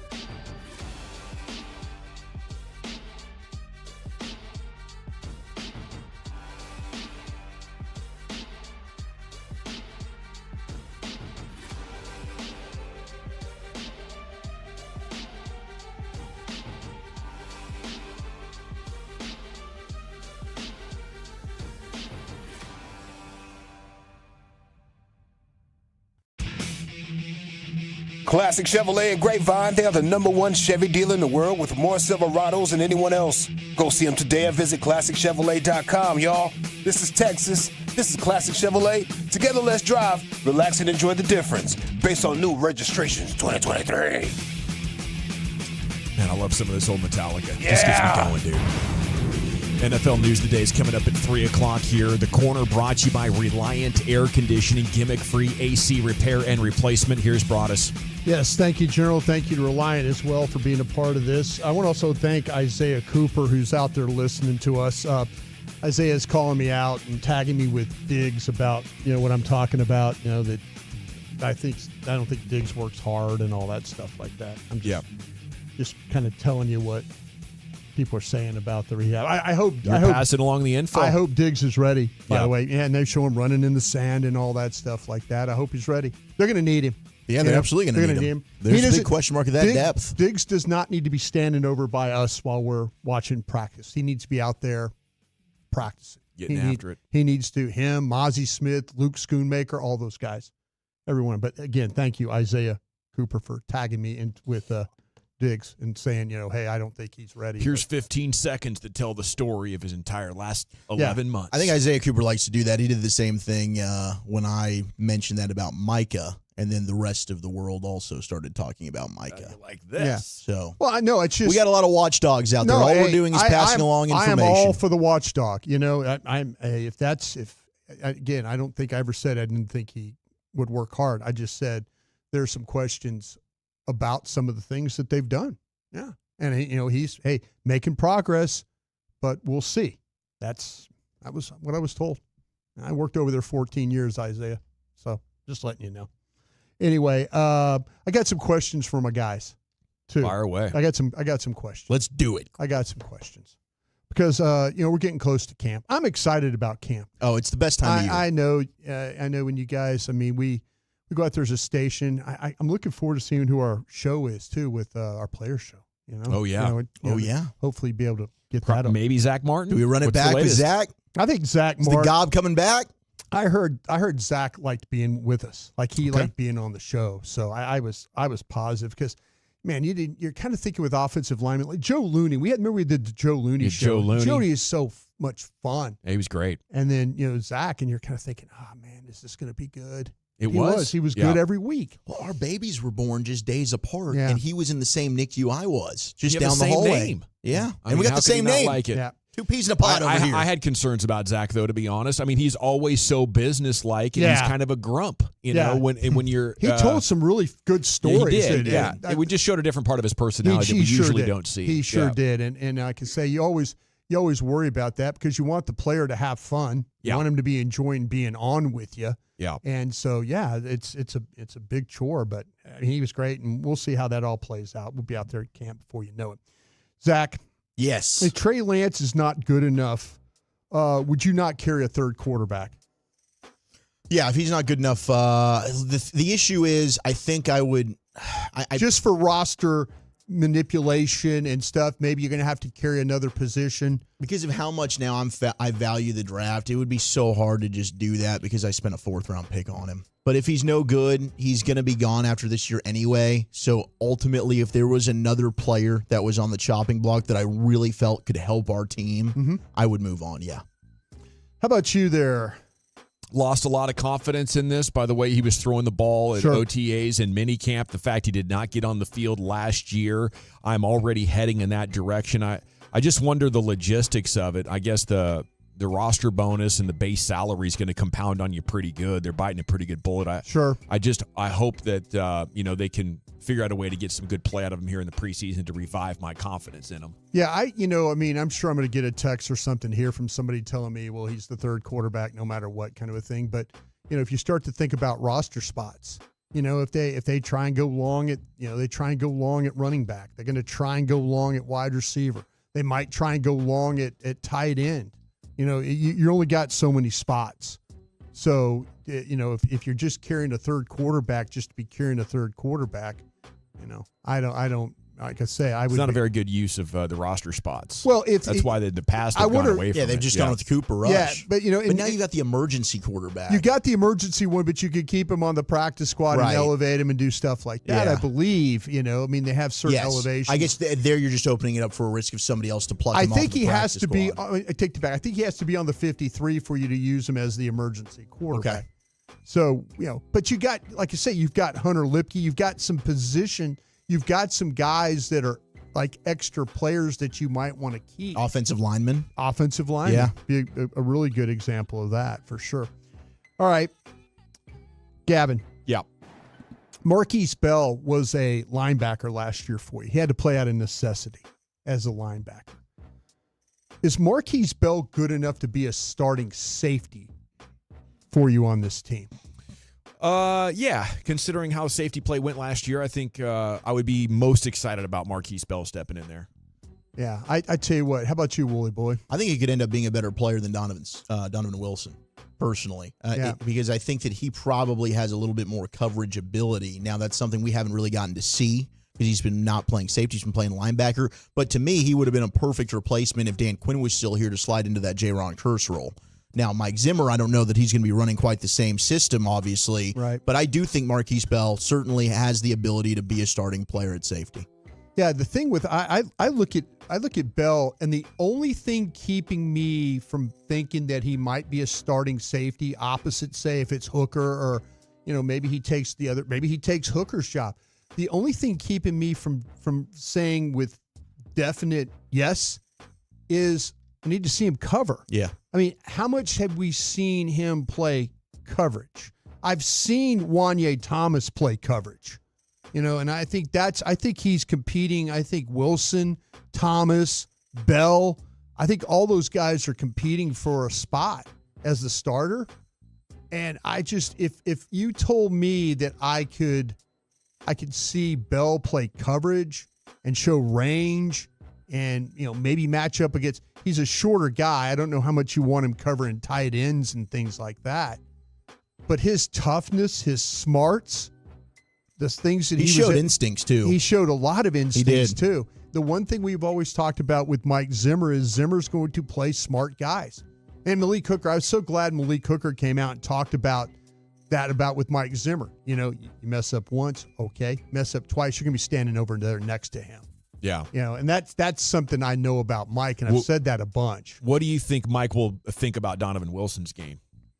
I think he'll probably like Donovan Wilson's ability to hit. He's just such a downhill player. He's a downhill player, but I don't think he has great instincts. Yeah. Yeah, he gets lost in coverage and the angles that he takes. And I was really excited about Donovan Wilson. Me too. Yeah. But I think some of the reasons of why he slid to the 6th round out of A&M, they've now started to materialize here later in his career. Yeah, if you go back and watch the Arizona game, some of those plays that you had to make in the alley, the read option stuff that they were dealing with, that he took some, and I don't think there's times where you see everybody else moving and you see him stationary. He gets stuck. And so, Mike is going to play guys that have instinct, that know, okay, football intelligence and move when they're supposed to move. So I think there's going to be some competition there at that safety position. All right, Gavin. Yeah, buddy. Are you more worried about the run game or the passing game? Say CeeDee Lamb doesn't sign. I'm much more worried about the run game. Tragic last year. I think Tony Pollard fell off. I think it's a situation where a great running back could make it respectable, but they don't have anything close to that. You need a really tremendous rookie year from your 2 offensive linemen in order to make this halfway decent. Mm-hmm. I think their run game will probably be bottom 5 in the league, and I think their passing game will probably still be top 10. Without Lamb? Well, without a Lamb signing, he's still going to be on the roster, right? He's not going to hold out all year. He just might be frustrated is the way I took that question. Yeah. I think if he were not to sign. Oh, he's off the team? He's off if he were not to sign. If he does hold out. Yeah. If he says, hey, I'm just not showing up. Yeah. I think they'd still outperform the running game with their passing game. Ferguson and Cooks would figure out a way to get enough done. Yeah, I still would lean with the running game because of Ferguson and Cooks, even though you're in a whale of trouble there. I mean, this team ends up looking like I think you're going to end up in the top 10 of the draft, personally, if that's the case. I am confident that I think Guyton and Beebe or even a Hoffman, I think their strengths are going to be run blocking. So I think there is a chance that your run blocking line is better than it was last year. Yep. That's what they're going to have to bank on because right now that running back room leaves a lot to be desired. Yeah, Pro Football Focus, I mean, they're not the end-all, be-all for analysis. There's some things they do really, really well, but they ranked you as the 32nd best running back room in the league. Wow. Is what they did. I mean, you were dead balls last. You don't have a true RB1. Yeah. I mean, with all due respect to Zeke, he's just not that at this stage of his career. You'll get a runner, you'll get a good offensive line, but I think the most important thing is that the coaching staff evolves. They need to pay attention to San Francisco that lacks a great offensive line. Yes, they have McCaffrey, but it's the play design that allowed them to have a lot of success even before McCaffrey. I think they'll run the ball better if they figure out the tight end situation. I think that really hurt them last year. I think this offensive line could be good. If their point of attack blocking with their tight ends is not good, they will find. Can anybody other than Scooney do that? Brevin Spanford, the Minnesota kid. That's the thing that you're going to have to hope for, that somebody out of this group. Scooney, it was. I've scouted a lot of players in my day. And I really thought he was going to step in and immediately be plug and play as a run blocking guy.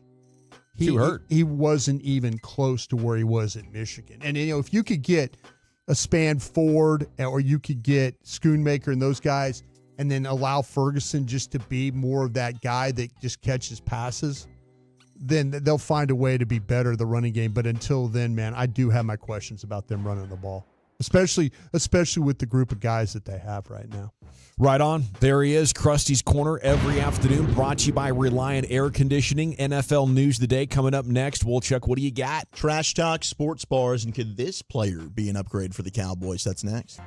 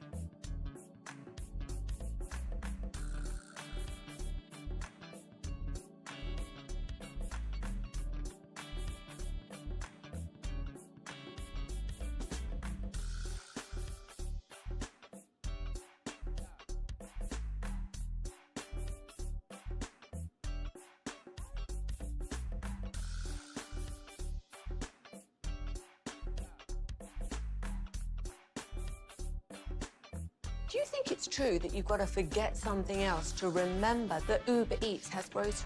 Nah, that's absurd. Hey, remember when you used to be a, Pepper Lady? Pepper Lady? Wasn't it Cinnamon Sisters? Basil Babes. Saffron Squad?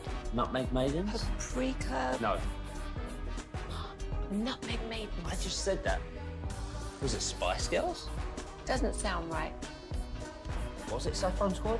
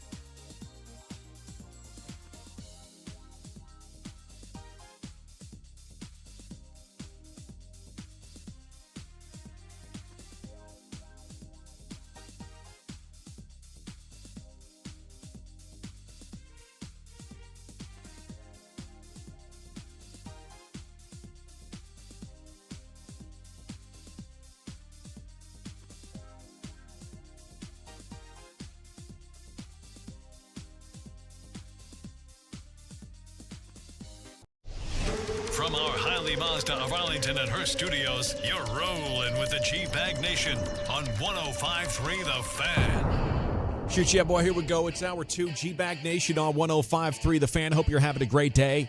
Rangers looking for a 6th win in a row tonight. 8 o'clock pregame, 8:38 first pitch as they visit Ron Washington and the Angels of Southern California. Time now for some NFL news of the day. Here's Wolchuk. Thank you very much. Yeah, Jim Rome, again, we're getting texts about it, as I guess he followed up with what he was really talking about. It was Dak and the ankle. So, the walking boot thing. I guess he thinks that is more serious. That's not a separate thing than his previous. No, I think they're they're together. Like it's continuing. And then on. Jerry's, child situation. Yeah. Yeah, and then CD, he's going to get paid. There's a whole lot going on. He's going on. Yeah. Yep, he's going at the We'll string. wait for the next one. The Jerry Dad thing is pretty prime. We're waiting. We're waiting for it. That's a Cowboy story. Yeah. You think he'd jump all over that one? Yes, I guarantee Jim talks about that regularly. Yeah, that's right up his He's right alley, up that alley. making fun of the whole deal. And what do you think about the boot being a nothing in regards to Dak? I would rather have it be I was hooping and I tweaked my ankle than, I snapped my leg 4 years ago and I tried to tell you the next year that it was nothing and I was totally past it, but 4 years later it's still enough that even with regular workouts, every now and then I need to give myself extra time to recover. I mean, the balance, the strength, the things that I talked about during his recovery to that people were in denial about is coming to roost. And maybe I'm being a little petty, but I think it's a real thing. I think that he goes fishing and things like that. I don't think he takes days off. No, I mean, what's the difference? He is playing older. basketball versus just grinding and practicing. He is older, and I think that he tries to do just as many things as he did when he was 23 years old when it comes to football and trying to, What a beast. Yeah, I mean, he does. That's his deal. He goes out, he gets guys to go throw. He could take time off, but what does he do? He shows up at the tight end school, throwing routes, dropping back, doing that.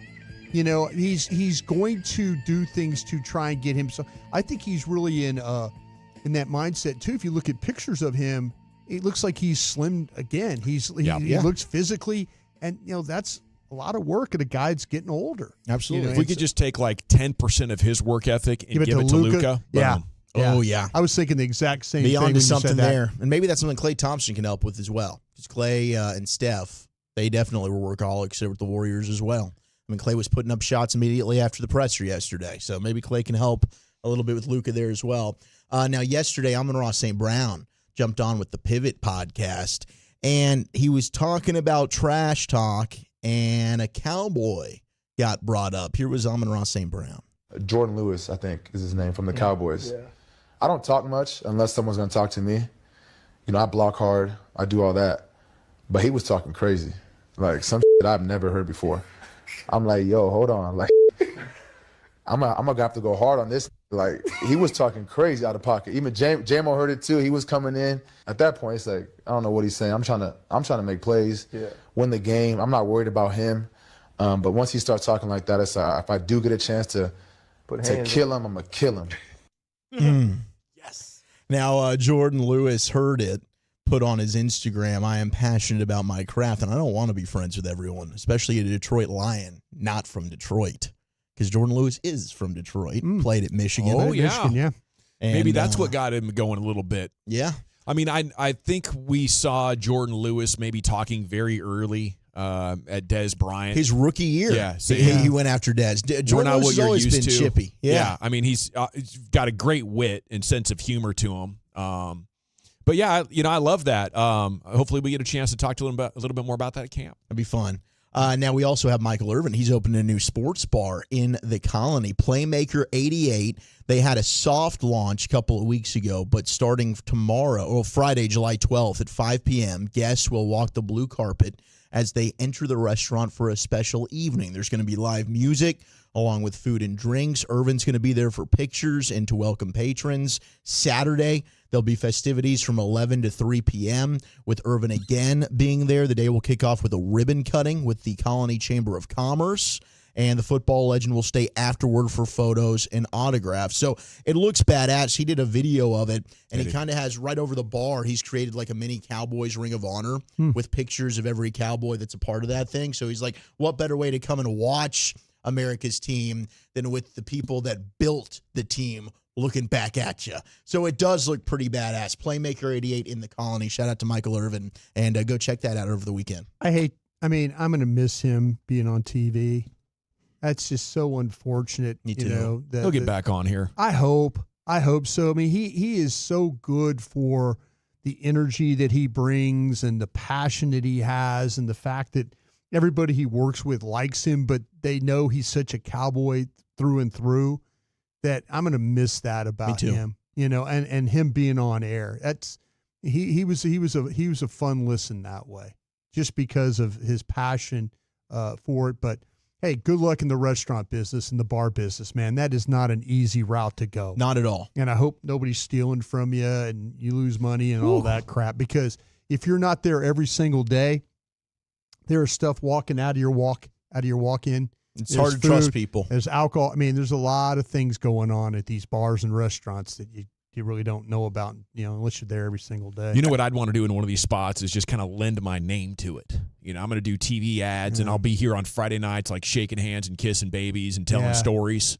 But please have a manager and somebody. That's how you get hustled right there. Put your name on something, they're gonna eat you up. All of a sudden, you're you know, it works really good. People are showing up, and you're full every night, and you're like, well, how are we not making any money here? Yeah. And I think it's a lot. Maybe I'm wrong about this. You know, now with the way credit cards and stuff are, but you know, it used to be such a cash business. Oh yeah. And you know, oh hey. You know, 2 for you, 1 for me, 3 for you, 2 for me, you know, that kind of thing. Put a little in the baggie, a little bit in the purse. Yeah, and giving away drinks and stuff like that. I mean, all that is. And the food cost. I mean, that stuff's so high these days. I just don't want Michael to have a bad experience that way, because there are a lot of guys that do. They get into that business and they think, oh, this is cool. And the next thing you know, it is a lot of damn work. Because, again, people walking out the door with your product and stuff. Hey, what was that bar that Mike was at? Was that Knockouts where there was a brawl going down? I think it was. And he had that sailor hat on. He was trying to break up the fight with that sailor hat on? Yeah. At what point he was just like, all right, I guess I'm not going to get these guys broken up.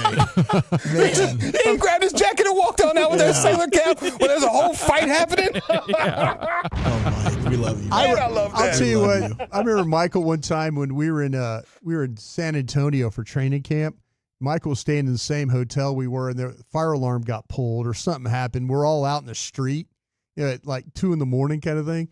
Michael's the one standing out there with no shirt on. Of course. You know, and everybody else is kind of like, you know, we're all looking at Michael like, okay, yeah, he's the only guy that could get away with standing out there, like hands on hips, like, you know, what the hell's going on out here? For a lot of us, it's like, oh, fire alarm. I better get some clothes on so I don't embarrass myself. I put on like full sweats, you know. You've been waiting for that opportunity. Check me out. Look, Leonard Fournette is still looking to try and get back into the National Football League. He's His kinda like agent, Zeke. Leonard's in the best shape of his career, and I expect he will have a new home soon. Sure he will. But the Cowboys are one of the teams listed as the favorites to possibly sign Leonard Fournette. I mean, this happens all the time, but they do need a running back. Is that somebody that might be of interest if they get to camp and they're not liking what they're seeing? God, do I need to go back and watch Leonard Fournette? Maybe. It seems like to me he's kind of a 3.5 yard a carry guy. Him and Zeke, I do think, are very similar. Very similar, yeah. So I don't know that Leonard Fournette would be your answer there. A lot more receiver news. Devontae Adams was on the Up and Adams show yesterday with Kay Adams, and we've joked about him reuniting with Aaron Rodgers with the Jets because, I mean, hey, he went to the Raiders. He wanted to play with Derek Carr. A year later, Derek Carr's gone, and now he's a New Orleans Saint. So he's sitting there with, my gosh, who's going to be my quarterback? Is it Aiden O'Connell or is it Gardner Minshew? But here was Kay Adams asking about the flirtation between him and Rodgers joining together with the Jets. You two are boys, a lot of love for each other. You went to the Derby together. We see the pictures on the Instagram. Are you telling me he's not getting your ear and saying, hey, I want to play with you again? Oh, he's in that ear, that's for sure. he's in the ear, but you know, it's not as easy as it, you know, obviously we can get together and talk about the old times and potential of doing this and that, but like I said, I'm a Raider, so, and he knows that, so we'll maybe the next Yeah, I mean, it'd be fun. I want Devontae Adams to have the most success possible. I mean, the dude is one of the best receivers in football, and now it feels like he's just kind of wasting away the end of his career there with the Raiders. Unless maybe Aiden O'Connell ends up being awesome this year for them. He played okay, like 500 football under Antonio Pierce a year ago. But, man, I know they reached out during the trade deadline, but I think logistically with that contract, it just makes things really, really difficult for them to get together again. Every time I look up, it seems like these lists have the Jets as the best this and the best that. The roster is good. They deal with a lot of injuries, and I think the head coach is a big question mark right now.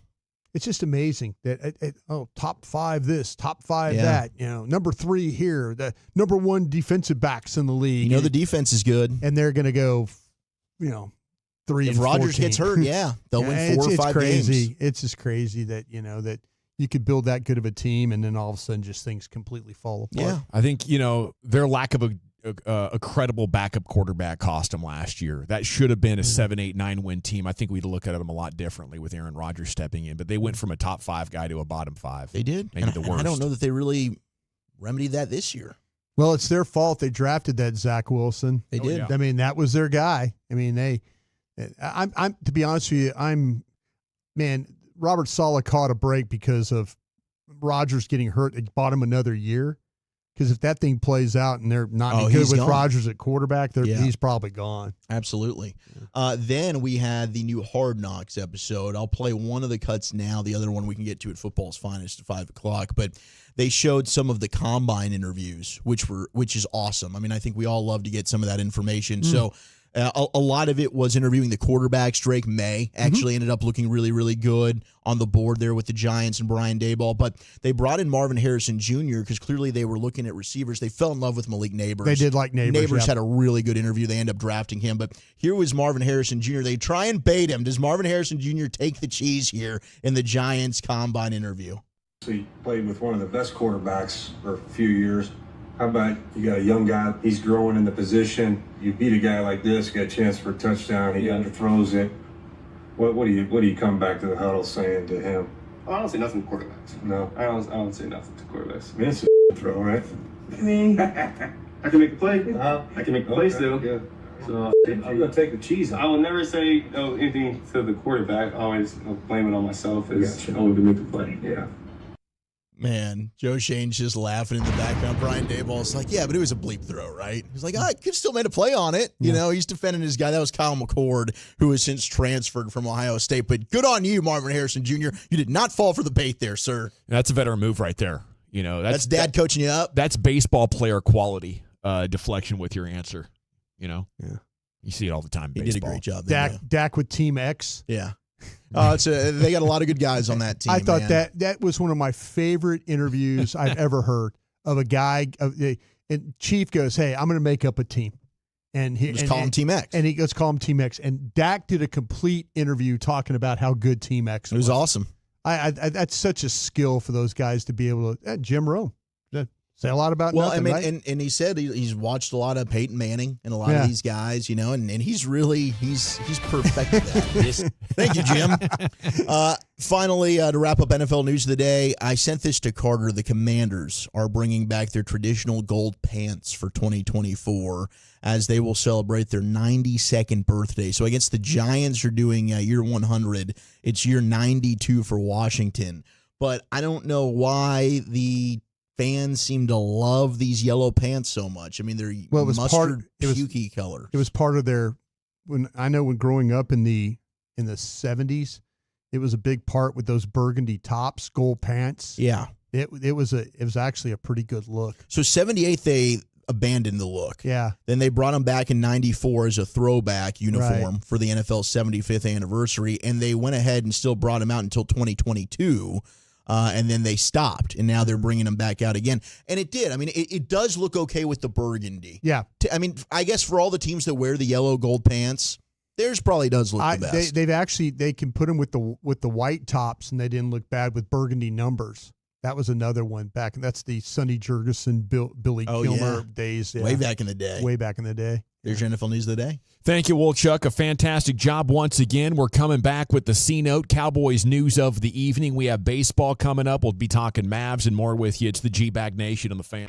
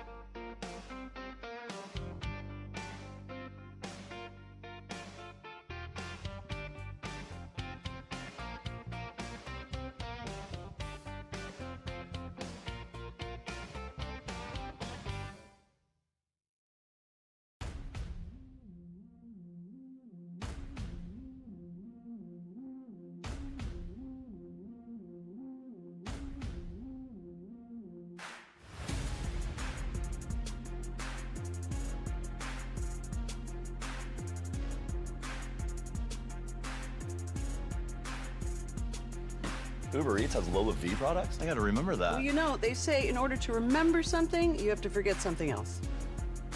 Okay, now that is a very cute haircut. That's like a little shag. I've never seen it before. Well, I mean, of course you have. It's the Rachel. Oh, is that your name? No, I mean like your name. No, I'm Jen. My name's Jen. Right, but I just mean like this is your haircut. But that's hair on your head. I'm not saying this is your hair. Okay, freaking me out a little bit.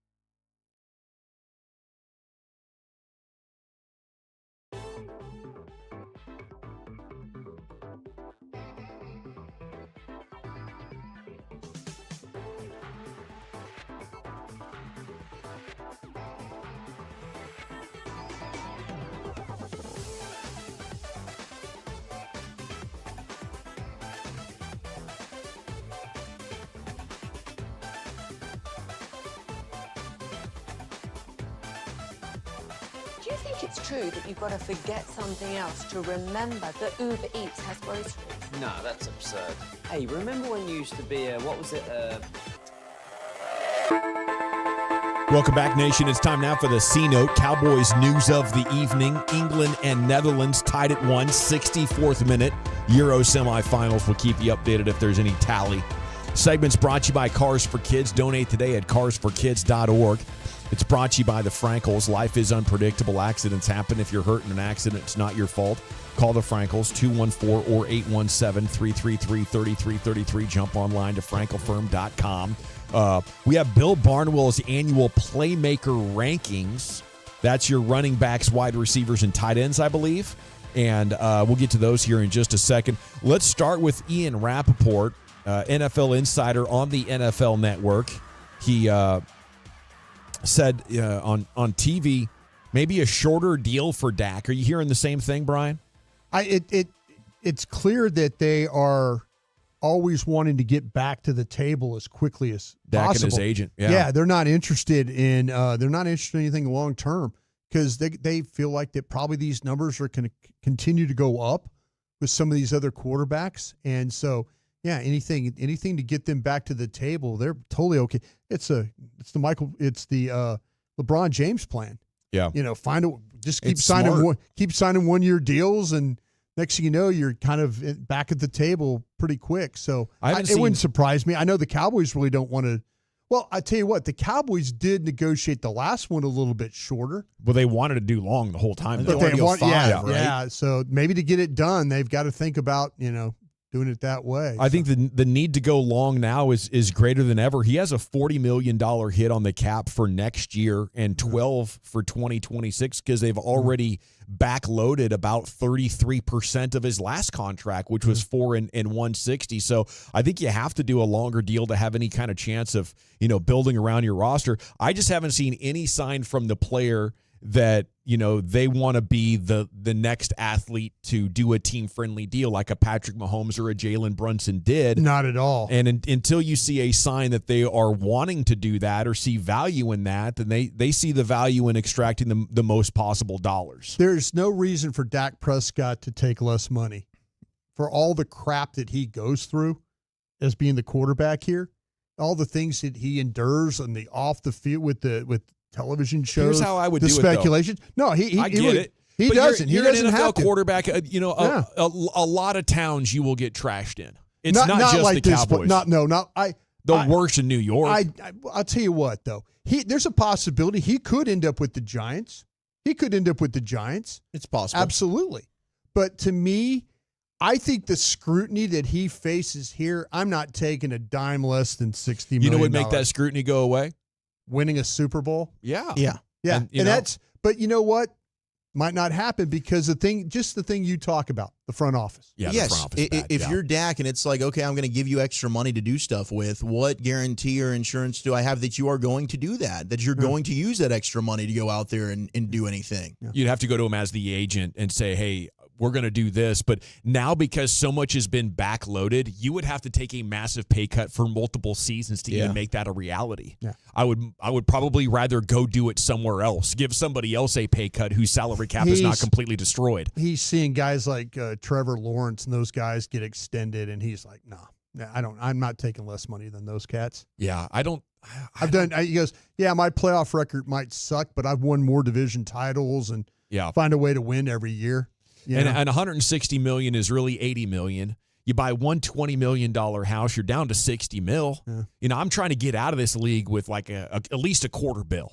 I'm trying to build up established wealth and property and real estate. But I mean, that ledger is real. And once you're done playing, the earning potential will be greatly reduced. So I don't think anybody's begrudging him any kind of cash from the Cowboys. I think you're just kind of hoping that you'll get the player that wants to do a Dirk deal. Well, it's like, it'd be awesome if it happens, man. Yeah. It'd be great. Yeah, but it's just not realistic. And I think the amount of money you would have to forego in order to give this Cowboys front office a fighting chance is probably like your entire contract. Like if you're willing to pay for $5 million instead of 60, maybe they could build a run game and a run defense out of that additional $55 million.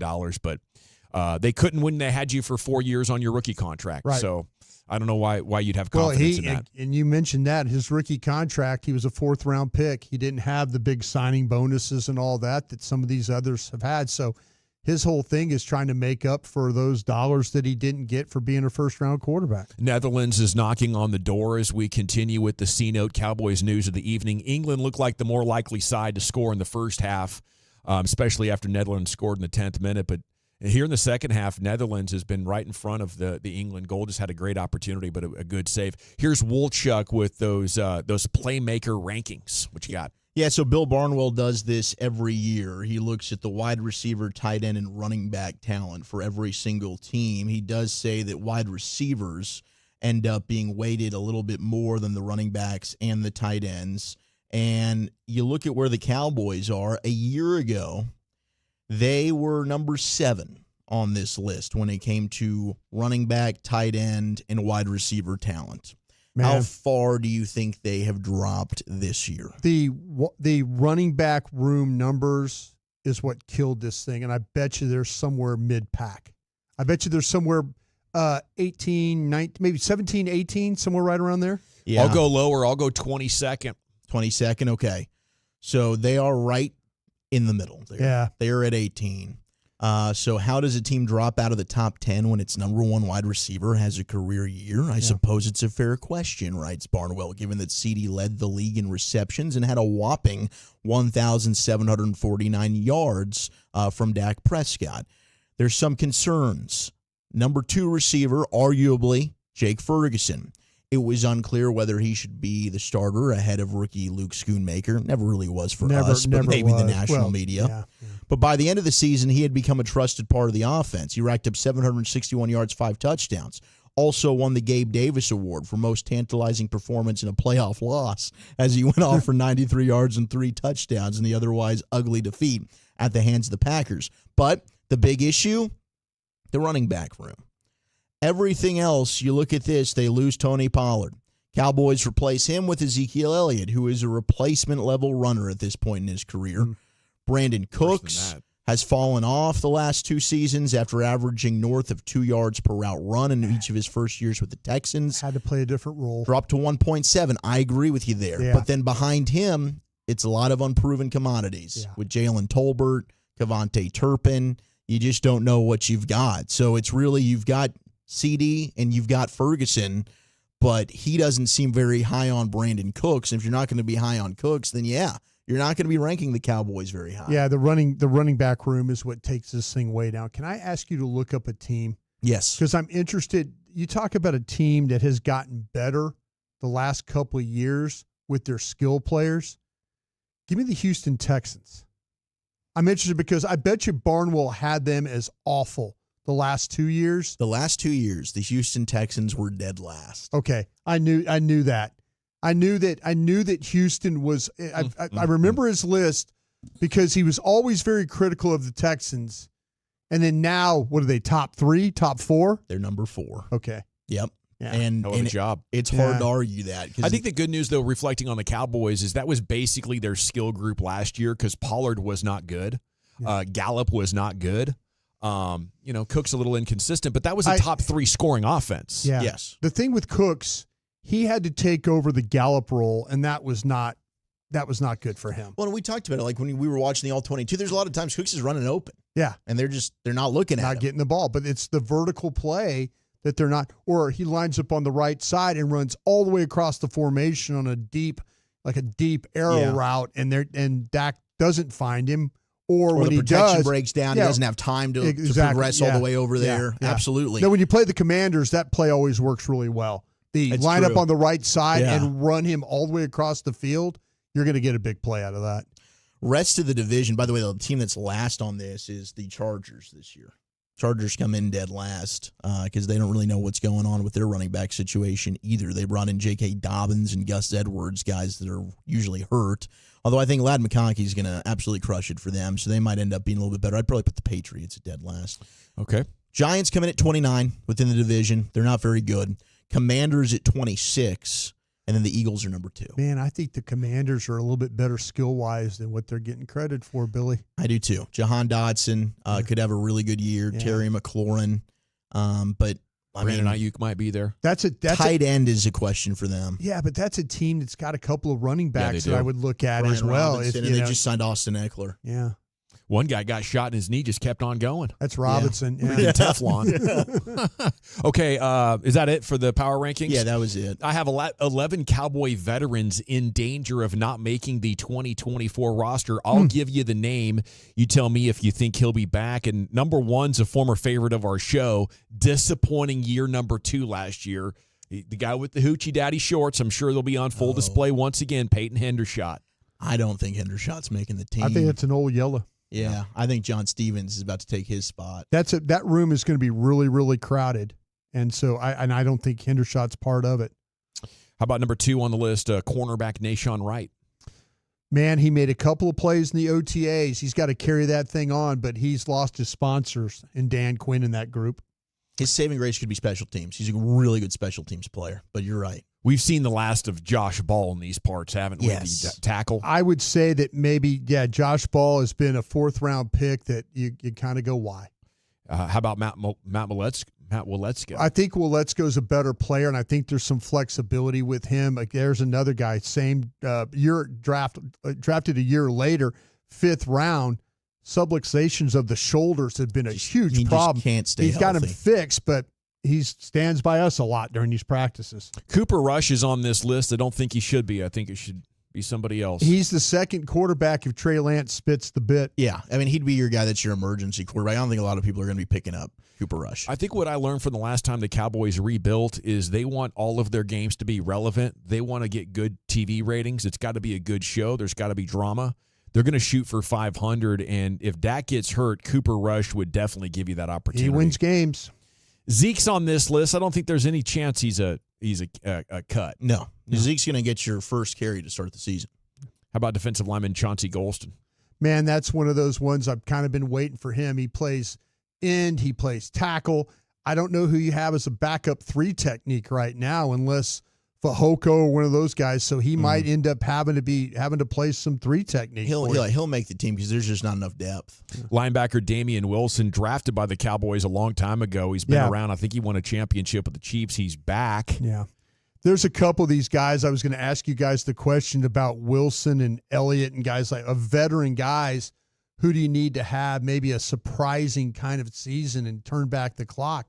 Wilson was a guy I was kind of looking at with the little bit of trying to help the linebacker room. Yeah. I think right now you look at your depth, I don't know that he's got a place. Yeah. That's fair. As long as these young guys, take the step and show what we expect. I think if Damian Wilson's a starter, then something went wrong with your young guys. That's okay. It's the G-Bag Nation here on 105.3 The Fan. What do we have coming up next, Wooly Bully?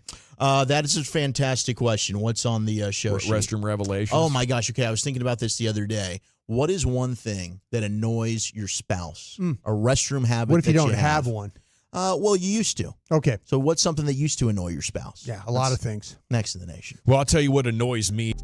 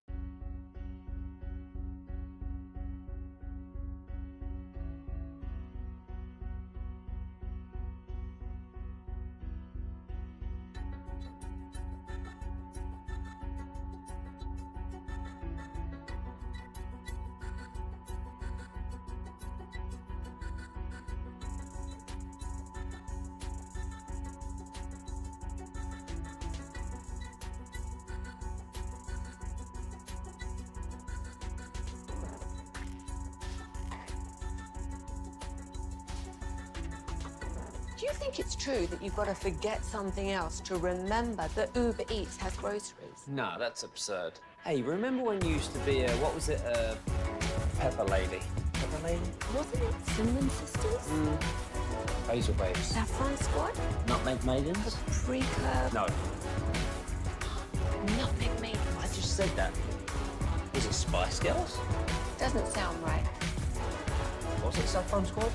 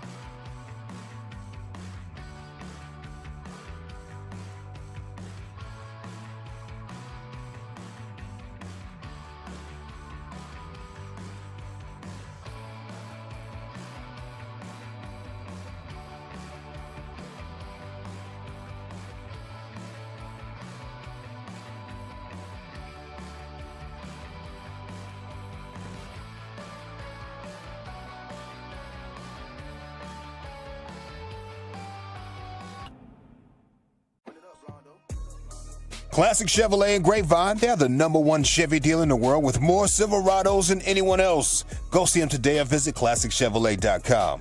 This is Texas. This is Classic Chevrolet. Together, let's drive, relax, and enjoy the difference. Based on new Chevrolet registrations 2023. Thank you very much, Lucius. It is the G-Bag Nation here on The Fan. Hollywood David Hellman's coming up at 4 o'clock. Looking forward to a chat there with Brian's former editor at DallasCowboys.com. Let me ask you this. What team you think had the most holding calls in the NFL last year? There's 3 teams that tied for the lead at 25. Commanders. Holding. They had Commanders is a good one. The Chiefs might be up there. Chiefs #1. Okay. But there's 2 other teams they're tied with. Jets. Nope. This is the Cowboys. Cowboys and the Dolphins. Okay. All had Dolphins mix and match. All had 25 holding calls last year. You know what team had the least? San Francisco. Eagles with 7. Wow, that's pretty good. Yeah. 7 holding calls all year long. All year long. That's incredible. Yeah. What's the takeaway there?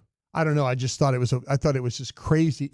I just thought it was crazy that you have that one team. It's how big of a difference there was. A big gap.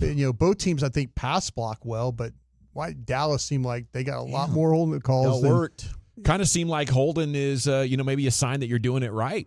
And if you get caught here and there, then, it's just what it takes. You know what? I would study Philadelphia. What the hell are they doing? Are they wearing white gloves when they're playing white jersey teams? No, seriously. Dark gloves? I mean, what are you doing? Because you could call holding every single play if you wanted to in the NFL. Dallas got penalized, I think, way too much. Oh, Kansas City, too. Miami. I mean, those are all pretty good offenses right there that are. They're all playoff teams. Holding it up, yeah.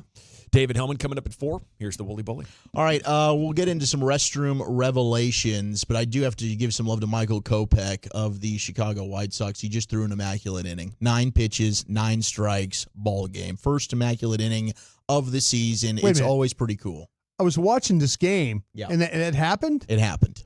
It happened. It just happened, yep. About 15 minutes ago.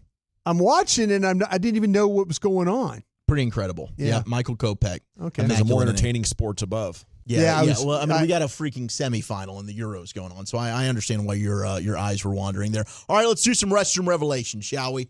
Who does number 2 work for? That's right, buddy. You show that turd who's boss. Hey, just grab a hold of something, bite your lip, and give it hell. Come on. We're going to get through this. What's something that you do in the restroom that really annoys your significant other? For me, it's pretty easy. There's 2 things that have come to my attention. One is I slam the toilet seat. Just drop it? I guess so.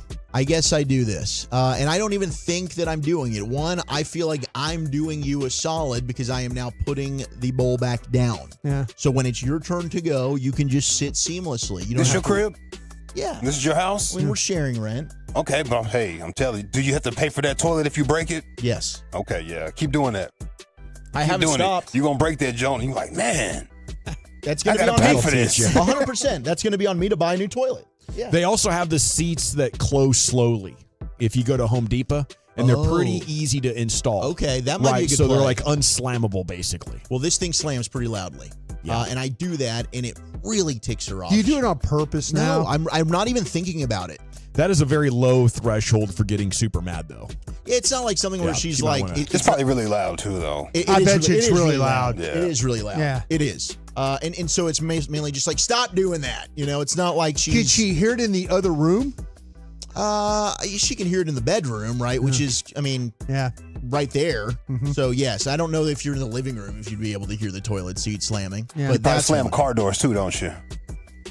I think I probably do. Front door? You slam the front door? Heavy-handed ass. Yeah. The front door probably is slammed. Yeah, I probably do all these things. You're a psycho. Am I? Yeah. Why? Why do you have to slam I'm not stuff? even thinking about it. I'm not like slamming it on Getting purpose. the job done. It's efficient. I'm just closing it. He just lets the toilet seat drop from 2 feet. He's a man. Yeah. I'm just closing it. World can get the hell out of his way. Yeah.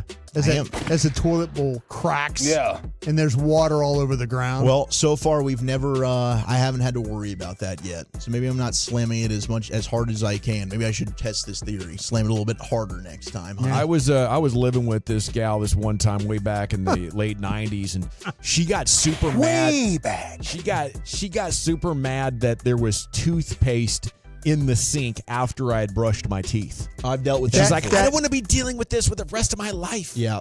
I'm like, wow. I think she's on to something. That's the type of clean I like right there. I like women that type of clean, bro. Yes. Is that a good standard? Hell yeah, it is, bro. What? Absolutely. Keep me in check. I want to be the dirty one. I'm telling you, the dynamics are weird when the woman is the dirty one and you're the clean one. And I say that respectfully. The dynamics are strange. I'll tell you what. I keep the shower floor so clean that I'm afraid I'm going to fall. It's that slippery in there. Good for you, bro. I can't stand having like dirt or anything in the bottom of the shower or any of that stuff. Oh, I'm with you on that. I will make sure that's. I love the that's smell clean. of pine sol. Yeah. Like I am. Yes, I'm with you, bro. I'm with you. So to me, like I'm worried. Like I take a step into the shower, it's so clean in there that I'm worried I'm going to fall, and then you're going to like. You guys are going to talk, Brian was a decent guy we worked with. Yeah. He hit his head. Damn shame what happened to Broadus. Yeah. She slipped and fell. Yeah. Death by cleanliness. Sure was clean in there, though. You see the photos? Yeah. My God. It smelled fantastic. Oh, look, the blood just went right down the drain. Yeah. The other one is just kind of like leaving things like a clutter around the sink. And it's not even really like a clutter. It's like my specific area. Yeah. But instead of like bunching it all up together perfectly, like they're all touching, I will sometimes I will leave the hair gel or I will leave the soap, like the toothpaste. But this is your area? Yeah, we have two separate sides. It's amazing that you even have size. Usually women take up the whole counter with all types of weird stuff. No. I have a whole new bathroom I use now. Which, I mean, England has done it. Maybe I need to do this eventually if we ever move and I get my own house and we're not renting. But yeah, that's something that bothers No, you should her. lay down the law now. It is your sink. Oh. That's what I did. I haven't adjusted. Okay, you got it. You got it. I didn't You're doing change. it right. Pick one. You want to slam the toilet or the sink? Which one you want? I can try and do better with the slamming of the toilets. A lot of people have texted in like that. Probably annoy me too. You got to relax with this sink, though. I'm sorry. I just need to be a little bit, more gentle or gentler. No, that's But not the annoying. sink thing, like it's not. If you were to come over and see it, it's not even like it's dirty or anything. It's just everything's just not perfectly in one little area. I'll tell you what needs to happen. What I'm seeing here on the text is some people just need to relax and accept that life is happening around them. And if little things like a toilet closing is throwing you off, you need therapy, bruh. You seriously need mental health help. That the life adjustment has nothing to do with the woolly bully or any kind of messy guy in his bathroom. The life adjustment is the gal who, apparently is so miserable that she can't let you live your life They gotta with find your something. norms, with the way that you close and open things. You're trampling on my life. I'm not saying anything about yours. Not a single damn thing. Hell yeah. Leave me the crap alone, please. I'm going through my life. I have a lot of stuff in my head, got a lot of busy stuff going on, and now I find myself in an argument because I closed the toilet a little loudly. Thank you. Leave me alone. God bless America. Jeez. Can I get you? Can you? I need you to record all that in my phone. Here, I'm gonna play it back. I'm gonna pull that later and I'm gonna play I it got for that my ran on that's what I'm speed dial. saying. Like Wolchuk walks in and just sets the phone on the counter. Honey, just take a minute and listen to this. God, I got You've maybe- got mental issues, lady. This is my anthem. You want me to pay for you to go to therapy? I got you, honey. I got 25 years left on this planet if I'm lucky. Can I please try to enjoy a little bit of it? Golly, if I want to slam the toilet seat, let me damn well slam it. There you go. Oh man, we got a lot of the leaving hair in the toilet. Toilet. Yeah, or just anywhere in the bathroom. Yeah. You're cleaning up a little area. Tell you what, I'm a hang up the towel guy too. I do hang up the towel. Can't stand that having towels laying around. Yeah. You leaving a wet floor? You ever had people leave a wet floor? Like Yes. that? What the hell did you do, bro? Yeah. Can we not put a mat down or something? What's going on with that? How about make sure the curtain's in the tub too? Is another thing. Oh. Yeah. See, I don't have to deal with the curtain that's anymore. a bad. We just have a door. That one will Yeah. get me. Yeah. Especially having to have my floors redone. 214 says forgetting to flush. Now, you should probably flush. That is, you can't do that. Yeah. That's one of the we things. shouldn't do. Living by yourself is great. Especially, I do not want to see a woman's turds when I walk in there and lift up the thing. I'm telling you, bro. Why are you acting funny? You haven't talked to me in 3 days. I see one of your floaters in there. You're not disturbed. You're not human. Think about it. 972 It wasn't a said, rose. turning the toilet paper the right way. That's a real thing. That is a real thing. I had to learn that one. Oh, it's a real thing. And now I know. How about using? It's got a patent for it. On the patent, it shows you how to hold it. So it's a real thing. How about using too much toilet paper though? Too is another one. Clogging the toilet? Yeah. Yeah, that's an issue. That's a bad one. If you do that, you got to discreetly unplug it. Let me ask Come you this: asking Have me. you ever clogged up somebody's toilet at a when you're like a guest? Yeah. And you don't have the plunger thing in that room? Yeah. That's You go like- check the garage. Yeah, I mean, Popular spot. No, you're stuck in the bathroom. yeah, you're kind of stuck. I think you're stuck Yeah, in you're there. stuck. You just leave. You're kind of stuck in there. You give that Irish goodbye. You're kind of like trying to do all you can to, I don't To know. get it to go? What do you To do? get- to You get- just stick your arm in there? Looking for a wire hanger under the cabinet or There's something. you know what? I've taken a toothbrush before. Oh, no, you haven't. With your hand down in there? And it's somebody else's toothbrush? I threw the toothbrush away. Oh, did you tell him? No. Poor guy was looking for his toothbrush. I looked for an auxiliary Brian was toothbrush. elbow deep in his toilet. So you fixed one problem, but now there's another one that they have to deal with. Okay, I know I had it here somewhere. And you might have some Hep C on your hands on top of that. No. The toothbrush helps. If you have to use as an emergency, it helps. Oh, goodness. I threw it away. Yeah. I wrapped it up in Thank toilet you paper for throwing their and threw it away. toothbrush away for them after you used it to Hey, I mean, okay, what are you going to do? You going to leave a surprise for somebody I'm the gonna next go. time I'm around? gonna go to the homeowner. I'm gonna say I'm not sure you knew about this. You're but not doing that, Dawson. Your guest restroom Don't lie cannot to everybody. handle Don't lie to people. You're not doing that. You're like, you're driving home and you're like, oh, I think I clogged one up there, dear. You're not, you're not. And you're leaving those people to try and figure out which bummy guests they have. Oh, man. That is classic. England's going to go on. They win. They did. Yeah. In regulation, late Play one. Spain. England and Brilliant Spain. strike. Yeah. Mano. Gosh, that's crazy. Wow. Good for So England. what a final. Yeah, what a final. All right, there's your restroom revelations. Thank you guys for playing along with me. There he goes. It's time now for David Hellman, a.k.a. Hollywood Dave Hellman, to join us next right here. We'll be talking Cowboys with you. And next right here to the G-Bag Nation and the Fan. I want to chat about my friends at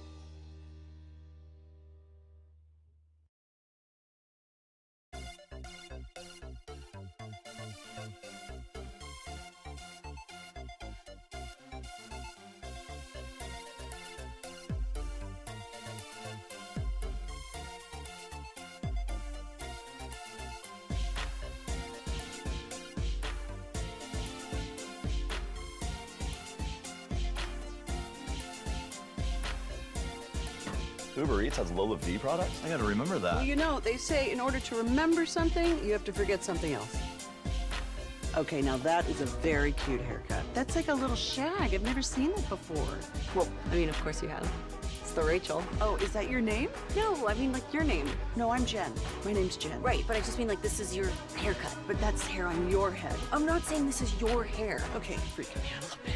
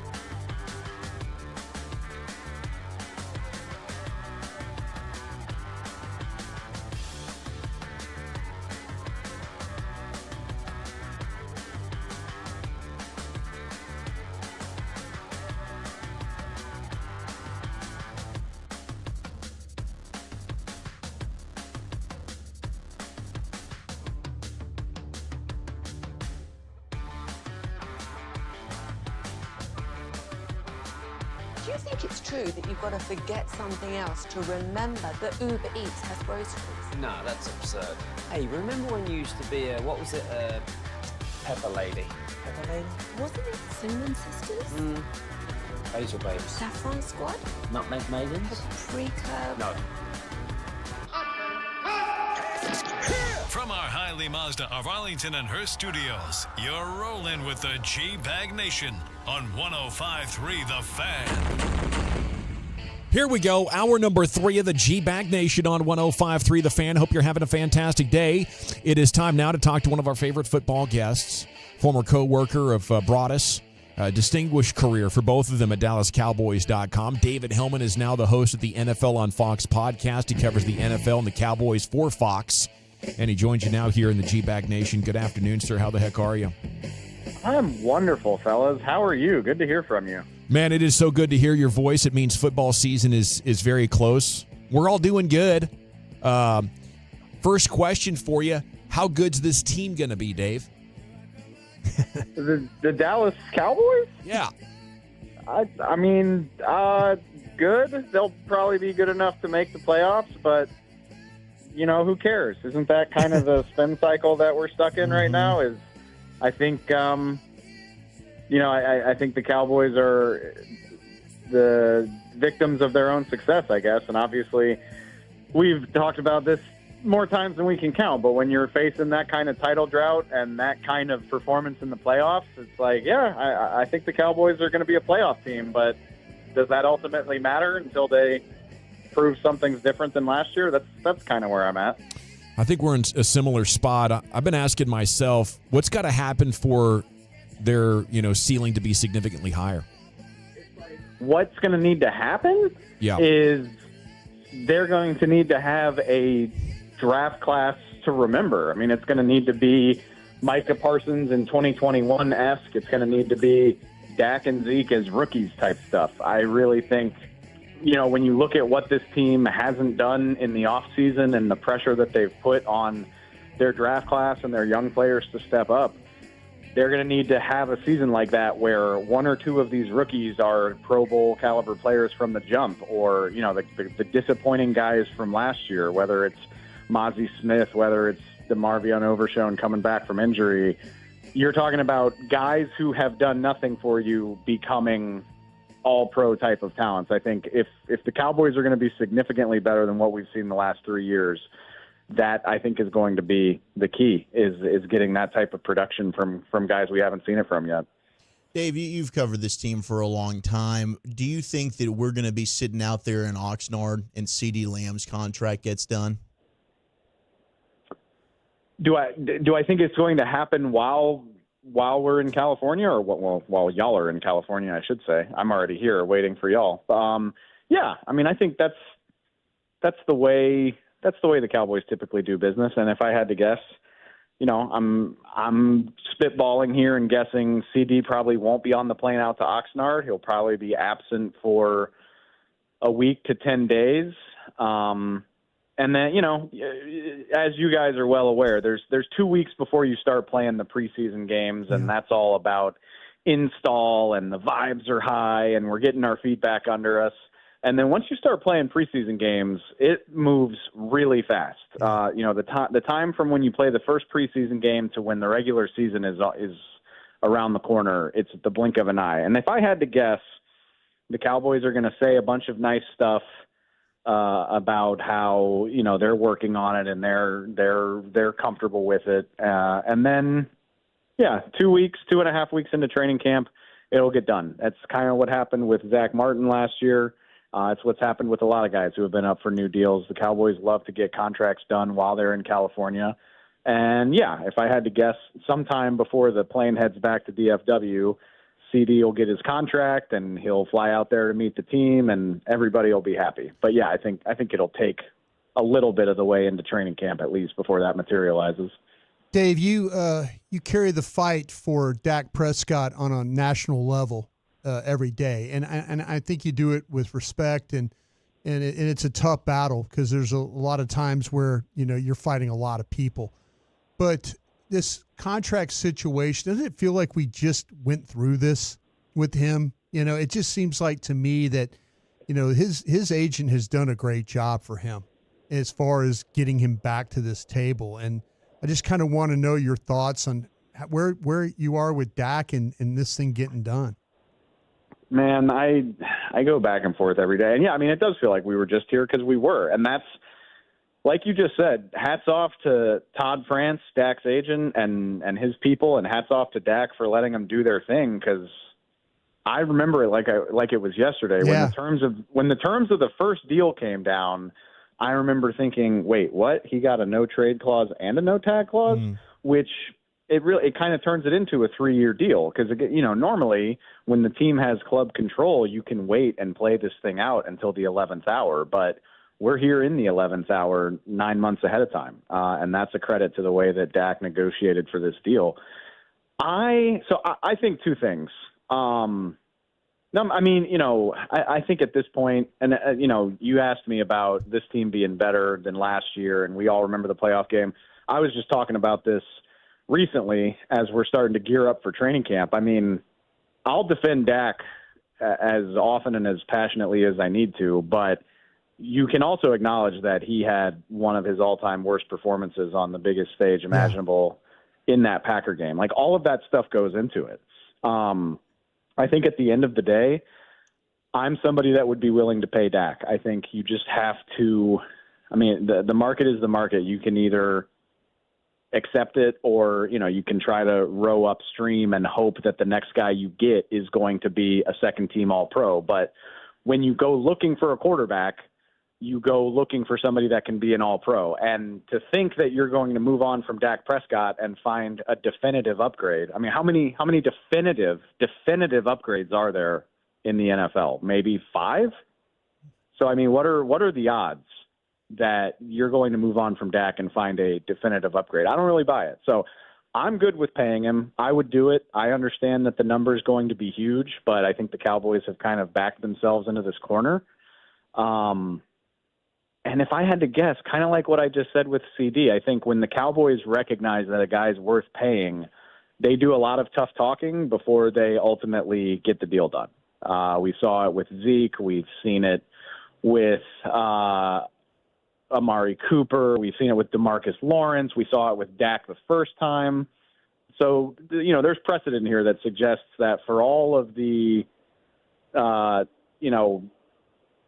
posturing that this is going to get done, I would expect that that's what happens, but I've said this all offseason. I hope the Cowboys understand that the timeline's different here. Like, I really think this needs to be done, if not before you go to California, it's got to be done before you come back to DFW. It's got to be done before the meaningful preparation for the season begins, because if Dak gets to the season without a deal, I think he's gone. Because I don't think the Cowboys can compete with other teams that'll be able to offer him a deal.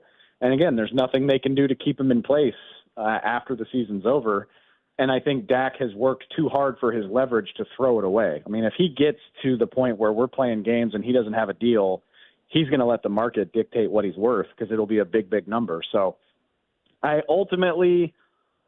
can't let go of the idea that I think Dak will get a deal in Dallas, because I think the Cowboys are ultimately afraid to figure out what's on the other side of that door. But time is definitely of the essence. Dave Hellman with us here on 105.3 The Fan. I think it was Bill Barnwell that wrote an article a couple of weeks back, and we talked about this, but if you're paying CD and you're paying Dak, and then you've got Micah, who you might have to give a record-setting contract to, and those guys combined are taking up about 50% of your salary cap. Realistically, can the Cowboys put together a competitive team? Is that a smart way of team building? It's ironic, because these guys are the draft and develop champions. That's all they want to do. Yeah. I mean, they spent $15 million in free agency this year, guys. So, sure. I mean, if they're not willing to spend on other teams' players, then, what's stopping them from – it's going to be top-heavy and it's going to be hard to manage. I think, that's why you don't wait till the 11th hour. Amen.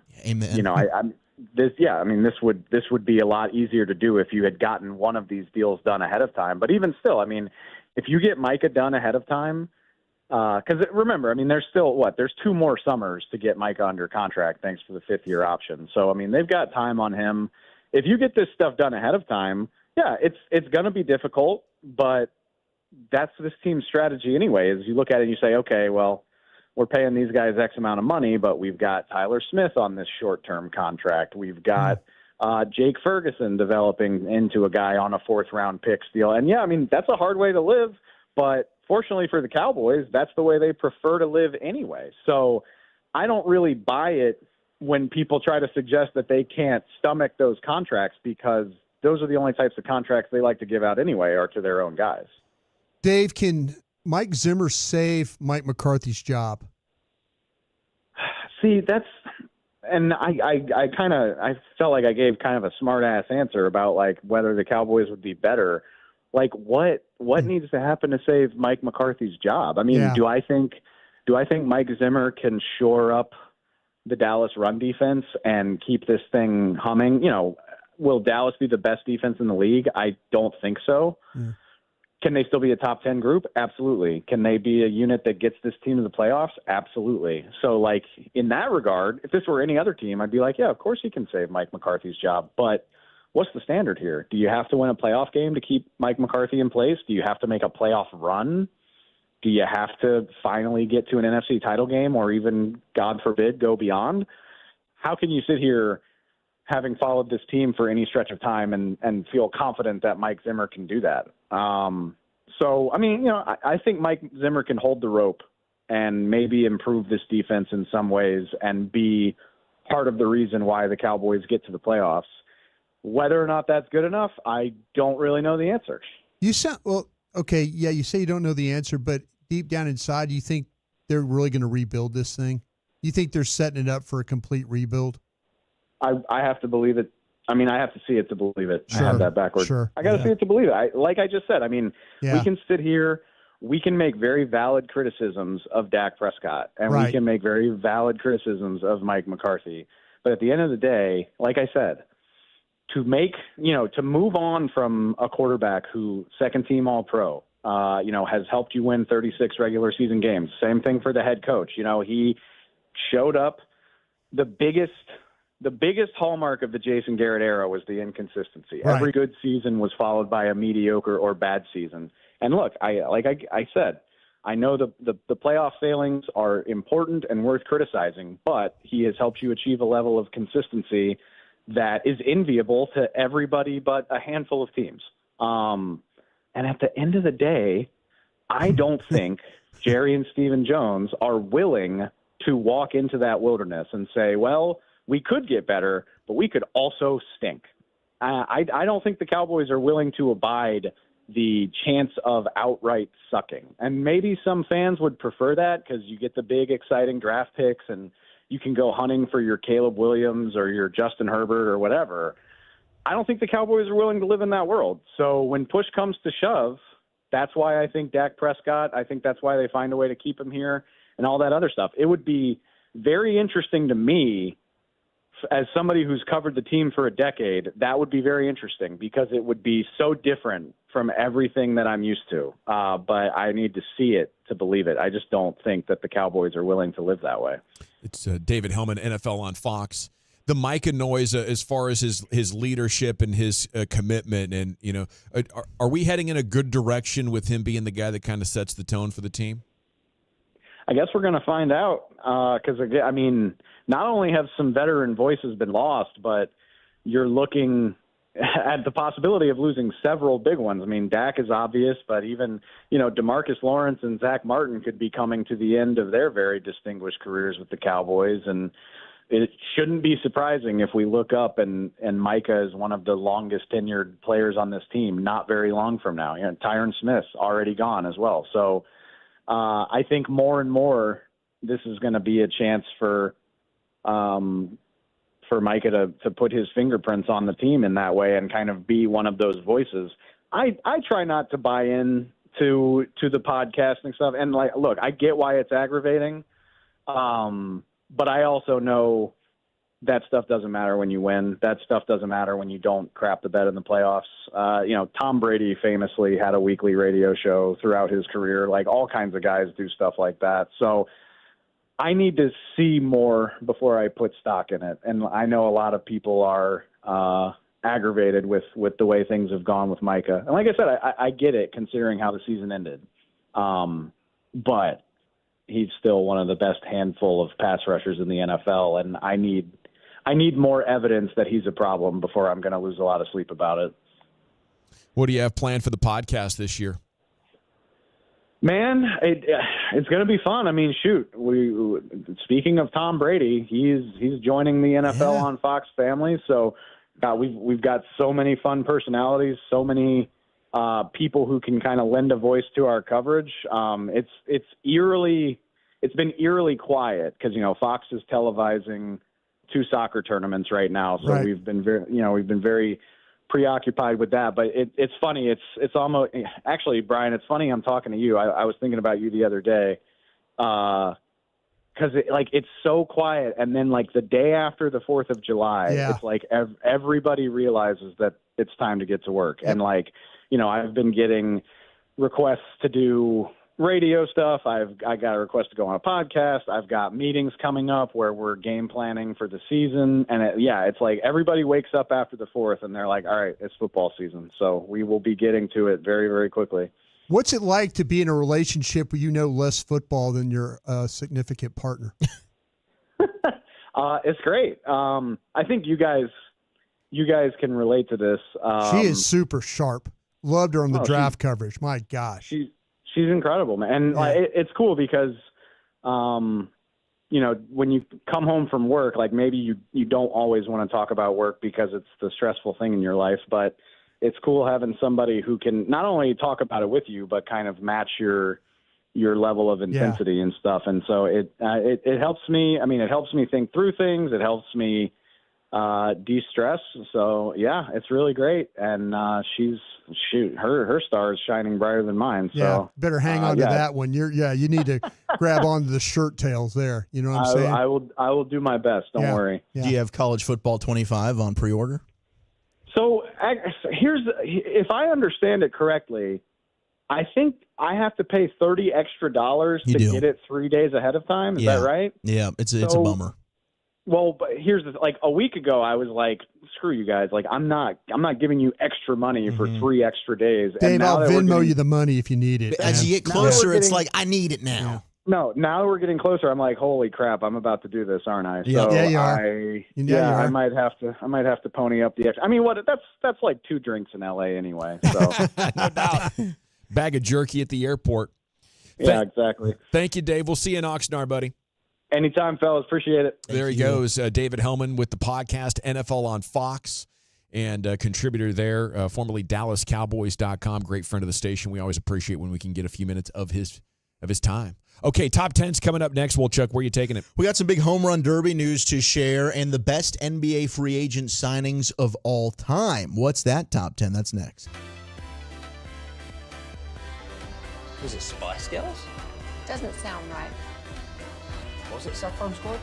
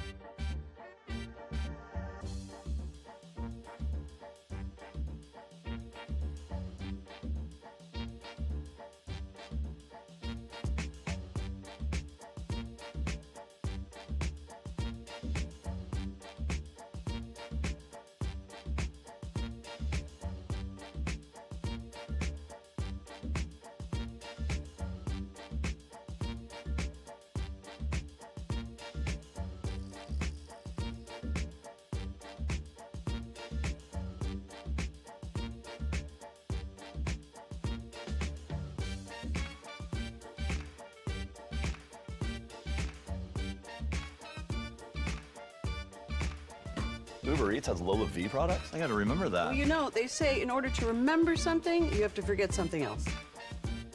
Okay, now that is a very cute haircut. That's like a little shag. I've never seen that before. Well, I mean, of course you have.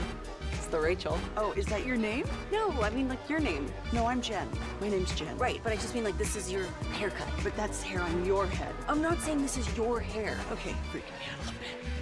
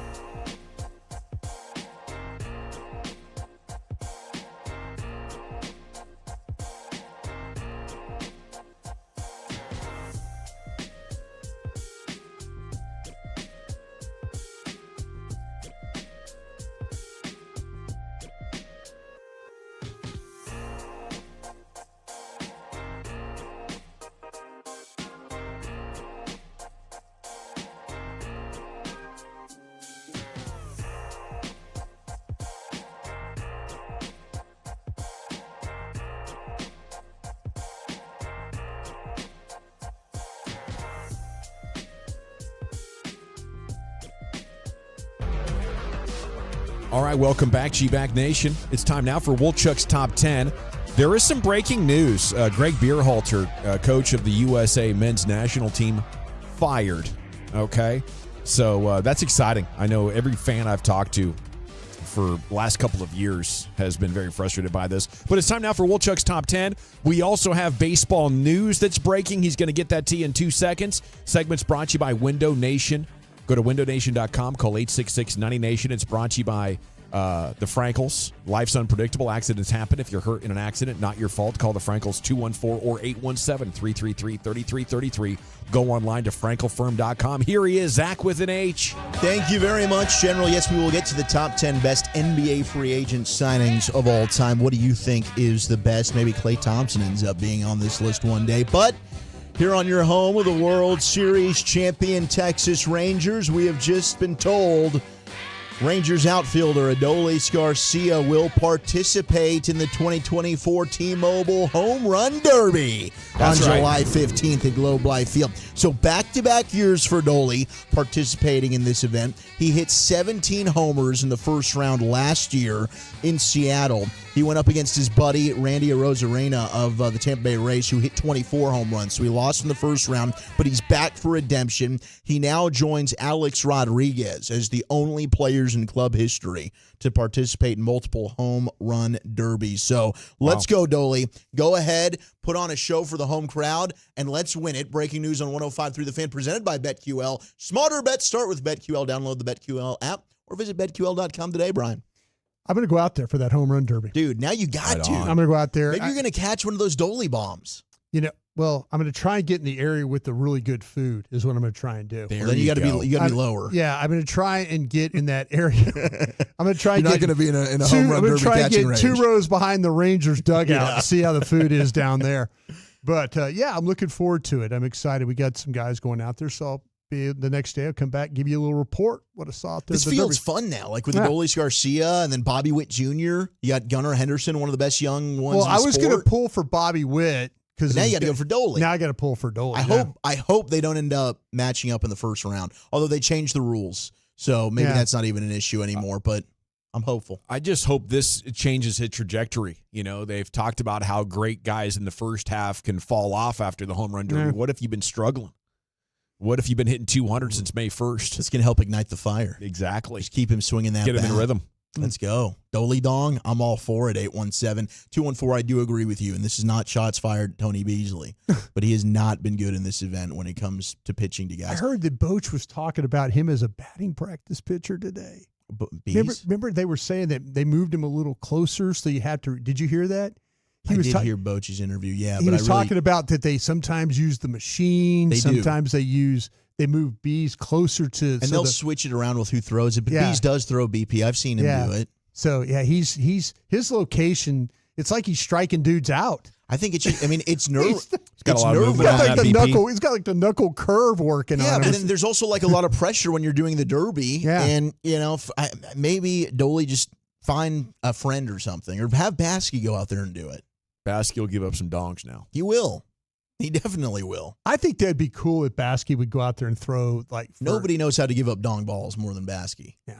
I think MLB would like having him out there, too. The guy that gave up the historic home run to Barry Bonds is out here. Well, he's like... That's cool. Maybe we trot Bonds out there. Nice photo op. Baskey said he's like the legends of the game. He's one of those dudes. Really? Yeah, like legends of the game. And Mike Bassick Jr. Well, did they confuse him with Senior? That's why he gave up that home run on purpose. Yeah, he's a slump buster. We got Mike tonight? Oh, yeah. He's a rain out. Family, everybody come watch the game tonight, man. Dong balls tonight, boys. I haven't had a hit in months. I'm 4 for 5 tonight. Get your gloves ready, kids. All right, let's get to the top 10 best free agent signings in NBA history. Major League Baseball. That's crazy. Yeah. It is. This is awesome. Not crazy. He was a real baseball player. He was. Yeah. And he was part of a historic moment. Yeah. It wasn't a good moment for him. He pitched. He didn't even look back. No, honestly, the video, it is. I feel bad for him when I watch that video. I do. His shoulders just fell, though. You see his shoulders? Bam! Slump. Yeah. Oh, man. McCovey's Cove. Damn it. 817 has a good point, though. Just hoping that impossible Garcia doesn't strike out in the Derby. Yeah, he's not going to. He's not going to strike out in the Derby. No golden sombreros for him that day. We got to get in that hot zone, the hot zone. Got to get in the hot zone. Yes, that's what we need. All right, let's get to 10 best NBA free agent signings. Number 10. 10. 2012, Ray Allen signing with the Miami Heat. They did indeed win a championship. That's number 10? Number 10. I'll tell you what number 1 is. They did a whole documentary about his signing, too. It's called He Got Game. He Got Game. Yeah, whole documentary about it. Man, that's a good movie. They ended up going on a 27 straight win stretch there. One of the seasons that he would. You see, they won the finals. I didn't even realize that. That's Are crazy. you not confident in what you just said? That's what this article says. That sounds like unbelievable. They won 27 straight games. They were on fire. They were on fire. Number 9 is Andre Iguodala, signing with the Golden State Warriors, won a Finals MVP and 4 championships. He signed with them in 2013. That was a good signing, I'd say. Signing. Yeah. Number 8, 2010, Dallas's own Chris Bosh, signing with the Miami Heat, won 2 championships, part of the big 3 there with Dwayne Wade, LeBron, and Bosh. Told the Mavs to pound sand, right? Yeah, he didn't want to come back and play at home. There's a lot of pressure with that. He did not want to come back. Wait, this is draft signings? Free agent. Oh, okay. I was going to say, whoa. Free agent signings, yeah. Number 7, 2002, Chauncey Billups, signing with the Detroit Pistons. One Finals MVP, 1 championship. I did love that backcourt of him and Rip Hamilton, especially when Rip was wearing the mask. Rip didn't even need the mask, and he still wore it, right? Yeah, Is that just I an feel like it just everyday became occurrence? his aesthetic. Yeah. Like, it was like, I like it. I like wearing the mask. When they signed Billups, they didn't know he was good, though. It ended up being fortunate. He's not that good. No. I mean, that team, Chauncey Billups ended up being absolutely phenomenal for them. He's And not they a very upset good the coach Lakers. at all. No. Oh, gosh. Terrible coach. Number 6, speaking of maybe not so good coaches, 2004, Steve Nash signing with the Phoenix Suns. That was one that ripped the heart of many Mavs fans out. But he won 2 MVPs Did there. we go cheap then? Is that why we got rid of him? He'd been hurt, his back and stuff. And Suns did give him. We way gave more up than on the him? Mavs wanted to So offer. Mark gave up? Yeah, Mark gave up on him. He said he regretted it a lot. Number 5, 2018, LeBron James signing with the Los Angeles Lakers. Won a Finals MVP and that bubble championship. Feel like we're going to get a lot of LeBron on here. Speaking of LeBron, number 4, 2014, LeBron James signing with the Cleveland Cavaliers. Cleveland! Going back home. This one's for you! 1 Finals MVP, 1 championship, and that's the best of his championships, right? Yeah. I think so, too. You get your 3-1 down, you come back with Kyrie, you do it at home. Like, that one was meaningful. Legendary. The rest of them, super team, and then the LeBron bubble championship. Yeah, I think that whatever. LeBron bubble championship was That was a tough one to win. That's a tough one to win. Number 3, 2016. NBA world was in shock. Kevin Durant signing with the Golden State Warriors. Wow. Ends up winning 2 Finals MVPs, 2 championships. Good for him. My God. That was after they were up, 3-1 on Golden State in the West Finals. And then they come back and beat them. And he's like, yeah, you know what? Bye, OKC. Nobody respects those championships, though. It was cheat code. Number 2. What? No. They don't look at him the same as a Kawhi Leonard or LeBron or anybody. Why is that? Because he went to the champions. Yeah. He's like, hey, guys, I'm the best player in the game. Can I get one with you? They'd already won 2. We're going to win 75 games. It'll be cool. And he I mean, really? Yeah. I don't. Yeah. No, it tarnished KD's reputation. It really did. Wow. A lot of people He don't knew like it. him now. Like, there's stories of that first offseason when everybody was against him. Like, he was calling his agent, like, dude, what did you let me do? Yeah, I kind of feel like a championship's a championship. It is. You got to win the games. You got to win the playoffs. I mean, it is something where it's like, dude, you were just in the conference finals. You were up on this team. And then literally 2 months later, you leave and you go sign with the team that came back to beat you. You're like, I don't know. You're at this point, we're ranking the legends of the game. And Kevin Durant is no doubt a legend. Like, if you're starting everything over and you say, hey, I want KD first before anybody else, I wouldn't fight you too hard for it, even though he's a beta leader. Okay, so compared to the Kobes and the Jordans, like those titles, you got to be able to lead a team by yourself. I watched that Karl Malone chase a championship with the Lakers. That didn't. Look Yeah, at too the good. end of his career. I mean, I get that. I mean, I feel like Chris Paul should be doing that right now. You shouldn't go sign with the Spurs. You should sign with a team that you think could win a championship. Do you believe what Chris Paul said? Like, I just want to play. Yeah. Do you really? Yeah. 100%. Or else he probably would have tried to go play with the Lakers or something like that. He's also has a very controlling personality. Sounds like it. So he wants to be, the guy stirring the drink. Hmm. And if Although- there's still a team willing to let you do that, I think they could win big in San Antonio. I mean, man, they go ahead and they get this flag guy from Duke. They end up having him They and better Wemby. not. They better not. That's going to be. You think they'll tank? I just don't know how good they're going to be this year. The flag. I mean, I would if I were them. They finished pretty strong last couple of months. They did. They had a good, and they just brought in Harrison Barnes. I mean, their roster probably is one where they'll be. They can't screw competitive. Detroit again, can they? It seems like Detroit's always getting screwed. Yeah. You can win the draft lottery. Detroit, what up, though? Out of the 7-8 spot, Yeah. And it would just be the San Antonio thing to do, but. Jeez. Man, All of I a think sudden, Adam you're really Silver would good. have to intervene. Atlanta just did it, 2% or something like that? Some crazy number? I guess Cooper Flagg was very impressive. They were scrimmaging He dominated. the Team USA, and he was good. They're very excited about him. Top 296, Shaq signing with the Lakers. 3 finals MVPs. There's a better one than that? 3 championships, 1 MVP at number 1. Bob Cousy. Who do you think they're going with? LeBron. 2010, LeBron. Wow. Signing with the Miami Heat. 2 decision. finals MVPs, 2 championships, 2 MVPs. I think I would definitely flip those. I'd go with Shaq number 1. And for those of you that are asking me and you're flooding the fan text, I did see, and I am very, very sorry to Baby Dolls Fort Worth. They did catch on fire. It's very sad Yeah. that happened there, that it caught on fire. Yeah. And I never actually went to the Fort Worth location. I was Right. always going to The Dallas. The Dallas one's excellent. That's where we're popping off. That Fort Worth location was like your last resort. Like, Really? man, nothing is working out tonight. I guess we just get a few beers and watch the bottom of the barrel girls. Yeah. Shake that fish basket real Shady quick. Trail. Go home. Man, That was my spot. Day shift and night so shift. bad. There's a difference there. Oh my gosh, Day 9. shift- Okay, if you hang out there 9 p.m., Yeah. you'll notice a big difference. Yeah. And then you get the swap where it's like these girls don't have to spend multiple hours here. I'm going to clock in for 3 hours. I'm going to get my You money. could just I'm gonna get out. go in the parking lot and see the cars. Oh yeah. Yeah. Oh yeah. That Baby Dolls Fort Worth, though, it was more famous for, you can there's raccoons, a family of raccoons that live right outside the buildings, and you can feed the raccoons. It was more famous than that, bro. Hey, honey, you want to go feed the raccoons? Yeah. If that was your destination, hey, man, we're going to Baby Dolls Fort Worth, you are down bad. You shouldn't even be outside. I say that respectfully. Yeah. Connoisseur. I say that There's your respectfully. top 10. Well, maybe it's a chance to rebuild for them then. It is. Maybe this is the turning point. We'll rebuild in it. their We'll make it worse. Football's finest is coming up at 5 o'clock. Is this contract the real reason the baseball team might have to be sellers at the deadline? That's coming up next in the nation.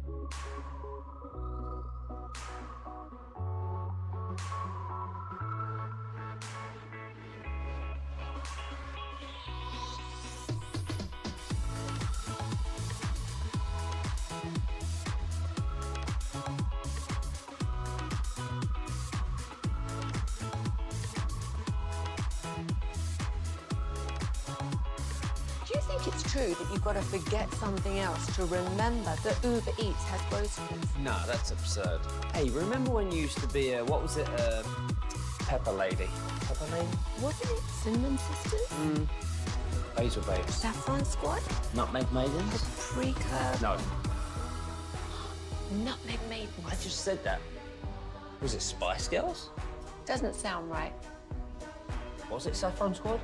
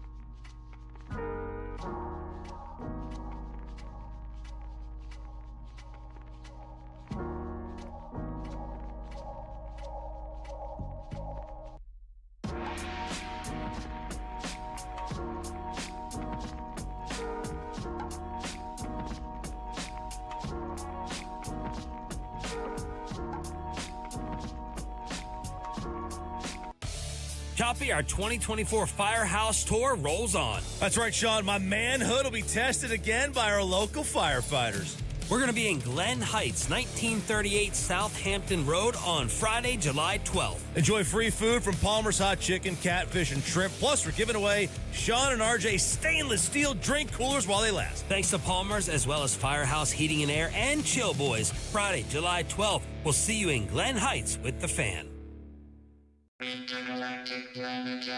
Classic Chevrolet in Grapevine. They are the #1 Chevy dealer in the world with more Silverados than anyone else. Go see them today or visit ClassicChevrolet.com. This is Texas. This is Classic Chevrolet. Together, let's drive.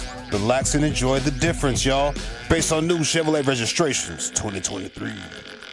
Thank you, Lucius. G-Bag Nation here, 105.3 The Fan. Hope you're having a great day. David Hellman, DallasCowboys.com alumni, joined us back there in the 4 o'clock segment, now with the NFL on Fox podcast. If you want to go back and listen to that, you can find anything. We're streaming at 105thethefan.com, Twitch, YouTube, and with the Odyssey app, of course. Let me get you some baseball. The story from this hour broke a little bit earlier. Adolis Garcia announced in his second consecutive home run derby. It's the right thing to do, even though he's not having a great year. Had the game-winning blast last night in the 8th inning that was glorious. Probably do it again tonight.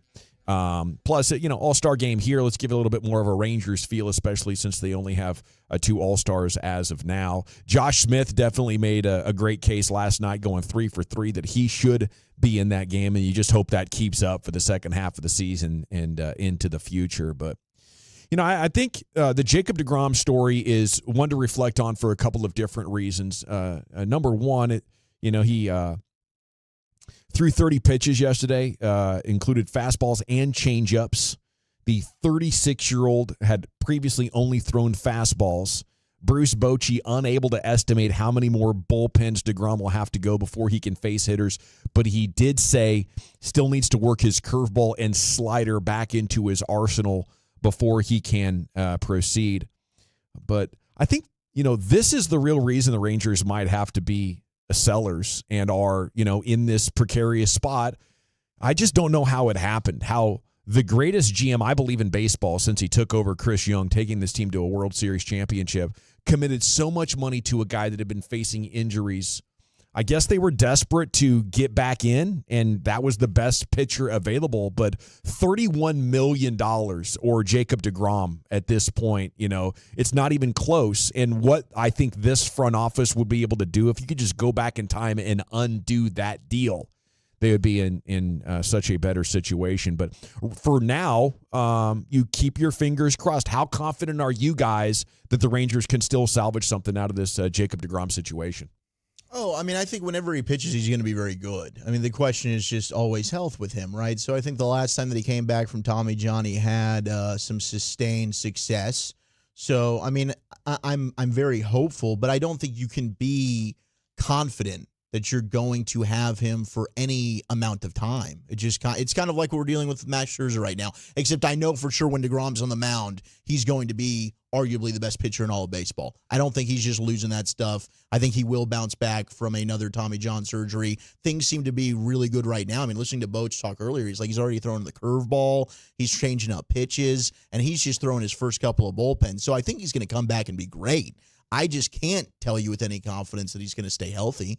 6 starts last year, sub-3 ERA. It was going in a great direction, but the 2 or 3 previous years before last year, he'd been getting hurt too. It's not just coming back from one. It's trying to establish that your body is lined up correctly enough now that you can avoid injury, throwing over a sustained period of time, and I just don't have any confidence there. Yeah, I remember being on air with you and talking about that, and you were fighting against it because of the injuries and stuff like that. And now I was basically like telling you, shut up. We were hoping for the best. No, and you were right. And you were right. It was a jerk move of me to pull that out. It wasn't a jerk move, but because I'm sitting there, I'm just trying to grab on to any kind of hope.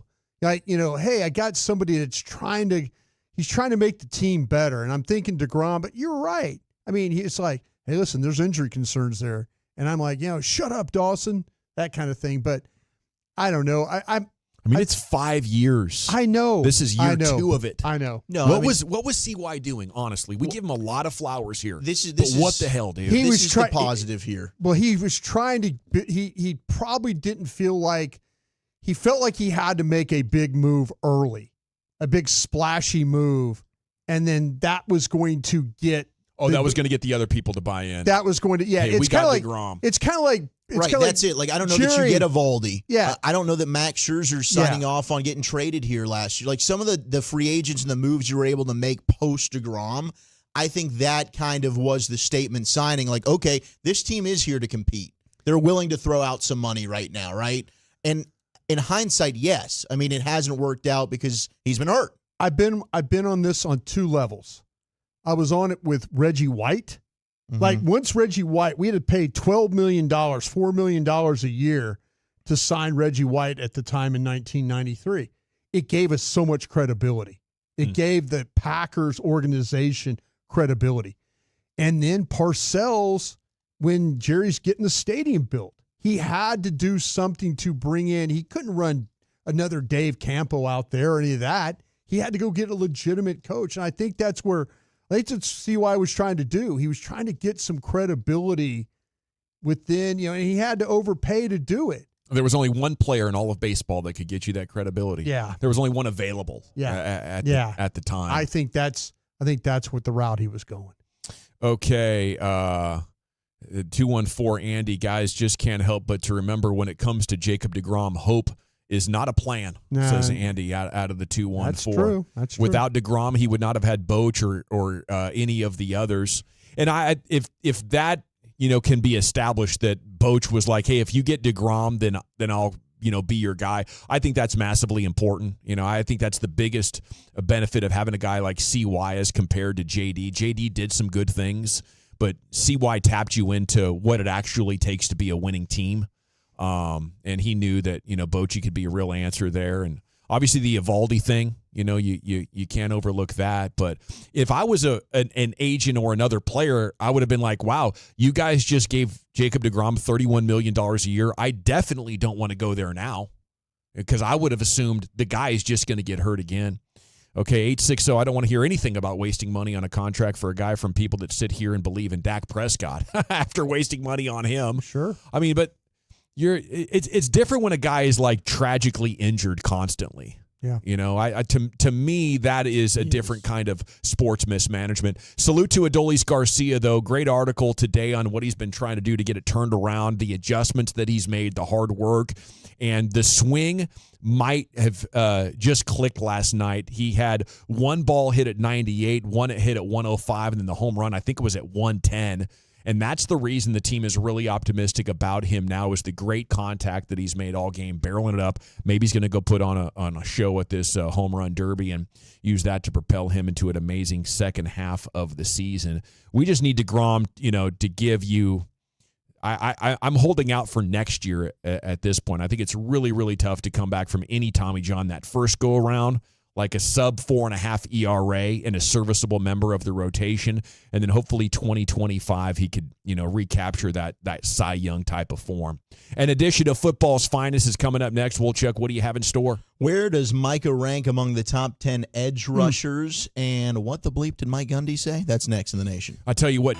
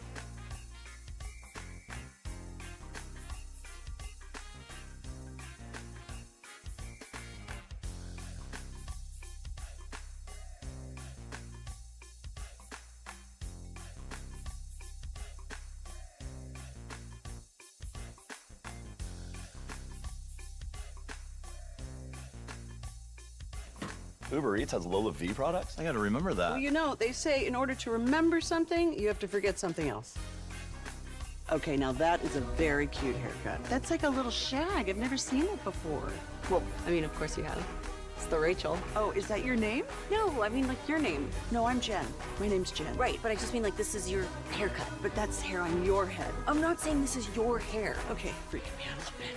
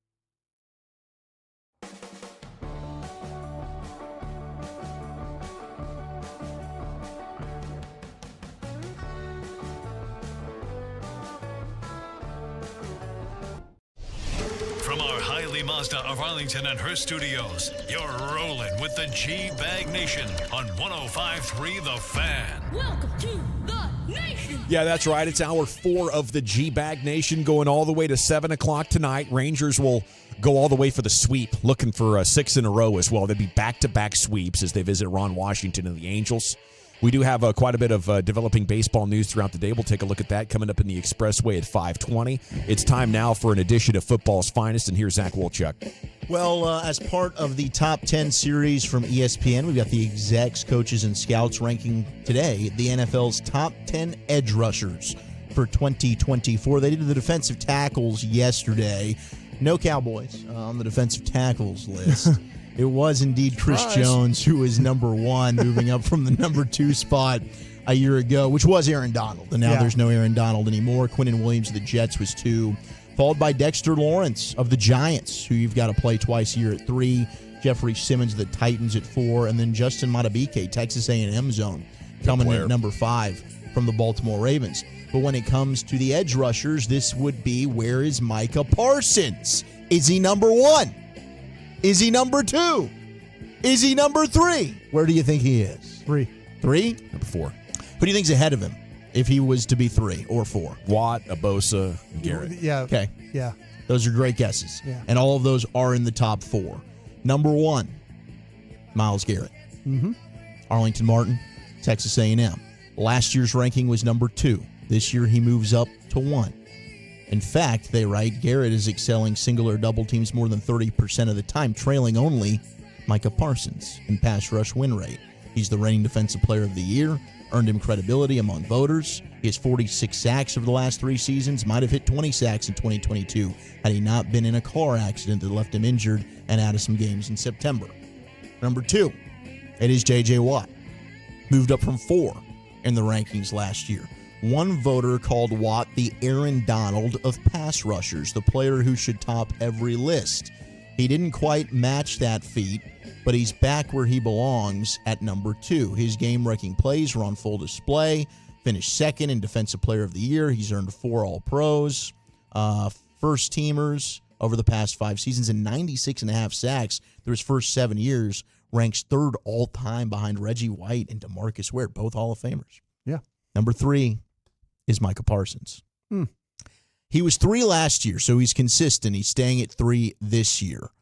Now, they do talk about Micah having fought through some of the double teams. He's got a 33.5 pass rush win rate, nearly 5 percentage points higher than anybody else. One NFL coordinator said, quote, unreal athleticism for the position. Twitch, speed, and bend is phenomenal. His issues are really more in the run game than anything else. When he has to take on heavy stuff, that's where you feel the lack of size a bit. Another veteran NFL defensive coach said, if you put him at outside linebacker all game in the same traditional spot, I'm not sure he'd have the same production. He needs to be moved around, in my opinion, but he's so good in that role that he completely wrecks a game. He also led all pass rushers and pass rush incompletions created with 38. So even though he's not getting the sacks, he is still getting some money. So TJ Watt comes in at number 2, Garrett at 1, and Micah at 3, followed by Nick Bosa at 4, and Max Crosby of the Raiders rounds out your top 5. Yeah, I think, Micah, in order to be in serious contention, you got to go over 15 sacks. You got to dominate other parts of the game. You got to be more consistent throughout the season. I think he's piled up stats in a handful of games in pretty much every year and then gone silent. And, he doesn't dominate the other parts of the game in a way that makes that okay. So for me, Micah Parsons pretty overrated right now. Now we had big news yesterday at Big 12 Media Days, which is in Las Vegas at Allegiant Stadium. So Ollie Gordon, we had the news last week, Brian, he had that DUI arrest. He did. So we were wondering, okay, is he going to end up getting suspended? Like, what punishment is Oklahoma State football going to hand down? Well, Mike Gundy said he's going to play. I'm going to do what we think is best for Oklahoma State football, and I think it's best for Ollie to play. If there's any punishment, it's making him carry the ball 50 times in the first game. Then he went ahead and jumped on set there with ESPN, and he had this to say. So I looked it up on my phone. What would be the legal limit? Like in Oklahoma is 0.08, and Ollie was 0.1. So I looked it up, and it was based on body weight. Not to get into the legal side of it, but I thought really 2 or 3 beers or 4. I'm not justifying what Ollie did. I'm telling you what decision I made.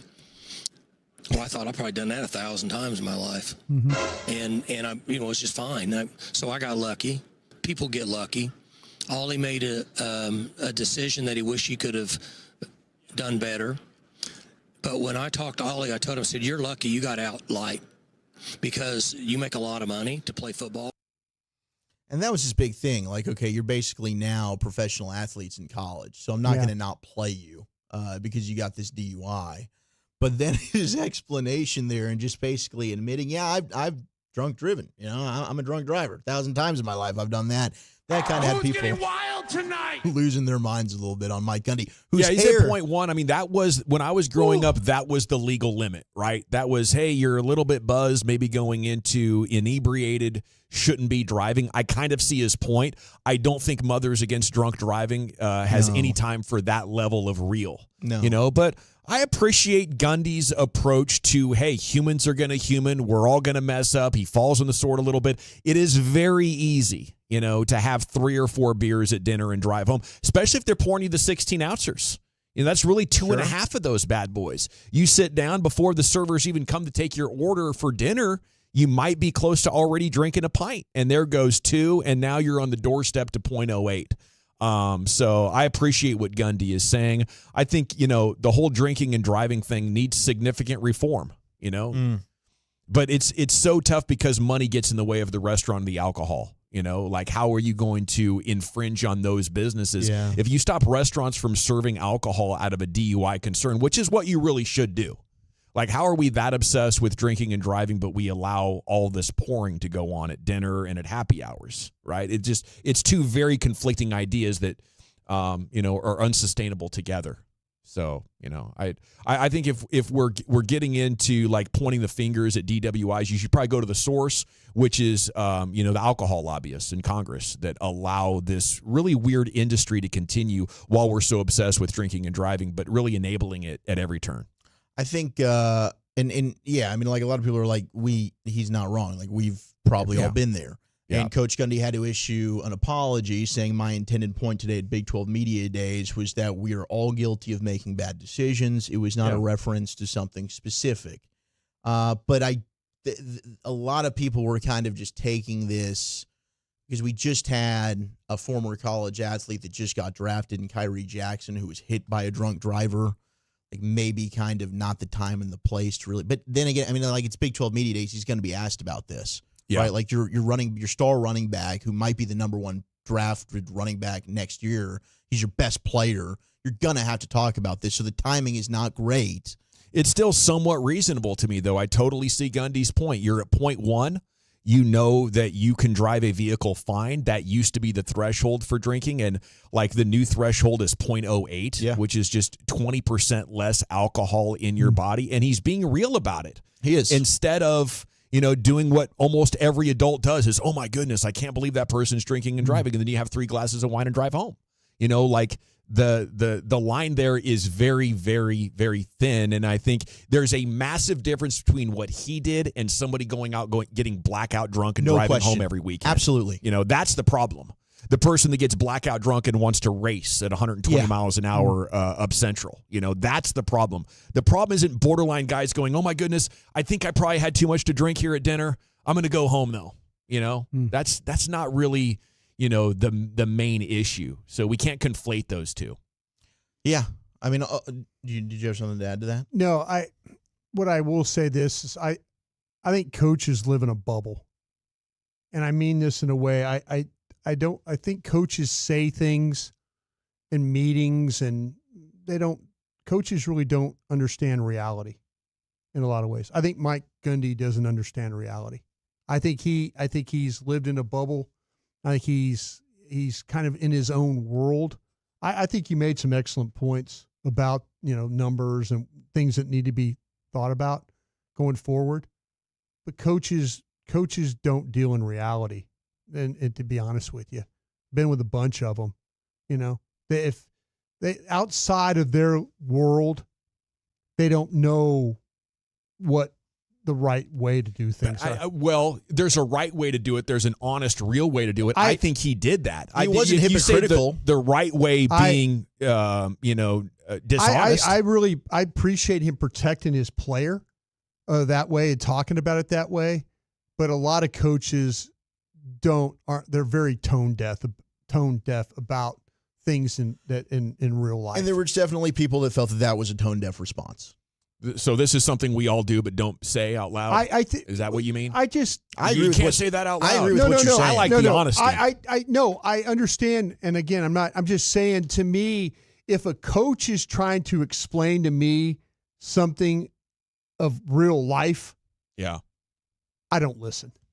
I don't, because coaches are in their world. They're in that world of they don't know anything other than what's going on in their world.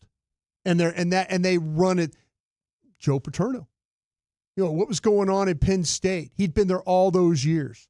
Think about things that happen and they don't have the well, that's really happening. That's really what to me, that's where I look at coaches, and anytime they try and tell me about real life situations. Yeah, usually with Gundy, I'm tuning way out. I usually say, no, wait a minute. Found a nut there. You're in your little Stillwater bubble. Yeah. And and there's people, like I said, I appreciate people being honest and saying, but when they start giving you advice, that's where I kind of go, I guess I also appreciate it from the point that there's been a real double standard in sport where the coaches and the executives get protected. Yes. While we are just lambasting 20-year-olds for very human mistakes. Yeah, right. And throwing them out of the sport for very human mistakes while the coaches are hammered driving home from coaches' meetings every night after the bar. Absolutely. Well, Andy Reid's kid. Yeah. I mean, that, and then you wonder, you're like, well, man, that's reality right there. And everybody's like, oh, well, I don't, he's a good guy. He's a good coach. No, coaches don't understand. They feel immune to what's going on in reality. So that's That's my opinion about those guys, because I've been with a bunch of them that don't know what's going on in the outside world. They just say things, and they have their little kingdoms that they run, and they don't really know what's going on outside. Well, I mean, we also, thoughts and prayers certainly to everybody in Houston that's been affected by Hurricane Beryl. We had roof damage at NRG Stadium. Apparently, Minute Maid Park, where the Rangers are going to be playing starting Friday, was minimally damaged in the storm. They've been hosting the Miami Marlins, according to the Houston Chronicles, so still able to play baseball there. But that storm has been absolutely nuts. And, I saw some of the pictures of NRG. It was like ripped 2 sections of the roof off, so they'll probably have to pay millions of dollars to go ahead and get that replaced. So we're playing with the roof open now there at that place? Maybe it ends up being. I'm sure they'll get that thing fixed. They got probably like a month to go before they host their first preseason game, so they'll probably be okay there. Peyton Manning, I thought of you. So you're probably the only person that, well, maybe some of our audience will. Peyton Manning was asked, because he is part of Omaha Productions that have produced the Netflix show Wide Receiver that dropped today. You can go and watch that right now. He's on the red carpet, and they asked Peyton, if you could throw a pass to one receiver in NFL history that he's never thrown one to before, who would it be? I got to play with a number of them in the Pro Bowl. I got to play with Jerry Rice and Tony Gonzalez, so I guess that eliminates them, playing with Marvin and Reggie and Demarius and Emmanuel in real football. One, Raymond Berry, old Baltimore Colt. Wow. Going with Raymond Berry. Got to spend some time with him. Yeah. He was a true master of his craft, the way he studied film, the way he studied precision route running. Johnny Unitas and Raymond Berry had great timing. I think it'd be Raymond Berry. Man. He did a special with they went out, they walked out on the field, and Raymond Berry was talking about route running, and he was one of the master of the toe drag swag kind of guy. Okay. He was always, he always knew how deep the route needed to be, where he needed to be on He the could break. tort the sideline. Yeah, and Johnny Unitas did a good job of getting him the ball, and he was a guy that always caught everything in his hands. He extended. That's awesome. Yeah, he's a very good player for his day. Poor coach, but a great player. Now, Nike founder Phil Knight, he plans to provide Oregon with an unlimited amount of NIL funds. So the Ducks get ready.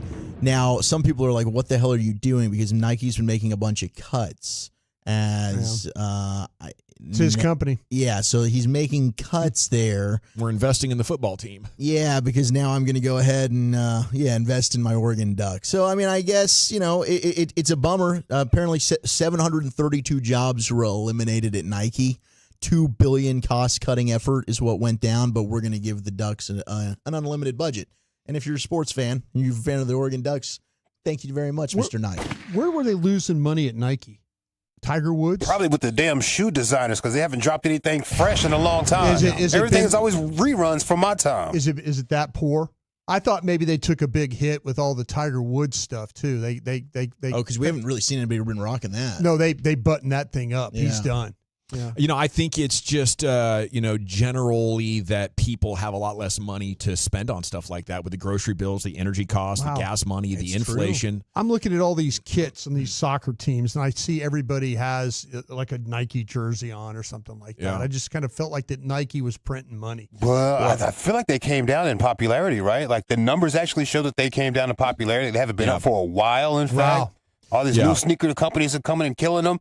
New Balance got some fly stuff, bro. New Balance is really up in their game. The dad shoes, the Hakas. Yeah. That everybody That's what I wear. No, those are very comfortable. Very comfortable shoes. The influencer economy, as far as social media, these people can make anything cool. So like legacy brands like Nike, Adidas, they're losing their grip on it, and it gives an opportunity for smaller independent brands to pop up and steal that market share. One of my favorite TikToks is when those guys walk up and sell their shoes. When they walk up to the Nike or the shoe people, and the guy opens the box and he smells the shoe, and he does all the stuff, and then they offer thousands of dollars. I just always felt like that Nike was printing money that way. The Jordan, retro thing peaked, I don't know, 5 or 6 years ago. Then they went through all their retros. But the thing I'm noticing about the Nike retros now is they don't make them with near the quality that they made them in the original times. Okay, there you go. Like I bought a pair of Air Max 90s, and I was like, oh my goodness, I would never think about trying to do anything remotely athletic in this. It's I not would the instantly same. break my ankle. There's very little comfort factor to them. I think the Air Max 95s have actually held their standard the closest, but everything else feels like a cheap Walmart shoe remake. That's basically what you're looking at there. Okay, we got hold on, y'all. I got to highlight this. Did y'all hear say Dawson said Nike is losing their grip? Y'all didn't hear that? Thought that was amazing. All right, go ahead, bro. You got it, buddy. Yeah, okay, the Expressway. We'll go commercial-free to the top. LA Live with Lucius Alexander's coming up in 21 minutes from right now, and we're back with more here in the G-Bag Nation. I have to talk D&M leasing with you, though, because if you're on your way home and you're stuck in traffic out there, now's a perfect opportunity to do a little bit of window shopping.